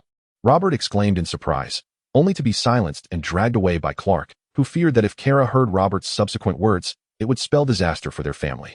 "You are still young. There is no need to rush." Martha had evidently misinterpreted Robert's meaning, winking at Kara as a reminder. I do not understand what you are saying." Kara, blushing, swiftly departed. "I will return to ask my parents to prepare dinner. Let us all gather for a meal tonight." "All right, remember to prepare plenty." Though Kara's figure had vanished from sight, Martha, accustomed to it, still called out with a smile. That evening, the Kent family and the Danvers family finally gathered for a dinner, though according to the Danvers family, they had an elder daughter who had left Earth for outer space. It is typically the case that aliens come to Earth and establish roots, while Earthlings venture to outer space and do not return, which is rather rare. However, in the Danvers couple's account, their elder daughter was more assertive than Kara and Alex combined, and they ultimately chose to support her silently and offer their blessings. This influence of their elder daughter had led the Danvers couple to adopt a more open-minded perspective towards extraordinary events, and they held a supportive stance regarding Alex aiding Kara in uncovering her origins. Moreover, the Danvers couple exhibited a high level of acceptance towards Robert, who had an astonishing appetite, especially when they observed Kara preparing more food for him. Thus, during the remaining days of the holiday, the two families nearly visited each other daily. Kara had begun training alongside Robert, even managing to control her powers enough to spar with him, though at times she would exert excessive force. Nevertheless, it was evident that Kara was making continuous progress, which was already enough for Robert to regard her with newfound respect. Although Kara still lacked any martial spirit and did not display the characteristics or talents of a warrior, Robert believed that her initiation into training ensured that her remarkable gifts were not squandered. The reason Kara was willing to accompany Robert in training during these days was that she had resolved before her break to practice with him when she was in good spirits. And her mood had been quite pleasant throughout these days. As for the source of her good mood, it stemmed from two reasons. Firstly, she had finally achieved her wish by catching hold of Robert's tail. Secondly, it was due to the conversation Martha had previously shared with Robert. Chapter 73, The Cat Girl. The little snake, and the transformation before long, the commencement of the school year arrived. Robert now had the company of Carla on his daily journey to school. Yet it did not seem markedly different from before, aside from the fact that the time spent preparing food had diminished, and he could practice his skills along the way. When the Demetrius quintet discovered that Robert and Carla arrived at school together, it was as if they heard the sound of shattered hearts. They gritted their teeth, suppressing their tears, ultimately huddling together for warmth and offering each other solace amidst the pervasive air of melancholy. A serpent talisman in a museum? How could it possibly be in such a place? One day, the antiquities dealer, Jackie, received a call from his friend, Sheriff Blake, who was in charge of the 13th District and also Jackie's collaborator in the collection of talismans. What? You want me to steal the serpent talisman? Are you joking? Blake? I am an archaeological adventurer, not a common thief. Yes, Jackie, you are not a common thief, but the serpent talisman is not a conventional exhibit either. I will send you the detailed route map. I hope you can successfully retrieve the serpent talisman. After all, this should be the simplest operation yet, Blake encouraged softly. Wait. ISNT the 13th District an official agency? Can't you send someone to directly retrieve the serpent talisman? Jackie replied with a hint of exasperation. I am indeed an official agency, but the museum is private. Blake responded, equally resigned. If I could act officially, I would have done so long ago. Have you ever seen an extraordinary incident where the authorities could act openly? All right, you make a valid point. There are times when the official route proves ineffectual. Jackie conceded reluctantly, murmuring, I will try my best, but I cannot guarantee success. By the way, how is your investigation into Varlon and Hydra progressing? I have yet to clarify the matter, but are you sure there has been no mistake? The intelligence I have gathered indicates that Hydra has been completely eradicated. Blake's voice carried a note of doubt. I am certain I have not erred. Jackie asserted firmly. Very well, I trust you. For the first time, Blake heard such conviction from Jackie, and he chose to believe in his old friend. Now, you go handle the serpent talisman, while I continue my investigation into Hydra. Uncle Jackie, are you going out for an adventure? Will Robert be coming? May I join you to take a look?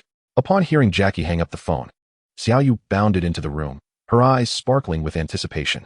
Jackie refrained from reporting Robert's situation to Blake in the 13th District. Although he was uncertain whether Robert cared about being exposed to official scrutiny, Jackie opted to conceal Robert's existence. However, keeping his father's affairs under wraps proved to be a more challenging task. Due to the earlier incident involving the bull talisman, the elder had advised Jackie Chan to return swiftly after resolving the matter, bringing along a token gift for Xiaoyu. However, it was evident that, in the wake of the Hydra's emergence, Jackie, in his haste to return, had completely forgotten about this task. While explaining the situation, Jackie mentioned Robert's performance, which piqued Xiaoyu's interest. Though she doubted the possibility of a single individual creating a massive crater, she was nonetheless curious to see the formidable Robert, who was said to surpass even the elder in prowess, despite the elder's outright denial of such a claim. Xiaoyu, I am going to work, not to play, Jackie snapped, glaring at the little girl who had rushed out. And stop eavesdropping on my conversations. It's not acceptable when I'm on the phone or discussing matters with the elder. Now, off you go to do your homework and get some sleep. With a huff of dissatisfaction, Xiaoyu crossed her arms and stuck her tongue out at Jackie before storming off. Yet, her continually darting eyes suggested that she had other plans. If it were a battle, it would indeed be prudent to contact Robert. However, the current objective was to stealthily retrieve the talisman from the museum. The thought of Robert demolishing the museum and the potential financial repercussions made Jackie shake his head in dismay, deciding against summoning Robert for the time being. That night, armed with the strategy provided by Blake and clad in stealth attire, Jackie made his way to the rooftop of the museum, quietly infiltrating the building. Unbeknownst to him, a small figure had been stealthily tailing him, and even with Jackie's agility, he had not managed to shake off this little shadow. Moreover, Jackie was unaware that the museum was abuzz with activity that evening, as not only he and his niece Xiaoyu were present, but also two other individuals dressed in black.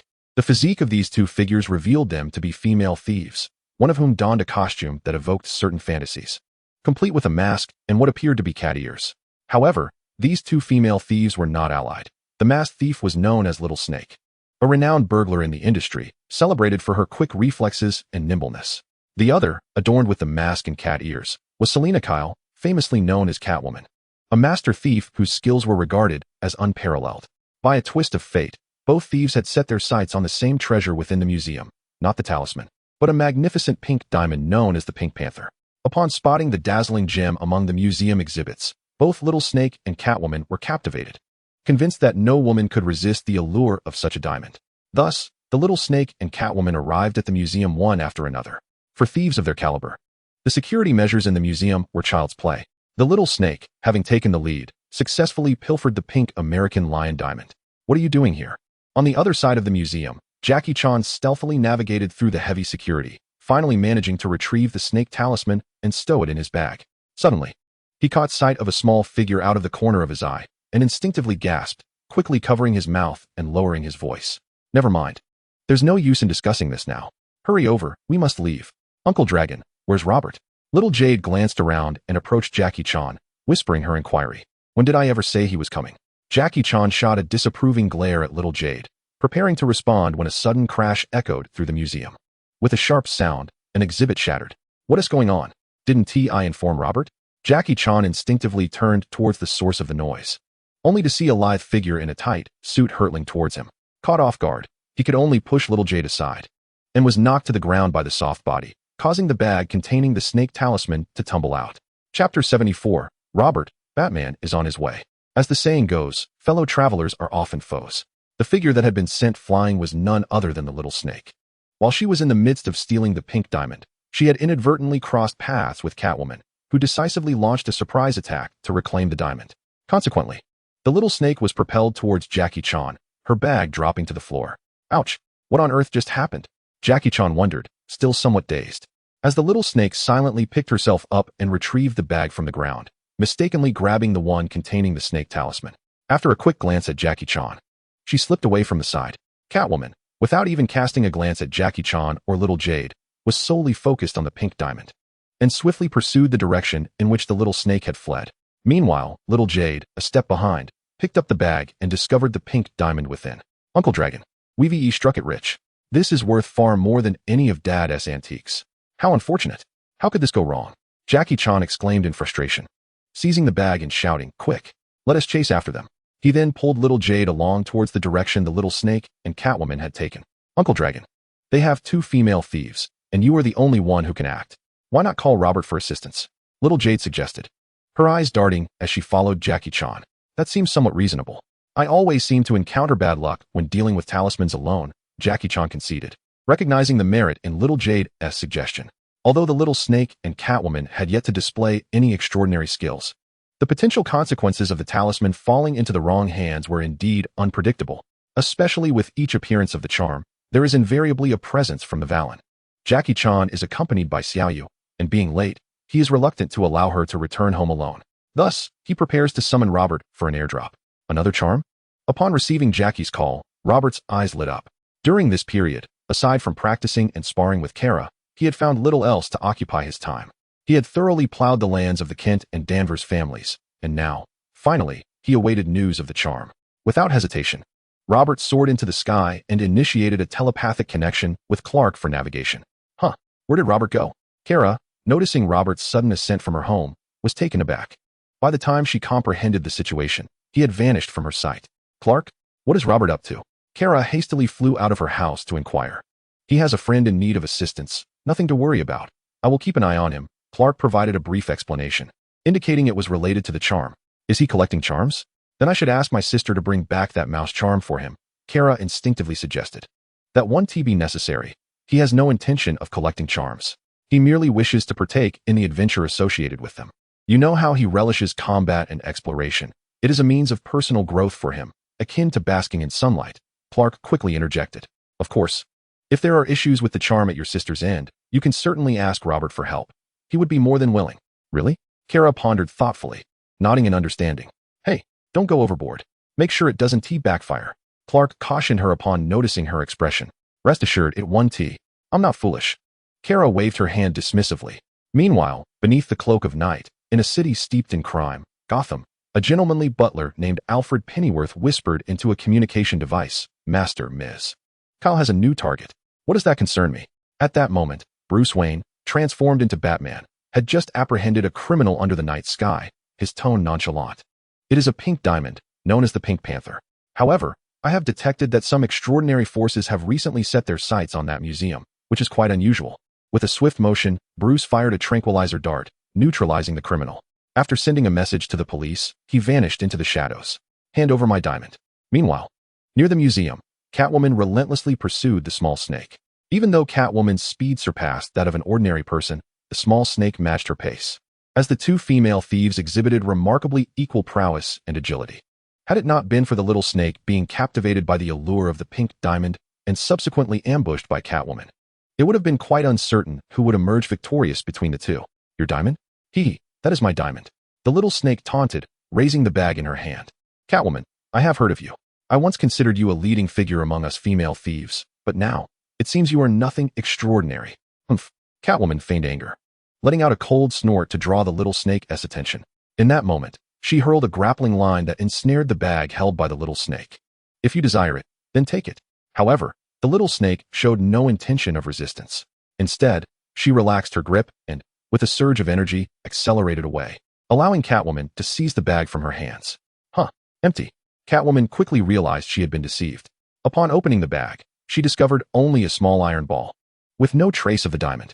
Competing with me? It appears that my reputation in the thieving world will soon surpass yours, Catwoman. Having evaded Catwoman, the little snake cheerfully retrieved the hidden bag, which she believed contained the pink diamond, and as she opened it, her expression shifted dramatically. Damn it. Switched? When did this happen? Truly impressive, Catwoman. I didn't even notice. Humph. This matter is far from over. In the depths of the night, the two female thieves, both feeling duped, encountered each other once more. When they recognized the other rushing towards them, they paused momentarily, but the flames of anger ignited a fierce confrontation. However, the clash between the two equally matched female thieves lacked the excitement of a typical hair-pulling brawl. It devolved into a mundane exchange of kicks and unarmed combat. Hardly remarkable.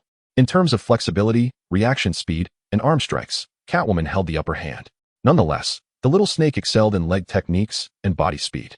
After an extended struggle, neither could claim victory, though the little snake, having sustained minor injuries from Catwoman's earlier ambush, seemed to be at a disadvantage. Hand over the diamond. With the upper hand, Catwoman intensified her assault, alternating punches and claws aimed at the little snake, while softly commanding, "The diamond? Do you dare mention the diamond?" The little snake glared at Catwoman and replied sternly, "Haven't you already switched the diamond? Why else would I be here seeking you?" Switched? Wait. In that moment, both the little snake and Catwoman sensed something amiss. In perfect sync, they halted and retreated. The little snake produced the snake talisman from the bag, which emitted a radiant glow, causing her body to vanish in an instant. Chapter 75. How much longer will you hide? What is this? She disappeared? The woman's pupils constricted slightly, gazing in bewilderment at the vanished little snake. What just transpired? Could it be due to that small stone?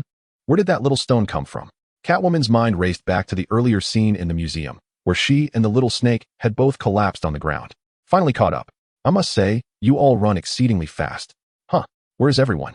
As the sounds of a struggle echoed, Catwoman was beset by a flurry of thoughts when suddenly, Jackie Chan, slightly breathless, rushed over with Xiao Yu. Upon realizing that Catwoman was alone, Jackie paused momentarily before speaking. So, the diamond is in your possession? Catwoman's eyes sparkled at the sight of Jackie, although she was perplexed by the sudden disappearance of the little snake. Her desire for the pink diamond overshadowed everything else. Yes, it is with me, but you must trade me that talisman. Jackie instinctively nodded. But before he could utter another word, he noticed Catwoman transform into a shadow, pouncing towards him like a feline. With a startled cry, Jackie dodged her attack. Yet before he could respond, he felt a hand probing into his pocket, only to vanish in an instant. At that moment, his once bulging pocket was left utterly empty. Be careful, Uncle Dragon. There's a thief. Xiao Yu exclaimed in alarm upon witnessing the scene. She quickly retrieved a small bottle of mineral water from her pocket, uncapped it, and splashed it toward Jackie. Can they not see me? Does that mean I can steal anything without being detected? At that moment, the little snake, having acquired the pink diamond, was lost in dreams of expanding its thieving endeavors through invisibility. However, this very advantage rendered it heedless, leading to a direct splash from Xiao Yu. The clear mineral water did not immediately reveal the little snake, but as it dampened half of its leg and one shoe, it was sufficient for others to discern its presence. Well done, Xiao Yu. Jackie praised her before lunging towards the exposed little snake. Invisibility?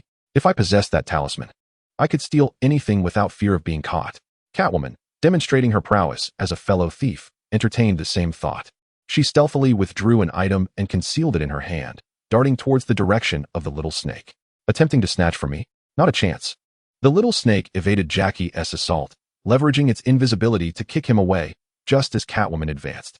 With a swift movement, as the little snake sent Jackie flying, Catwoman brandished her item, a cloud of luminous powder, which she had secretly affixed to her target during her pursuit. This proved exceptionally effective against the invisible little snake, thanks to the inventive idea Xiao Yu had provided earlier. Caught off guard by the powder Catwoman dispersed, the little snake became fully visible. Seizing the opportunity, Catwoman aimed a kick at it. With a thud, the little snake managed to block her kick with its arms, but was nonetheless propelled backward. Upon landing, it promptly turned to flee. "Stop! Don't run!" Jackie shouted as he regained his footing and chased after the little snake. Meanwhile, Catwoman assessed the direction of the snake's escape, then vanished into the night. "Wait for me, Uncle Dragon." Xiao Yu glanced around, feeling as though unseen eyes were watching her from the darkness. Unable to discern their source, she hurriedly made her way towards Jackie. As the small snake twisted and turned, it scurried into a narrow alley. When Chenglong arrived, he found only garments and a scarf dusted with fluorescent powder, with no sign of the snake itself. "She took off her clothes," exclaimed Xiao Yu, who had just arrived and was momentarily taken aback by the sight of Chenglong frozen in place. Glancing at the clothing on the ground in surprise, coughing awkwardly, Chenglong cleared his throat, uncertain of the snake's current whereabouts. He attempted to speak. Could you kindly return the talisman, dear thief? It is truly dangerous."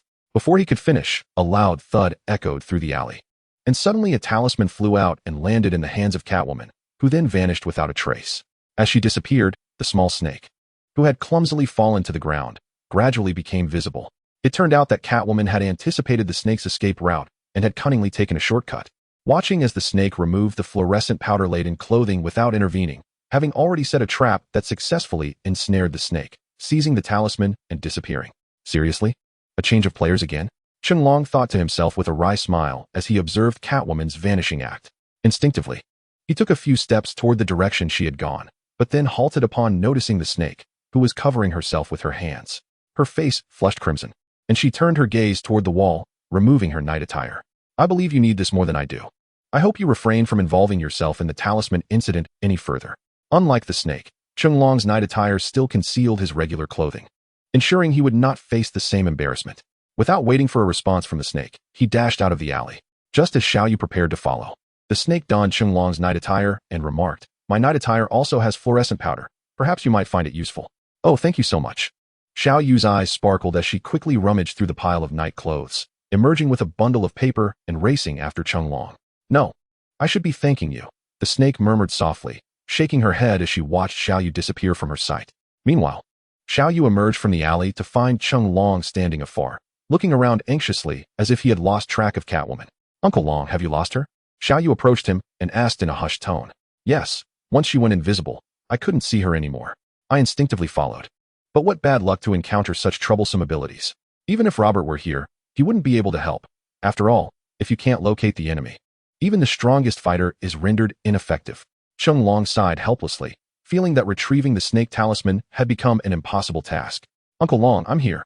Just as Chenglong finished speaking, Robert descended from above, his face alight with anticipation. "Where's the talisman? What kind of talisman is it? Are there any formidable foes involved? Wow, you can really fly? How cool. How did you manage that?" Xiao Yu exclaimed, her eyes sparkling as she gazed at Robert, not waiting for Chenglong to respond. "Xiao Yu, stop causing trouble." Chenglong tugged at Xiao Yu, casting a wry smile at Robert. "You arrived a bit late. This time, we've encountered a serpent talisman that possesses the ability to render its bearer invisible. That fellow has already vanished after acquiring the talisman." "Invisible, you say?" "Well, I found it," Robert replied, his figure flickering as he approached the wall, raising his gaze to address it.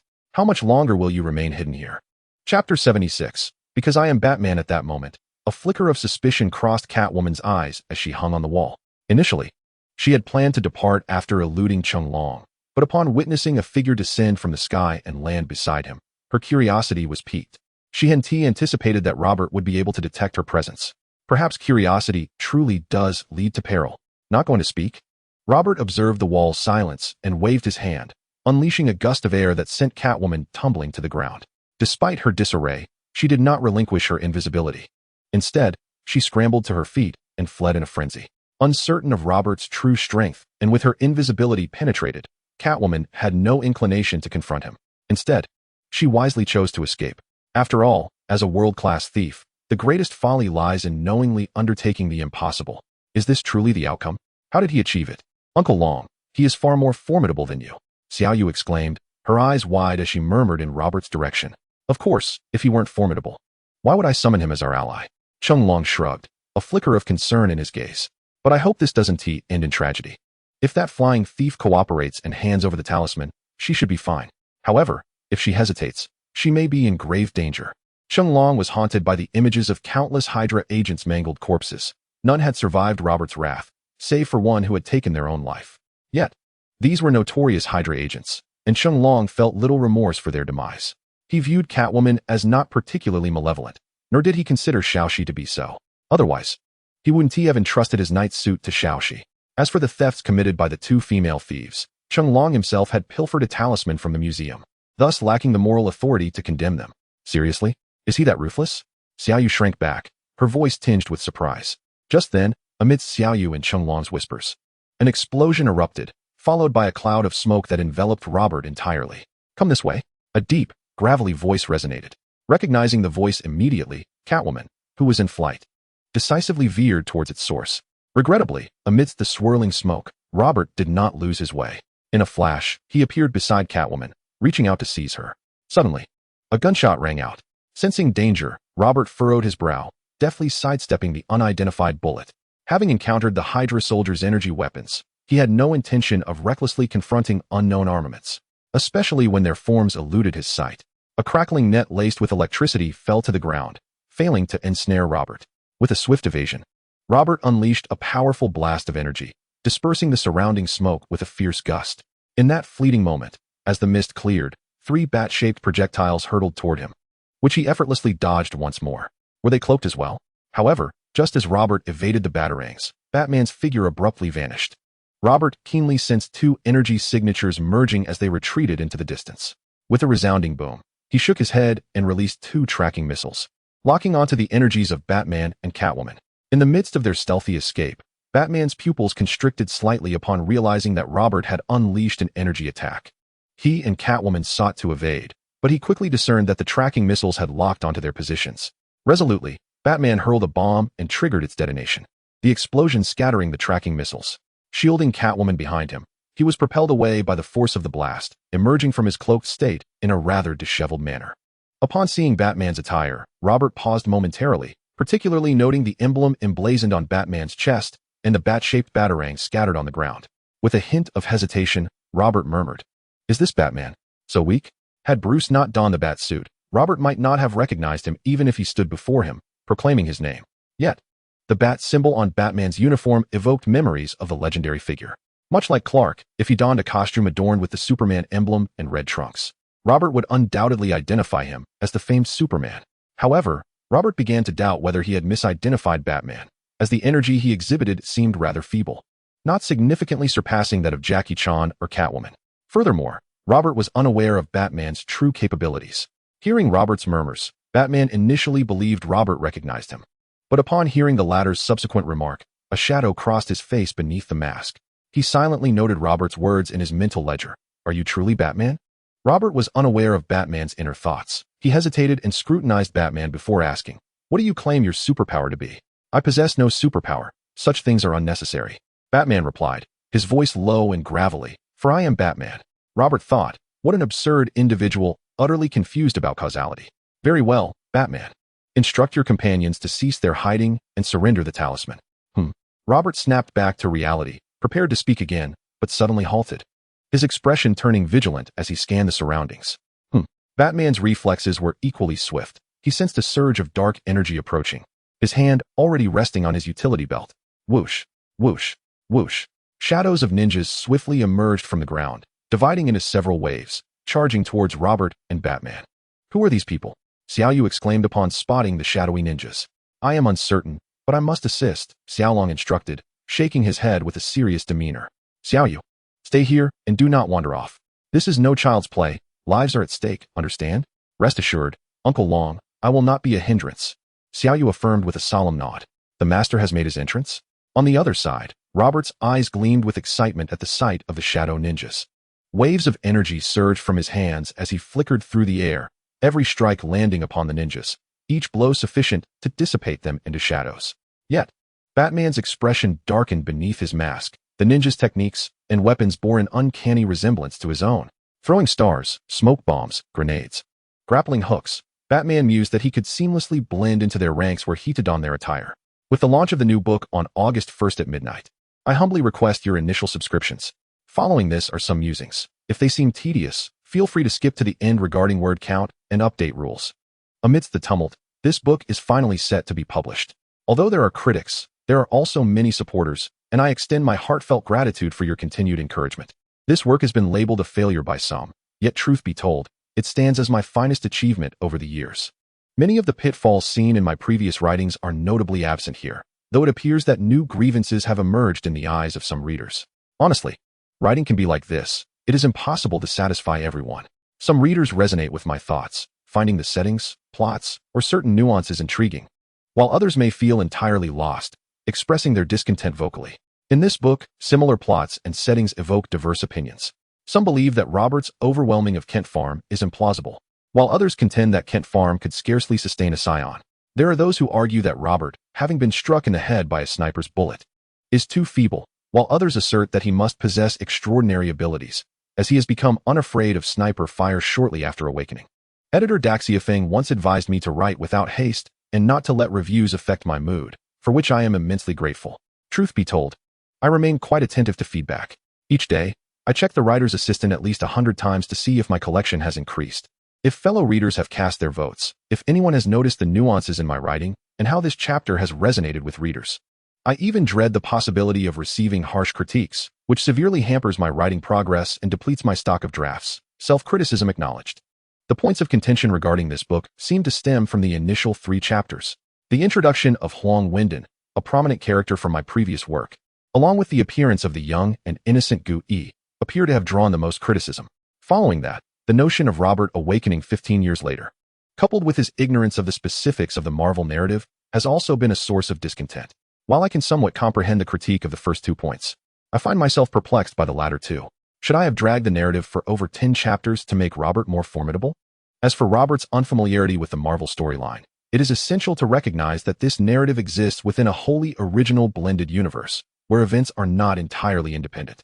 What purpose does knowing the original plot serve? Is it merely a source of confusion? Why should a Scion concern themselves with such matters? When adversaries present themselves, should one not simply confront them? Some readers have remarked that it appears foolish for the protagonist to be unaware of the plot while they possess knowledge of it. I too struggle to grasp this notion, as I have interwoven various characters into the story. How could one possibly know every intricacy of the plot?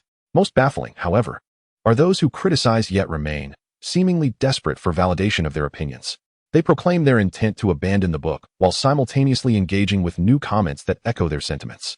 But I digress, having already addressed these issues across various discussion platforms. Now, let us delve into the inspiration behind this book.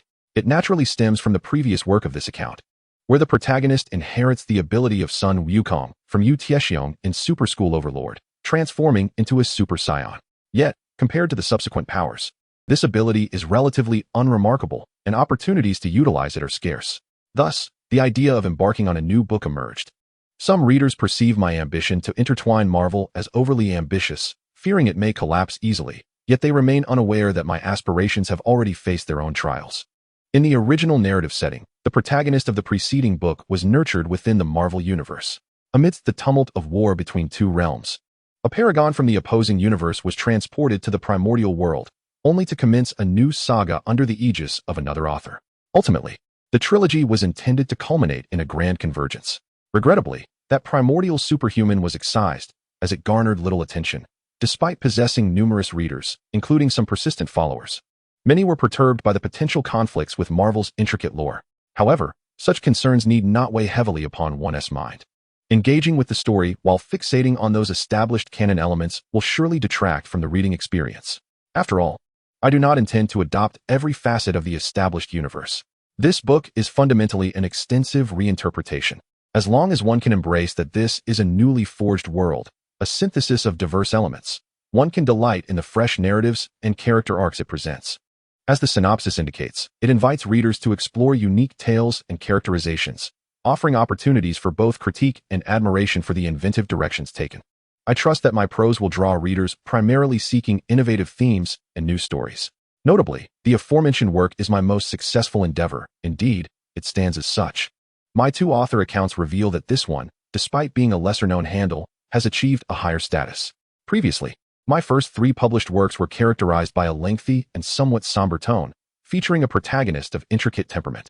Far removed from the archetypal hero of traditional martial arts novels, lacking in immediate gratification.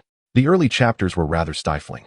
Yet they encapsulated the martial narrative I aspired to craft, culminating in over 2.5 million words. Despite its completion, it amassed fewer than 300 collections over nearly 3.5 years, with a steady subscription count now reaching 2. The second published book introduced a protagonist who initially exhibited lethargy, yet, under external pressures, was compelled to evolve and mature. However, many readers grew impatient, unable to await the protagonist's transformation. Upon release, it garnered just over 5,000 collections, with an initial subscription of 200. The third book, associated with this account, is a continuation of the previous work, achieving 500 collections, yet still only saw an initial 200 subscriptions. I have not refrained from experimenting with different narratives across my 2 accounts. One unfinished work, which I diligently pursued to 40,000 words, was significantly altered based on reader feedback.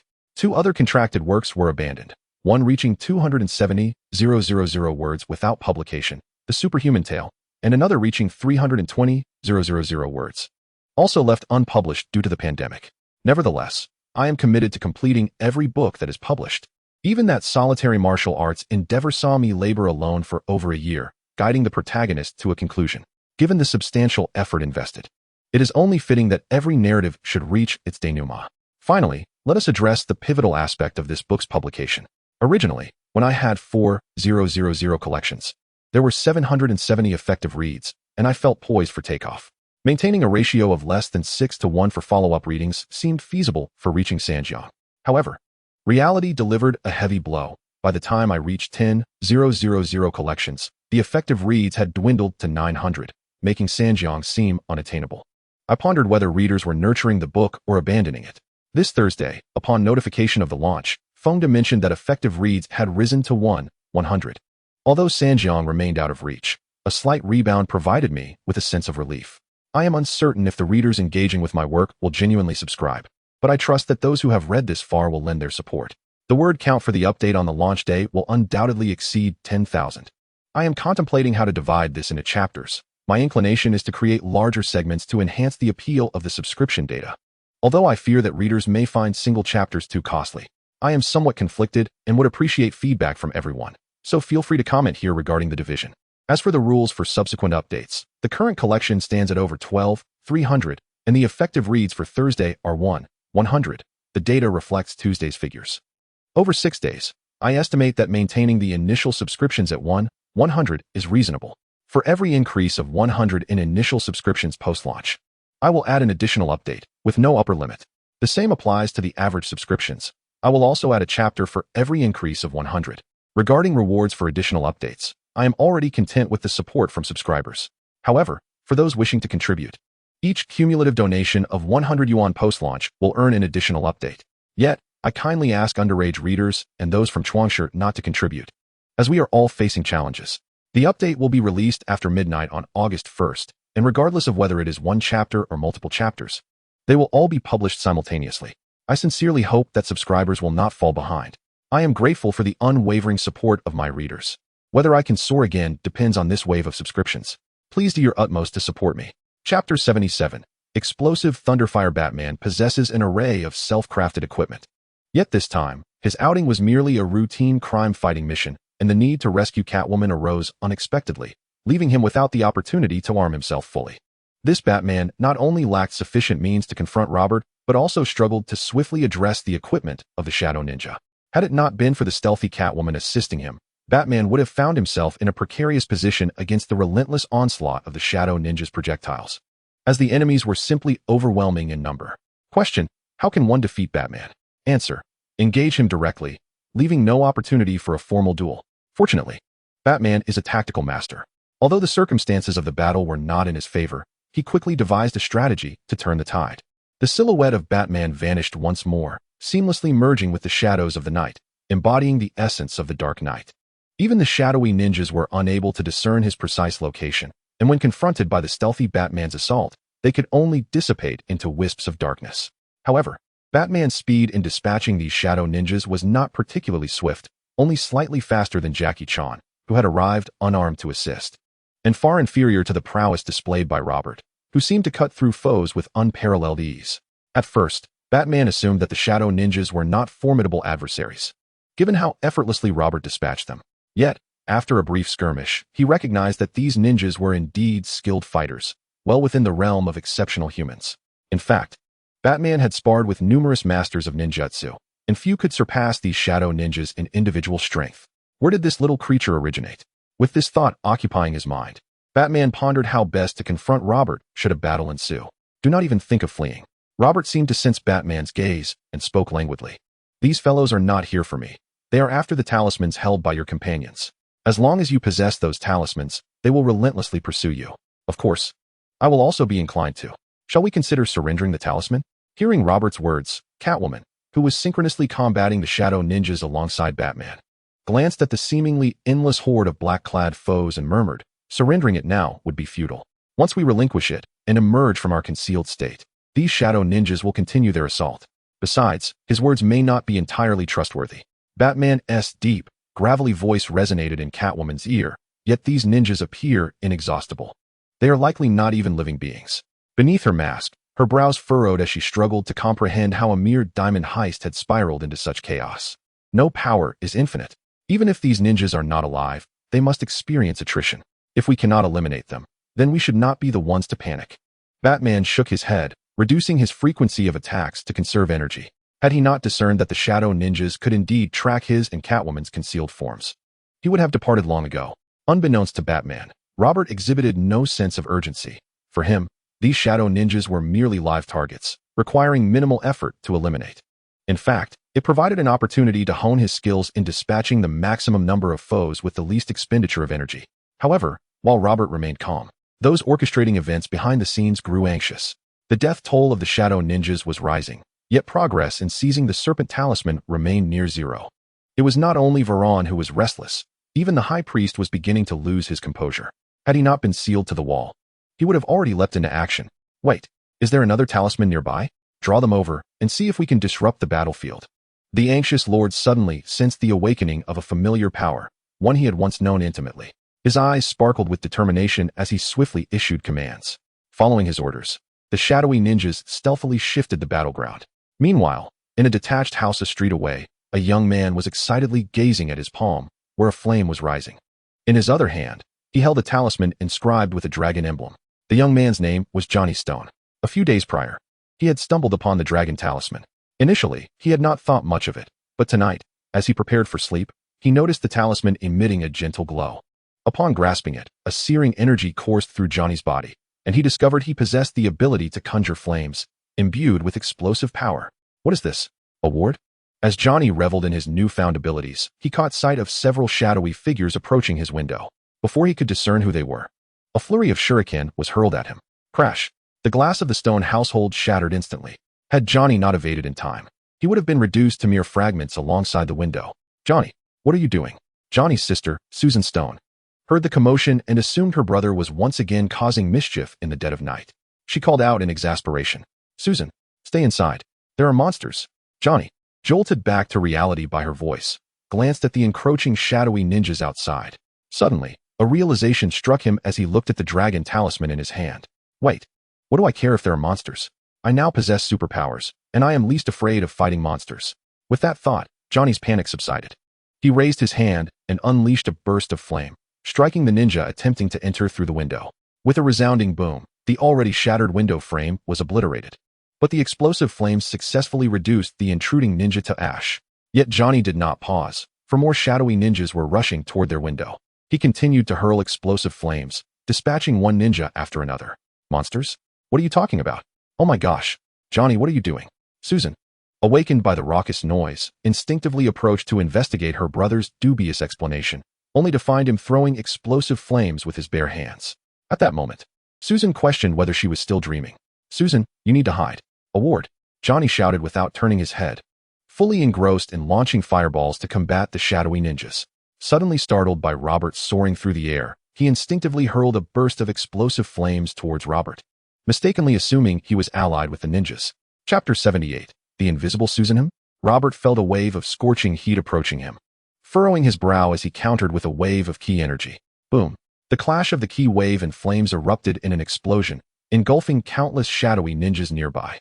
The resounding blast echoed around, forcing the engaged fighters, Jackie Chan, Batman, and Catwoman, to dodge with some difficulty. Is this the level of destruction a human can unleash? I shouldn't have ventured out tonight, Catwoman murmured, shrinking her neck at the force of the explosion. Bruce, can you handle such an opponent? Who is Bruce? Batman's expression remained unchanged beneath his mask, stubbornly maintaining his persona as he responded in a gravely voice. Well, Mr. Batman, do you have confidence in facing such an adversary? Catwoman shot him a captivating glance, inquiring once more. Yes, but it will require time. Batman observed Robert hovering in the air and Johnny at the window, pausing momentarily before responding earnestly. No wonder these fellows lured us here. It turns out there's another talisman, Robert realized, his eyes glinting as he spotted the dragon talisman in Johnny's palm. Feeling a sense of relief, he thought, how splendid. I was worried the snake talisman would be ineffective against these ninjas, but the dragon talisman is quite promising. Johnny, what's going on? How can you unleash flames? Why is he flying? Susan, behind Johnny, asked with a hint of panic. I wish I could explain, but unfortunately, I have yet to comprehend what is happening, Johnny said, his gaze fixed on Robert in midair. All I know is that it's perilous right now. You should take cover. The danger stems from the talisman in your hand. The ninjas are after it, and as long as the talisman remains with you, they will relentlessly pursue. Allow me to clear the area first, and then we can relocate. Shall we? Robert casually dispatched a few shadow ninjas, smiling at Johnny. You wouldn't want your home further damaged, would you? Clear the area? Johnny stared at the shadow ninjas, momentarily perplexed by Robert's words. Even with the dragon talisman granting him control over explosive flames, annihilating so many ninjas at once seemed improbable, especially as he observed the ninjas continually emerging. With a hum, Robert concentrated a ki wave in his palm. Moments later, this ki wave erupted like blossoms scattered by a celestial maiden, crashing down upon all the shadow ninjas below. The force was just sufficient to disperse the ninjas without harming the ground beneath. Although this experience was recently summarized by Robert after he had vanquished an unknown number of shadow ninjas, it nonetheless demonstrated that his control over his current powers had reached an almost flawless level. Gulp. Almost simultaneously, everyone except Batman swallowed hard. The scene unfolding before them truly transcended their comprehension, even as their understanding had been repeatedly shattered throughout the night. What are you standing there for? They will continue to appear, and are you planning to remain here? If your house gets blown up later, it matters little to me. Although someone advised me not to make too much noise while out, Robert cast a sidelong glance at Johnny, who was frozen in place. You call that not making too much noise? Or are you suggesting that you should hand over the talisman to me? In that case, you need not leave. However, I imagine you would feel quite reluctant to forfeit your newfound abilities without a fight, wouldn't you? Robert deliberately provoked Johnny, who appeared somewhat hesitant. To be honest, even though Robert wished to take the dragon talisman from Johnny, he still hoped to engage him in battle, for it seemed that Johnny had a decent grasp of the talisman's powers. Johnny, why don't you just hand over that talisman? Susan said quietly, glancing at Johnny with concern. Humph, dream on. I've worked hard to acquire my superpowers. How could I possibly give them up so easily? Initially intimidated by Robert's destructive capability, Johnny's anger flared up instantly. Gritting his teeth, he pulled Susan and jumped out of the window, as the window had already been blown open, rendering the door unnecessary. Now it's our chance. Toss him the talisman. We're leaving. Batman, noticing that the shadow ninjas had temporarily ceased their onslaught, urgently whispered to Catwoman. Understood. Catwoman instinctively followed Batman's instructions and threw the talisman to Robert, revealing Batman and Catwoman's forms once more. Robert nodded at the incoming talisman, ready to reach out and catch it, only to find several shadow ninjas coalescing once again, lunging towards the snake talisman. Robert coldly uttered a sound, unleashing a wave of energy towards the shadow ninjas. However, at that moment, a group of shadow ninjas surged forward, attempting to shield their comrades from Robert's attack.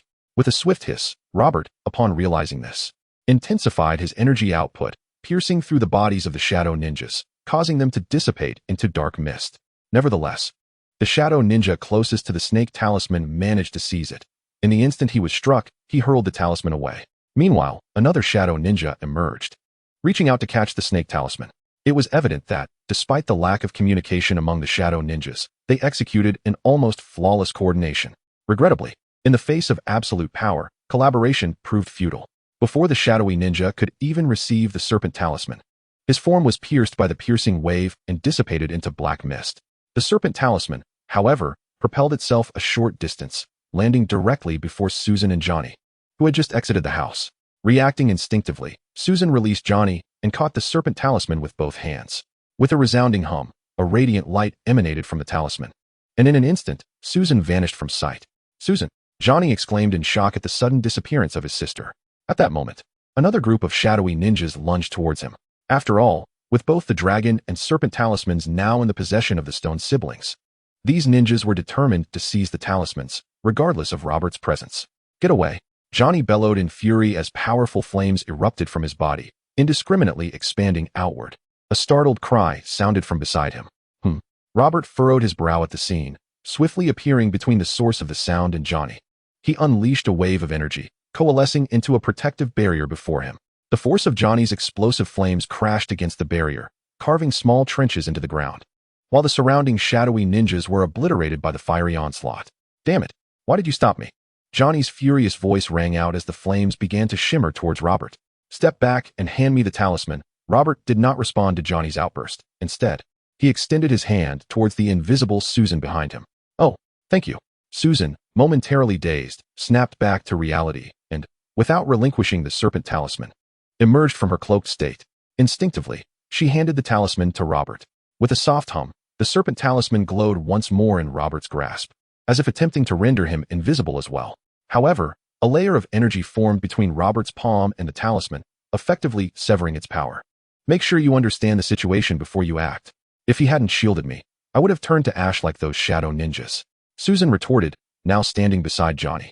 Glaring at him, Johnny, feeling somewhat embarrassed, glanced at Susan, his earlier intensity waning. "You still haven't given him the talisman? A reckless person like you thinks they can wield superpowers? Do you even possess that capability?" Susan shot a sidelong glance at the silent Robert before continuing to address Johnny. "That's unnecessary. Preserve that anger of yours. We shall engage in a battle shortly." Robert interjected, gesturing dismissively at Susan while encouraging Johnny. Johnny and Susan stood there, momentarily stunned, gazing at Robert in confusion, at a loss for words. "Let us go." Robert waved his hand, vanquishing the shadowy ninja that had reappeared and attempted to charge forward. "Oh!" Johnny and Sue instinctively followed closely behind him, while Jackie hurriedly brought along the wide-eyed Xiao Yu. Despite the incessant onslaught of shadowy ninjas surrounding them, Jackie had to concede that Robert's side was indeed the safest haven. "Are you not leaving?" Meanwhile, Batman had retreated to a safe distance with Catwoman. Observing Batman as he pulled out a pair of binoculars, Catwoman curiously inquired, "What are you doing?" "I wish to observe these extraordinary powers to prepare for any similar forces that may arise in Gotham," Batman replied, remaining still, his binoculars fixed on Robert's direction. "All right. Tonight has been quite exhilarating. I must return to recuperate," Catwoman acknowledged with a nod. Just as she was about to turn away, she abruptly halted and teasingly asked Batman, "By the way, this is not Gotham. What are the odds you would happen to be here and save me?" Batman paused for a moment, refusing to admit that he had come specifically to rescue Catwoman. "I merely happened to be passing nearby. You needn't thank me." "Fine, I believe you. However, I hope that next time I find myself in peril, you will fortuitously be there to save me." Catwoman flashed a charming smile at Batman, not intending to expose his true intentions, for she understood his nature. Her words were merely a playful provocation. Batman remained silent, not uttering a word after Catwoman departed, his entire being seemingly merging into the darkness, his focus entirely on Robert's actions. Meanwhile, Robert had led Jackie and the others to a desolate suburb, and he reluctantly acknowledged that the shadowy ninjas possessed unique abilities. Their relentless respawning capability was enough to cause considerable distress. However, unbeknownst to Robert, the Master had already begun to feel the weight of a headache. The shadowy ninja group was not originally a product of the Master's powers. It was only after he absorbed the energy of a particular mask that he gained the ability to summon and control the shadowy ninjas. Yet, with Robert having dispatched an untold number of these ninjas, the energy consumed from that mask was diminishing. This depletion seemed to stretch into infinity. "Withdraw." In exasperation, the Master issued a command, intending to have Valen ascertain Robert's background before deciding how to confront him. Valen, too, was taken aback by Robert's display. Despite being the leader of the Hydra faction and having witnessed numerous extraordinary powers, he had never encountered anyone quite like Robert. The 13th District? How deeply it conceals its secrets. It appears there is much to uncover there. However, Valen clearly misinterpreted the situation, his mind racing with exhilaration as he calculated. If I could thoroughly infiltrate the 13th District and uncover its secrets, I might become a significant figure within Hydra, akin to Alexander Pierce. Has he fled? Is that all? What happened to the endless possibilities? Robert observed the remaining shadows meld into the ground, vanishing from sight, and could not help but murmur. Indeed, no energy is inexhaustible. As long as enough foes are vanquished, these ninjas will either disappear or be repelled. Batman, who was silently observing through his telescope, mentally noted this crucial information and continued to gaze intently in Robert's direction. With the matter of the Serpent Talisman resolved, it was now time to address the Dragon Talisman. Robert tossed the Serpent Talisman to Jackie Chan, who, after disappearing, reappeared. It seemed he, like Susan, had mastered the power of the Serpent Talisman. However, Jackie achieved this through his own efforts, while Susan succeeded unconsciously. Gulp. Upon seeing Robert hand the Serpent Talisman to Jackie, Johnny instinctively swallowed hard, glancing at Robert with a somewhat forced smile. To be frank, Johnny was inherently a rebellious and self-willed individual. After acquiring the Dragon Talisman and gaining the ability to unleash explosive flames, he felt an even greater sense of pride. Yet, having journeyed alongside Robert, witnessing him effortlessly dispatch countless shadow ninjas, and considering Robert's previously displayed prowess, Johnny did not believe he could rival Robert, even with the Dragon Talisman. How about we both take a step back? Johnny tentatively inquired, looking at Robert. Take a step back? What do you mean by that? Robert raised an eyebrow, puzzled by Johnny's question. I won't fight you if you don't take my talisman, Johnny eagerly proposed. Is that taking a step back? You're actually advancing 2 steps. Robert shook his head in exasperation, addressing the uncombative Johnny. How about this? I won't engage you in close combat. As long as you can endure without conceding before my strength is depleted, the Dragon Talisman will be yours to keep. But do remember, I've already expended quite a bit of energy. Really? Johnny's eyes lit up, and he instantly felt invigorated. The opportunity to possess superpowers was at hand, and he could not ignore the possibility that this might be a once-in-a-lifetime chance. Thus, he resolved to seize it. The Dragon Talisman entrusted to him? Jackie hesitated momentarily. Although he did not believe Robert would lose, the idea of someone like Johnny safeguarding it seemed rather unreliable, especially given Johnny's previous performance and destructive capabilities, which did not inspire confidence. If he truly could defeat Robert, wouldn't it be safer in his possession? Xiaoyu tugged at Jackie's sleeve and said, I don't think your sheriff friend can reliably guard such a treasure. Xiaoyu, don't be ridiculous. That's the safest place in the world. Upon hearing Xiaoyu's skepticism, Jackie once again planted a flag labeled toxic optimism in the 13th District. Uncle Dragon, I think we should keep our distance, Xiaoyu said, shrinking her neck as she looked at Johnny, who was radiating flames. Oh, you are quite right. Upon hearing this, Jackie Chan recalled Robert's destructive power and quickly scooped up Xiaoyu, dashing to the side. With a serious expression, he cautioned the approaching Susan. If Robert shows you his powers or shouts anything about the sun, you must swiftly close your eyes. Do you understand? Xiaoyu, puzzled, inquired why. There's no reason. Just remember. Jackie Chan did not intend to elaborate further, as this was Robert's technique, and it was best kept from too many knowing. Boom. Just as Jackie and the others reached a safe area, a thunderous explosion erupted, followed by a series of detonations. Under normal circumstances, the flames or energy collisions would not lead to such immediate explosions. However, the firepower contained within the Dragon Talisman was not merely about incineration. It inherently possessed explosive force. This exemplified the difference between flame projection and inferno blast techniques. Did you forget I told you not to cause too much commotion? Couldn't you refrain from this fight? Clark lamented silently in the depths of his mind as he found himself at Kent Farm. What is that? While observing Robert's battle, Clark suddenly noticed something amiss. Not far from Robert's battlefield, in the city, 2 greenish humanoid creatures were engaged in combat. They were significantly taller than average humans, and their clash caused buildings to crumble around them. Clark could hear numerous panicked cries for help. Compared to the destruction wrought by Robert in the wilderness, the devastation caused by these 2 humanoids was undeniably immense. Kara, keep an eye on the house. I need to step out. Protect our home. After a lengthy silence, Clark, observing the chaos in the city, swiftly changed into a costume that left only his eyes visible before vanishing, leaving Kara with those words. What is happening? Why is everyone fleeing? A flicker of confusion crossed Kara's eyes, but she ultimately resisted the urge to follow and chose to stay home. Master, there are 2 monsters battling in New York City, causing widespread destruction, including damage to our properties. Alfred's voice echoed through Batman's earpiece. 2 creatures? Is there anything that can surpass the destruction I'm currently witnessing? Batman's expression remained stoic upon hearing about the property damage. Regarding the monsters, he felt that after experiencing the events of that night, no creature could rival the Robert he observed.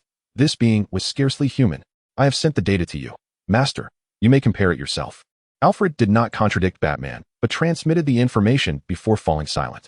Buzz. With a subtle gesture, Batman tapped his arm, and before him materialized a holographic projection depicting 2 towering monsters locked in combat, their clash wreaking havoc on the surrounding buildings. The intensity of Robert and Johnny's battle was indeed terrifying, but the visual impact of the monsters' brutal exchanges was equally staggering. More critically, the site of this monstrous conflict was none other than the city itself. Was a film being shot tonight? Each spectacle was more outrageous than the last. After a brief moment of silence, Batman whispered a sardonic remark, casting a lingering gaze towards Robert's direction before vanishing into the night. Meanwhile, engaged in a fervent clash with Johnny, Robert sensed the presence of 2 formidable energies colliding in the distance. He quickly called a halt, directing his gaze towards the city, his eyes shimmering with intrigue. In contrast to Johnny, who could only unleash explosive flames from afar, Robert exhibited a keen interest in the masters of these 2 energies. What's the matter? Have you exhausted your strength? Johnny's eyes gleamed with anticipation as he inquired. Let us postpone our battle for now. I have encountered a more intriguing opponent. Robert replied, addressing Jackie Chan. This dragon talisman should suffice for your needs.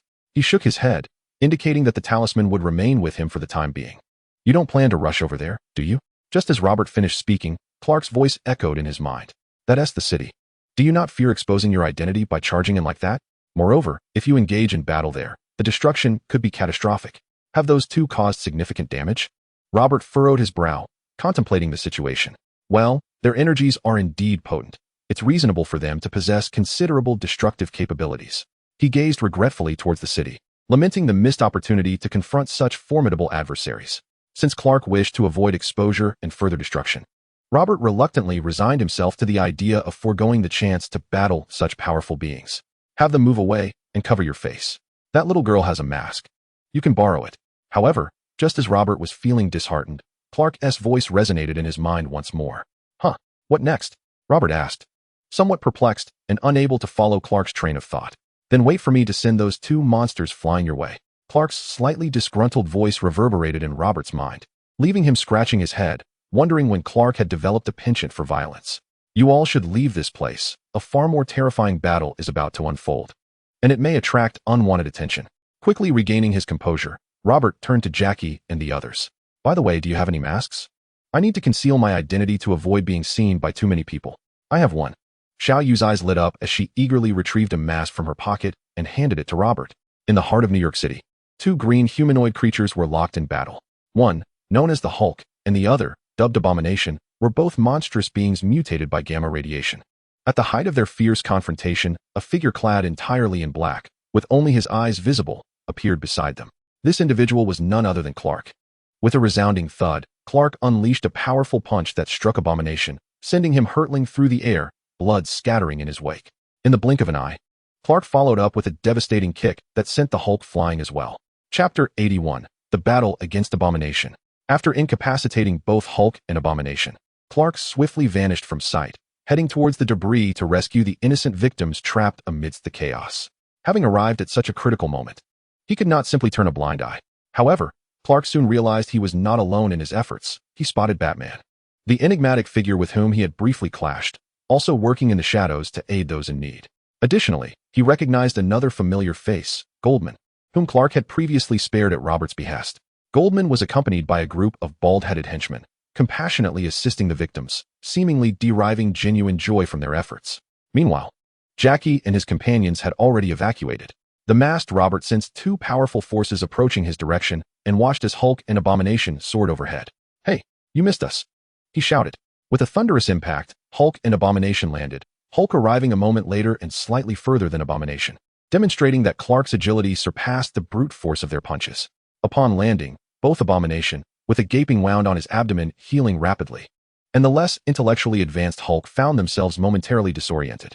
Abomination lay on the ground, pondering the bewildering turn of events. He had been engaged in a fierce duel with Hulk, even gaining the upper hand, yet was suddenly struck down. How could he have been so easily overpowered? Moreover, in midair, he had witnessed Hulk being propelled beyond him. Who possessed such strength to vanquish both him and Hulk simultaneously? That must be the true monster. In contrast, the less mature Hulk did not contemplate these existential questions. He merely sensed the peril surrounding him and sought to flee the scene. Hey, don't run away. Robert called out anxiously as he watched Hulk rise from the ground and leap away into the distance. This was a prime opponent, graciously delivered to him by Clark. Despite the circumstances being somewhat askew, he could not allow him to escape. Roar!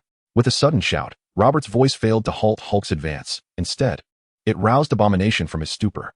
Abomination let out a fierce roar, rising from the ground with a menacing glare directed at the diminutive Robert. Why are you screaming so loudly? Robert, initially prepared to pursue Hulk, halted in his tracks, furrowing his brow in response to Abomination. Never mind, if one escapes. So be it. If both flee, it would be a loss indeed. Who are you? Abomination eyed Robert warily, refraining from an immediate attack, as he was uncertain whether it was Robert who had hurled him from the city to the outskirts. Who I am is of little consequence. What matters is that you appear quite formidable, Robert replied, shaking his head as his fighting spirit began to surge, muscles swelling rapidly as his aura intensified. Unaware of the true extent of Abomination's power, Robert recognized that in this realm where energy could not fully manifest, only through combat could one discern the opponent's strength. Thus, he resolved to test the waters. With a resounding thud, Robert propelled himself forward, vanishing from sight. Before Abomination could react, Robert's fist collided with his chin, sending him sprawling to the ground. Not you. As long as it's not you. Surprisingly, Abomination felt exhilarated upon being knocked down, for he had confirmed that Robert was not the terrifying creature who had previously sent him hurtling from the city. Rising with a menacing expression, he regarded Robert and growled. Little one, you possess some skill, but you have provoked my ire. In the next instant, Abomination leapt towards Robert, swinging a massive fist aimed at his head. In the face of Abomination's colossal blow, Robert remained unfazed, sidestepping the attack, while simultaneously delivering a punch to the still-healing wound on Abomination's abdomen. With a sickening thud, Abomination's injury burst open anew, yet a savage expression flickered across his face as he seized Robert's arm, intending to slam him to the ground as they descended.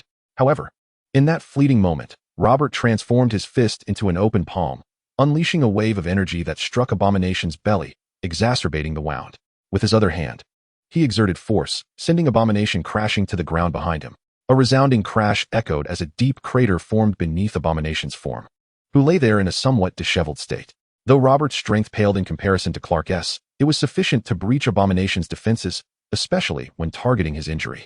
Moreover, Robert seized the advantage, refusing to relent simply because Abomination had fallen. He continued to rain punches upon his adversary's head, sensing no indication that Abomination's spirit was waning. With a thunderous impact, Robert's fist struck the ground instead of Abomination, as the latter's exceptional combat experience allowed him to evade the blow. Unlike the Hulk, whose consciousness altered upon transformation, the entity known as Abomination was irrevocably fated to remain in its monstrous form from the moment of its mutation, yet its awareness remained intact. Moreover, Abomination was originally an exceptionally skilled soldier, having successfully undergone the super soldier serum injection, which rendered its combat experience and techniques far superior to those of the Hulk. As Robert struck the ground with a powerful punch, Abomination seized a handful of earth, hurling it towards Robert's head, obscuring his vision while simultaneously launching a punch in his direction. Reacting instinctively, Robert shut his eyes, with no time left to evade. He opted to raise one arm defensively in front of himself, seeking to shield against the massive blow. The impact sent Robert hurtling backward, crashing heavily onto the ground. This was precisely why Robert had previously chosen to evade Abomination's attacks, even after harnessing a fraction of the mighty ape's strength.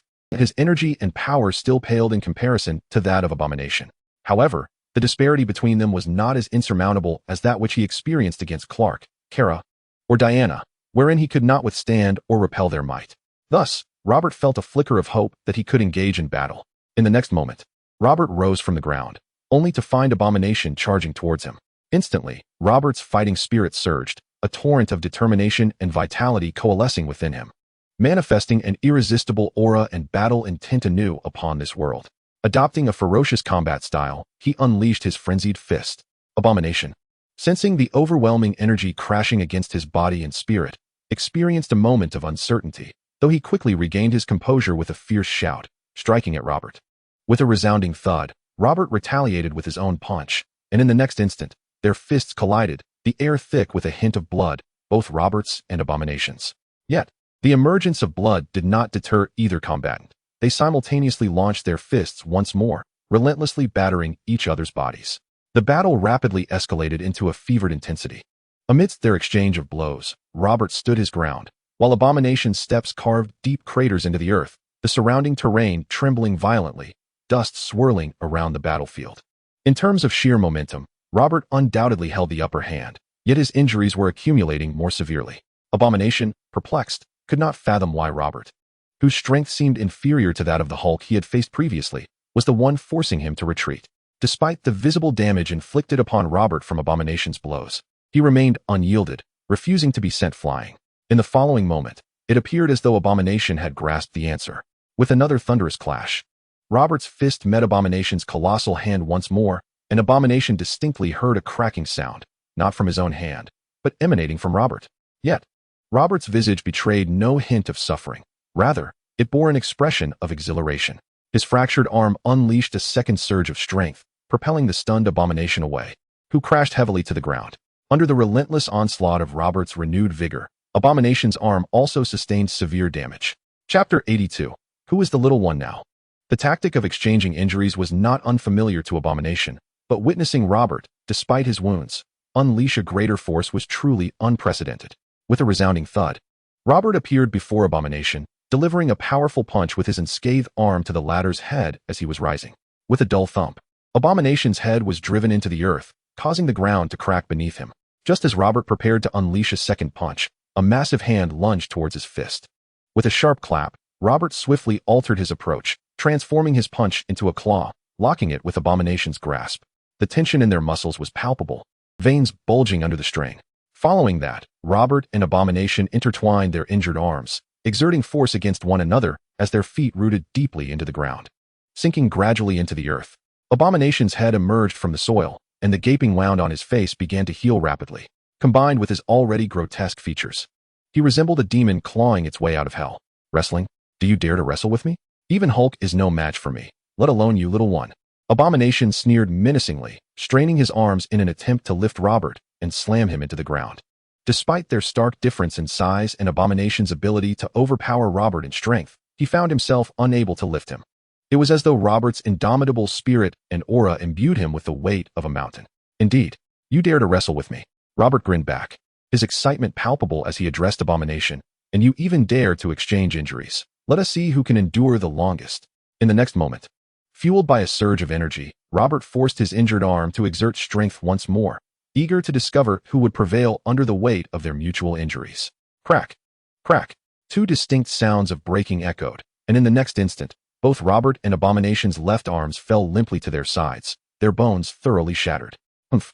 Sensing the pain emanating from his arm, Abomination let out a muffled groan, while Robert's expression remained inscrutable, revealing no sign of anguish. Seizing the opportunity as Abomination faltered, Robert abruptly yanked with his right hand and drove his head forcefully into Abomination's. With a resounding thud, Abomination was momentarily dazed by Robert's unexpected headbutt. Both combatants were left bloodied and battered, truly a case of mutual destruction. As the creature known as Enmity failed to react in time, Robert remained unfazed by the injury to his head. Instead, he delivered a powerful kick directly to the still-healing wound in Enmity's abdomen. With a resounding thud, Enmity was sent sprawling to the ground, bouncing twice and stirring up clouds of dust. Rather than immediately pursuing his adversary, Robert chose to focus on his right arm, attempting to regain mobility in his severed left arm. Having endured similar injuries countless times, Robert possessed ample experience to temporarily restore function to his left arm, ensuring that his wounds would not hinder him in battle. Little one, do you truly believe you can contend with me? You are sorely mistaken, Enmity retorted as he awkwardly rose from the ground, gingerly touching the wound on his forehead. Observing Robert, who stood drenched in blood while moving his arms, a flicker of apprehension crossed Enmity's eyes. Yet, he quickly masked his fear with bravado, attempting to stall for time. I initially thought you formidable, but it appears you are merely fierce. Your strength and defense are woefully inadequate. But then again, considering your diminutive stature, how powerful could you truly be? You may have inflicted wounds upon me, yet you are equally injured. The unfortunate reality for you is that I can recover, while you, little one, how long can you endure? How much blood can flow from your frail body? Upon hearing Enmity's derision, Robert cast a penetrating gaze at him, then rotated his neck and offered a benign smile. The stored lunar energy within him began to invigorate his cells and tail. Robert had a change of heart. He was determined to deliver a severe lesson to this insignificant foe standing a mere 2 meters tall. With a guttural growl resonating from his throat, Robert's physique rapidly expanded. And soon, a towering giant ape, over 10 meters tall, loomed before Enmity. The overwhelming pressure emanating from Robert left Enmity speechless and rooted in place. Now tell me, who is the little one? The colossal ape Robert sneered down at Enmity, his mouth twisted into a menacing grin. Monster. Enmity, who already bore an unsettling appearance, could only utter this single word, gazing up at Robert in terror. He pondered whether the creature that had previously sent him and Hulk flying possessed such fearsome attributes. Undoubtedly, Enmity wished to avoid encountering either of these monsters, for in their presence, he felt like an innocuous little rabbit. The sheer terror of a creature towering over him was beyond verbal description. Enmity was ensnared by this profound fear of giants. Meanwhile, Clark, engaged in rescue efforts in the urban area, caught sight of the giant ape Robert and was momentarily taken aback. Once he regained his composure, he mentally grumbled. Why have you transformed? Is it not enough to draw attention? What does it matter now that things have come to this? The turmoil here is already considerable. Moreover, who could possibly know that the giant ape is me, Robert? Robert responded with a nonchalant demeanor. What will you do once you transform back? Clark asked, a hint of exasperation in his voice. When I first transformed, I awakened a rather useful ability. You will see shortly. Robert chuckled mischievously, intentionally keeping everyone in suspense. After completing a mental connection with Clark, the giant ape Robert turned his gaze towards the abomination below and grinned menacingly, aiming a kick at its form. Sensing impending danger, the abomination finally managed to extricate itself from its terror, for the fear of life and death took precedence. Instinctively, the abomination attempted to evade Robert's kick, but it was too late. It could only raise one arm defensively, hoping to resist the oncoming force. With a resounding thud, the earth trembled. The abomination's fist shattered upon impact, and it was forcefully driven into the ground, utterly powerless against the might of giant ape Robert. Before transforming into a giant ape, Robert's strength was still somewhat inferior to that of the abomination. However, even in his current state, with injuries not fully healed, the sheer increase in power from the transformation was sufficient to crush the abomination. As an aside, I apologize for overestimating myself. A week ago, there were 100 effective reads, yet despite being informed of a week's lead time for publication, I only received 507 initial subscriptions, 5 of which were sent out as incentives in fear of not reaching 500. Nevertheless, I shall continue to write diligently, without seeking excuses for additional updates. I will attempt to write 10,000 words daily. Tomorrow's update will be staggered to see if it garners more exposure. If anyone has better suggestions regarding update timings, I welcome your input. Chapter 83. The giant ape transforms into a fish and swims. The initial kick that giant ape Robert aimed at the abomination was clearly just the prelude. In the next moment, he began to stomp relentlessly upon the earth. Thud, thud, thud. As Robert initiated his war stomp, the ground trembled continuously. Even the urban areas of New York felt a slight quake. Beneath Robert's feet, even the non-human abomination had its bones crushed, its flesh a pulpy mass intertwined with the soil, clinging to life by a mere thread.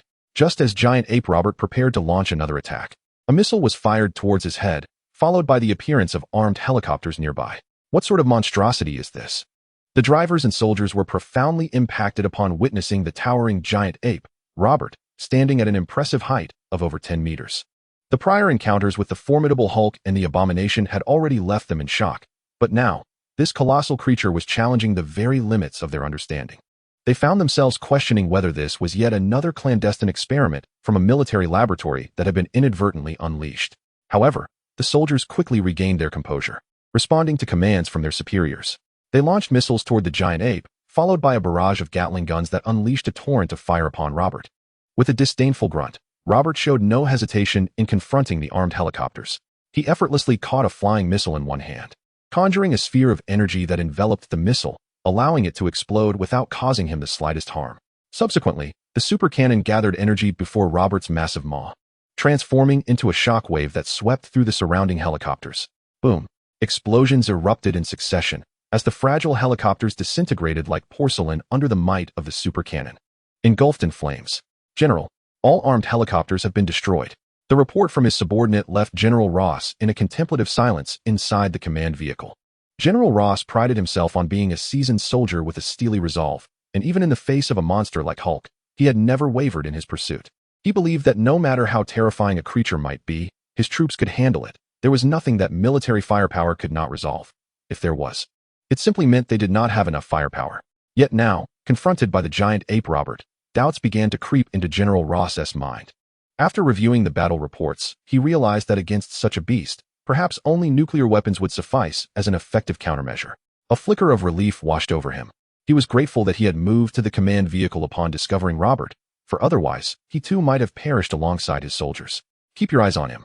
With such a massive frame, he cannot hide easily. Monitor him closely, and once he enters an uninhabited area, we will request a nuclear strike. Surely, they comprehend the grave threat this monster poses. After a moment of deliberation, a glint of determination shone in General Ross's eyes as he issued his orders. General, have you considered that he might share a similar fate with Bruce Banner? Could he also be a creature mutated from an experimental mishap? A trusted aide, with a thoughtful gleam in his eyes, quietly suggested, if he reverts to human form, tracking him will become significantly more challenging. A hint of hesitation flickered in General Ross's eyes, but excitement soon followed. If that is the case, it is indeed good news. Not only does it imply he may be more manageable, but it also suggests the potential to forge an even more formidable army. Mobilize all surveillance equipment to keep him in sight. Ensure he does not escape. Previously, General Ross was fervently determined to capture the Hulk, primarily to replicate the genetics of the Hulk and forge an army of green giants. Particularly after his subordinate, Emil Blonsky, successfully transformed into the Abomination. General Ross felt a glimmer of hope. However, now that the mighty ape, Robert, might also be a replicable experimental subject, General Ross appeared to regard the Green Giant army with diminishing interest. Not to mention that Robert had defeated the Abomination. The sheer size of Robert was simply incomparable to that of the Green Giant army, creating an overwhelming presence on the battlefield that was in an entirely different league. Robert, you must leave. The military has set their sights on you. What was that impressive ability you mentioned? Surely it isn't the capacity to eliminate everyone around you? Meanwhile, Clark's anxious voice echoed in Robert's mind. Fear not. You shall soon find out. The colossal ape, Robert, bared his formidable teeth in a menacing grin. With a powerful magical blast, he obliterated the surrounding ground and sent it crashing down, targeting the last remnants of the Abomination's existence, eradicating it completely. Immediately thereafter, Robert soared into the air, flying over a nearby river. In Clark's astonished gaze, Robert leapt into the water, creating a magnificent spray of droplets. You think you can escape like this? Robert, is that you? Clark's voice resonated in Robert's mind, but soon it was laced with incredulity. For he witnessed Robert transform from a massive ape, spanning several meters, into a diminutive fish of less than 20 centimeters, flawlessly blending into the river without a trace of abnormality. Had Clark not been so vigilant, he would have doubted his own perception, suspecting that Robert had found another means of escape. Even as Clark scrutinized Robert's fish form with his X-ray vision, he discovered that the fish bore no distinguishing features from the surrounding aquatic life, save for its notably robust physique. How about that? Useful, isn't it? Robert's slightly smug voice reverberated in Clark's mind. By the way, how are things on your end? Do you need my assistance? It would be best if you stayed away and returned home. I shall leave when the coast is clear, Clark replied, glancing around as official personnel began addressing the plight of the innocent victims nearby. He recognized that it was time for him to depart, especially since both Batman and Green Lantern had vanished without a trace. All right, I shall take my leave then, Robert responded, swimming with great vigor into the sea before leaping skyward, transforming midair into a bird and soaring towards Kent Farm. After observing his surroundings, Clark vanished without a trace. Yet he remained vigilant regarding General Ross, ensuring that no additional clues were discovered. New York swiftly regained its stability, despite the damaged buildings, for the residents. It was still deemed a peaceful day. Chapter 84. The Utility of Transformation Magic. Meanwhile, General Ross soon received word from his subordinates that the colossal ape had leapt into the water and disappeared. He was acutely aware that America did not possess a laboratory dedicated to researching the giant creature. There were indeed facilities for studying monkeys, but they were entirely unrelated. This revelation incensed General Ross, who vowed to capture Robert for further examination. Although he had no knowledge of how to apprehend the giant or who it truly was, he could not suppress his indignation. Regrettably, the significant destruction caused by the battle between Hulk and Abomination in New York City ultimately fell under Ross's responsibility. Not only had Hulk always been under his command, but Abomination was originally one of Ross's soldiers. Therefore, the devastation wrought by their uncontrollable clash naturally implicated him. Moreover, had Abomination survived, many might have come forth to defend Ross. However, the unfortunate truth was that Abomination had been obliterated by the giant ape Robert, leaving no trace behind. The battlefield, once marked by bloodshed, had been thoroughly cleansed by the extraordinary cannon, leaving only some large craters and residual energy. No signs of the fierce combat remained. While there were numerous bloodstains throughout New York City, extracting useful materials for research proved exceedingly difficult. Thus, General Ross found himself preoccupied with pressures from various quarters, leaving him little time to pursue the escaped Robert and Hulk. However, Ross's absence in investigating Robert weighed heavily on Batman, who, upon returning home and shedding his battle attire, could not shake the events of that night from his mind. It was not solely Robert that troubled him. There were also the talismans, the shadowy ninjas, Hulk, and Abomination, and even the sudden appearance of the giant ape. Batman did not conclusively link Robert to the monstrous creature, but a latent suspicion lingered in his thoughts. If such extraordinary occurrences were to transpire in Gotham City, Batman found himself at a loss for solutions, prompting him to contemplate how to address such a multitude of supernatural events. Meanwhile, Robert returned to Kent Farm, but before he could land, he was intercepted by Kara. With her brows knitted and a faint red glow flickering in her eyes, she inquired with palpable anger, "How did you get hurt? Who did this to you?" Although his injuries were not severe and would heal with a few days of rest, the dawn was approaching. "Have you been awake all night? Or did you not sleep at all?" Robert moved his left arm, finding it functional once more. However, he doubted his ability to engage in another fierce battle anytime soon. Although Robert's newly awakened transformation ability allows him to temporarily regain mobility after transforming, it does not directly heal his injuries upon reverting. This piqued Robert's curiosity to delve deeper into this newfound power. With you all rushing out one after another, how can I possibly sleep? Tell me, what exactly happened?" Kara, somewhat displeased, shot Robert a glance and asked in a delicate tone. "Not much, just got into a few scuffles." Robert shrugged and briefly recounted the events of the night to Kara. Just as he was finishing his explanation, both he and Kara turned their gazes toward the air, where Clark's figure materialized. Uffed. Robert and Kara burst into laughter upon seeing Clark's attire, for he was clad entirely in black, wrapped from head to toe, with only his eyes peeking out, 2 holes punctured for each eye. "Clark, your method of stealth is truly unique," Robert remarked with a hint of admiration. "Indeed. No ordinary person would recognize you. But those eye holes, did you burn them out with your heat vision?" Kara teased playfully, feigning suspicion. "How did you do that?"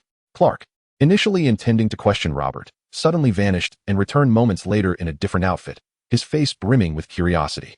"Can you teach me that trick?" "You mean the transformation ability?" Robert raised an eyebrow, and in the next moment, he morphed into Clark's likeness. He stroked his chin in contemplation. "To be honest, I cannot quite grasp how I suddenly awakened this ability. However, after its awakening, the transformation feels like an innate talent. I can shift forms with just a thought, without expending any of my own strength. Notably, when I utilize this transformation, it occurs silently and without any smoke or sound, seamlessly evolving into the desired form." "Wow. How did you become Clark?" Kara exclaimed, startled and gazing curiously at Robert's Clark-like form. "Come back." Clark, feeling quite uncomfortable at the sight of his identical double, spoke up with a look of unease. "Oh." Robert reverted to his original form and continued to ponder. "After I transform, my injuries temporarily cease to exist. But once I revert, they return. I can't even transform into an uninjured version of myself. When you transformed into me, your physical strength did not change, or rather, it seems that regardless of what you become, your physical strength remains constant, except for the giant ape." Clark assisted Robert in his analysis. Indeed.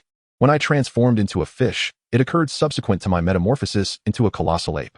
However, my physical strength did not remain in the state of the giant ape, which suggests that the transformation technique is contingent upon my baseline power. This implies it cannot assist me in compressing the might of the giant ape to my normal state." Robert murmured hesitantly at Clark's reminder. Thus, when considered in this light, this transformation technique appears to serve little purpose beyond concealing my identity. Perhaps it only adapts in size according to the opponent's stature during combat? Is that deemed useless? At the very least, I need not worry about you exposing your identity when you venture out. Though I am concerned that mastering this technique might lead you to become more reckless and perish in battle. Although Clark harbored a tinge of envy towards Robert's transformation ability, he quickly concluded that Robert possessing such a power might not be entirely beneficial. "Wait, what does it mean to transform into a giant ape? Why did you not mention this aspect to me earlier?" Kara was less interested in the utility of the transformation technique and more intrigued by Robert's metamorphosis into a giant ape, as she suspected it might be connected to Robert's tail. "Very well, allow me to demonstrate." Robert shrugged, instantly stimulating the cells within his body, his form expanding against the wind and transforming into the giant ape. "What a grotesque and cumbersome sight," Kara commented. unable to suppress her remarks at the sight of Robert's stout tail, finding it far less adorable than his original one. Chapter 85. The targeted Johnny. Upon hearing Kara's words, the giant ape Robert rolled his eyes in exasperation and reverted to his normal appearance. Wait, where did your clothes come from? Clark inquired, noticing a blind spot as he observed Robert, now neatly dressed after his transformation. Indeed, how are you clad in attire? Kara looked at Robert with a mixture of confusion and slight disappointment, recalling that she had distinctly seen him rip his clothes while transforming into the giant ape. An experience that felt entirely different from her X-ray vision. I can perform transformation techniques. Changing clothes is a trivial matter, is it not? Although I cannot directly conjure a flexible combat suit, it is still quite convenient, Robert shrugged, having discovered yet another application of the transformation technique. At the very least, he would not need to worry about clothing after battles in the future. You should refrain from training for the next few days. Wait until your injuries are fully healed. For this time your wounds are far more severe than before, Clark advised, shaking his head as he looked at Robert. That is entirely unnecessary. I wish to see if I can use this transformation technique to become someone else and enhance my own power. If I succeed, I will no longer have to concern myself with injuries. Robert resolutely rejected Clark's advice, showing no hesitation. If the transformation technique could grant him an entirely new physique, it would mean that Robert could engage in continuous training. How could he possibly forego such a gaming skill? Very well, do as you wish. Clark rolled his eyes in exasperation, no longer bothering with Robert. As long as Robert did not endanger himself, Clark was indifferent to preventing him. Unlike Clark, Kara evidently retained a keen interest in Robert's transformation technique, and thus the two embarked on a series of experiments utilizing this ability. Regrettably, the transformation was not the formidable skill Robert had envisioned. Rather, it resembled a temporary state of being that was ill-suited for combat. Once Robert's strength and energy surged to their peak, the transformation would automatically dissipate. Consequently, Robert's regard for the technique diminished sharply, leading him to utilize it solely for the purposes of disguise and wardrobe changes. Fortunately for Robert, he would no longer need to concern himself with his attire. After Robert's injuries healed and he returned to his academic life, one day, Jackie reached out to him once more. He informed Robert that Johnny was in trouble. Following Robert's earlier advice to keep Johnny and Jackie away from the battlefield, Jackie had not retrieved the dragon talisman, but had exchanged contact information with Johnny before parting ways. However, Johnny's brief period of wielding the dragon talisman and enjoying extraordinary powers was short-lived, as the Shadow Ninjas soon returned to the stone residence, having sensed the lingering presence of the talisman. Although the master was unaware of Robert's status, he deemed it prudent to send the Shadow Ninjas to probe the situation. Unfortunately, this probing resulted in the newly repaired window of Johnny's home being shattered once again. Truth be told, Johnny demonstrated considerable prowess in controlling the talisman, his command over it akin to an extension of his own limbs. Otherwise, Robert would not have entertained the notion of a vigorous confrontation with him.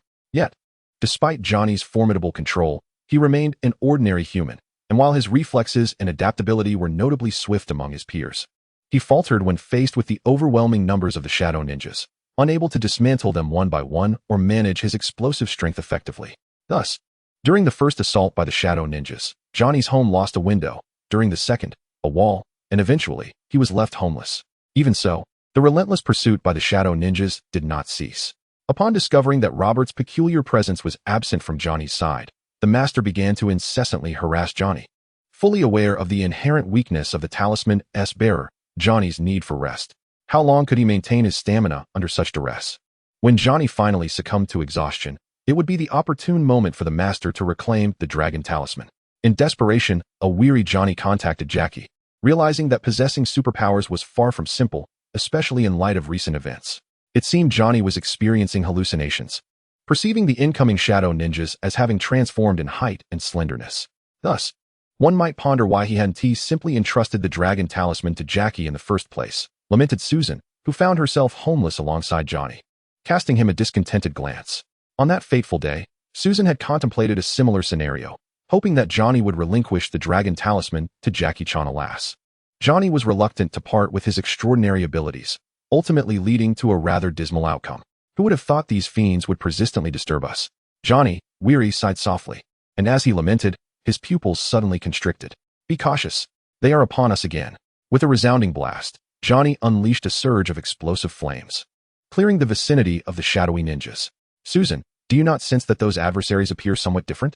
After vanquishing this batch of shadowy ninjas, Johnny felt a wave of exhaustion wash over him and noticed that the ninjas bore an uncanny resemblance to one another. He turned to Susan and quietly inquired, "How can I distinguish them?" Susan hesitated, muttering, "But they are not truly alive. They all look alike." "Never mind. Let's depart from here." Jackie mentioned he has contacted Robert. "Once Robert arrives to take the dragon talisman, we can finally rest." Johnny sighed with resignation, dismissing the matter from his mind. He merely wished for Robert to arrive swiftly and take the talisman away. The powers were of no interest to him, especially in light of the looming threat posed by the shadowy ninjas. Unless someone could eradicate the relentless onslaught of ninjas, Johnny adamantly refused to keep such abilities. Initially, witnessing Robert's prowess had ignited a fervent yearning for the extraordinary realm, yet after enduring these tribulations, Johnny was fatigued and longed for solace. Unbeknownst to Johnny and Susan, not far from their location, an elderly woman peered through a telescope, her eyes sparkling with curiosity. This woman, known as Madame Gao, was one of the leaders of the Hand, a nefarious organization within the underground world. They were under the dominion of a dark lord named Terra, having gained control over a faction of the shadowy army while siphoning extraordinary powers from the darkness. Recently, as the head of the Hand in New York, Madame Gao had discovered the presence of shadowy ninjas that fell outside her jurisdiction, prompting her to investigate. What she uncovered was an intriguing source of extraordinary power. "It seems this outing has yielded unexpected rewards," she mused, her telescope fixated on the dragon talisman in Johnny's possession, her eyes gleaming with ambition. Chapter 86. An opponent of equal might. It appears these two little ones are rather fatigued, leaving me in a position to reap the benefits. Madame Gao astutely noted the weariness etched upon Johnny and Susan's faces. However, it remained imperative to ascertain who had usurped the master's power, enabling them to summon the shadowy ninjas, as this threatened the very foundation of the Hand. Once I resolve this matter and acquire the extraordinary stone from that young one, perhaps I shall earn the master's favor and become the sole leader of the Hand. As she spoke, a fervent light flickered in Lady Gao's eyes, and an ominous aura subtly surged around her, reminiscent of the shadows cast by the ninjas. Yet, it was evident that her power eclipsed theirs significantly. What is this?" Robert, navigating towards Johnny and Susan, raised an eyebrow, sensing the formidable energy emanating from Lady Gao. In terms of sheer intensity, this aura surpassed that of Kara, barely aligning with the levels of Clark and Diana, yet it fell short when compared to Hulk and Abomination. However, it was clear that aura does not equate to true combat prowess. Otherwise, Abomination and Hulk would not have been dispatched by Clark with a single blow, and sent flying so far. "He is coming." No, this is not the weary Johnny who gazed at the sky upon spotting Robert's figure. Instinctively, he called out, though his expression soon turned to one of concern, for Robert appeared markedly different from their last encounter. Indeed, Robert had transformed his appearance through a shape-shifting ability, a prerequisite triggered by Clark's navigation. He had taken on the visage of Sun Wukong, or rather, Kakarot, not the great sage equal to heaven. Thus, upon witnessing this unfamiliar form, Johnny instinctively pulled Susan behind him, adopting a wary stance as he scrutinized Robert hovering in the air. Unsure if others could fly alongside Robert, he chose to remain on high alert at the sight of this strange new appearance. "Do not worry, it is me." Robert waved his hand and smiled at Johnny. "Why have you changed your appearance?" "No, how can you prove you are truly you?" Johnny furrowed his brow, uncertainty glimmering in his eyes. "Well, I saved her life."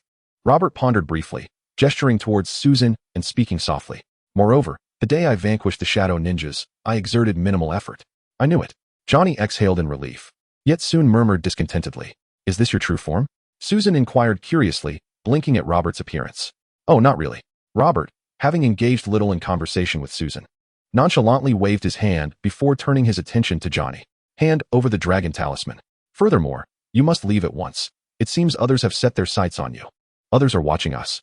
I knew those shadow ninjas looked somewhat different. Johnny's eyes brightened as he hurriedly shared his observation.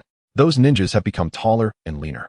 I thought I was mistaken, but it turns out I was not imagining things."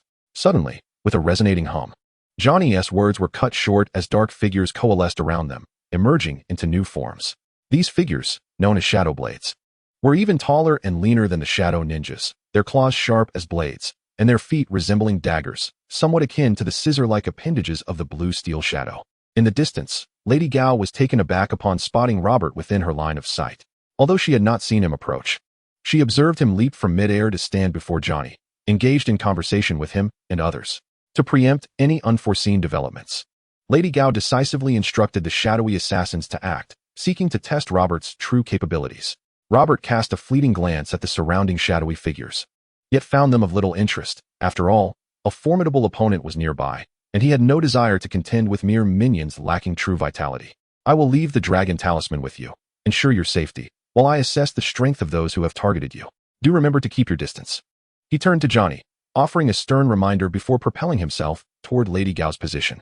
With each step, his aura erupted forth, scattering the encroaching shadowy figures, who dissipated into black mist. Lady Gao sensed the immense energy radiating from Robert, and before she could fully react, he was already scrutinizing her closely. Her pupils constricted slightly, a flicker of wariness crossing her gaze. "Who are you?" she inquired, tightening her grip on her cane, eyes fixed on Robert with vigilance. "An elder?" Robert arched an eyebrow at Lady Gao, discerning no hint of frailty in her demeanor. He surmised that this elder was akin to the turtle sage, appearing aged yet possessing formidable strength. "Elder? Young man, you show me a lack of respect," Lady Gao replied, her eyes narrowing as she regarded Robert with a seemingly benign expression. Suddenly, her cane launched an unexpected assault, aimed at his eyes. With a swift motion, Robert evaded the strike by tilting his head aside, countering with a punch directed at Lady Gao's form. Alarmed, she quickly altered the trajectory of her cane to parry Robert's blow, while her other hand sought to absorb his force. However, with a resounding impact, her defense proved futile against Robert's overwhelming power, sending her flying and rendering her assault ineffective. What a challenge, Robert mused, refraining from pursuing her immediately. He reflected on the fact that this was the first time since arriving in this world that he encountered someone whose aura and actual defensive strength were truly commensurate. In this world where accurately estimating combat prowess has become a challenge, Robert's aura perception has devolved into a mere tool for detecting enemy locations, losing its capability to gauge their true strength. While Kara's aura has now been surpassed by Robert's, her speed, power, and defense remain significantly superior. Moreover, Lady Gao is the first opponent Robert encounters whose aura closely aligns with her actual might. With a resounding clap, Lady Gao executed a somersault in midair, landing gracefully yet retreating several steps to dissipate the force behind Robert's punch. Her expression was one of vigilance as she scrutinized Robert. However, at that moment, Robert's figure vanished from her sight. In an instant, his afterimage appeared, causing her pupils to constrict slightly as she instinctively thrust her cane forward. The narrative diverges here, with heartfelt gratitude extended to Yezi Boitao for the generous reward of 100 Chidian coins and appreciation for the support from fellow readers through monthly tickets and recommendations. The update schedule will be assessed based on today's performance, with hopes of increasing the frequency of updates. Once the subscription surpasses 500 and stabilizes around 600, further considerations will be made. Otherwise, more updates may not yield even a ranking on the combat strength list, as the current subscription hovers around 400. Chapter 87. Why are you jumping so high? With a swift motion, Lady Gao's pupils suddenly constricted as her extensive battle experience, coupled with the feedback from her cane, informed her that her strike had failed to connect with any tangible object, despite her clear visual of hitting Robert. Amidst her confusion, a surge of crisis awareness flooded her mind. Without a moment's hesitation, she unleashed a wave of mental energy, erecting an intangible barrier before her. Crack, crack. As this ethereal shield coalesced around her, a fist collided with it, producing a sound reminiscent of shattering glass. Yet Robert's punch was effectively halted. In an instant, Lady Gao's eyes brightened. As soon as Robert's blow was obstructed, she swiftly thrust her cane forward, yet it still met the incorporeal Robert. Robert, appearing 10 meters away, observed her with a hint of surprise, muttering to himself, "Dumplings? Superpowers? Or perhaps the materialization of mental energy."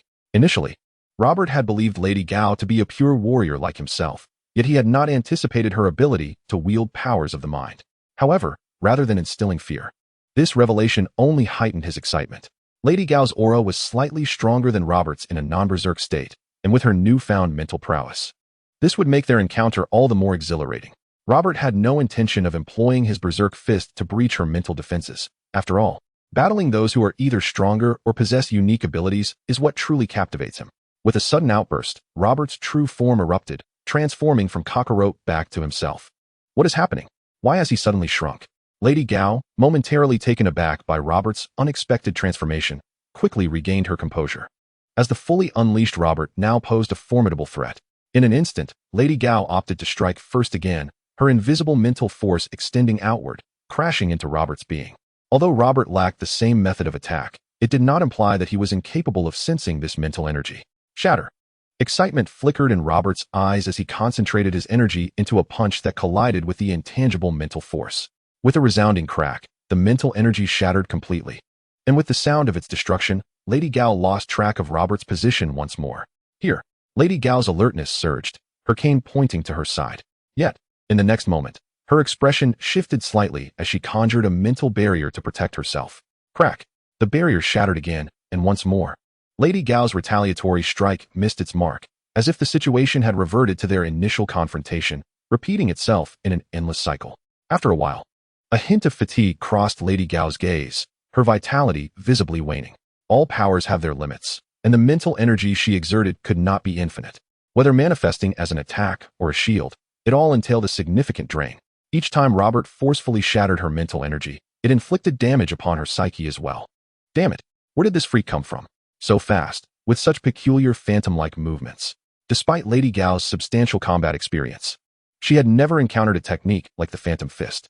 To discover its weaknesses would require time, which she lacked, as her mental energy was nearing depletion. Even Diana, equally seasoned in battle, had endured countless blows from Robert before uncovering the flaw in the Phantom Fist. What chance did Lady Gao have? Moreover, Diana was able to exploit the weakness due to her resilient physique, which could withstand Robert's relentless attacks without sustaining significant injury. While Lady Gao could not afford to take even a few of Robert's powerful strikes, though their powers appeared to be on the same level in Robert's perception, the disparity in their physical defenses was monumental. Boom! With a resounding impact, as Lady Gao's mental fortitude waned, Robert landed a powerful punch upon her aged visage, causing a mixture of teeth and blood to erupt forth. To his astonishment, despite her advanced age, Lady Gao still possessed real teeth. With a thud, she fell to the ground, her face severely deformed, starkly illustrating the disparity between her and other formidable beings of her caliber. Not only was her defense inadequate, but her healing abilities were also lacking. Robert did not observe any significant signs of recovery on her body. Chuckling, Lady Gao struggled to her feet, gasping heavily.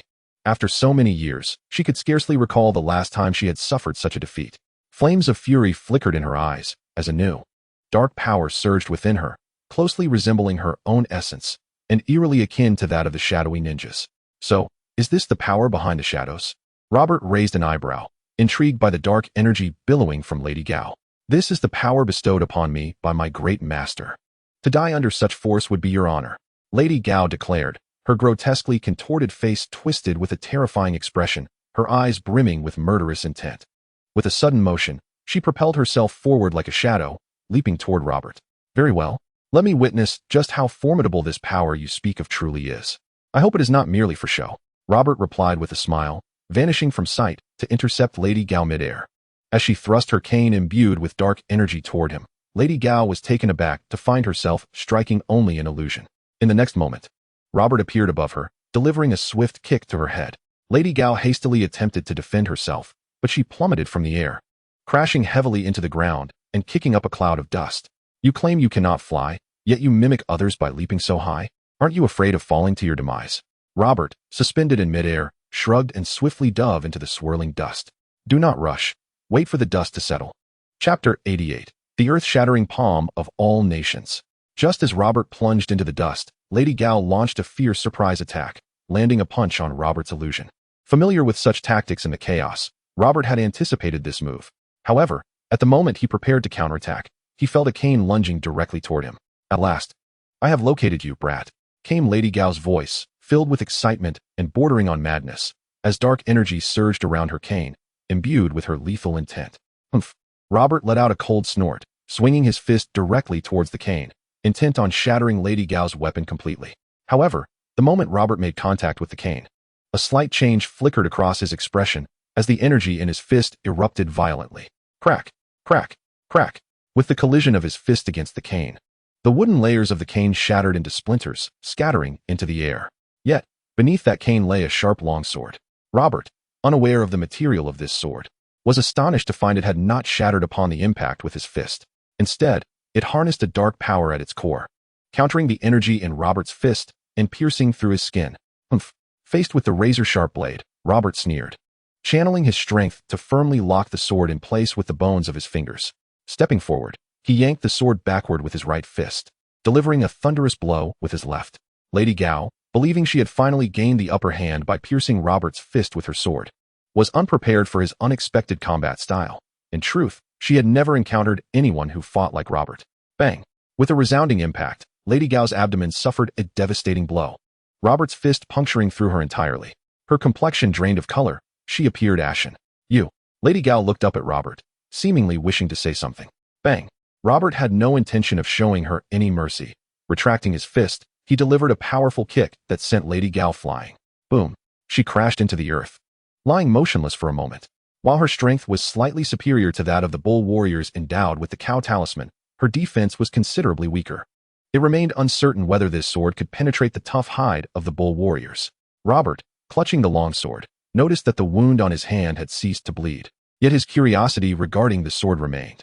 Though he preferred the visceral sensation of hand-to-hand combat, that did not imply he was incapable of wielding a weapon. In fact, Robert mused, using Lady Gao's concealed weapon to eliminate her might prove to be a wise choice.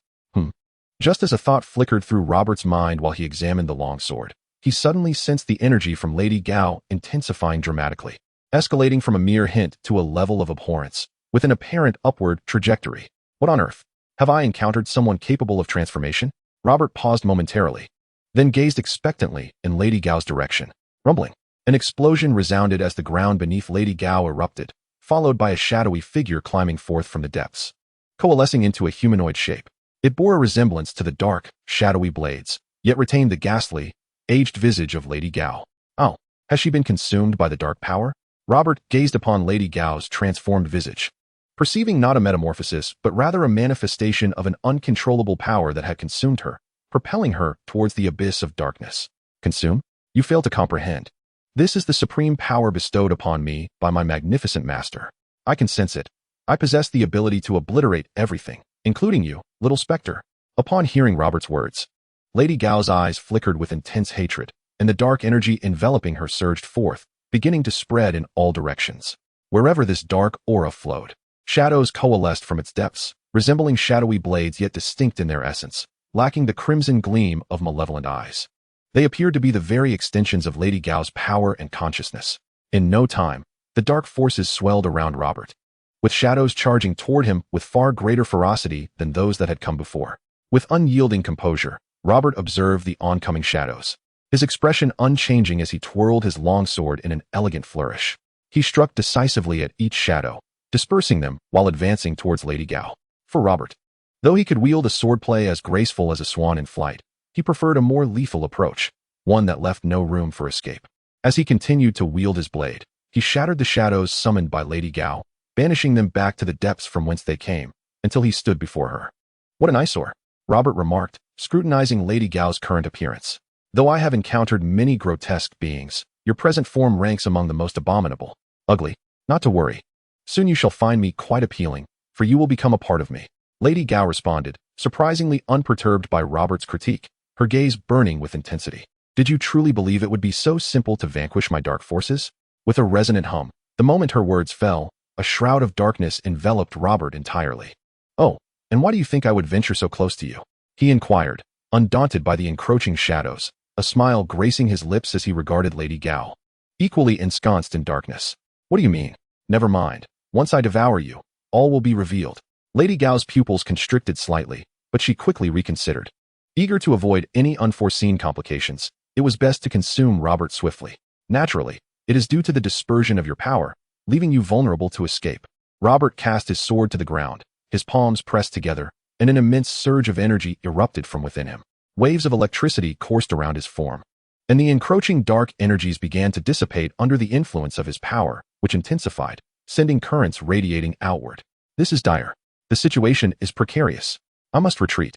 As Robert's aura intensified, an overwhelming sense of crisis enveloped Lady Gao, prompting her to swiftly withdraw her power in an attempt to escape the perilous situation. However, at that very moment, a formidable surge of electrical energy erupted from Robert's palms, hurtling toward Lady Gao. The 10,000 Nations Thunderous Palm. Chapter 89, Annihilation. The 10,000 Nations Thunderous Palm is derived from the techniques of Master Roshi, and when compared to the essential Kamehameha wave and the inherited Demon Sealing wave, it stands as Master Roshi's unique skill. Throughout the entirety of Dragon Ball's canon, only Master Roshi has utilized it, and even then, sparingly. The limited transmission of this extraordinary technique stems from its inherent constraints, akin to the Demon Sealing wave.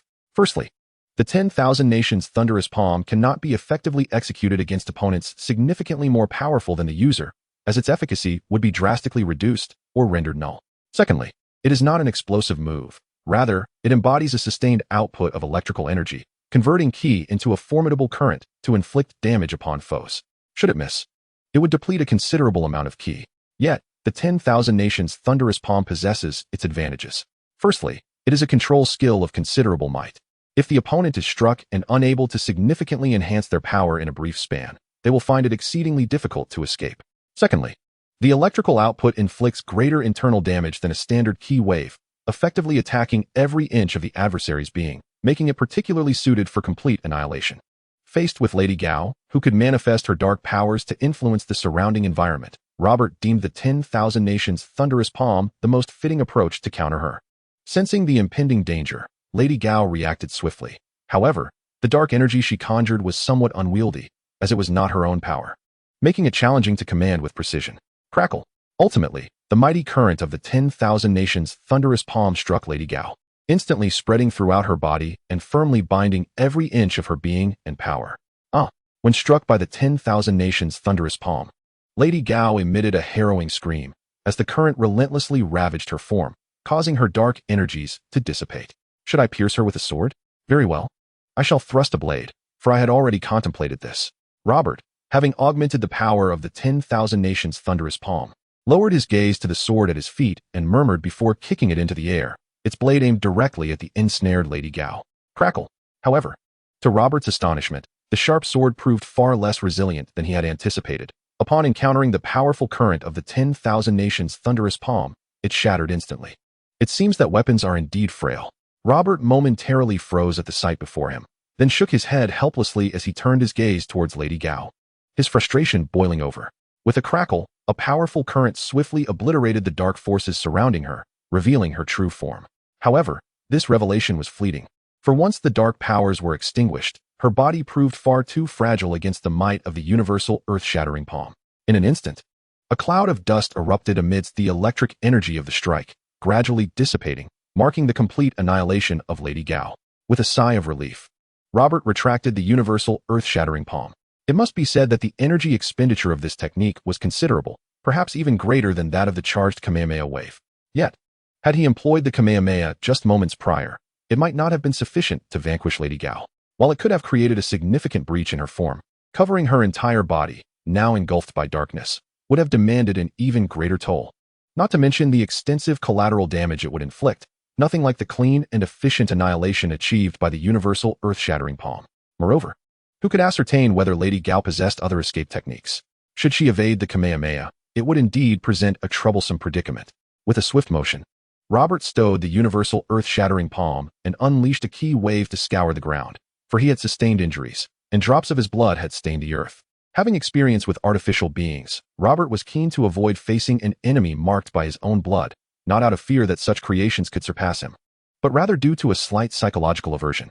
Furthermore, for those born of artifice, their existence and fate were steeped in tragedy. Unaware of the extent to which technology had ascended in this world, Robert noted the presence of laser weaponry and deemed it prudent to exercise caution.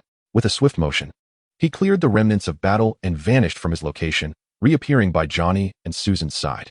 Their skirmish had concluded far more swiftly than Robert's. They had merely dispersed a wave of shadowy blades before the area fell quiet. However, Johnny mentioned that after dealing with the shadow blades, a few more shadowy ninjas had appeared, only to vanish shortly thereafter. Unbeknownst to him, in the hidden chamber where the master was concealed, a flicker of wary light danced in the master's eyes, not only in regard to Robert, but also towards the shadow blades. Summoning the shadow ninjas was not an ability inherent to the master. He had initially hesitated to deploy them for the collection of talismans, as he was not their sole controller. Should these ninjas fall under the sway of another, it might lead to an irrevocable regret, akin to weaving a shroud for oneself. However, the emergence of the Shadow Blade has caused the Saint Lord to waver. He feels that he should primarily rely on Valron, with the Shadow Ninjas as a secondary force to gather talismans, and he must avoid Robert as much as possible. In his current immobilized state, neither the Shadow Ninjas nor Valron's forces have any means to contend with Robert. The Mouse Talisman. If only I could locate the Mouse Talisman, I would be freed from my current constraints, enabling me to employ a wider array of strategies. The glint of resentment flickered in the Saint Lord's eyes. Yet he found himself bereft of effective solutions, compelling him to continue urging Valron. Although Valron was reluctant to hand over the talismans to the Saint Lord, The mouse talisman was indeed something Valron aspired to acquire. News had reached them from Baron Strack that, although the initial 500 test subjects had perished, he had prepared another 500, and these new subjects were dying at a significantly slower rate. In fact, some had even begun to briefly harness the abilities of beasts.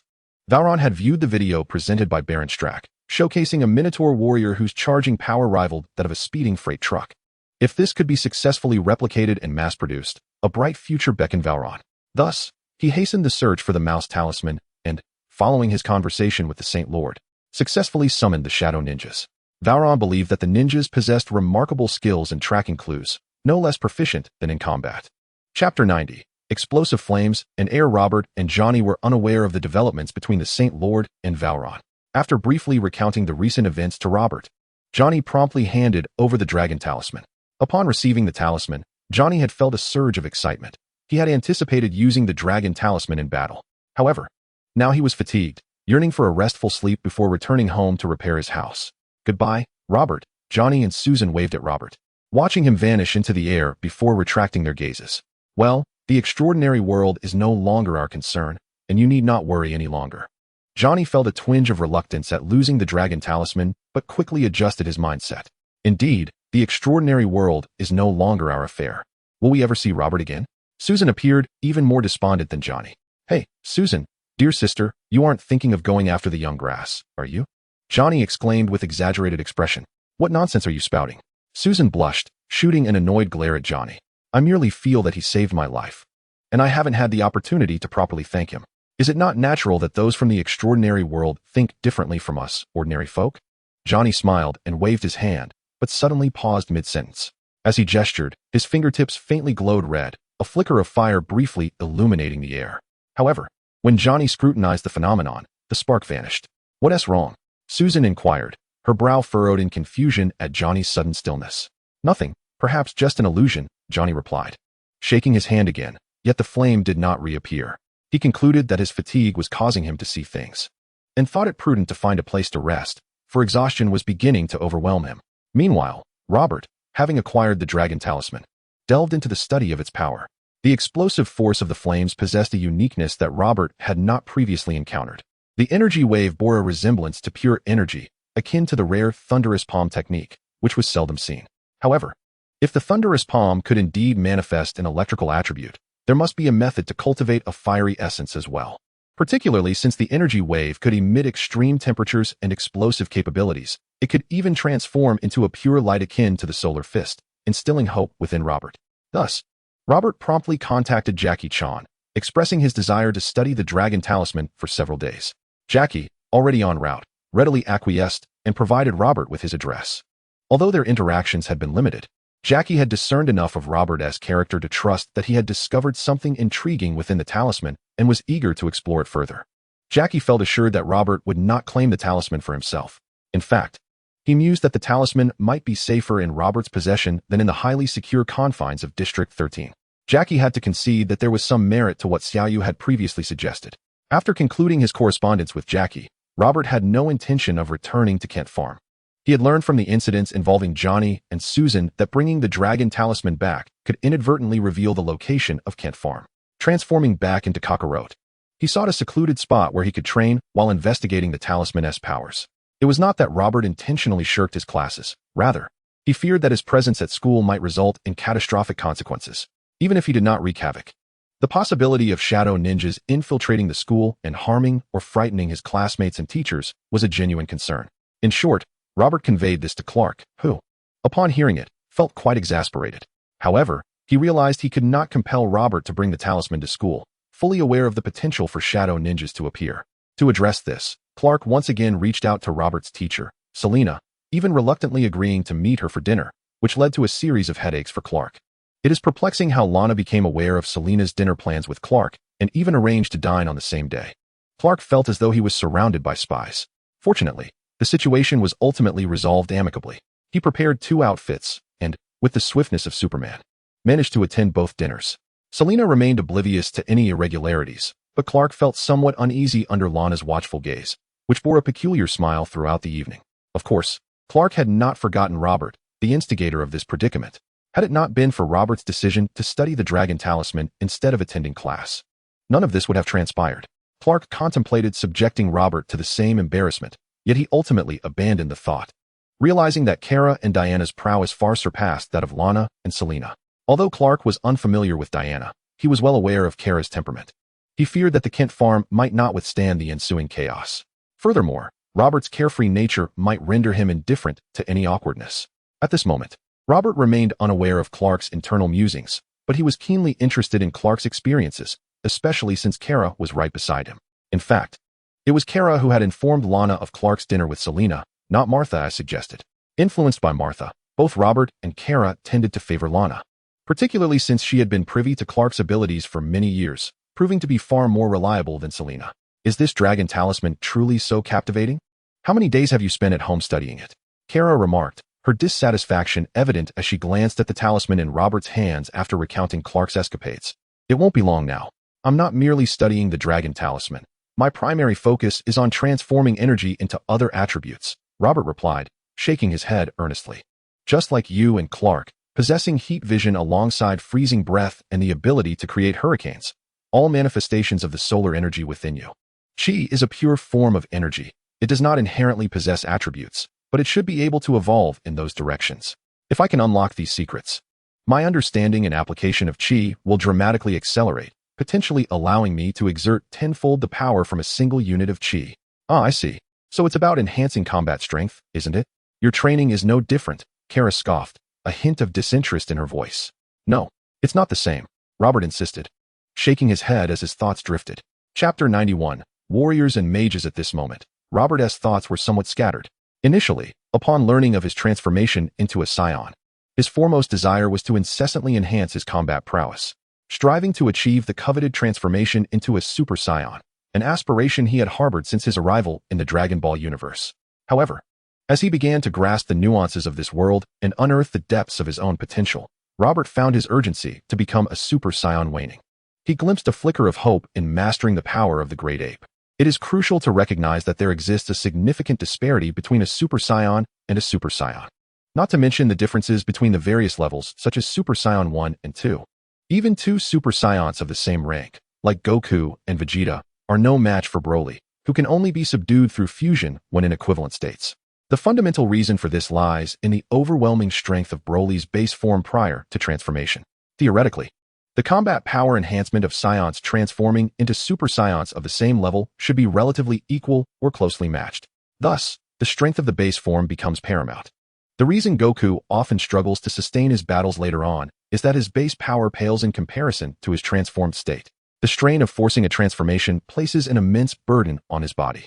Robert is determined to avoid such a predicament, prompting him to prioritize the enhancement of his base strength as his new objective. Moreover, emulating Broly's ability to harness the power of the great ape in humanoid form undoubtedly represents a fitting path for Robert. Beyond that, he aims to unlock further potential within his physique. A sufficiently robust body would not only amplify his power upon transformation, but also bolster his ability to withstand the resulting strain. Especially after witnessing the indomitable forms of Clark and Kara, he yearns to rectify the deficiencies of his body devoid of ki enhancement, aspiring to become a true multifaceted warrior.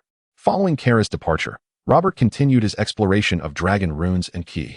Ultimately, he succeeded in developing a fiery, explosive form of ki, albeit it remains a preliminary achievement. Mastering ki comprehensively and developing various elemental attacks or other abilities will undoubtedly require considerable time and effort. After concluding his study of the dragon runes, Robert had no intention of continuing to wield them, as he had recently encountered a handful of shadow ninjas seeking to trouble him. It appeared that the master intended to deal with Robert in a manner akin to his approach with Johnny. However, it was evident that the master was aware of Robert's strength and was reluctant to summon a multitude of shadow ninjas, for the number would make no difference to Robert. They would all meet the same swift demise. A mere handful of shadow ninjas would suffice to slightly vex Robert. In the antique shop owned by the old man in Chinatown, he was leisurely dozing behind the counter when suddenly, a glint of sharp awareness flickered in his eyes, and he turned his vigilant gaze toward the direction outside his shop. Within the realm of the old man's perception, an exceedingly potent aura approached the antique shop. Soon, Robert appeared at the entrance of the shop in the guise of Kakarot, his gaze fixed intently upon the old man. To Robert's senses, the old man's presence was far from weak. In fact, it was significantly more formidable than that of Jackie Chan. Someone has arrived? Welcome, esteemed guest. How may I assist you? Jackie Chan, unaware of Robert's true identity, emerged to greet the newcomer upon hearing the entrance chime. "It is I, Uncle Dragon." Robert reverted to his original form and, with a smile, presented the dragon talisman to Jackie Chan, saying, "I have completed the research on the talisman, and I have come to deliver it for your perusal." "Robert, who are you? How come?" Jackie Chan scratched his head in confusion as he accepted the talisman, his eyes questioning Robert's identity. "Just a minor trick to conceal my true strength. Nothing to be concerned about." Robert waved his hand dismissively. Just then, the old man, with an agility that belied his age, darted to Robert's side, his eyes behind the glasses scrutinizing Robert keenly. "Ah," the old man exclaimed, his excitement palpable as he observed Robert, akin to beholding a rare artifact. "Old man, what are you doing?" Jackie Chan tugged at the old man's sleeve, a hint of embarrassment coloring his expression as he turned to Robert with an apologetic smile. "I previously mentioned you to him, so he might be particularly intrigued." "Not at all," Robert began, but was abruptly interrupted by the old man's enthusiasm. "You can transform into another's likeness? Are you a magician?" The old man inquired eagerly, his eyes sparkling with anticipation. "Jackie Chan mentioned your combat prowess. That must be the result of magic, correct? It's just that this lad is too foolish to comprehend." "Magician?" Robert paused, taken aback, then shook his head and replied candidly, "I am not a magician. I am a warrior." "A warrior?" The old man's voice escalated in surprise, as he scrutinized Robert while pacing, shaking his head in disbelief. "Such a waste. Such a magnificent aura, so pure, akin to that of a dragon. Yet you are merely a brutish warrior? What good is that?" Jackie Chan. "Firstly, I do not. How does one elevate their aura as a warrior? Do you not rely solely on combat and training? Or perhaps merely on meditation?" Robert, having been researching the cultivation of aura, found his interest piqued by the old man's words and humbly inquired. "Aura is a vital life force, energy. It exists within every living being. However, it possesses both righteous and dark facets." The old man paused, regarding Robert with earnestness. "You are quite unique. I do not comprehend how you achieve this, but your aura lacks the dichotomy of righteousness and darkness. Instead, it resembles a most pristine essence, akin to the natural state of the universe. This is exceedingly rare and precious, even a dream cherished by many. It signifies that you can accomplish feats unattainable by others through your vitality. You should not, as Jackie Chan suggested, utilize it solely for destruction or combat. Rather, you must cultivate the immense potential within you. Indeed, I have been endeavoring in this manner recently, though my progress has not been particularly swift."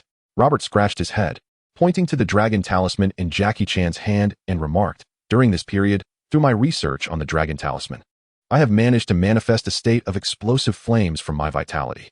However, apart from the explosive flames and the lightning power I originally mastered, my attempts to derive other states of vitality have all been in vain. My understanding of vitality seems insufficient, or perhaps not comprehensive enough. You have derived the power of the dragon talisman? Come, let me see," the old man exclaimed, his eyes sparkling with excitement as he turned to Robert. "And that lightning power, do demonstrate it as well." Sizz, sizzle. Robert conjured a brilliant surge of electricity in his left hand, while his right hand wielded a flame that appeared poised to explode. This was indeed a testament to Robert's recent training. The execution of the heavenly command palm was significantly swifter than before, yet to achieve sufficient power, he still required more energy accumulation. "A genius. You are truly a genius," the old man exclaimed, watching the thunderous flame in Robert's hands with uncontainable enthusiasm. "You are not merely a warrior. You are undoubtedly the most gifted mage." "A mage?" Robert gazed at the old man in confusion, muttering softly, as images of Sun Wukong and Vegeta battling flashed through his mind. By the old man's current assessment, could they also be considered mages? Chapter 92. The harmonious progress of vitality, spirit, and mind indeed. "You are absolutely a mage," the old man asserted with conviction as he observed Robert. "The reason you are able to manifest the power of the dragon talisman is that you have discerned the essence of its strength through your research, revealing a formidable magical aptitude. Your inability to derive other forms of vitality stems from your lack of understanding of them, or perhaps a limited comprehension of magic itself. As long as you can reapproach the concept of magic and accumulate sufficient knowledge, you will be able to further explore the myriad applications of vitality. Moreover, I have noticed that your vitality far surpasses the strength of your spirit and body. This imbalance is undoubtedly unhealthy. Vitality, spirit, and mind are meant to complement one another. Only through mutual strengthening can one achieve a state of perfect equilibrium. If even your pure vitality cannot maintain the balance of yin and yang, it would indeed be a great pity. Indeed, I have been consciously enhancing my physicality, but my mental development has been limited to meditation, which seems insufficient. My meditation resembles more of an exploration of vitality and physicality. Robert listened to the old man's words with a tinge of skepticism. However, when the old man spoke of the necessity for balance among vitality, spirit, and mind, Robert began to believe, and with a hint of anticipation, he inquired, "So, if I learn magic, will I be able to enhance my vitality while simultaneously improving my spirit and body?" Magic has the power to elevate your energy and spirit. However, when it comes to the physical form, I regret to say that the journey to discover your own path must be undertaken by you. Nevertheless, from my perspective, you possess a remarkable talent, and enhancing your physical strength should not prove overly challenging. The old man winked at Robert, his expression laden with significance. "Where can one learn magic?" Robert inquired, having recognized a familiar glimmer in the old man's eyes, akin to the hints given by a sage to Lu Huangshu. Yet, he sensed that the old man intended something different. After a moment of contemplation, he posed his question with newfound clarity. Fortune smiles upon you. Before you stands the apprentice of Master Fong, a descendant of the lineage of Qi magic, a magician, and the proprietor of an antique shop. Indeed, I am that old man. The elder regarded Robert with a nod, clearly pleased with his inquiry. "Since you are earnestly desirous of learning Qi magic, follow me. I shall guide you to the threshold of a new world." "Thank you, esteemed elder," Robert replied with a deep bow, his demeanor earnest and respectful. As the saying goes, a true master is one who imparts knowledge. Thus, if the old man could impart to Robert novel methods of harnessing Qi, Robert would naturally hold him in high esteem and regard him as a genuine mentor. Seeing Robert's attitude, the old man felt even more satisfied. Not only was Robert a rare gem of talent, but his seriousness also reflected the qualities of a dedicated practitioner, far surpassing the efforts he had invested in cultivating Chung Long over the years. With this thought, the old man cast a glance at Chung Long and said, "Prepare dinner." "No need for dinner. I have a hearty appetite, and preparing it would be a hassle. Let us begin our studies promptly. I have numerous questions to pose to you." "Esteemed elder," Robert interjected, waving his hands in protest. "Moreover, with the dragon talisman here, the shadow ninjas may disrupt us. It would be unfortunate if this place were to be dismantled. Indeed, your foresight is commendable. Truly, you are a born magician, exceptionally astute. Come with me." The old man remarked approvingly, nodding at Robert. In his elation, the old man could not help but feel a deep satisfaction with Robert, envisioning a future where Robert would elevate the reputation of Qi magic, thus allowing the old man to be celebrated as a great master himself. Chung Long, observing the old man and Robert enter the back of the house, fell into silence. Soon, he heard the old man's voice. "One more matter. If you wish to enhance your mental strength and master the diverse applications of Qi, you must also pursue the path of formal magic. Is that agreeable?" "Absolutely," Robert replied decisively.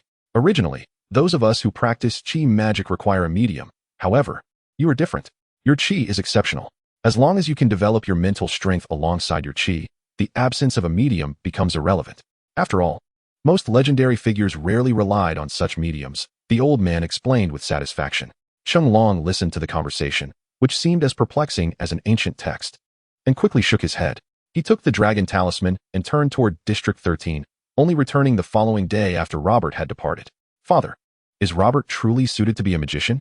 Are you not deceiving him?" Upon witnessing Robert's fearless prowess as a berserker in battle, I was left questioning whether he could genuinely master the essence of Qi magic. Upon returning, Chung Long glanced at father and cautioned, "Do not mislead him." "Of course he is suited," father replied, "for the power within him can indeed be considered a form of Qi magic, one that is extraordinarily potent and rare. Had I not witnessed it with my own eyes, I would scarcely believe such a being truly exists." He shook his head and continued, "Qi magic, at its core, is a manifestation of life force. A warrior or a magician is merely a title.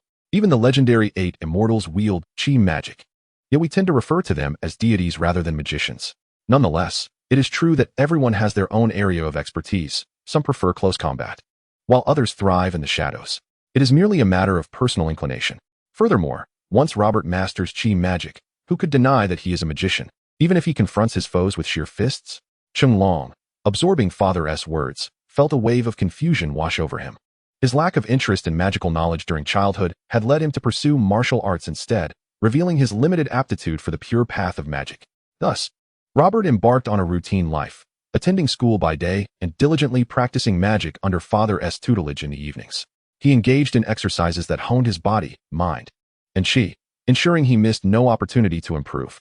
During his studies, Robert also imparted fundamental Qi cultivation techniques to Chung Long and Xiao Yu, perhaps revealing that the two were indeed more suited to the straightforward path of Qi cultivation.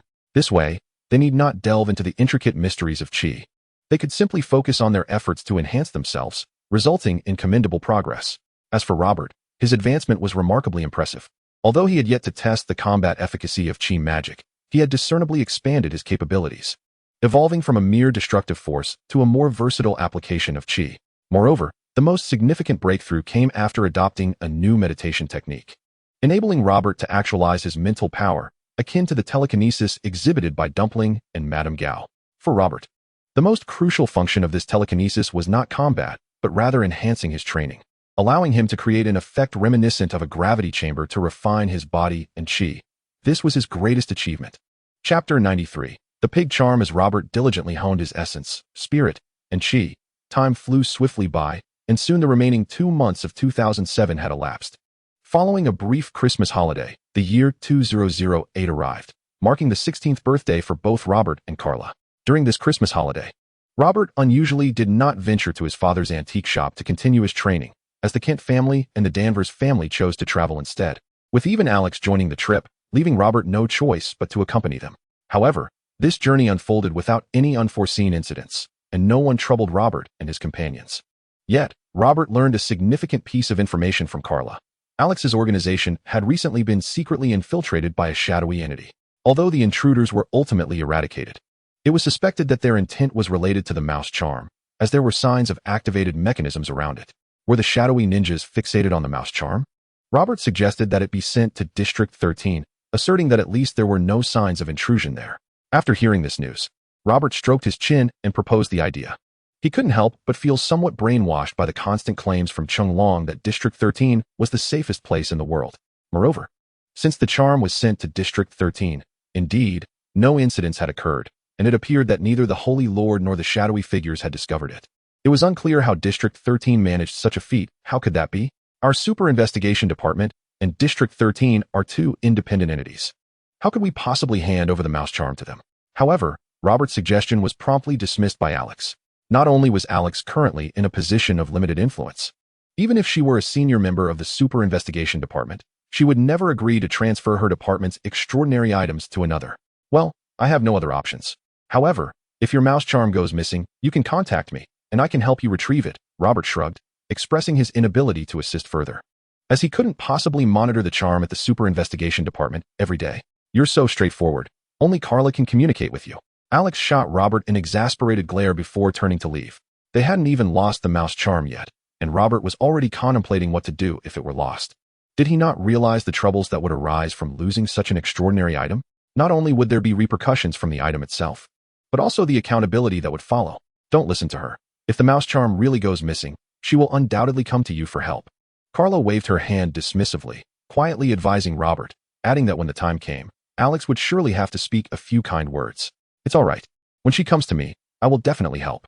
Robert, far from being perturbed by Alex's words, spoke with utmost sincerity. I understand. Carla seemed to misunderstand something, her cheeks flushing as she lowered her head and spoke in a voice barely above a whisper. Clearly, they get along quite well. Martha observed Robert and Carla from a distance, smiling as she spoke to the Danvers couple. Indeed, it is not easy for Carla to find common ground with anyone. This is a positive development for both of them. Mrs. Danvers nodded in agreement with a gentle smile. It appears that the mistresses of both households have reached a consensus on certain matters. After overhearing their conversation, Kara's face flushed a deeper shade.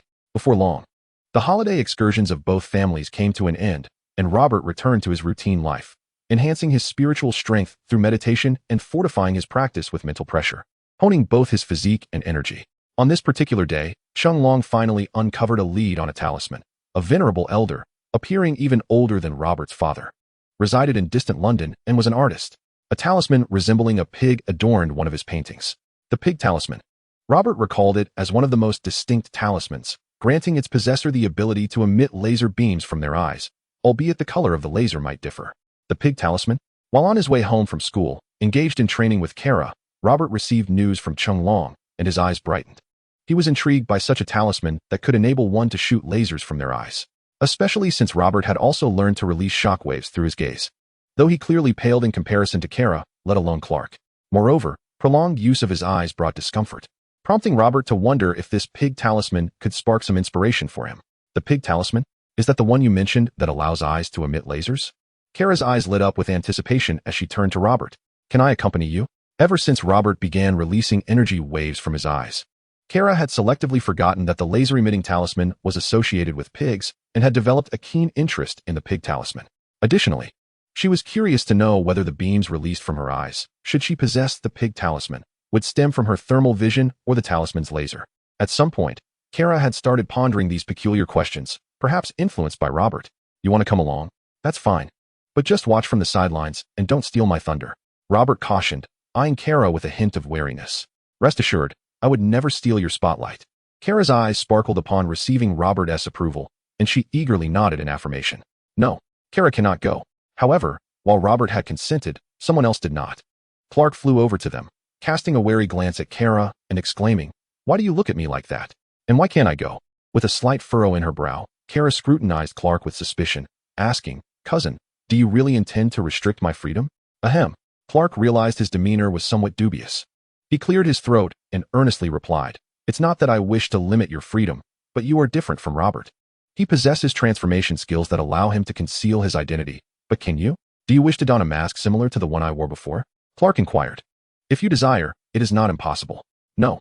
Kara interrupted Clark before he could finish. "I would never wear such an ugly garment. And to wear it alongside Beth would be utterly mortifying. Thus, this matter would be best left for Robert to handle." Clark let out a sigh of relief, discreetly signaling Robert with a glance. "Very well, I shall depart alone," Robert acquiesced, albeit without grasping Clark's intent, as he needed Clark's navigation. He then took flight, agreeing to meet Jackie in London. Chapter 94. The art exhibition and undercurrents. With Robert's departure and Kara choosing not to follow, Clark quietly exhaled in relief. He began to navigate Robert's course while guiding a somewhat disheartened Kara back to the farm. Clark's urgent arrival to prevent Kara from accompanying Robert to London was not merely out of concern for her identity being revealed. While he did contemplate this aspect, the primary reason stemmed from the presence of Diana in that vicinity. Clark feared that if Kara encountered Diana, Robert's thoughtless remarks might provoke a volatile reaction from Kara. After all, during Robert's previous trip to Rome, Diana had traversed from another location. Who could ascertain whether she might venture to Robert's side once again? Though Clark did not investigate Diana's whereabouts, if she were at the Louvre, the journey from there to London would be significantly shorter than to Rome. Thus, for safety's sake, Clark deemed it prudent for Kara to remain on the American continent, steering clear of the European lands. One cannot overlook the fact that Clark's concern for his foolish brother's future often left him distressed, frequently ensnared in similar predicaments. Under Clark's guidance, Robert soon arrived in London to join Jackie and Xiaoyu. "Xiaoyu, why did you come along?" Beth asked, casting a questioning glance at Jackie, who awkwardly avoided Robert's gaze. Consequently, Robert turned to Xiaoyu. "Hee, Master, I proved my strength by defeating Uncle Jackie, which is why I am here," Xiaoyu declared proudly, lifting her chin as she spoke to Robert. Since Robert had instructed Xiaoyu and Jackie in cultivating their energy, Xiaoyu referred to him as Master. Initially, Robert hesitated to accept this peculiar title, but considering that Xiaoyu had not called him Rabbit Master, he decided it was acceptable. "You defeated Uncle Jackie?" Robert exclaimed, astonished. Glancing at Jackie, in Robert's perception, Jackie's energy remained far superior to Xiaoyu's. He found it difficult to comprehend how Xiaoyu could have bested Jackie, especially given Jackie's extensive combat experience and adaptability. "Indeed, I have triumphantly defeated Uncle Long." It is evident that Jackie-chan is reluctant to delve further into this matter. While Xiaoyu nods, her expression eager for praise. "Xiaoyu's progress surpasses my expectations," Robert exclaims in admiration, then curiously inquires, "How did you manage to best Uncle Long?" "Ahem. Xiaoyu, please refrain from sharing your little tricks." Jackie casts a sharp glance at Xiaoyu, interrupting her dialogue with Robert. "We should set off and see what the situation is." "All right, let's go take a look." Robert nods and then winks at Xiaoyu, his voice resonating in her mind. "Come, Xiaoyu, tell me how you accomplished that." "Ah, how did your voice end up in my head? How marvelous." Xiaoyu's eyes widen in astonishment as she asks, "Master, can I learn this?" "Learning this is not impossible, but you may need to cultivate your mental prowess. The meditation techniques that my father taught are quite effective." Robert's teasing voice echoes in Xiaoyu's mind, causing her expression to fall instantly. "Never mind, meditation seems tedious. Father's methods are cumbersome and lack the immediate effect of what you teach, Master." Xiaoyu mutters with a hint of dissatisfaction. However, she quickly shifts her mood, excitedly exclaiming, "Let me tell you how I defeated Uncle Long." I concealed one of Uncle Long's most cherished collectibles, a paperweight made of precious rosewood, on my person. Once we began to spar, I revealed the paperweight, and he was immediately at a loss, allowing me to defeat him in just a few moves. Impressive, right? Indeed. It is commendable to exploit an opponent's weaknesses to gain the upper hand. Robert chuckles, shaking his head. He then gently advises, however, while such tactics may be acceptable in combat, employing them during friendly sparring with allies is ultimately inappropriate. You must refrain from using such methods in the future, understood? Rest assured, Master, next time I will rely solely on my genuine skills to win against Uncle Long. Xiao Yu responds earnestly after a brief moment of contemplation. Are you two conversing? Jackie, leading the way, turns back with a skeptical gaze directed at Robert and Xiao Yu. Not at all. Robert and Xiao Yu respond simultaneously. Their actions perfectly synchronized. Very well, let us hasten our pace. Jackie, still somewhat doubtful, turns back to continue leading the way. Meanwhile, Robert and Xiao Yu exchange smiles, with Xiao Yu playfully sticking out her tongue, clearly delighted at having outsmarted Jackie. At this moment, Jackie is escorting Robert and Xiao Yu to a week-long personal art exhibition. Although it is a small exhibition, it has garnered considerable interest. The artist, Steve, is reputed in London as a versatile painter, excelling in sketching, oil painting, watercolor, and even comics. Jackie has received intelligence suggesting that Steve has illustrated the image of a pig talisman in his latest comic preview and appears to be preparing to create a comic story featuring the pig as the central character. A tale centered around a pig? That must be utterly delightful, Xiao Yu declared with utmost certainty, expressing her eagerness to behold the artist's creations.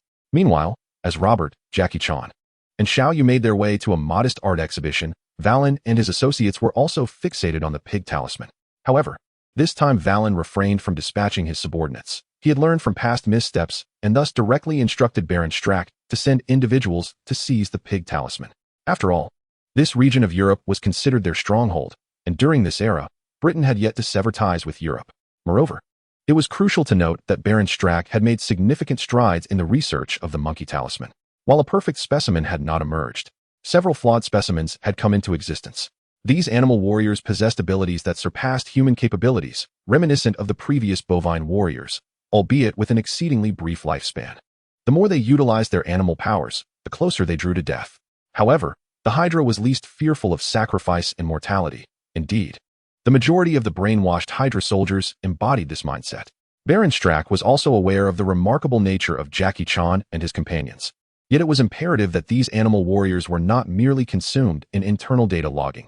They needed to serve a purpose. Thus, beneath the surface, Steve's art exhibition was rife with unspoken tension, unbeknownst to the artist himself, who appeared aged yet remained engrossed in his creative endeavors. As he grasped the paintbrush, there was no discernible tremor in his aged hands, and his mental state seemed remarkably vibrant, with glimmers of brilliance flickering in his eyes. Chapter 95, Diana. Have you grown so quickly? The art exhibition was quite populated, much like the last time. Let us observe the situation first. We shall speak once the crowd disperses, Jackie Chan suggested. Moments later, Robert and the others arrived at the exhibition. Jackie Chan furrowed his brow as he surveyed the surrounding people and spoke in a hushed tone. At that moment, Robert was oblivious to Jackie Chan's words, for his attention had been captivated by a woman clad in simple, loose-fitting work attire. Her graceful form hardly concealed. It was not her appearance that drew him in. Rather, it was the faint aura she exuded, which bore an uncanny resemblance to Diana.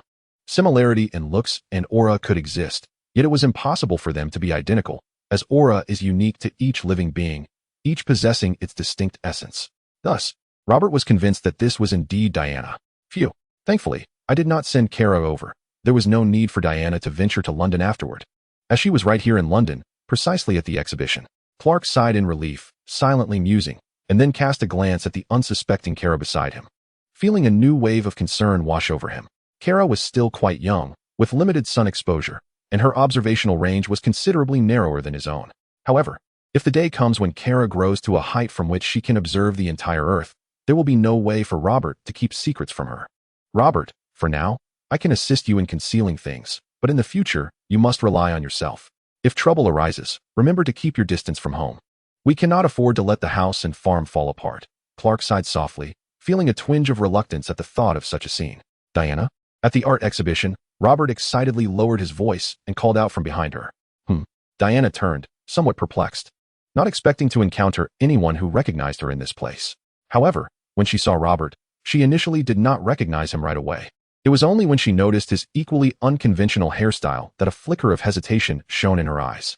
Bert, have you grown up so quickly? You look different from before. To be honest, Diana was genuinely surprised at how fast Robert had matured. Based on her last encounter with him, she had thought it would take at least 3 to 4 years for him to grow, yet only half a year had passed. This isn't my true appearance. It's merely a small ruse to throw people off, Robert explained quietly. Air magic? A spark of realization flashed in Diana's eyes. She glanced around before leading Robert to a quieter corner. Oh, you know about air magic? Robert asked, astonished. Well, I didn't initially, but after meeting you, I researched it at home. However, air magic seems to be the ability closest to yours, albeit with some differences, Diana elaborated, shaking her head slightly. No wonder I couldn't find you at the Temple of Athens or the Louvre last time. Robert nodded in understanding, realizing why Diana had been absent during their previous encounters. Who would have thought you would come looking for me so soon? Diana smiled charmingly, a glint of competitive spirit shining in her beautiful eyes. Are you confident you can defeat me? I'm not certain yet, but I believe that engaging in more sparring sessions will enhance our skills. Robert finally sensed the fighting spirit in Diana's gaze, recognizing the warrior he knew. He grinned, feeling the same surge of combativeness within himself. However, I must admit, I found it quite difficult to adapt to your earlier demeanor. It was too serene and dignified. If it weren't for the aura, I would hardly have believed it was you. Which version of me do you prefer? Diana teased, gazing at Robert with playful curiosity. If I were to answer normally, I would say I like whichever version of you. But alas, Robert's thought process was anything but ordinary. It must be the you from that night. Poised and filled with fighting spirit, Robert answered without hesitation. You are truly adorable. Diana paused momentarily upon hearing his words, yet she found satisfaction in his response. Her gaze flickered with a hint of nostalgia as she remarked, Indeed, I yearn to maintain such a state perpetually. However, to integrate into the realm of ordinary society, one must inevitably don a fade, much like you are doing now, wouldn't you agree? That is indeed true, Robert concurred with a nod. Though a perplexed expression soon crossed his face as he inquired, What brings you here? Are you also in search of the talisman? Talisman, she mused, recalling something she had heard before. Ah yes, it was mentioned in the records of elemental magic. I brought that book from home to my new residence. After the art exhibition concludes, you may accompany me to retrieve it. I merely came to observe Steve's artwork out of idle curiosity, Diana explained after a moment of contemplation. So, you came for the talisman? You're not planning to engage in a brawl here, are you? Robert asked. No worries, as long as the enemy does not arrive. I won't resort to violence in such a place, he replied, gesturing dismissively while casting his eyes towards Steve, who was engrossed in painting. By the way, this elder possesses considerable strength. His aura is even more formidable than Uncle Long's.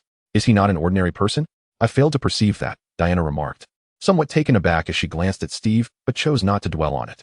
Instead, her attention shifted to Jackie and Xiaoyu, who were observing them from a distance. Remaining rooted in place. Are they with you? She inquired.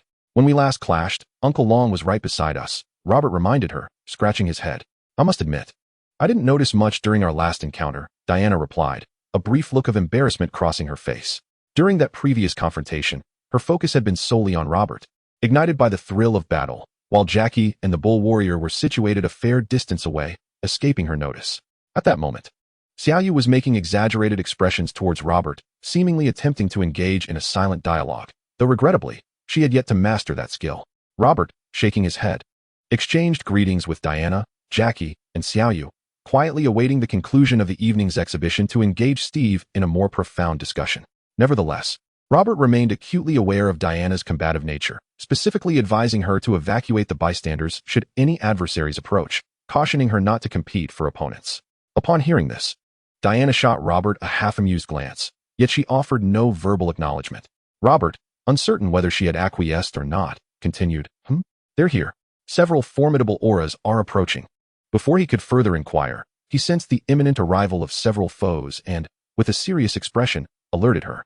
Chapter 96, Steve, the Shield. And the animal warriors, how many are there? Diana inquired, her brow furrowing as the thrill of battle surged within her. Her eyes gleaming with anticipation as she looked towards Robert.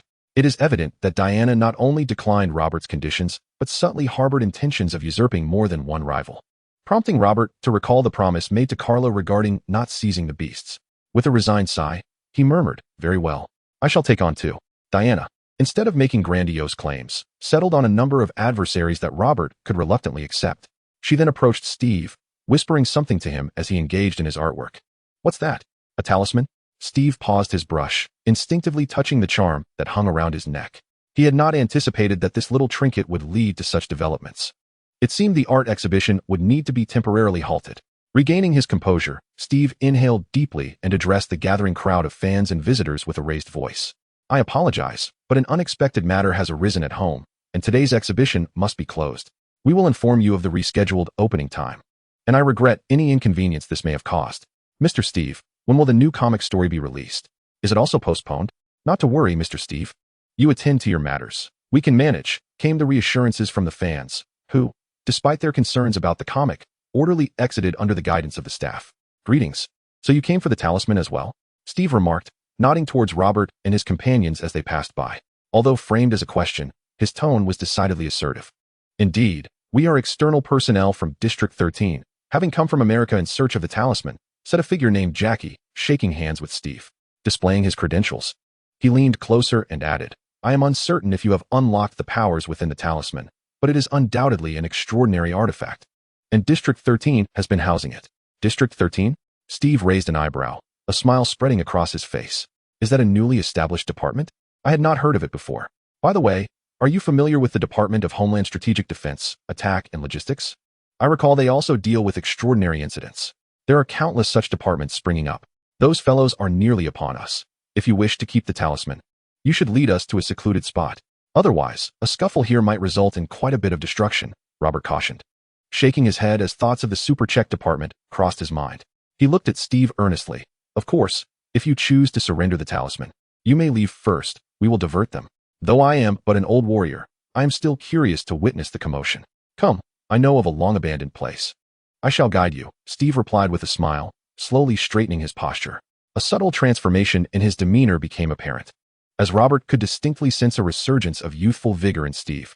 This was a battle-hardened warrior. A glimmer of brilliance flashed in Robert's eyes as he observed Rogers leading the way with his backpack. A fleeting thought crossed his mind. What a pity, he mused. He is rather too old, and his condition is clearly not as admirable as that of Lady Gao. Had the transfer been discovered?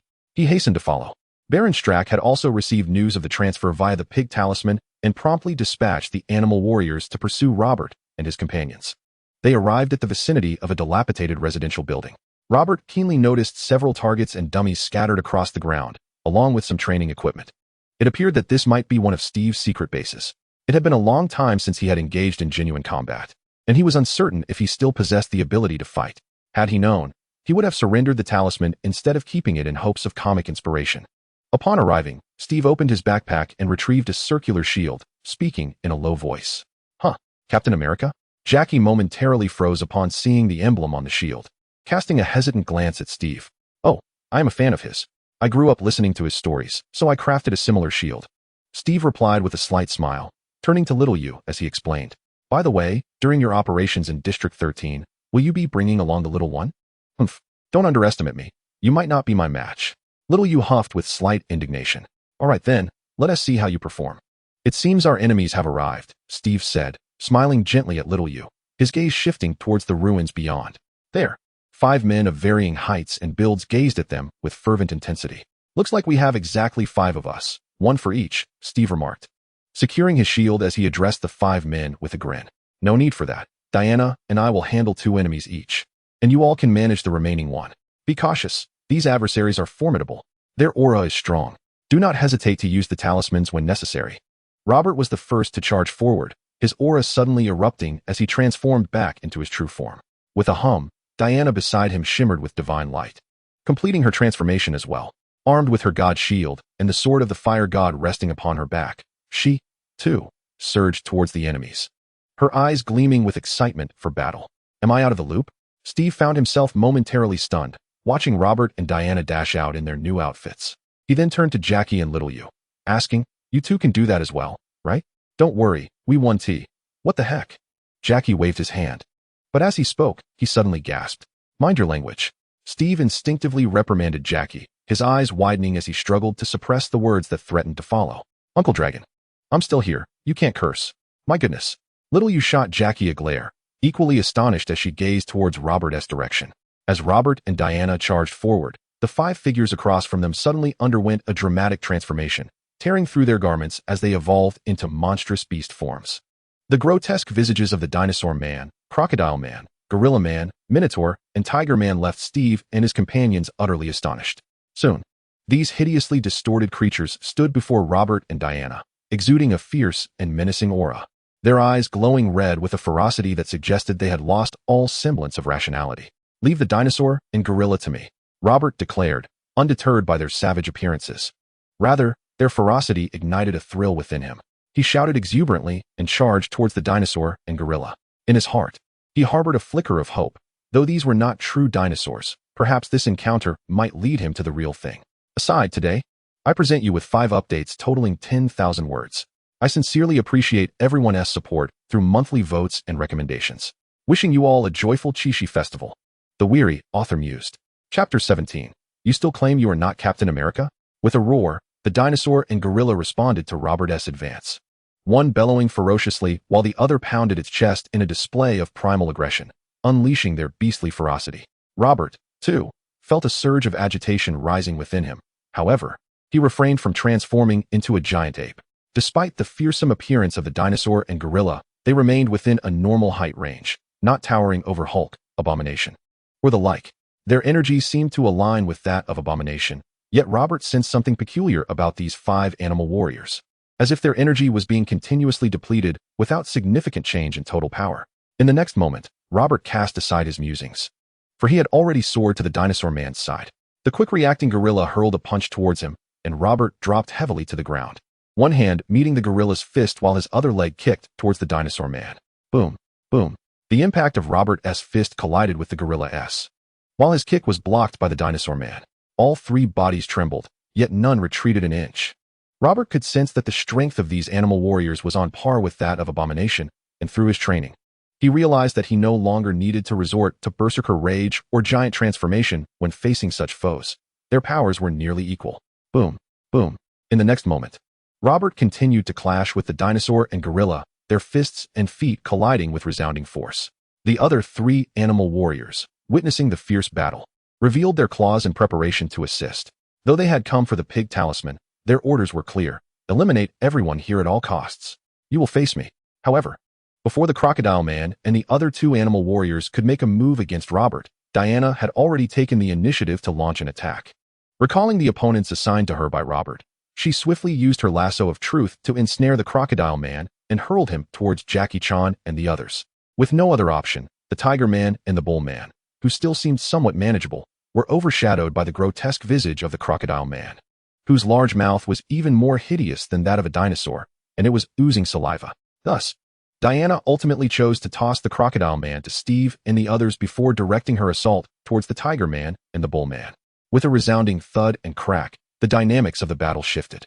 Unlike the evenly matched 2-on-1 situation with Robert, Diana's intervention established a clear dominance in the conflict. Her strength surpassed that of the tiger man and the bull man, instilling tremendous pressure upon them, prompting feral growls and fierce glares in response.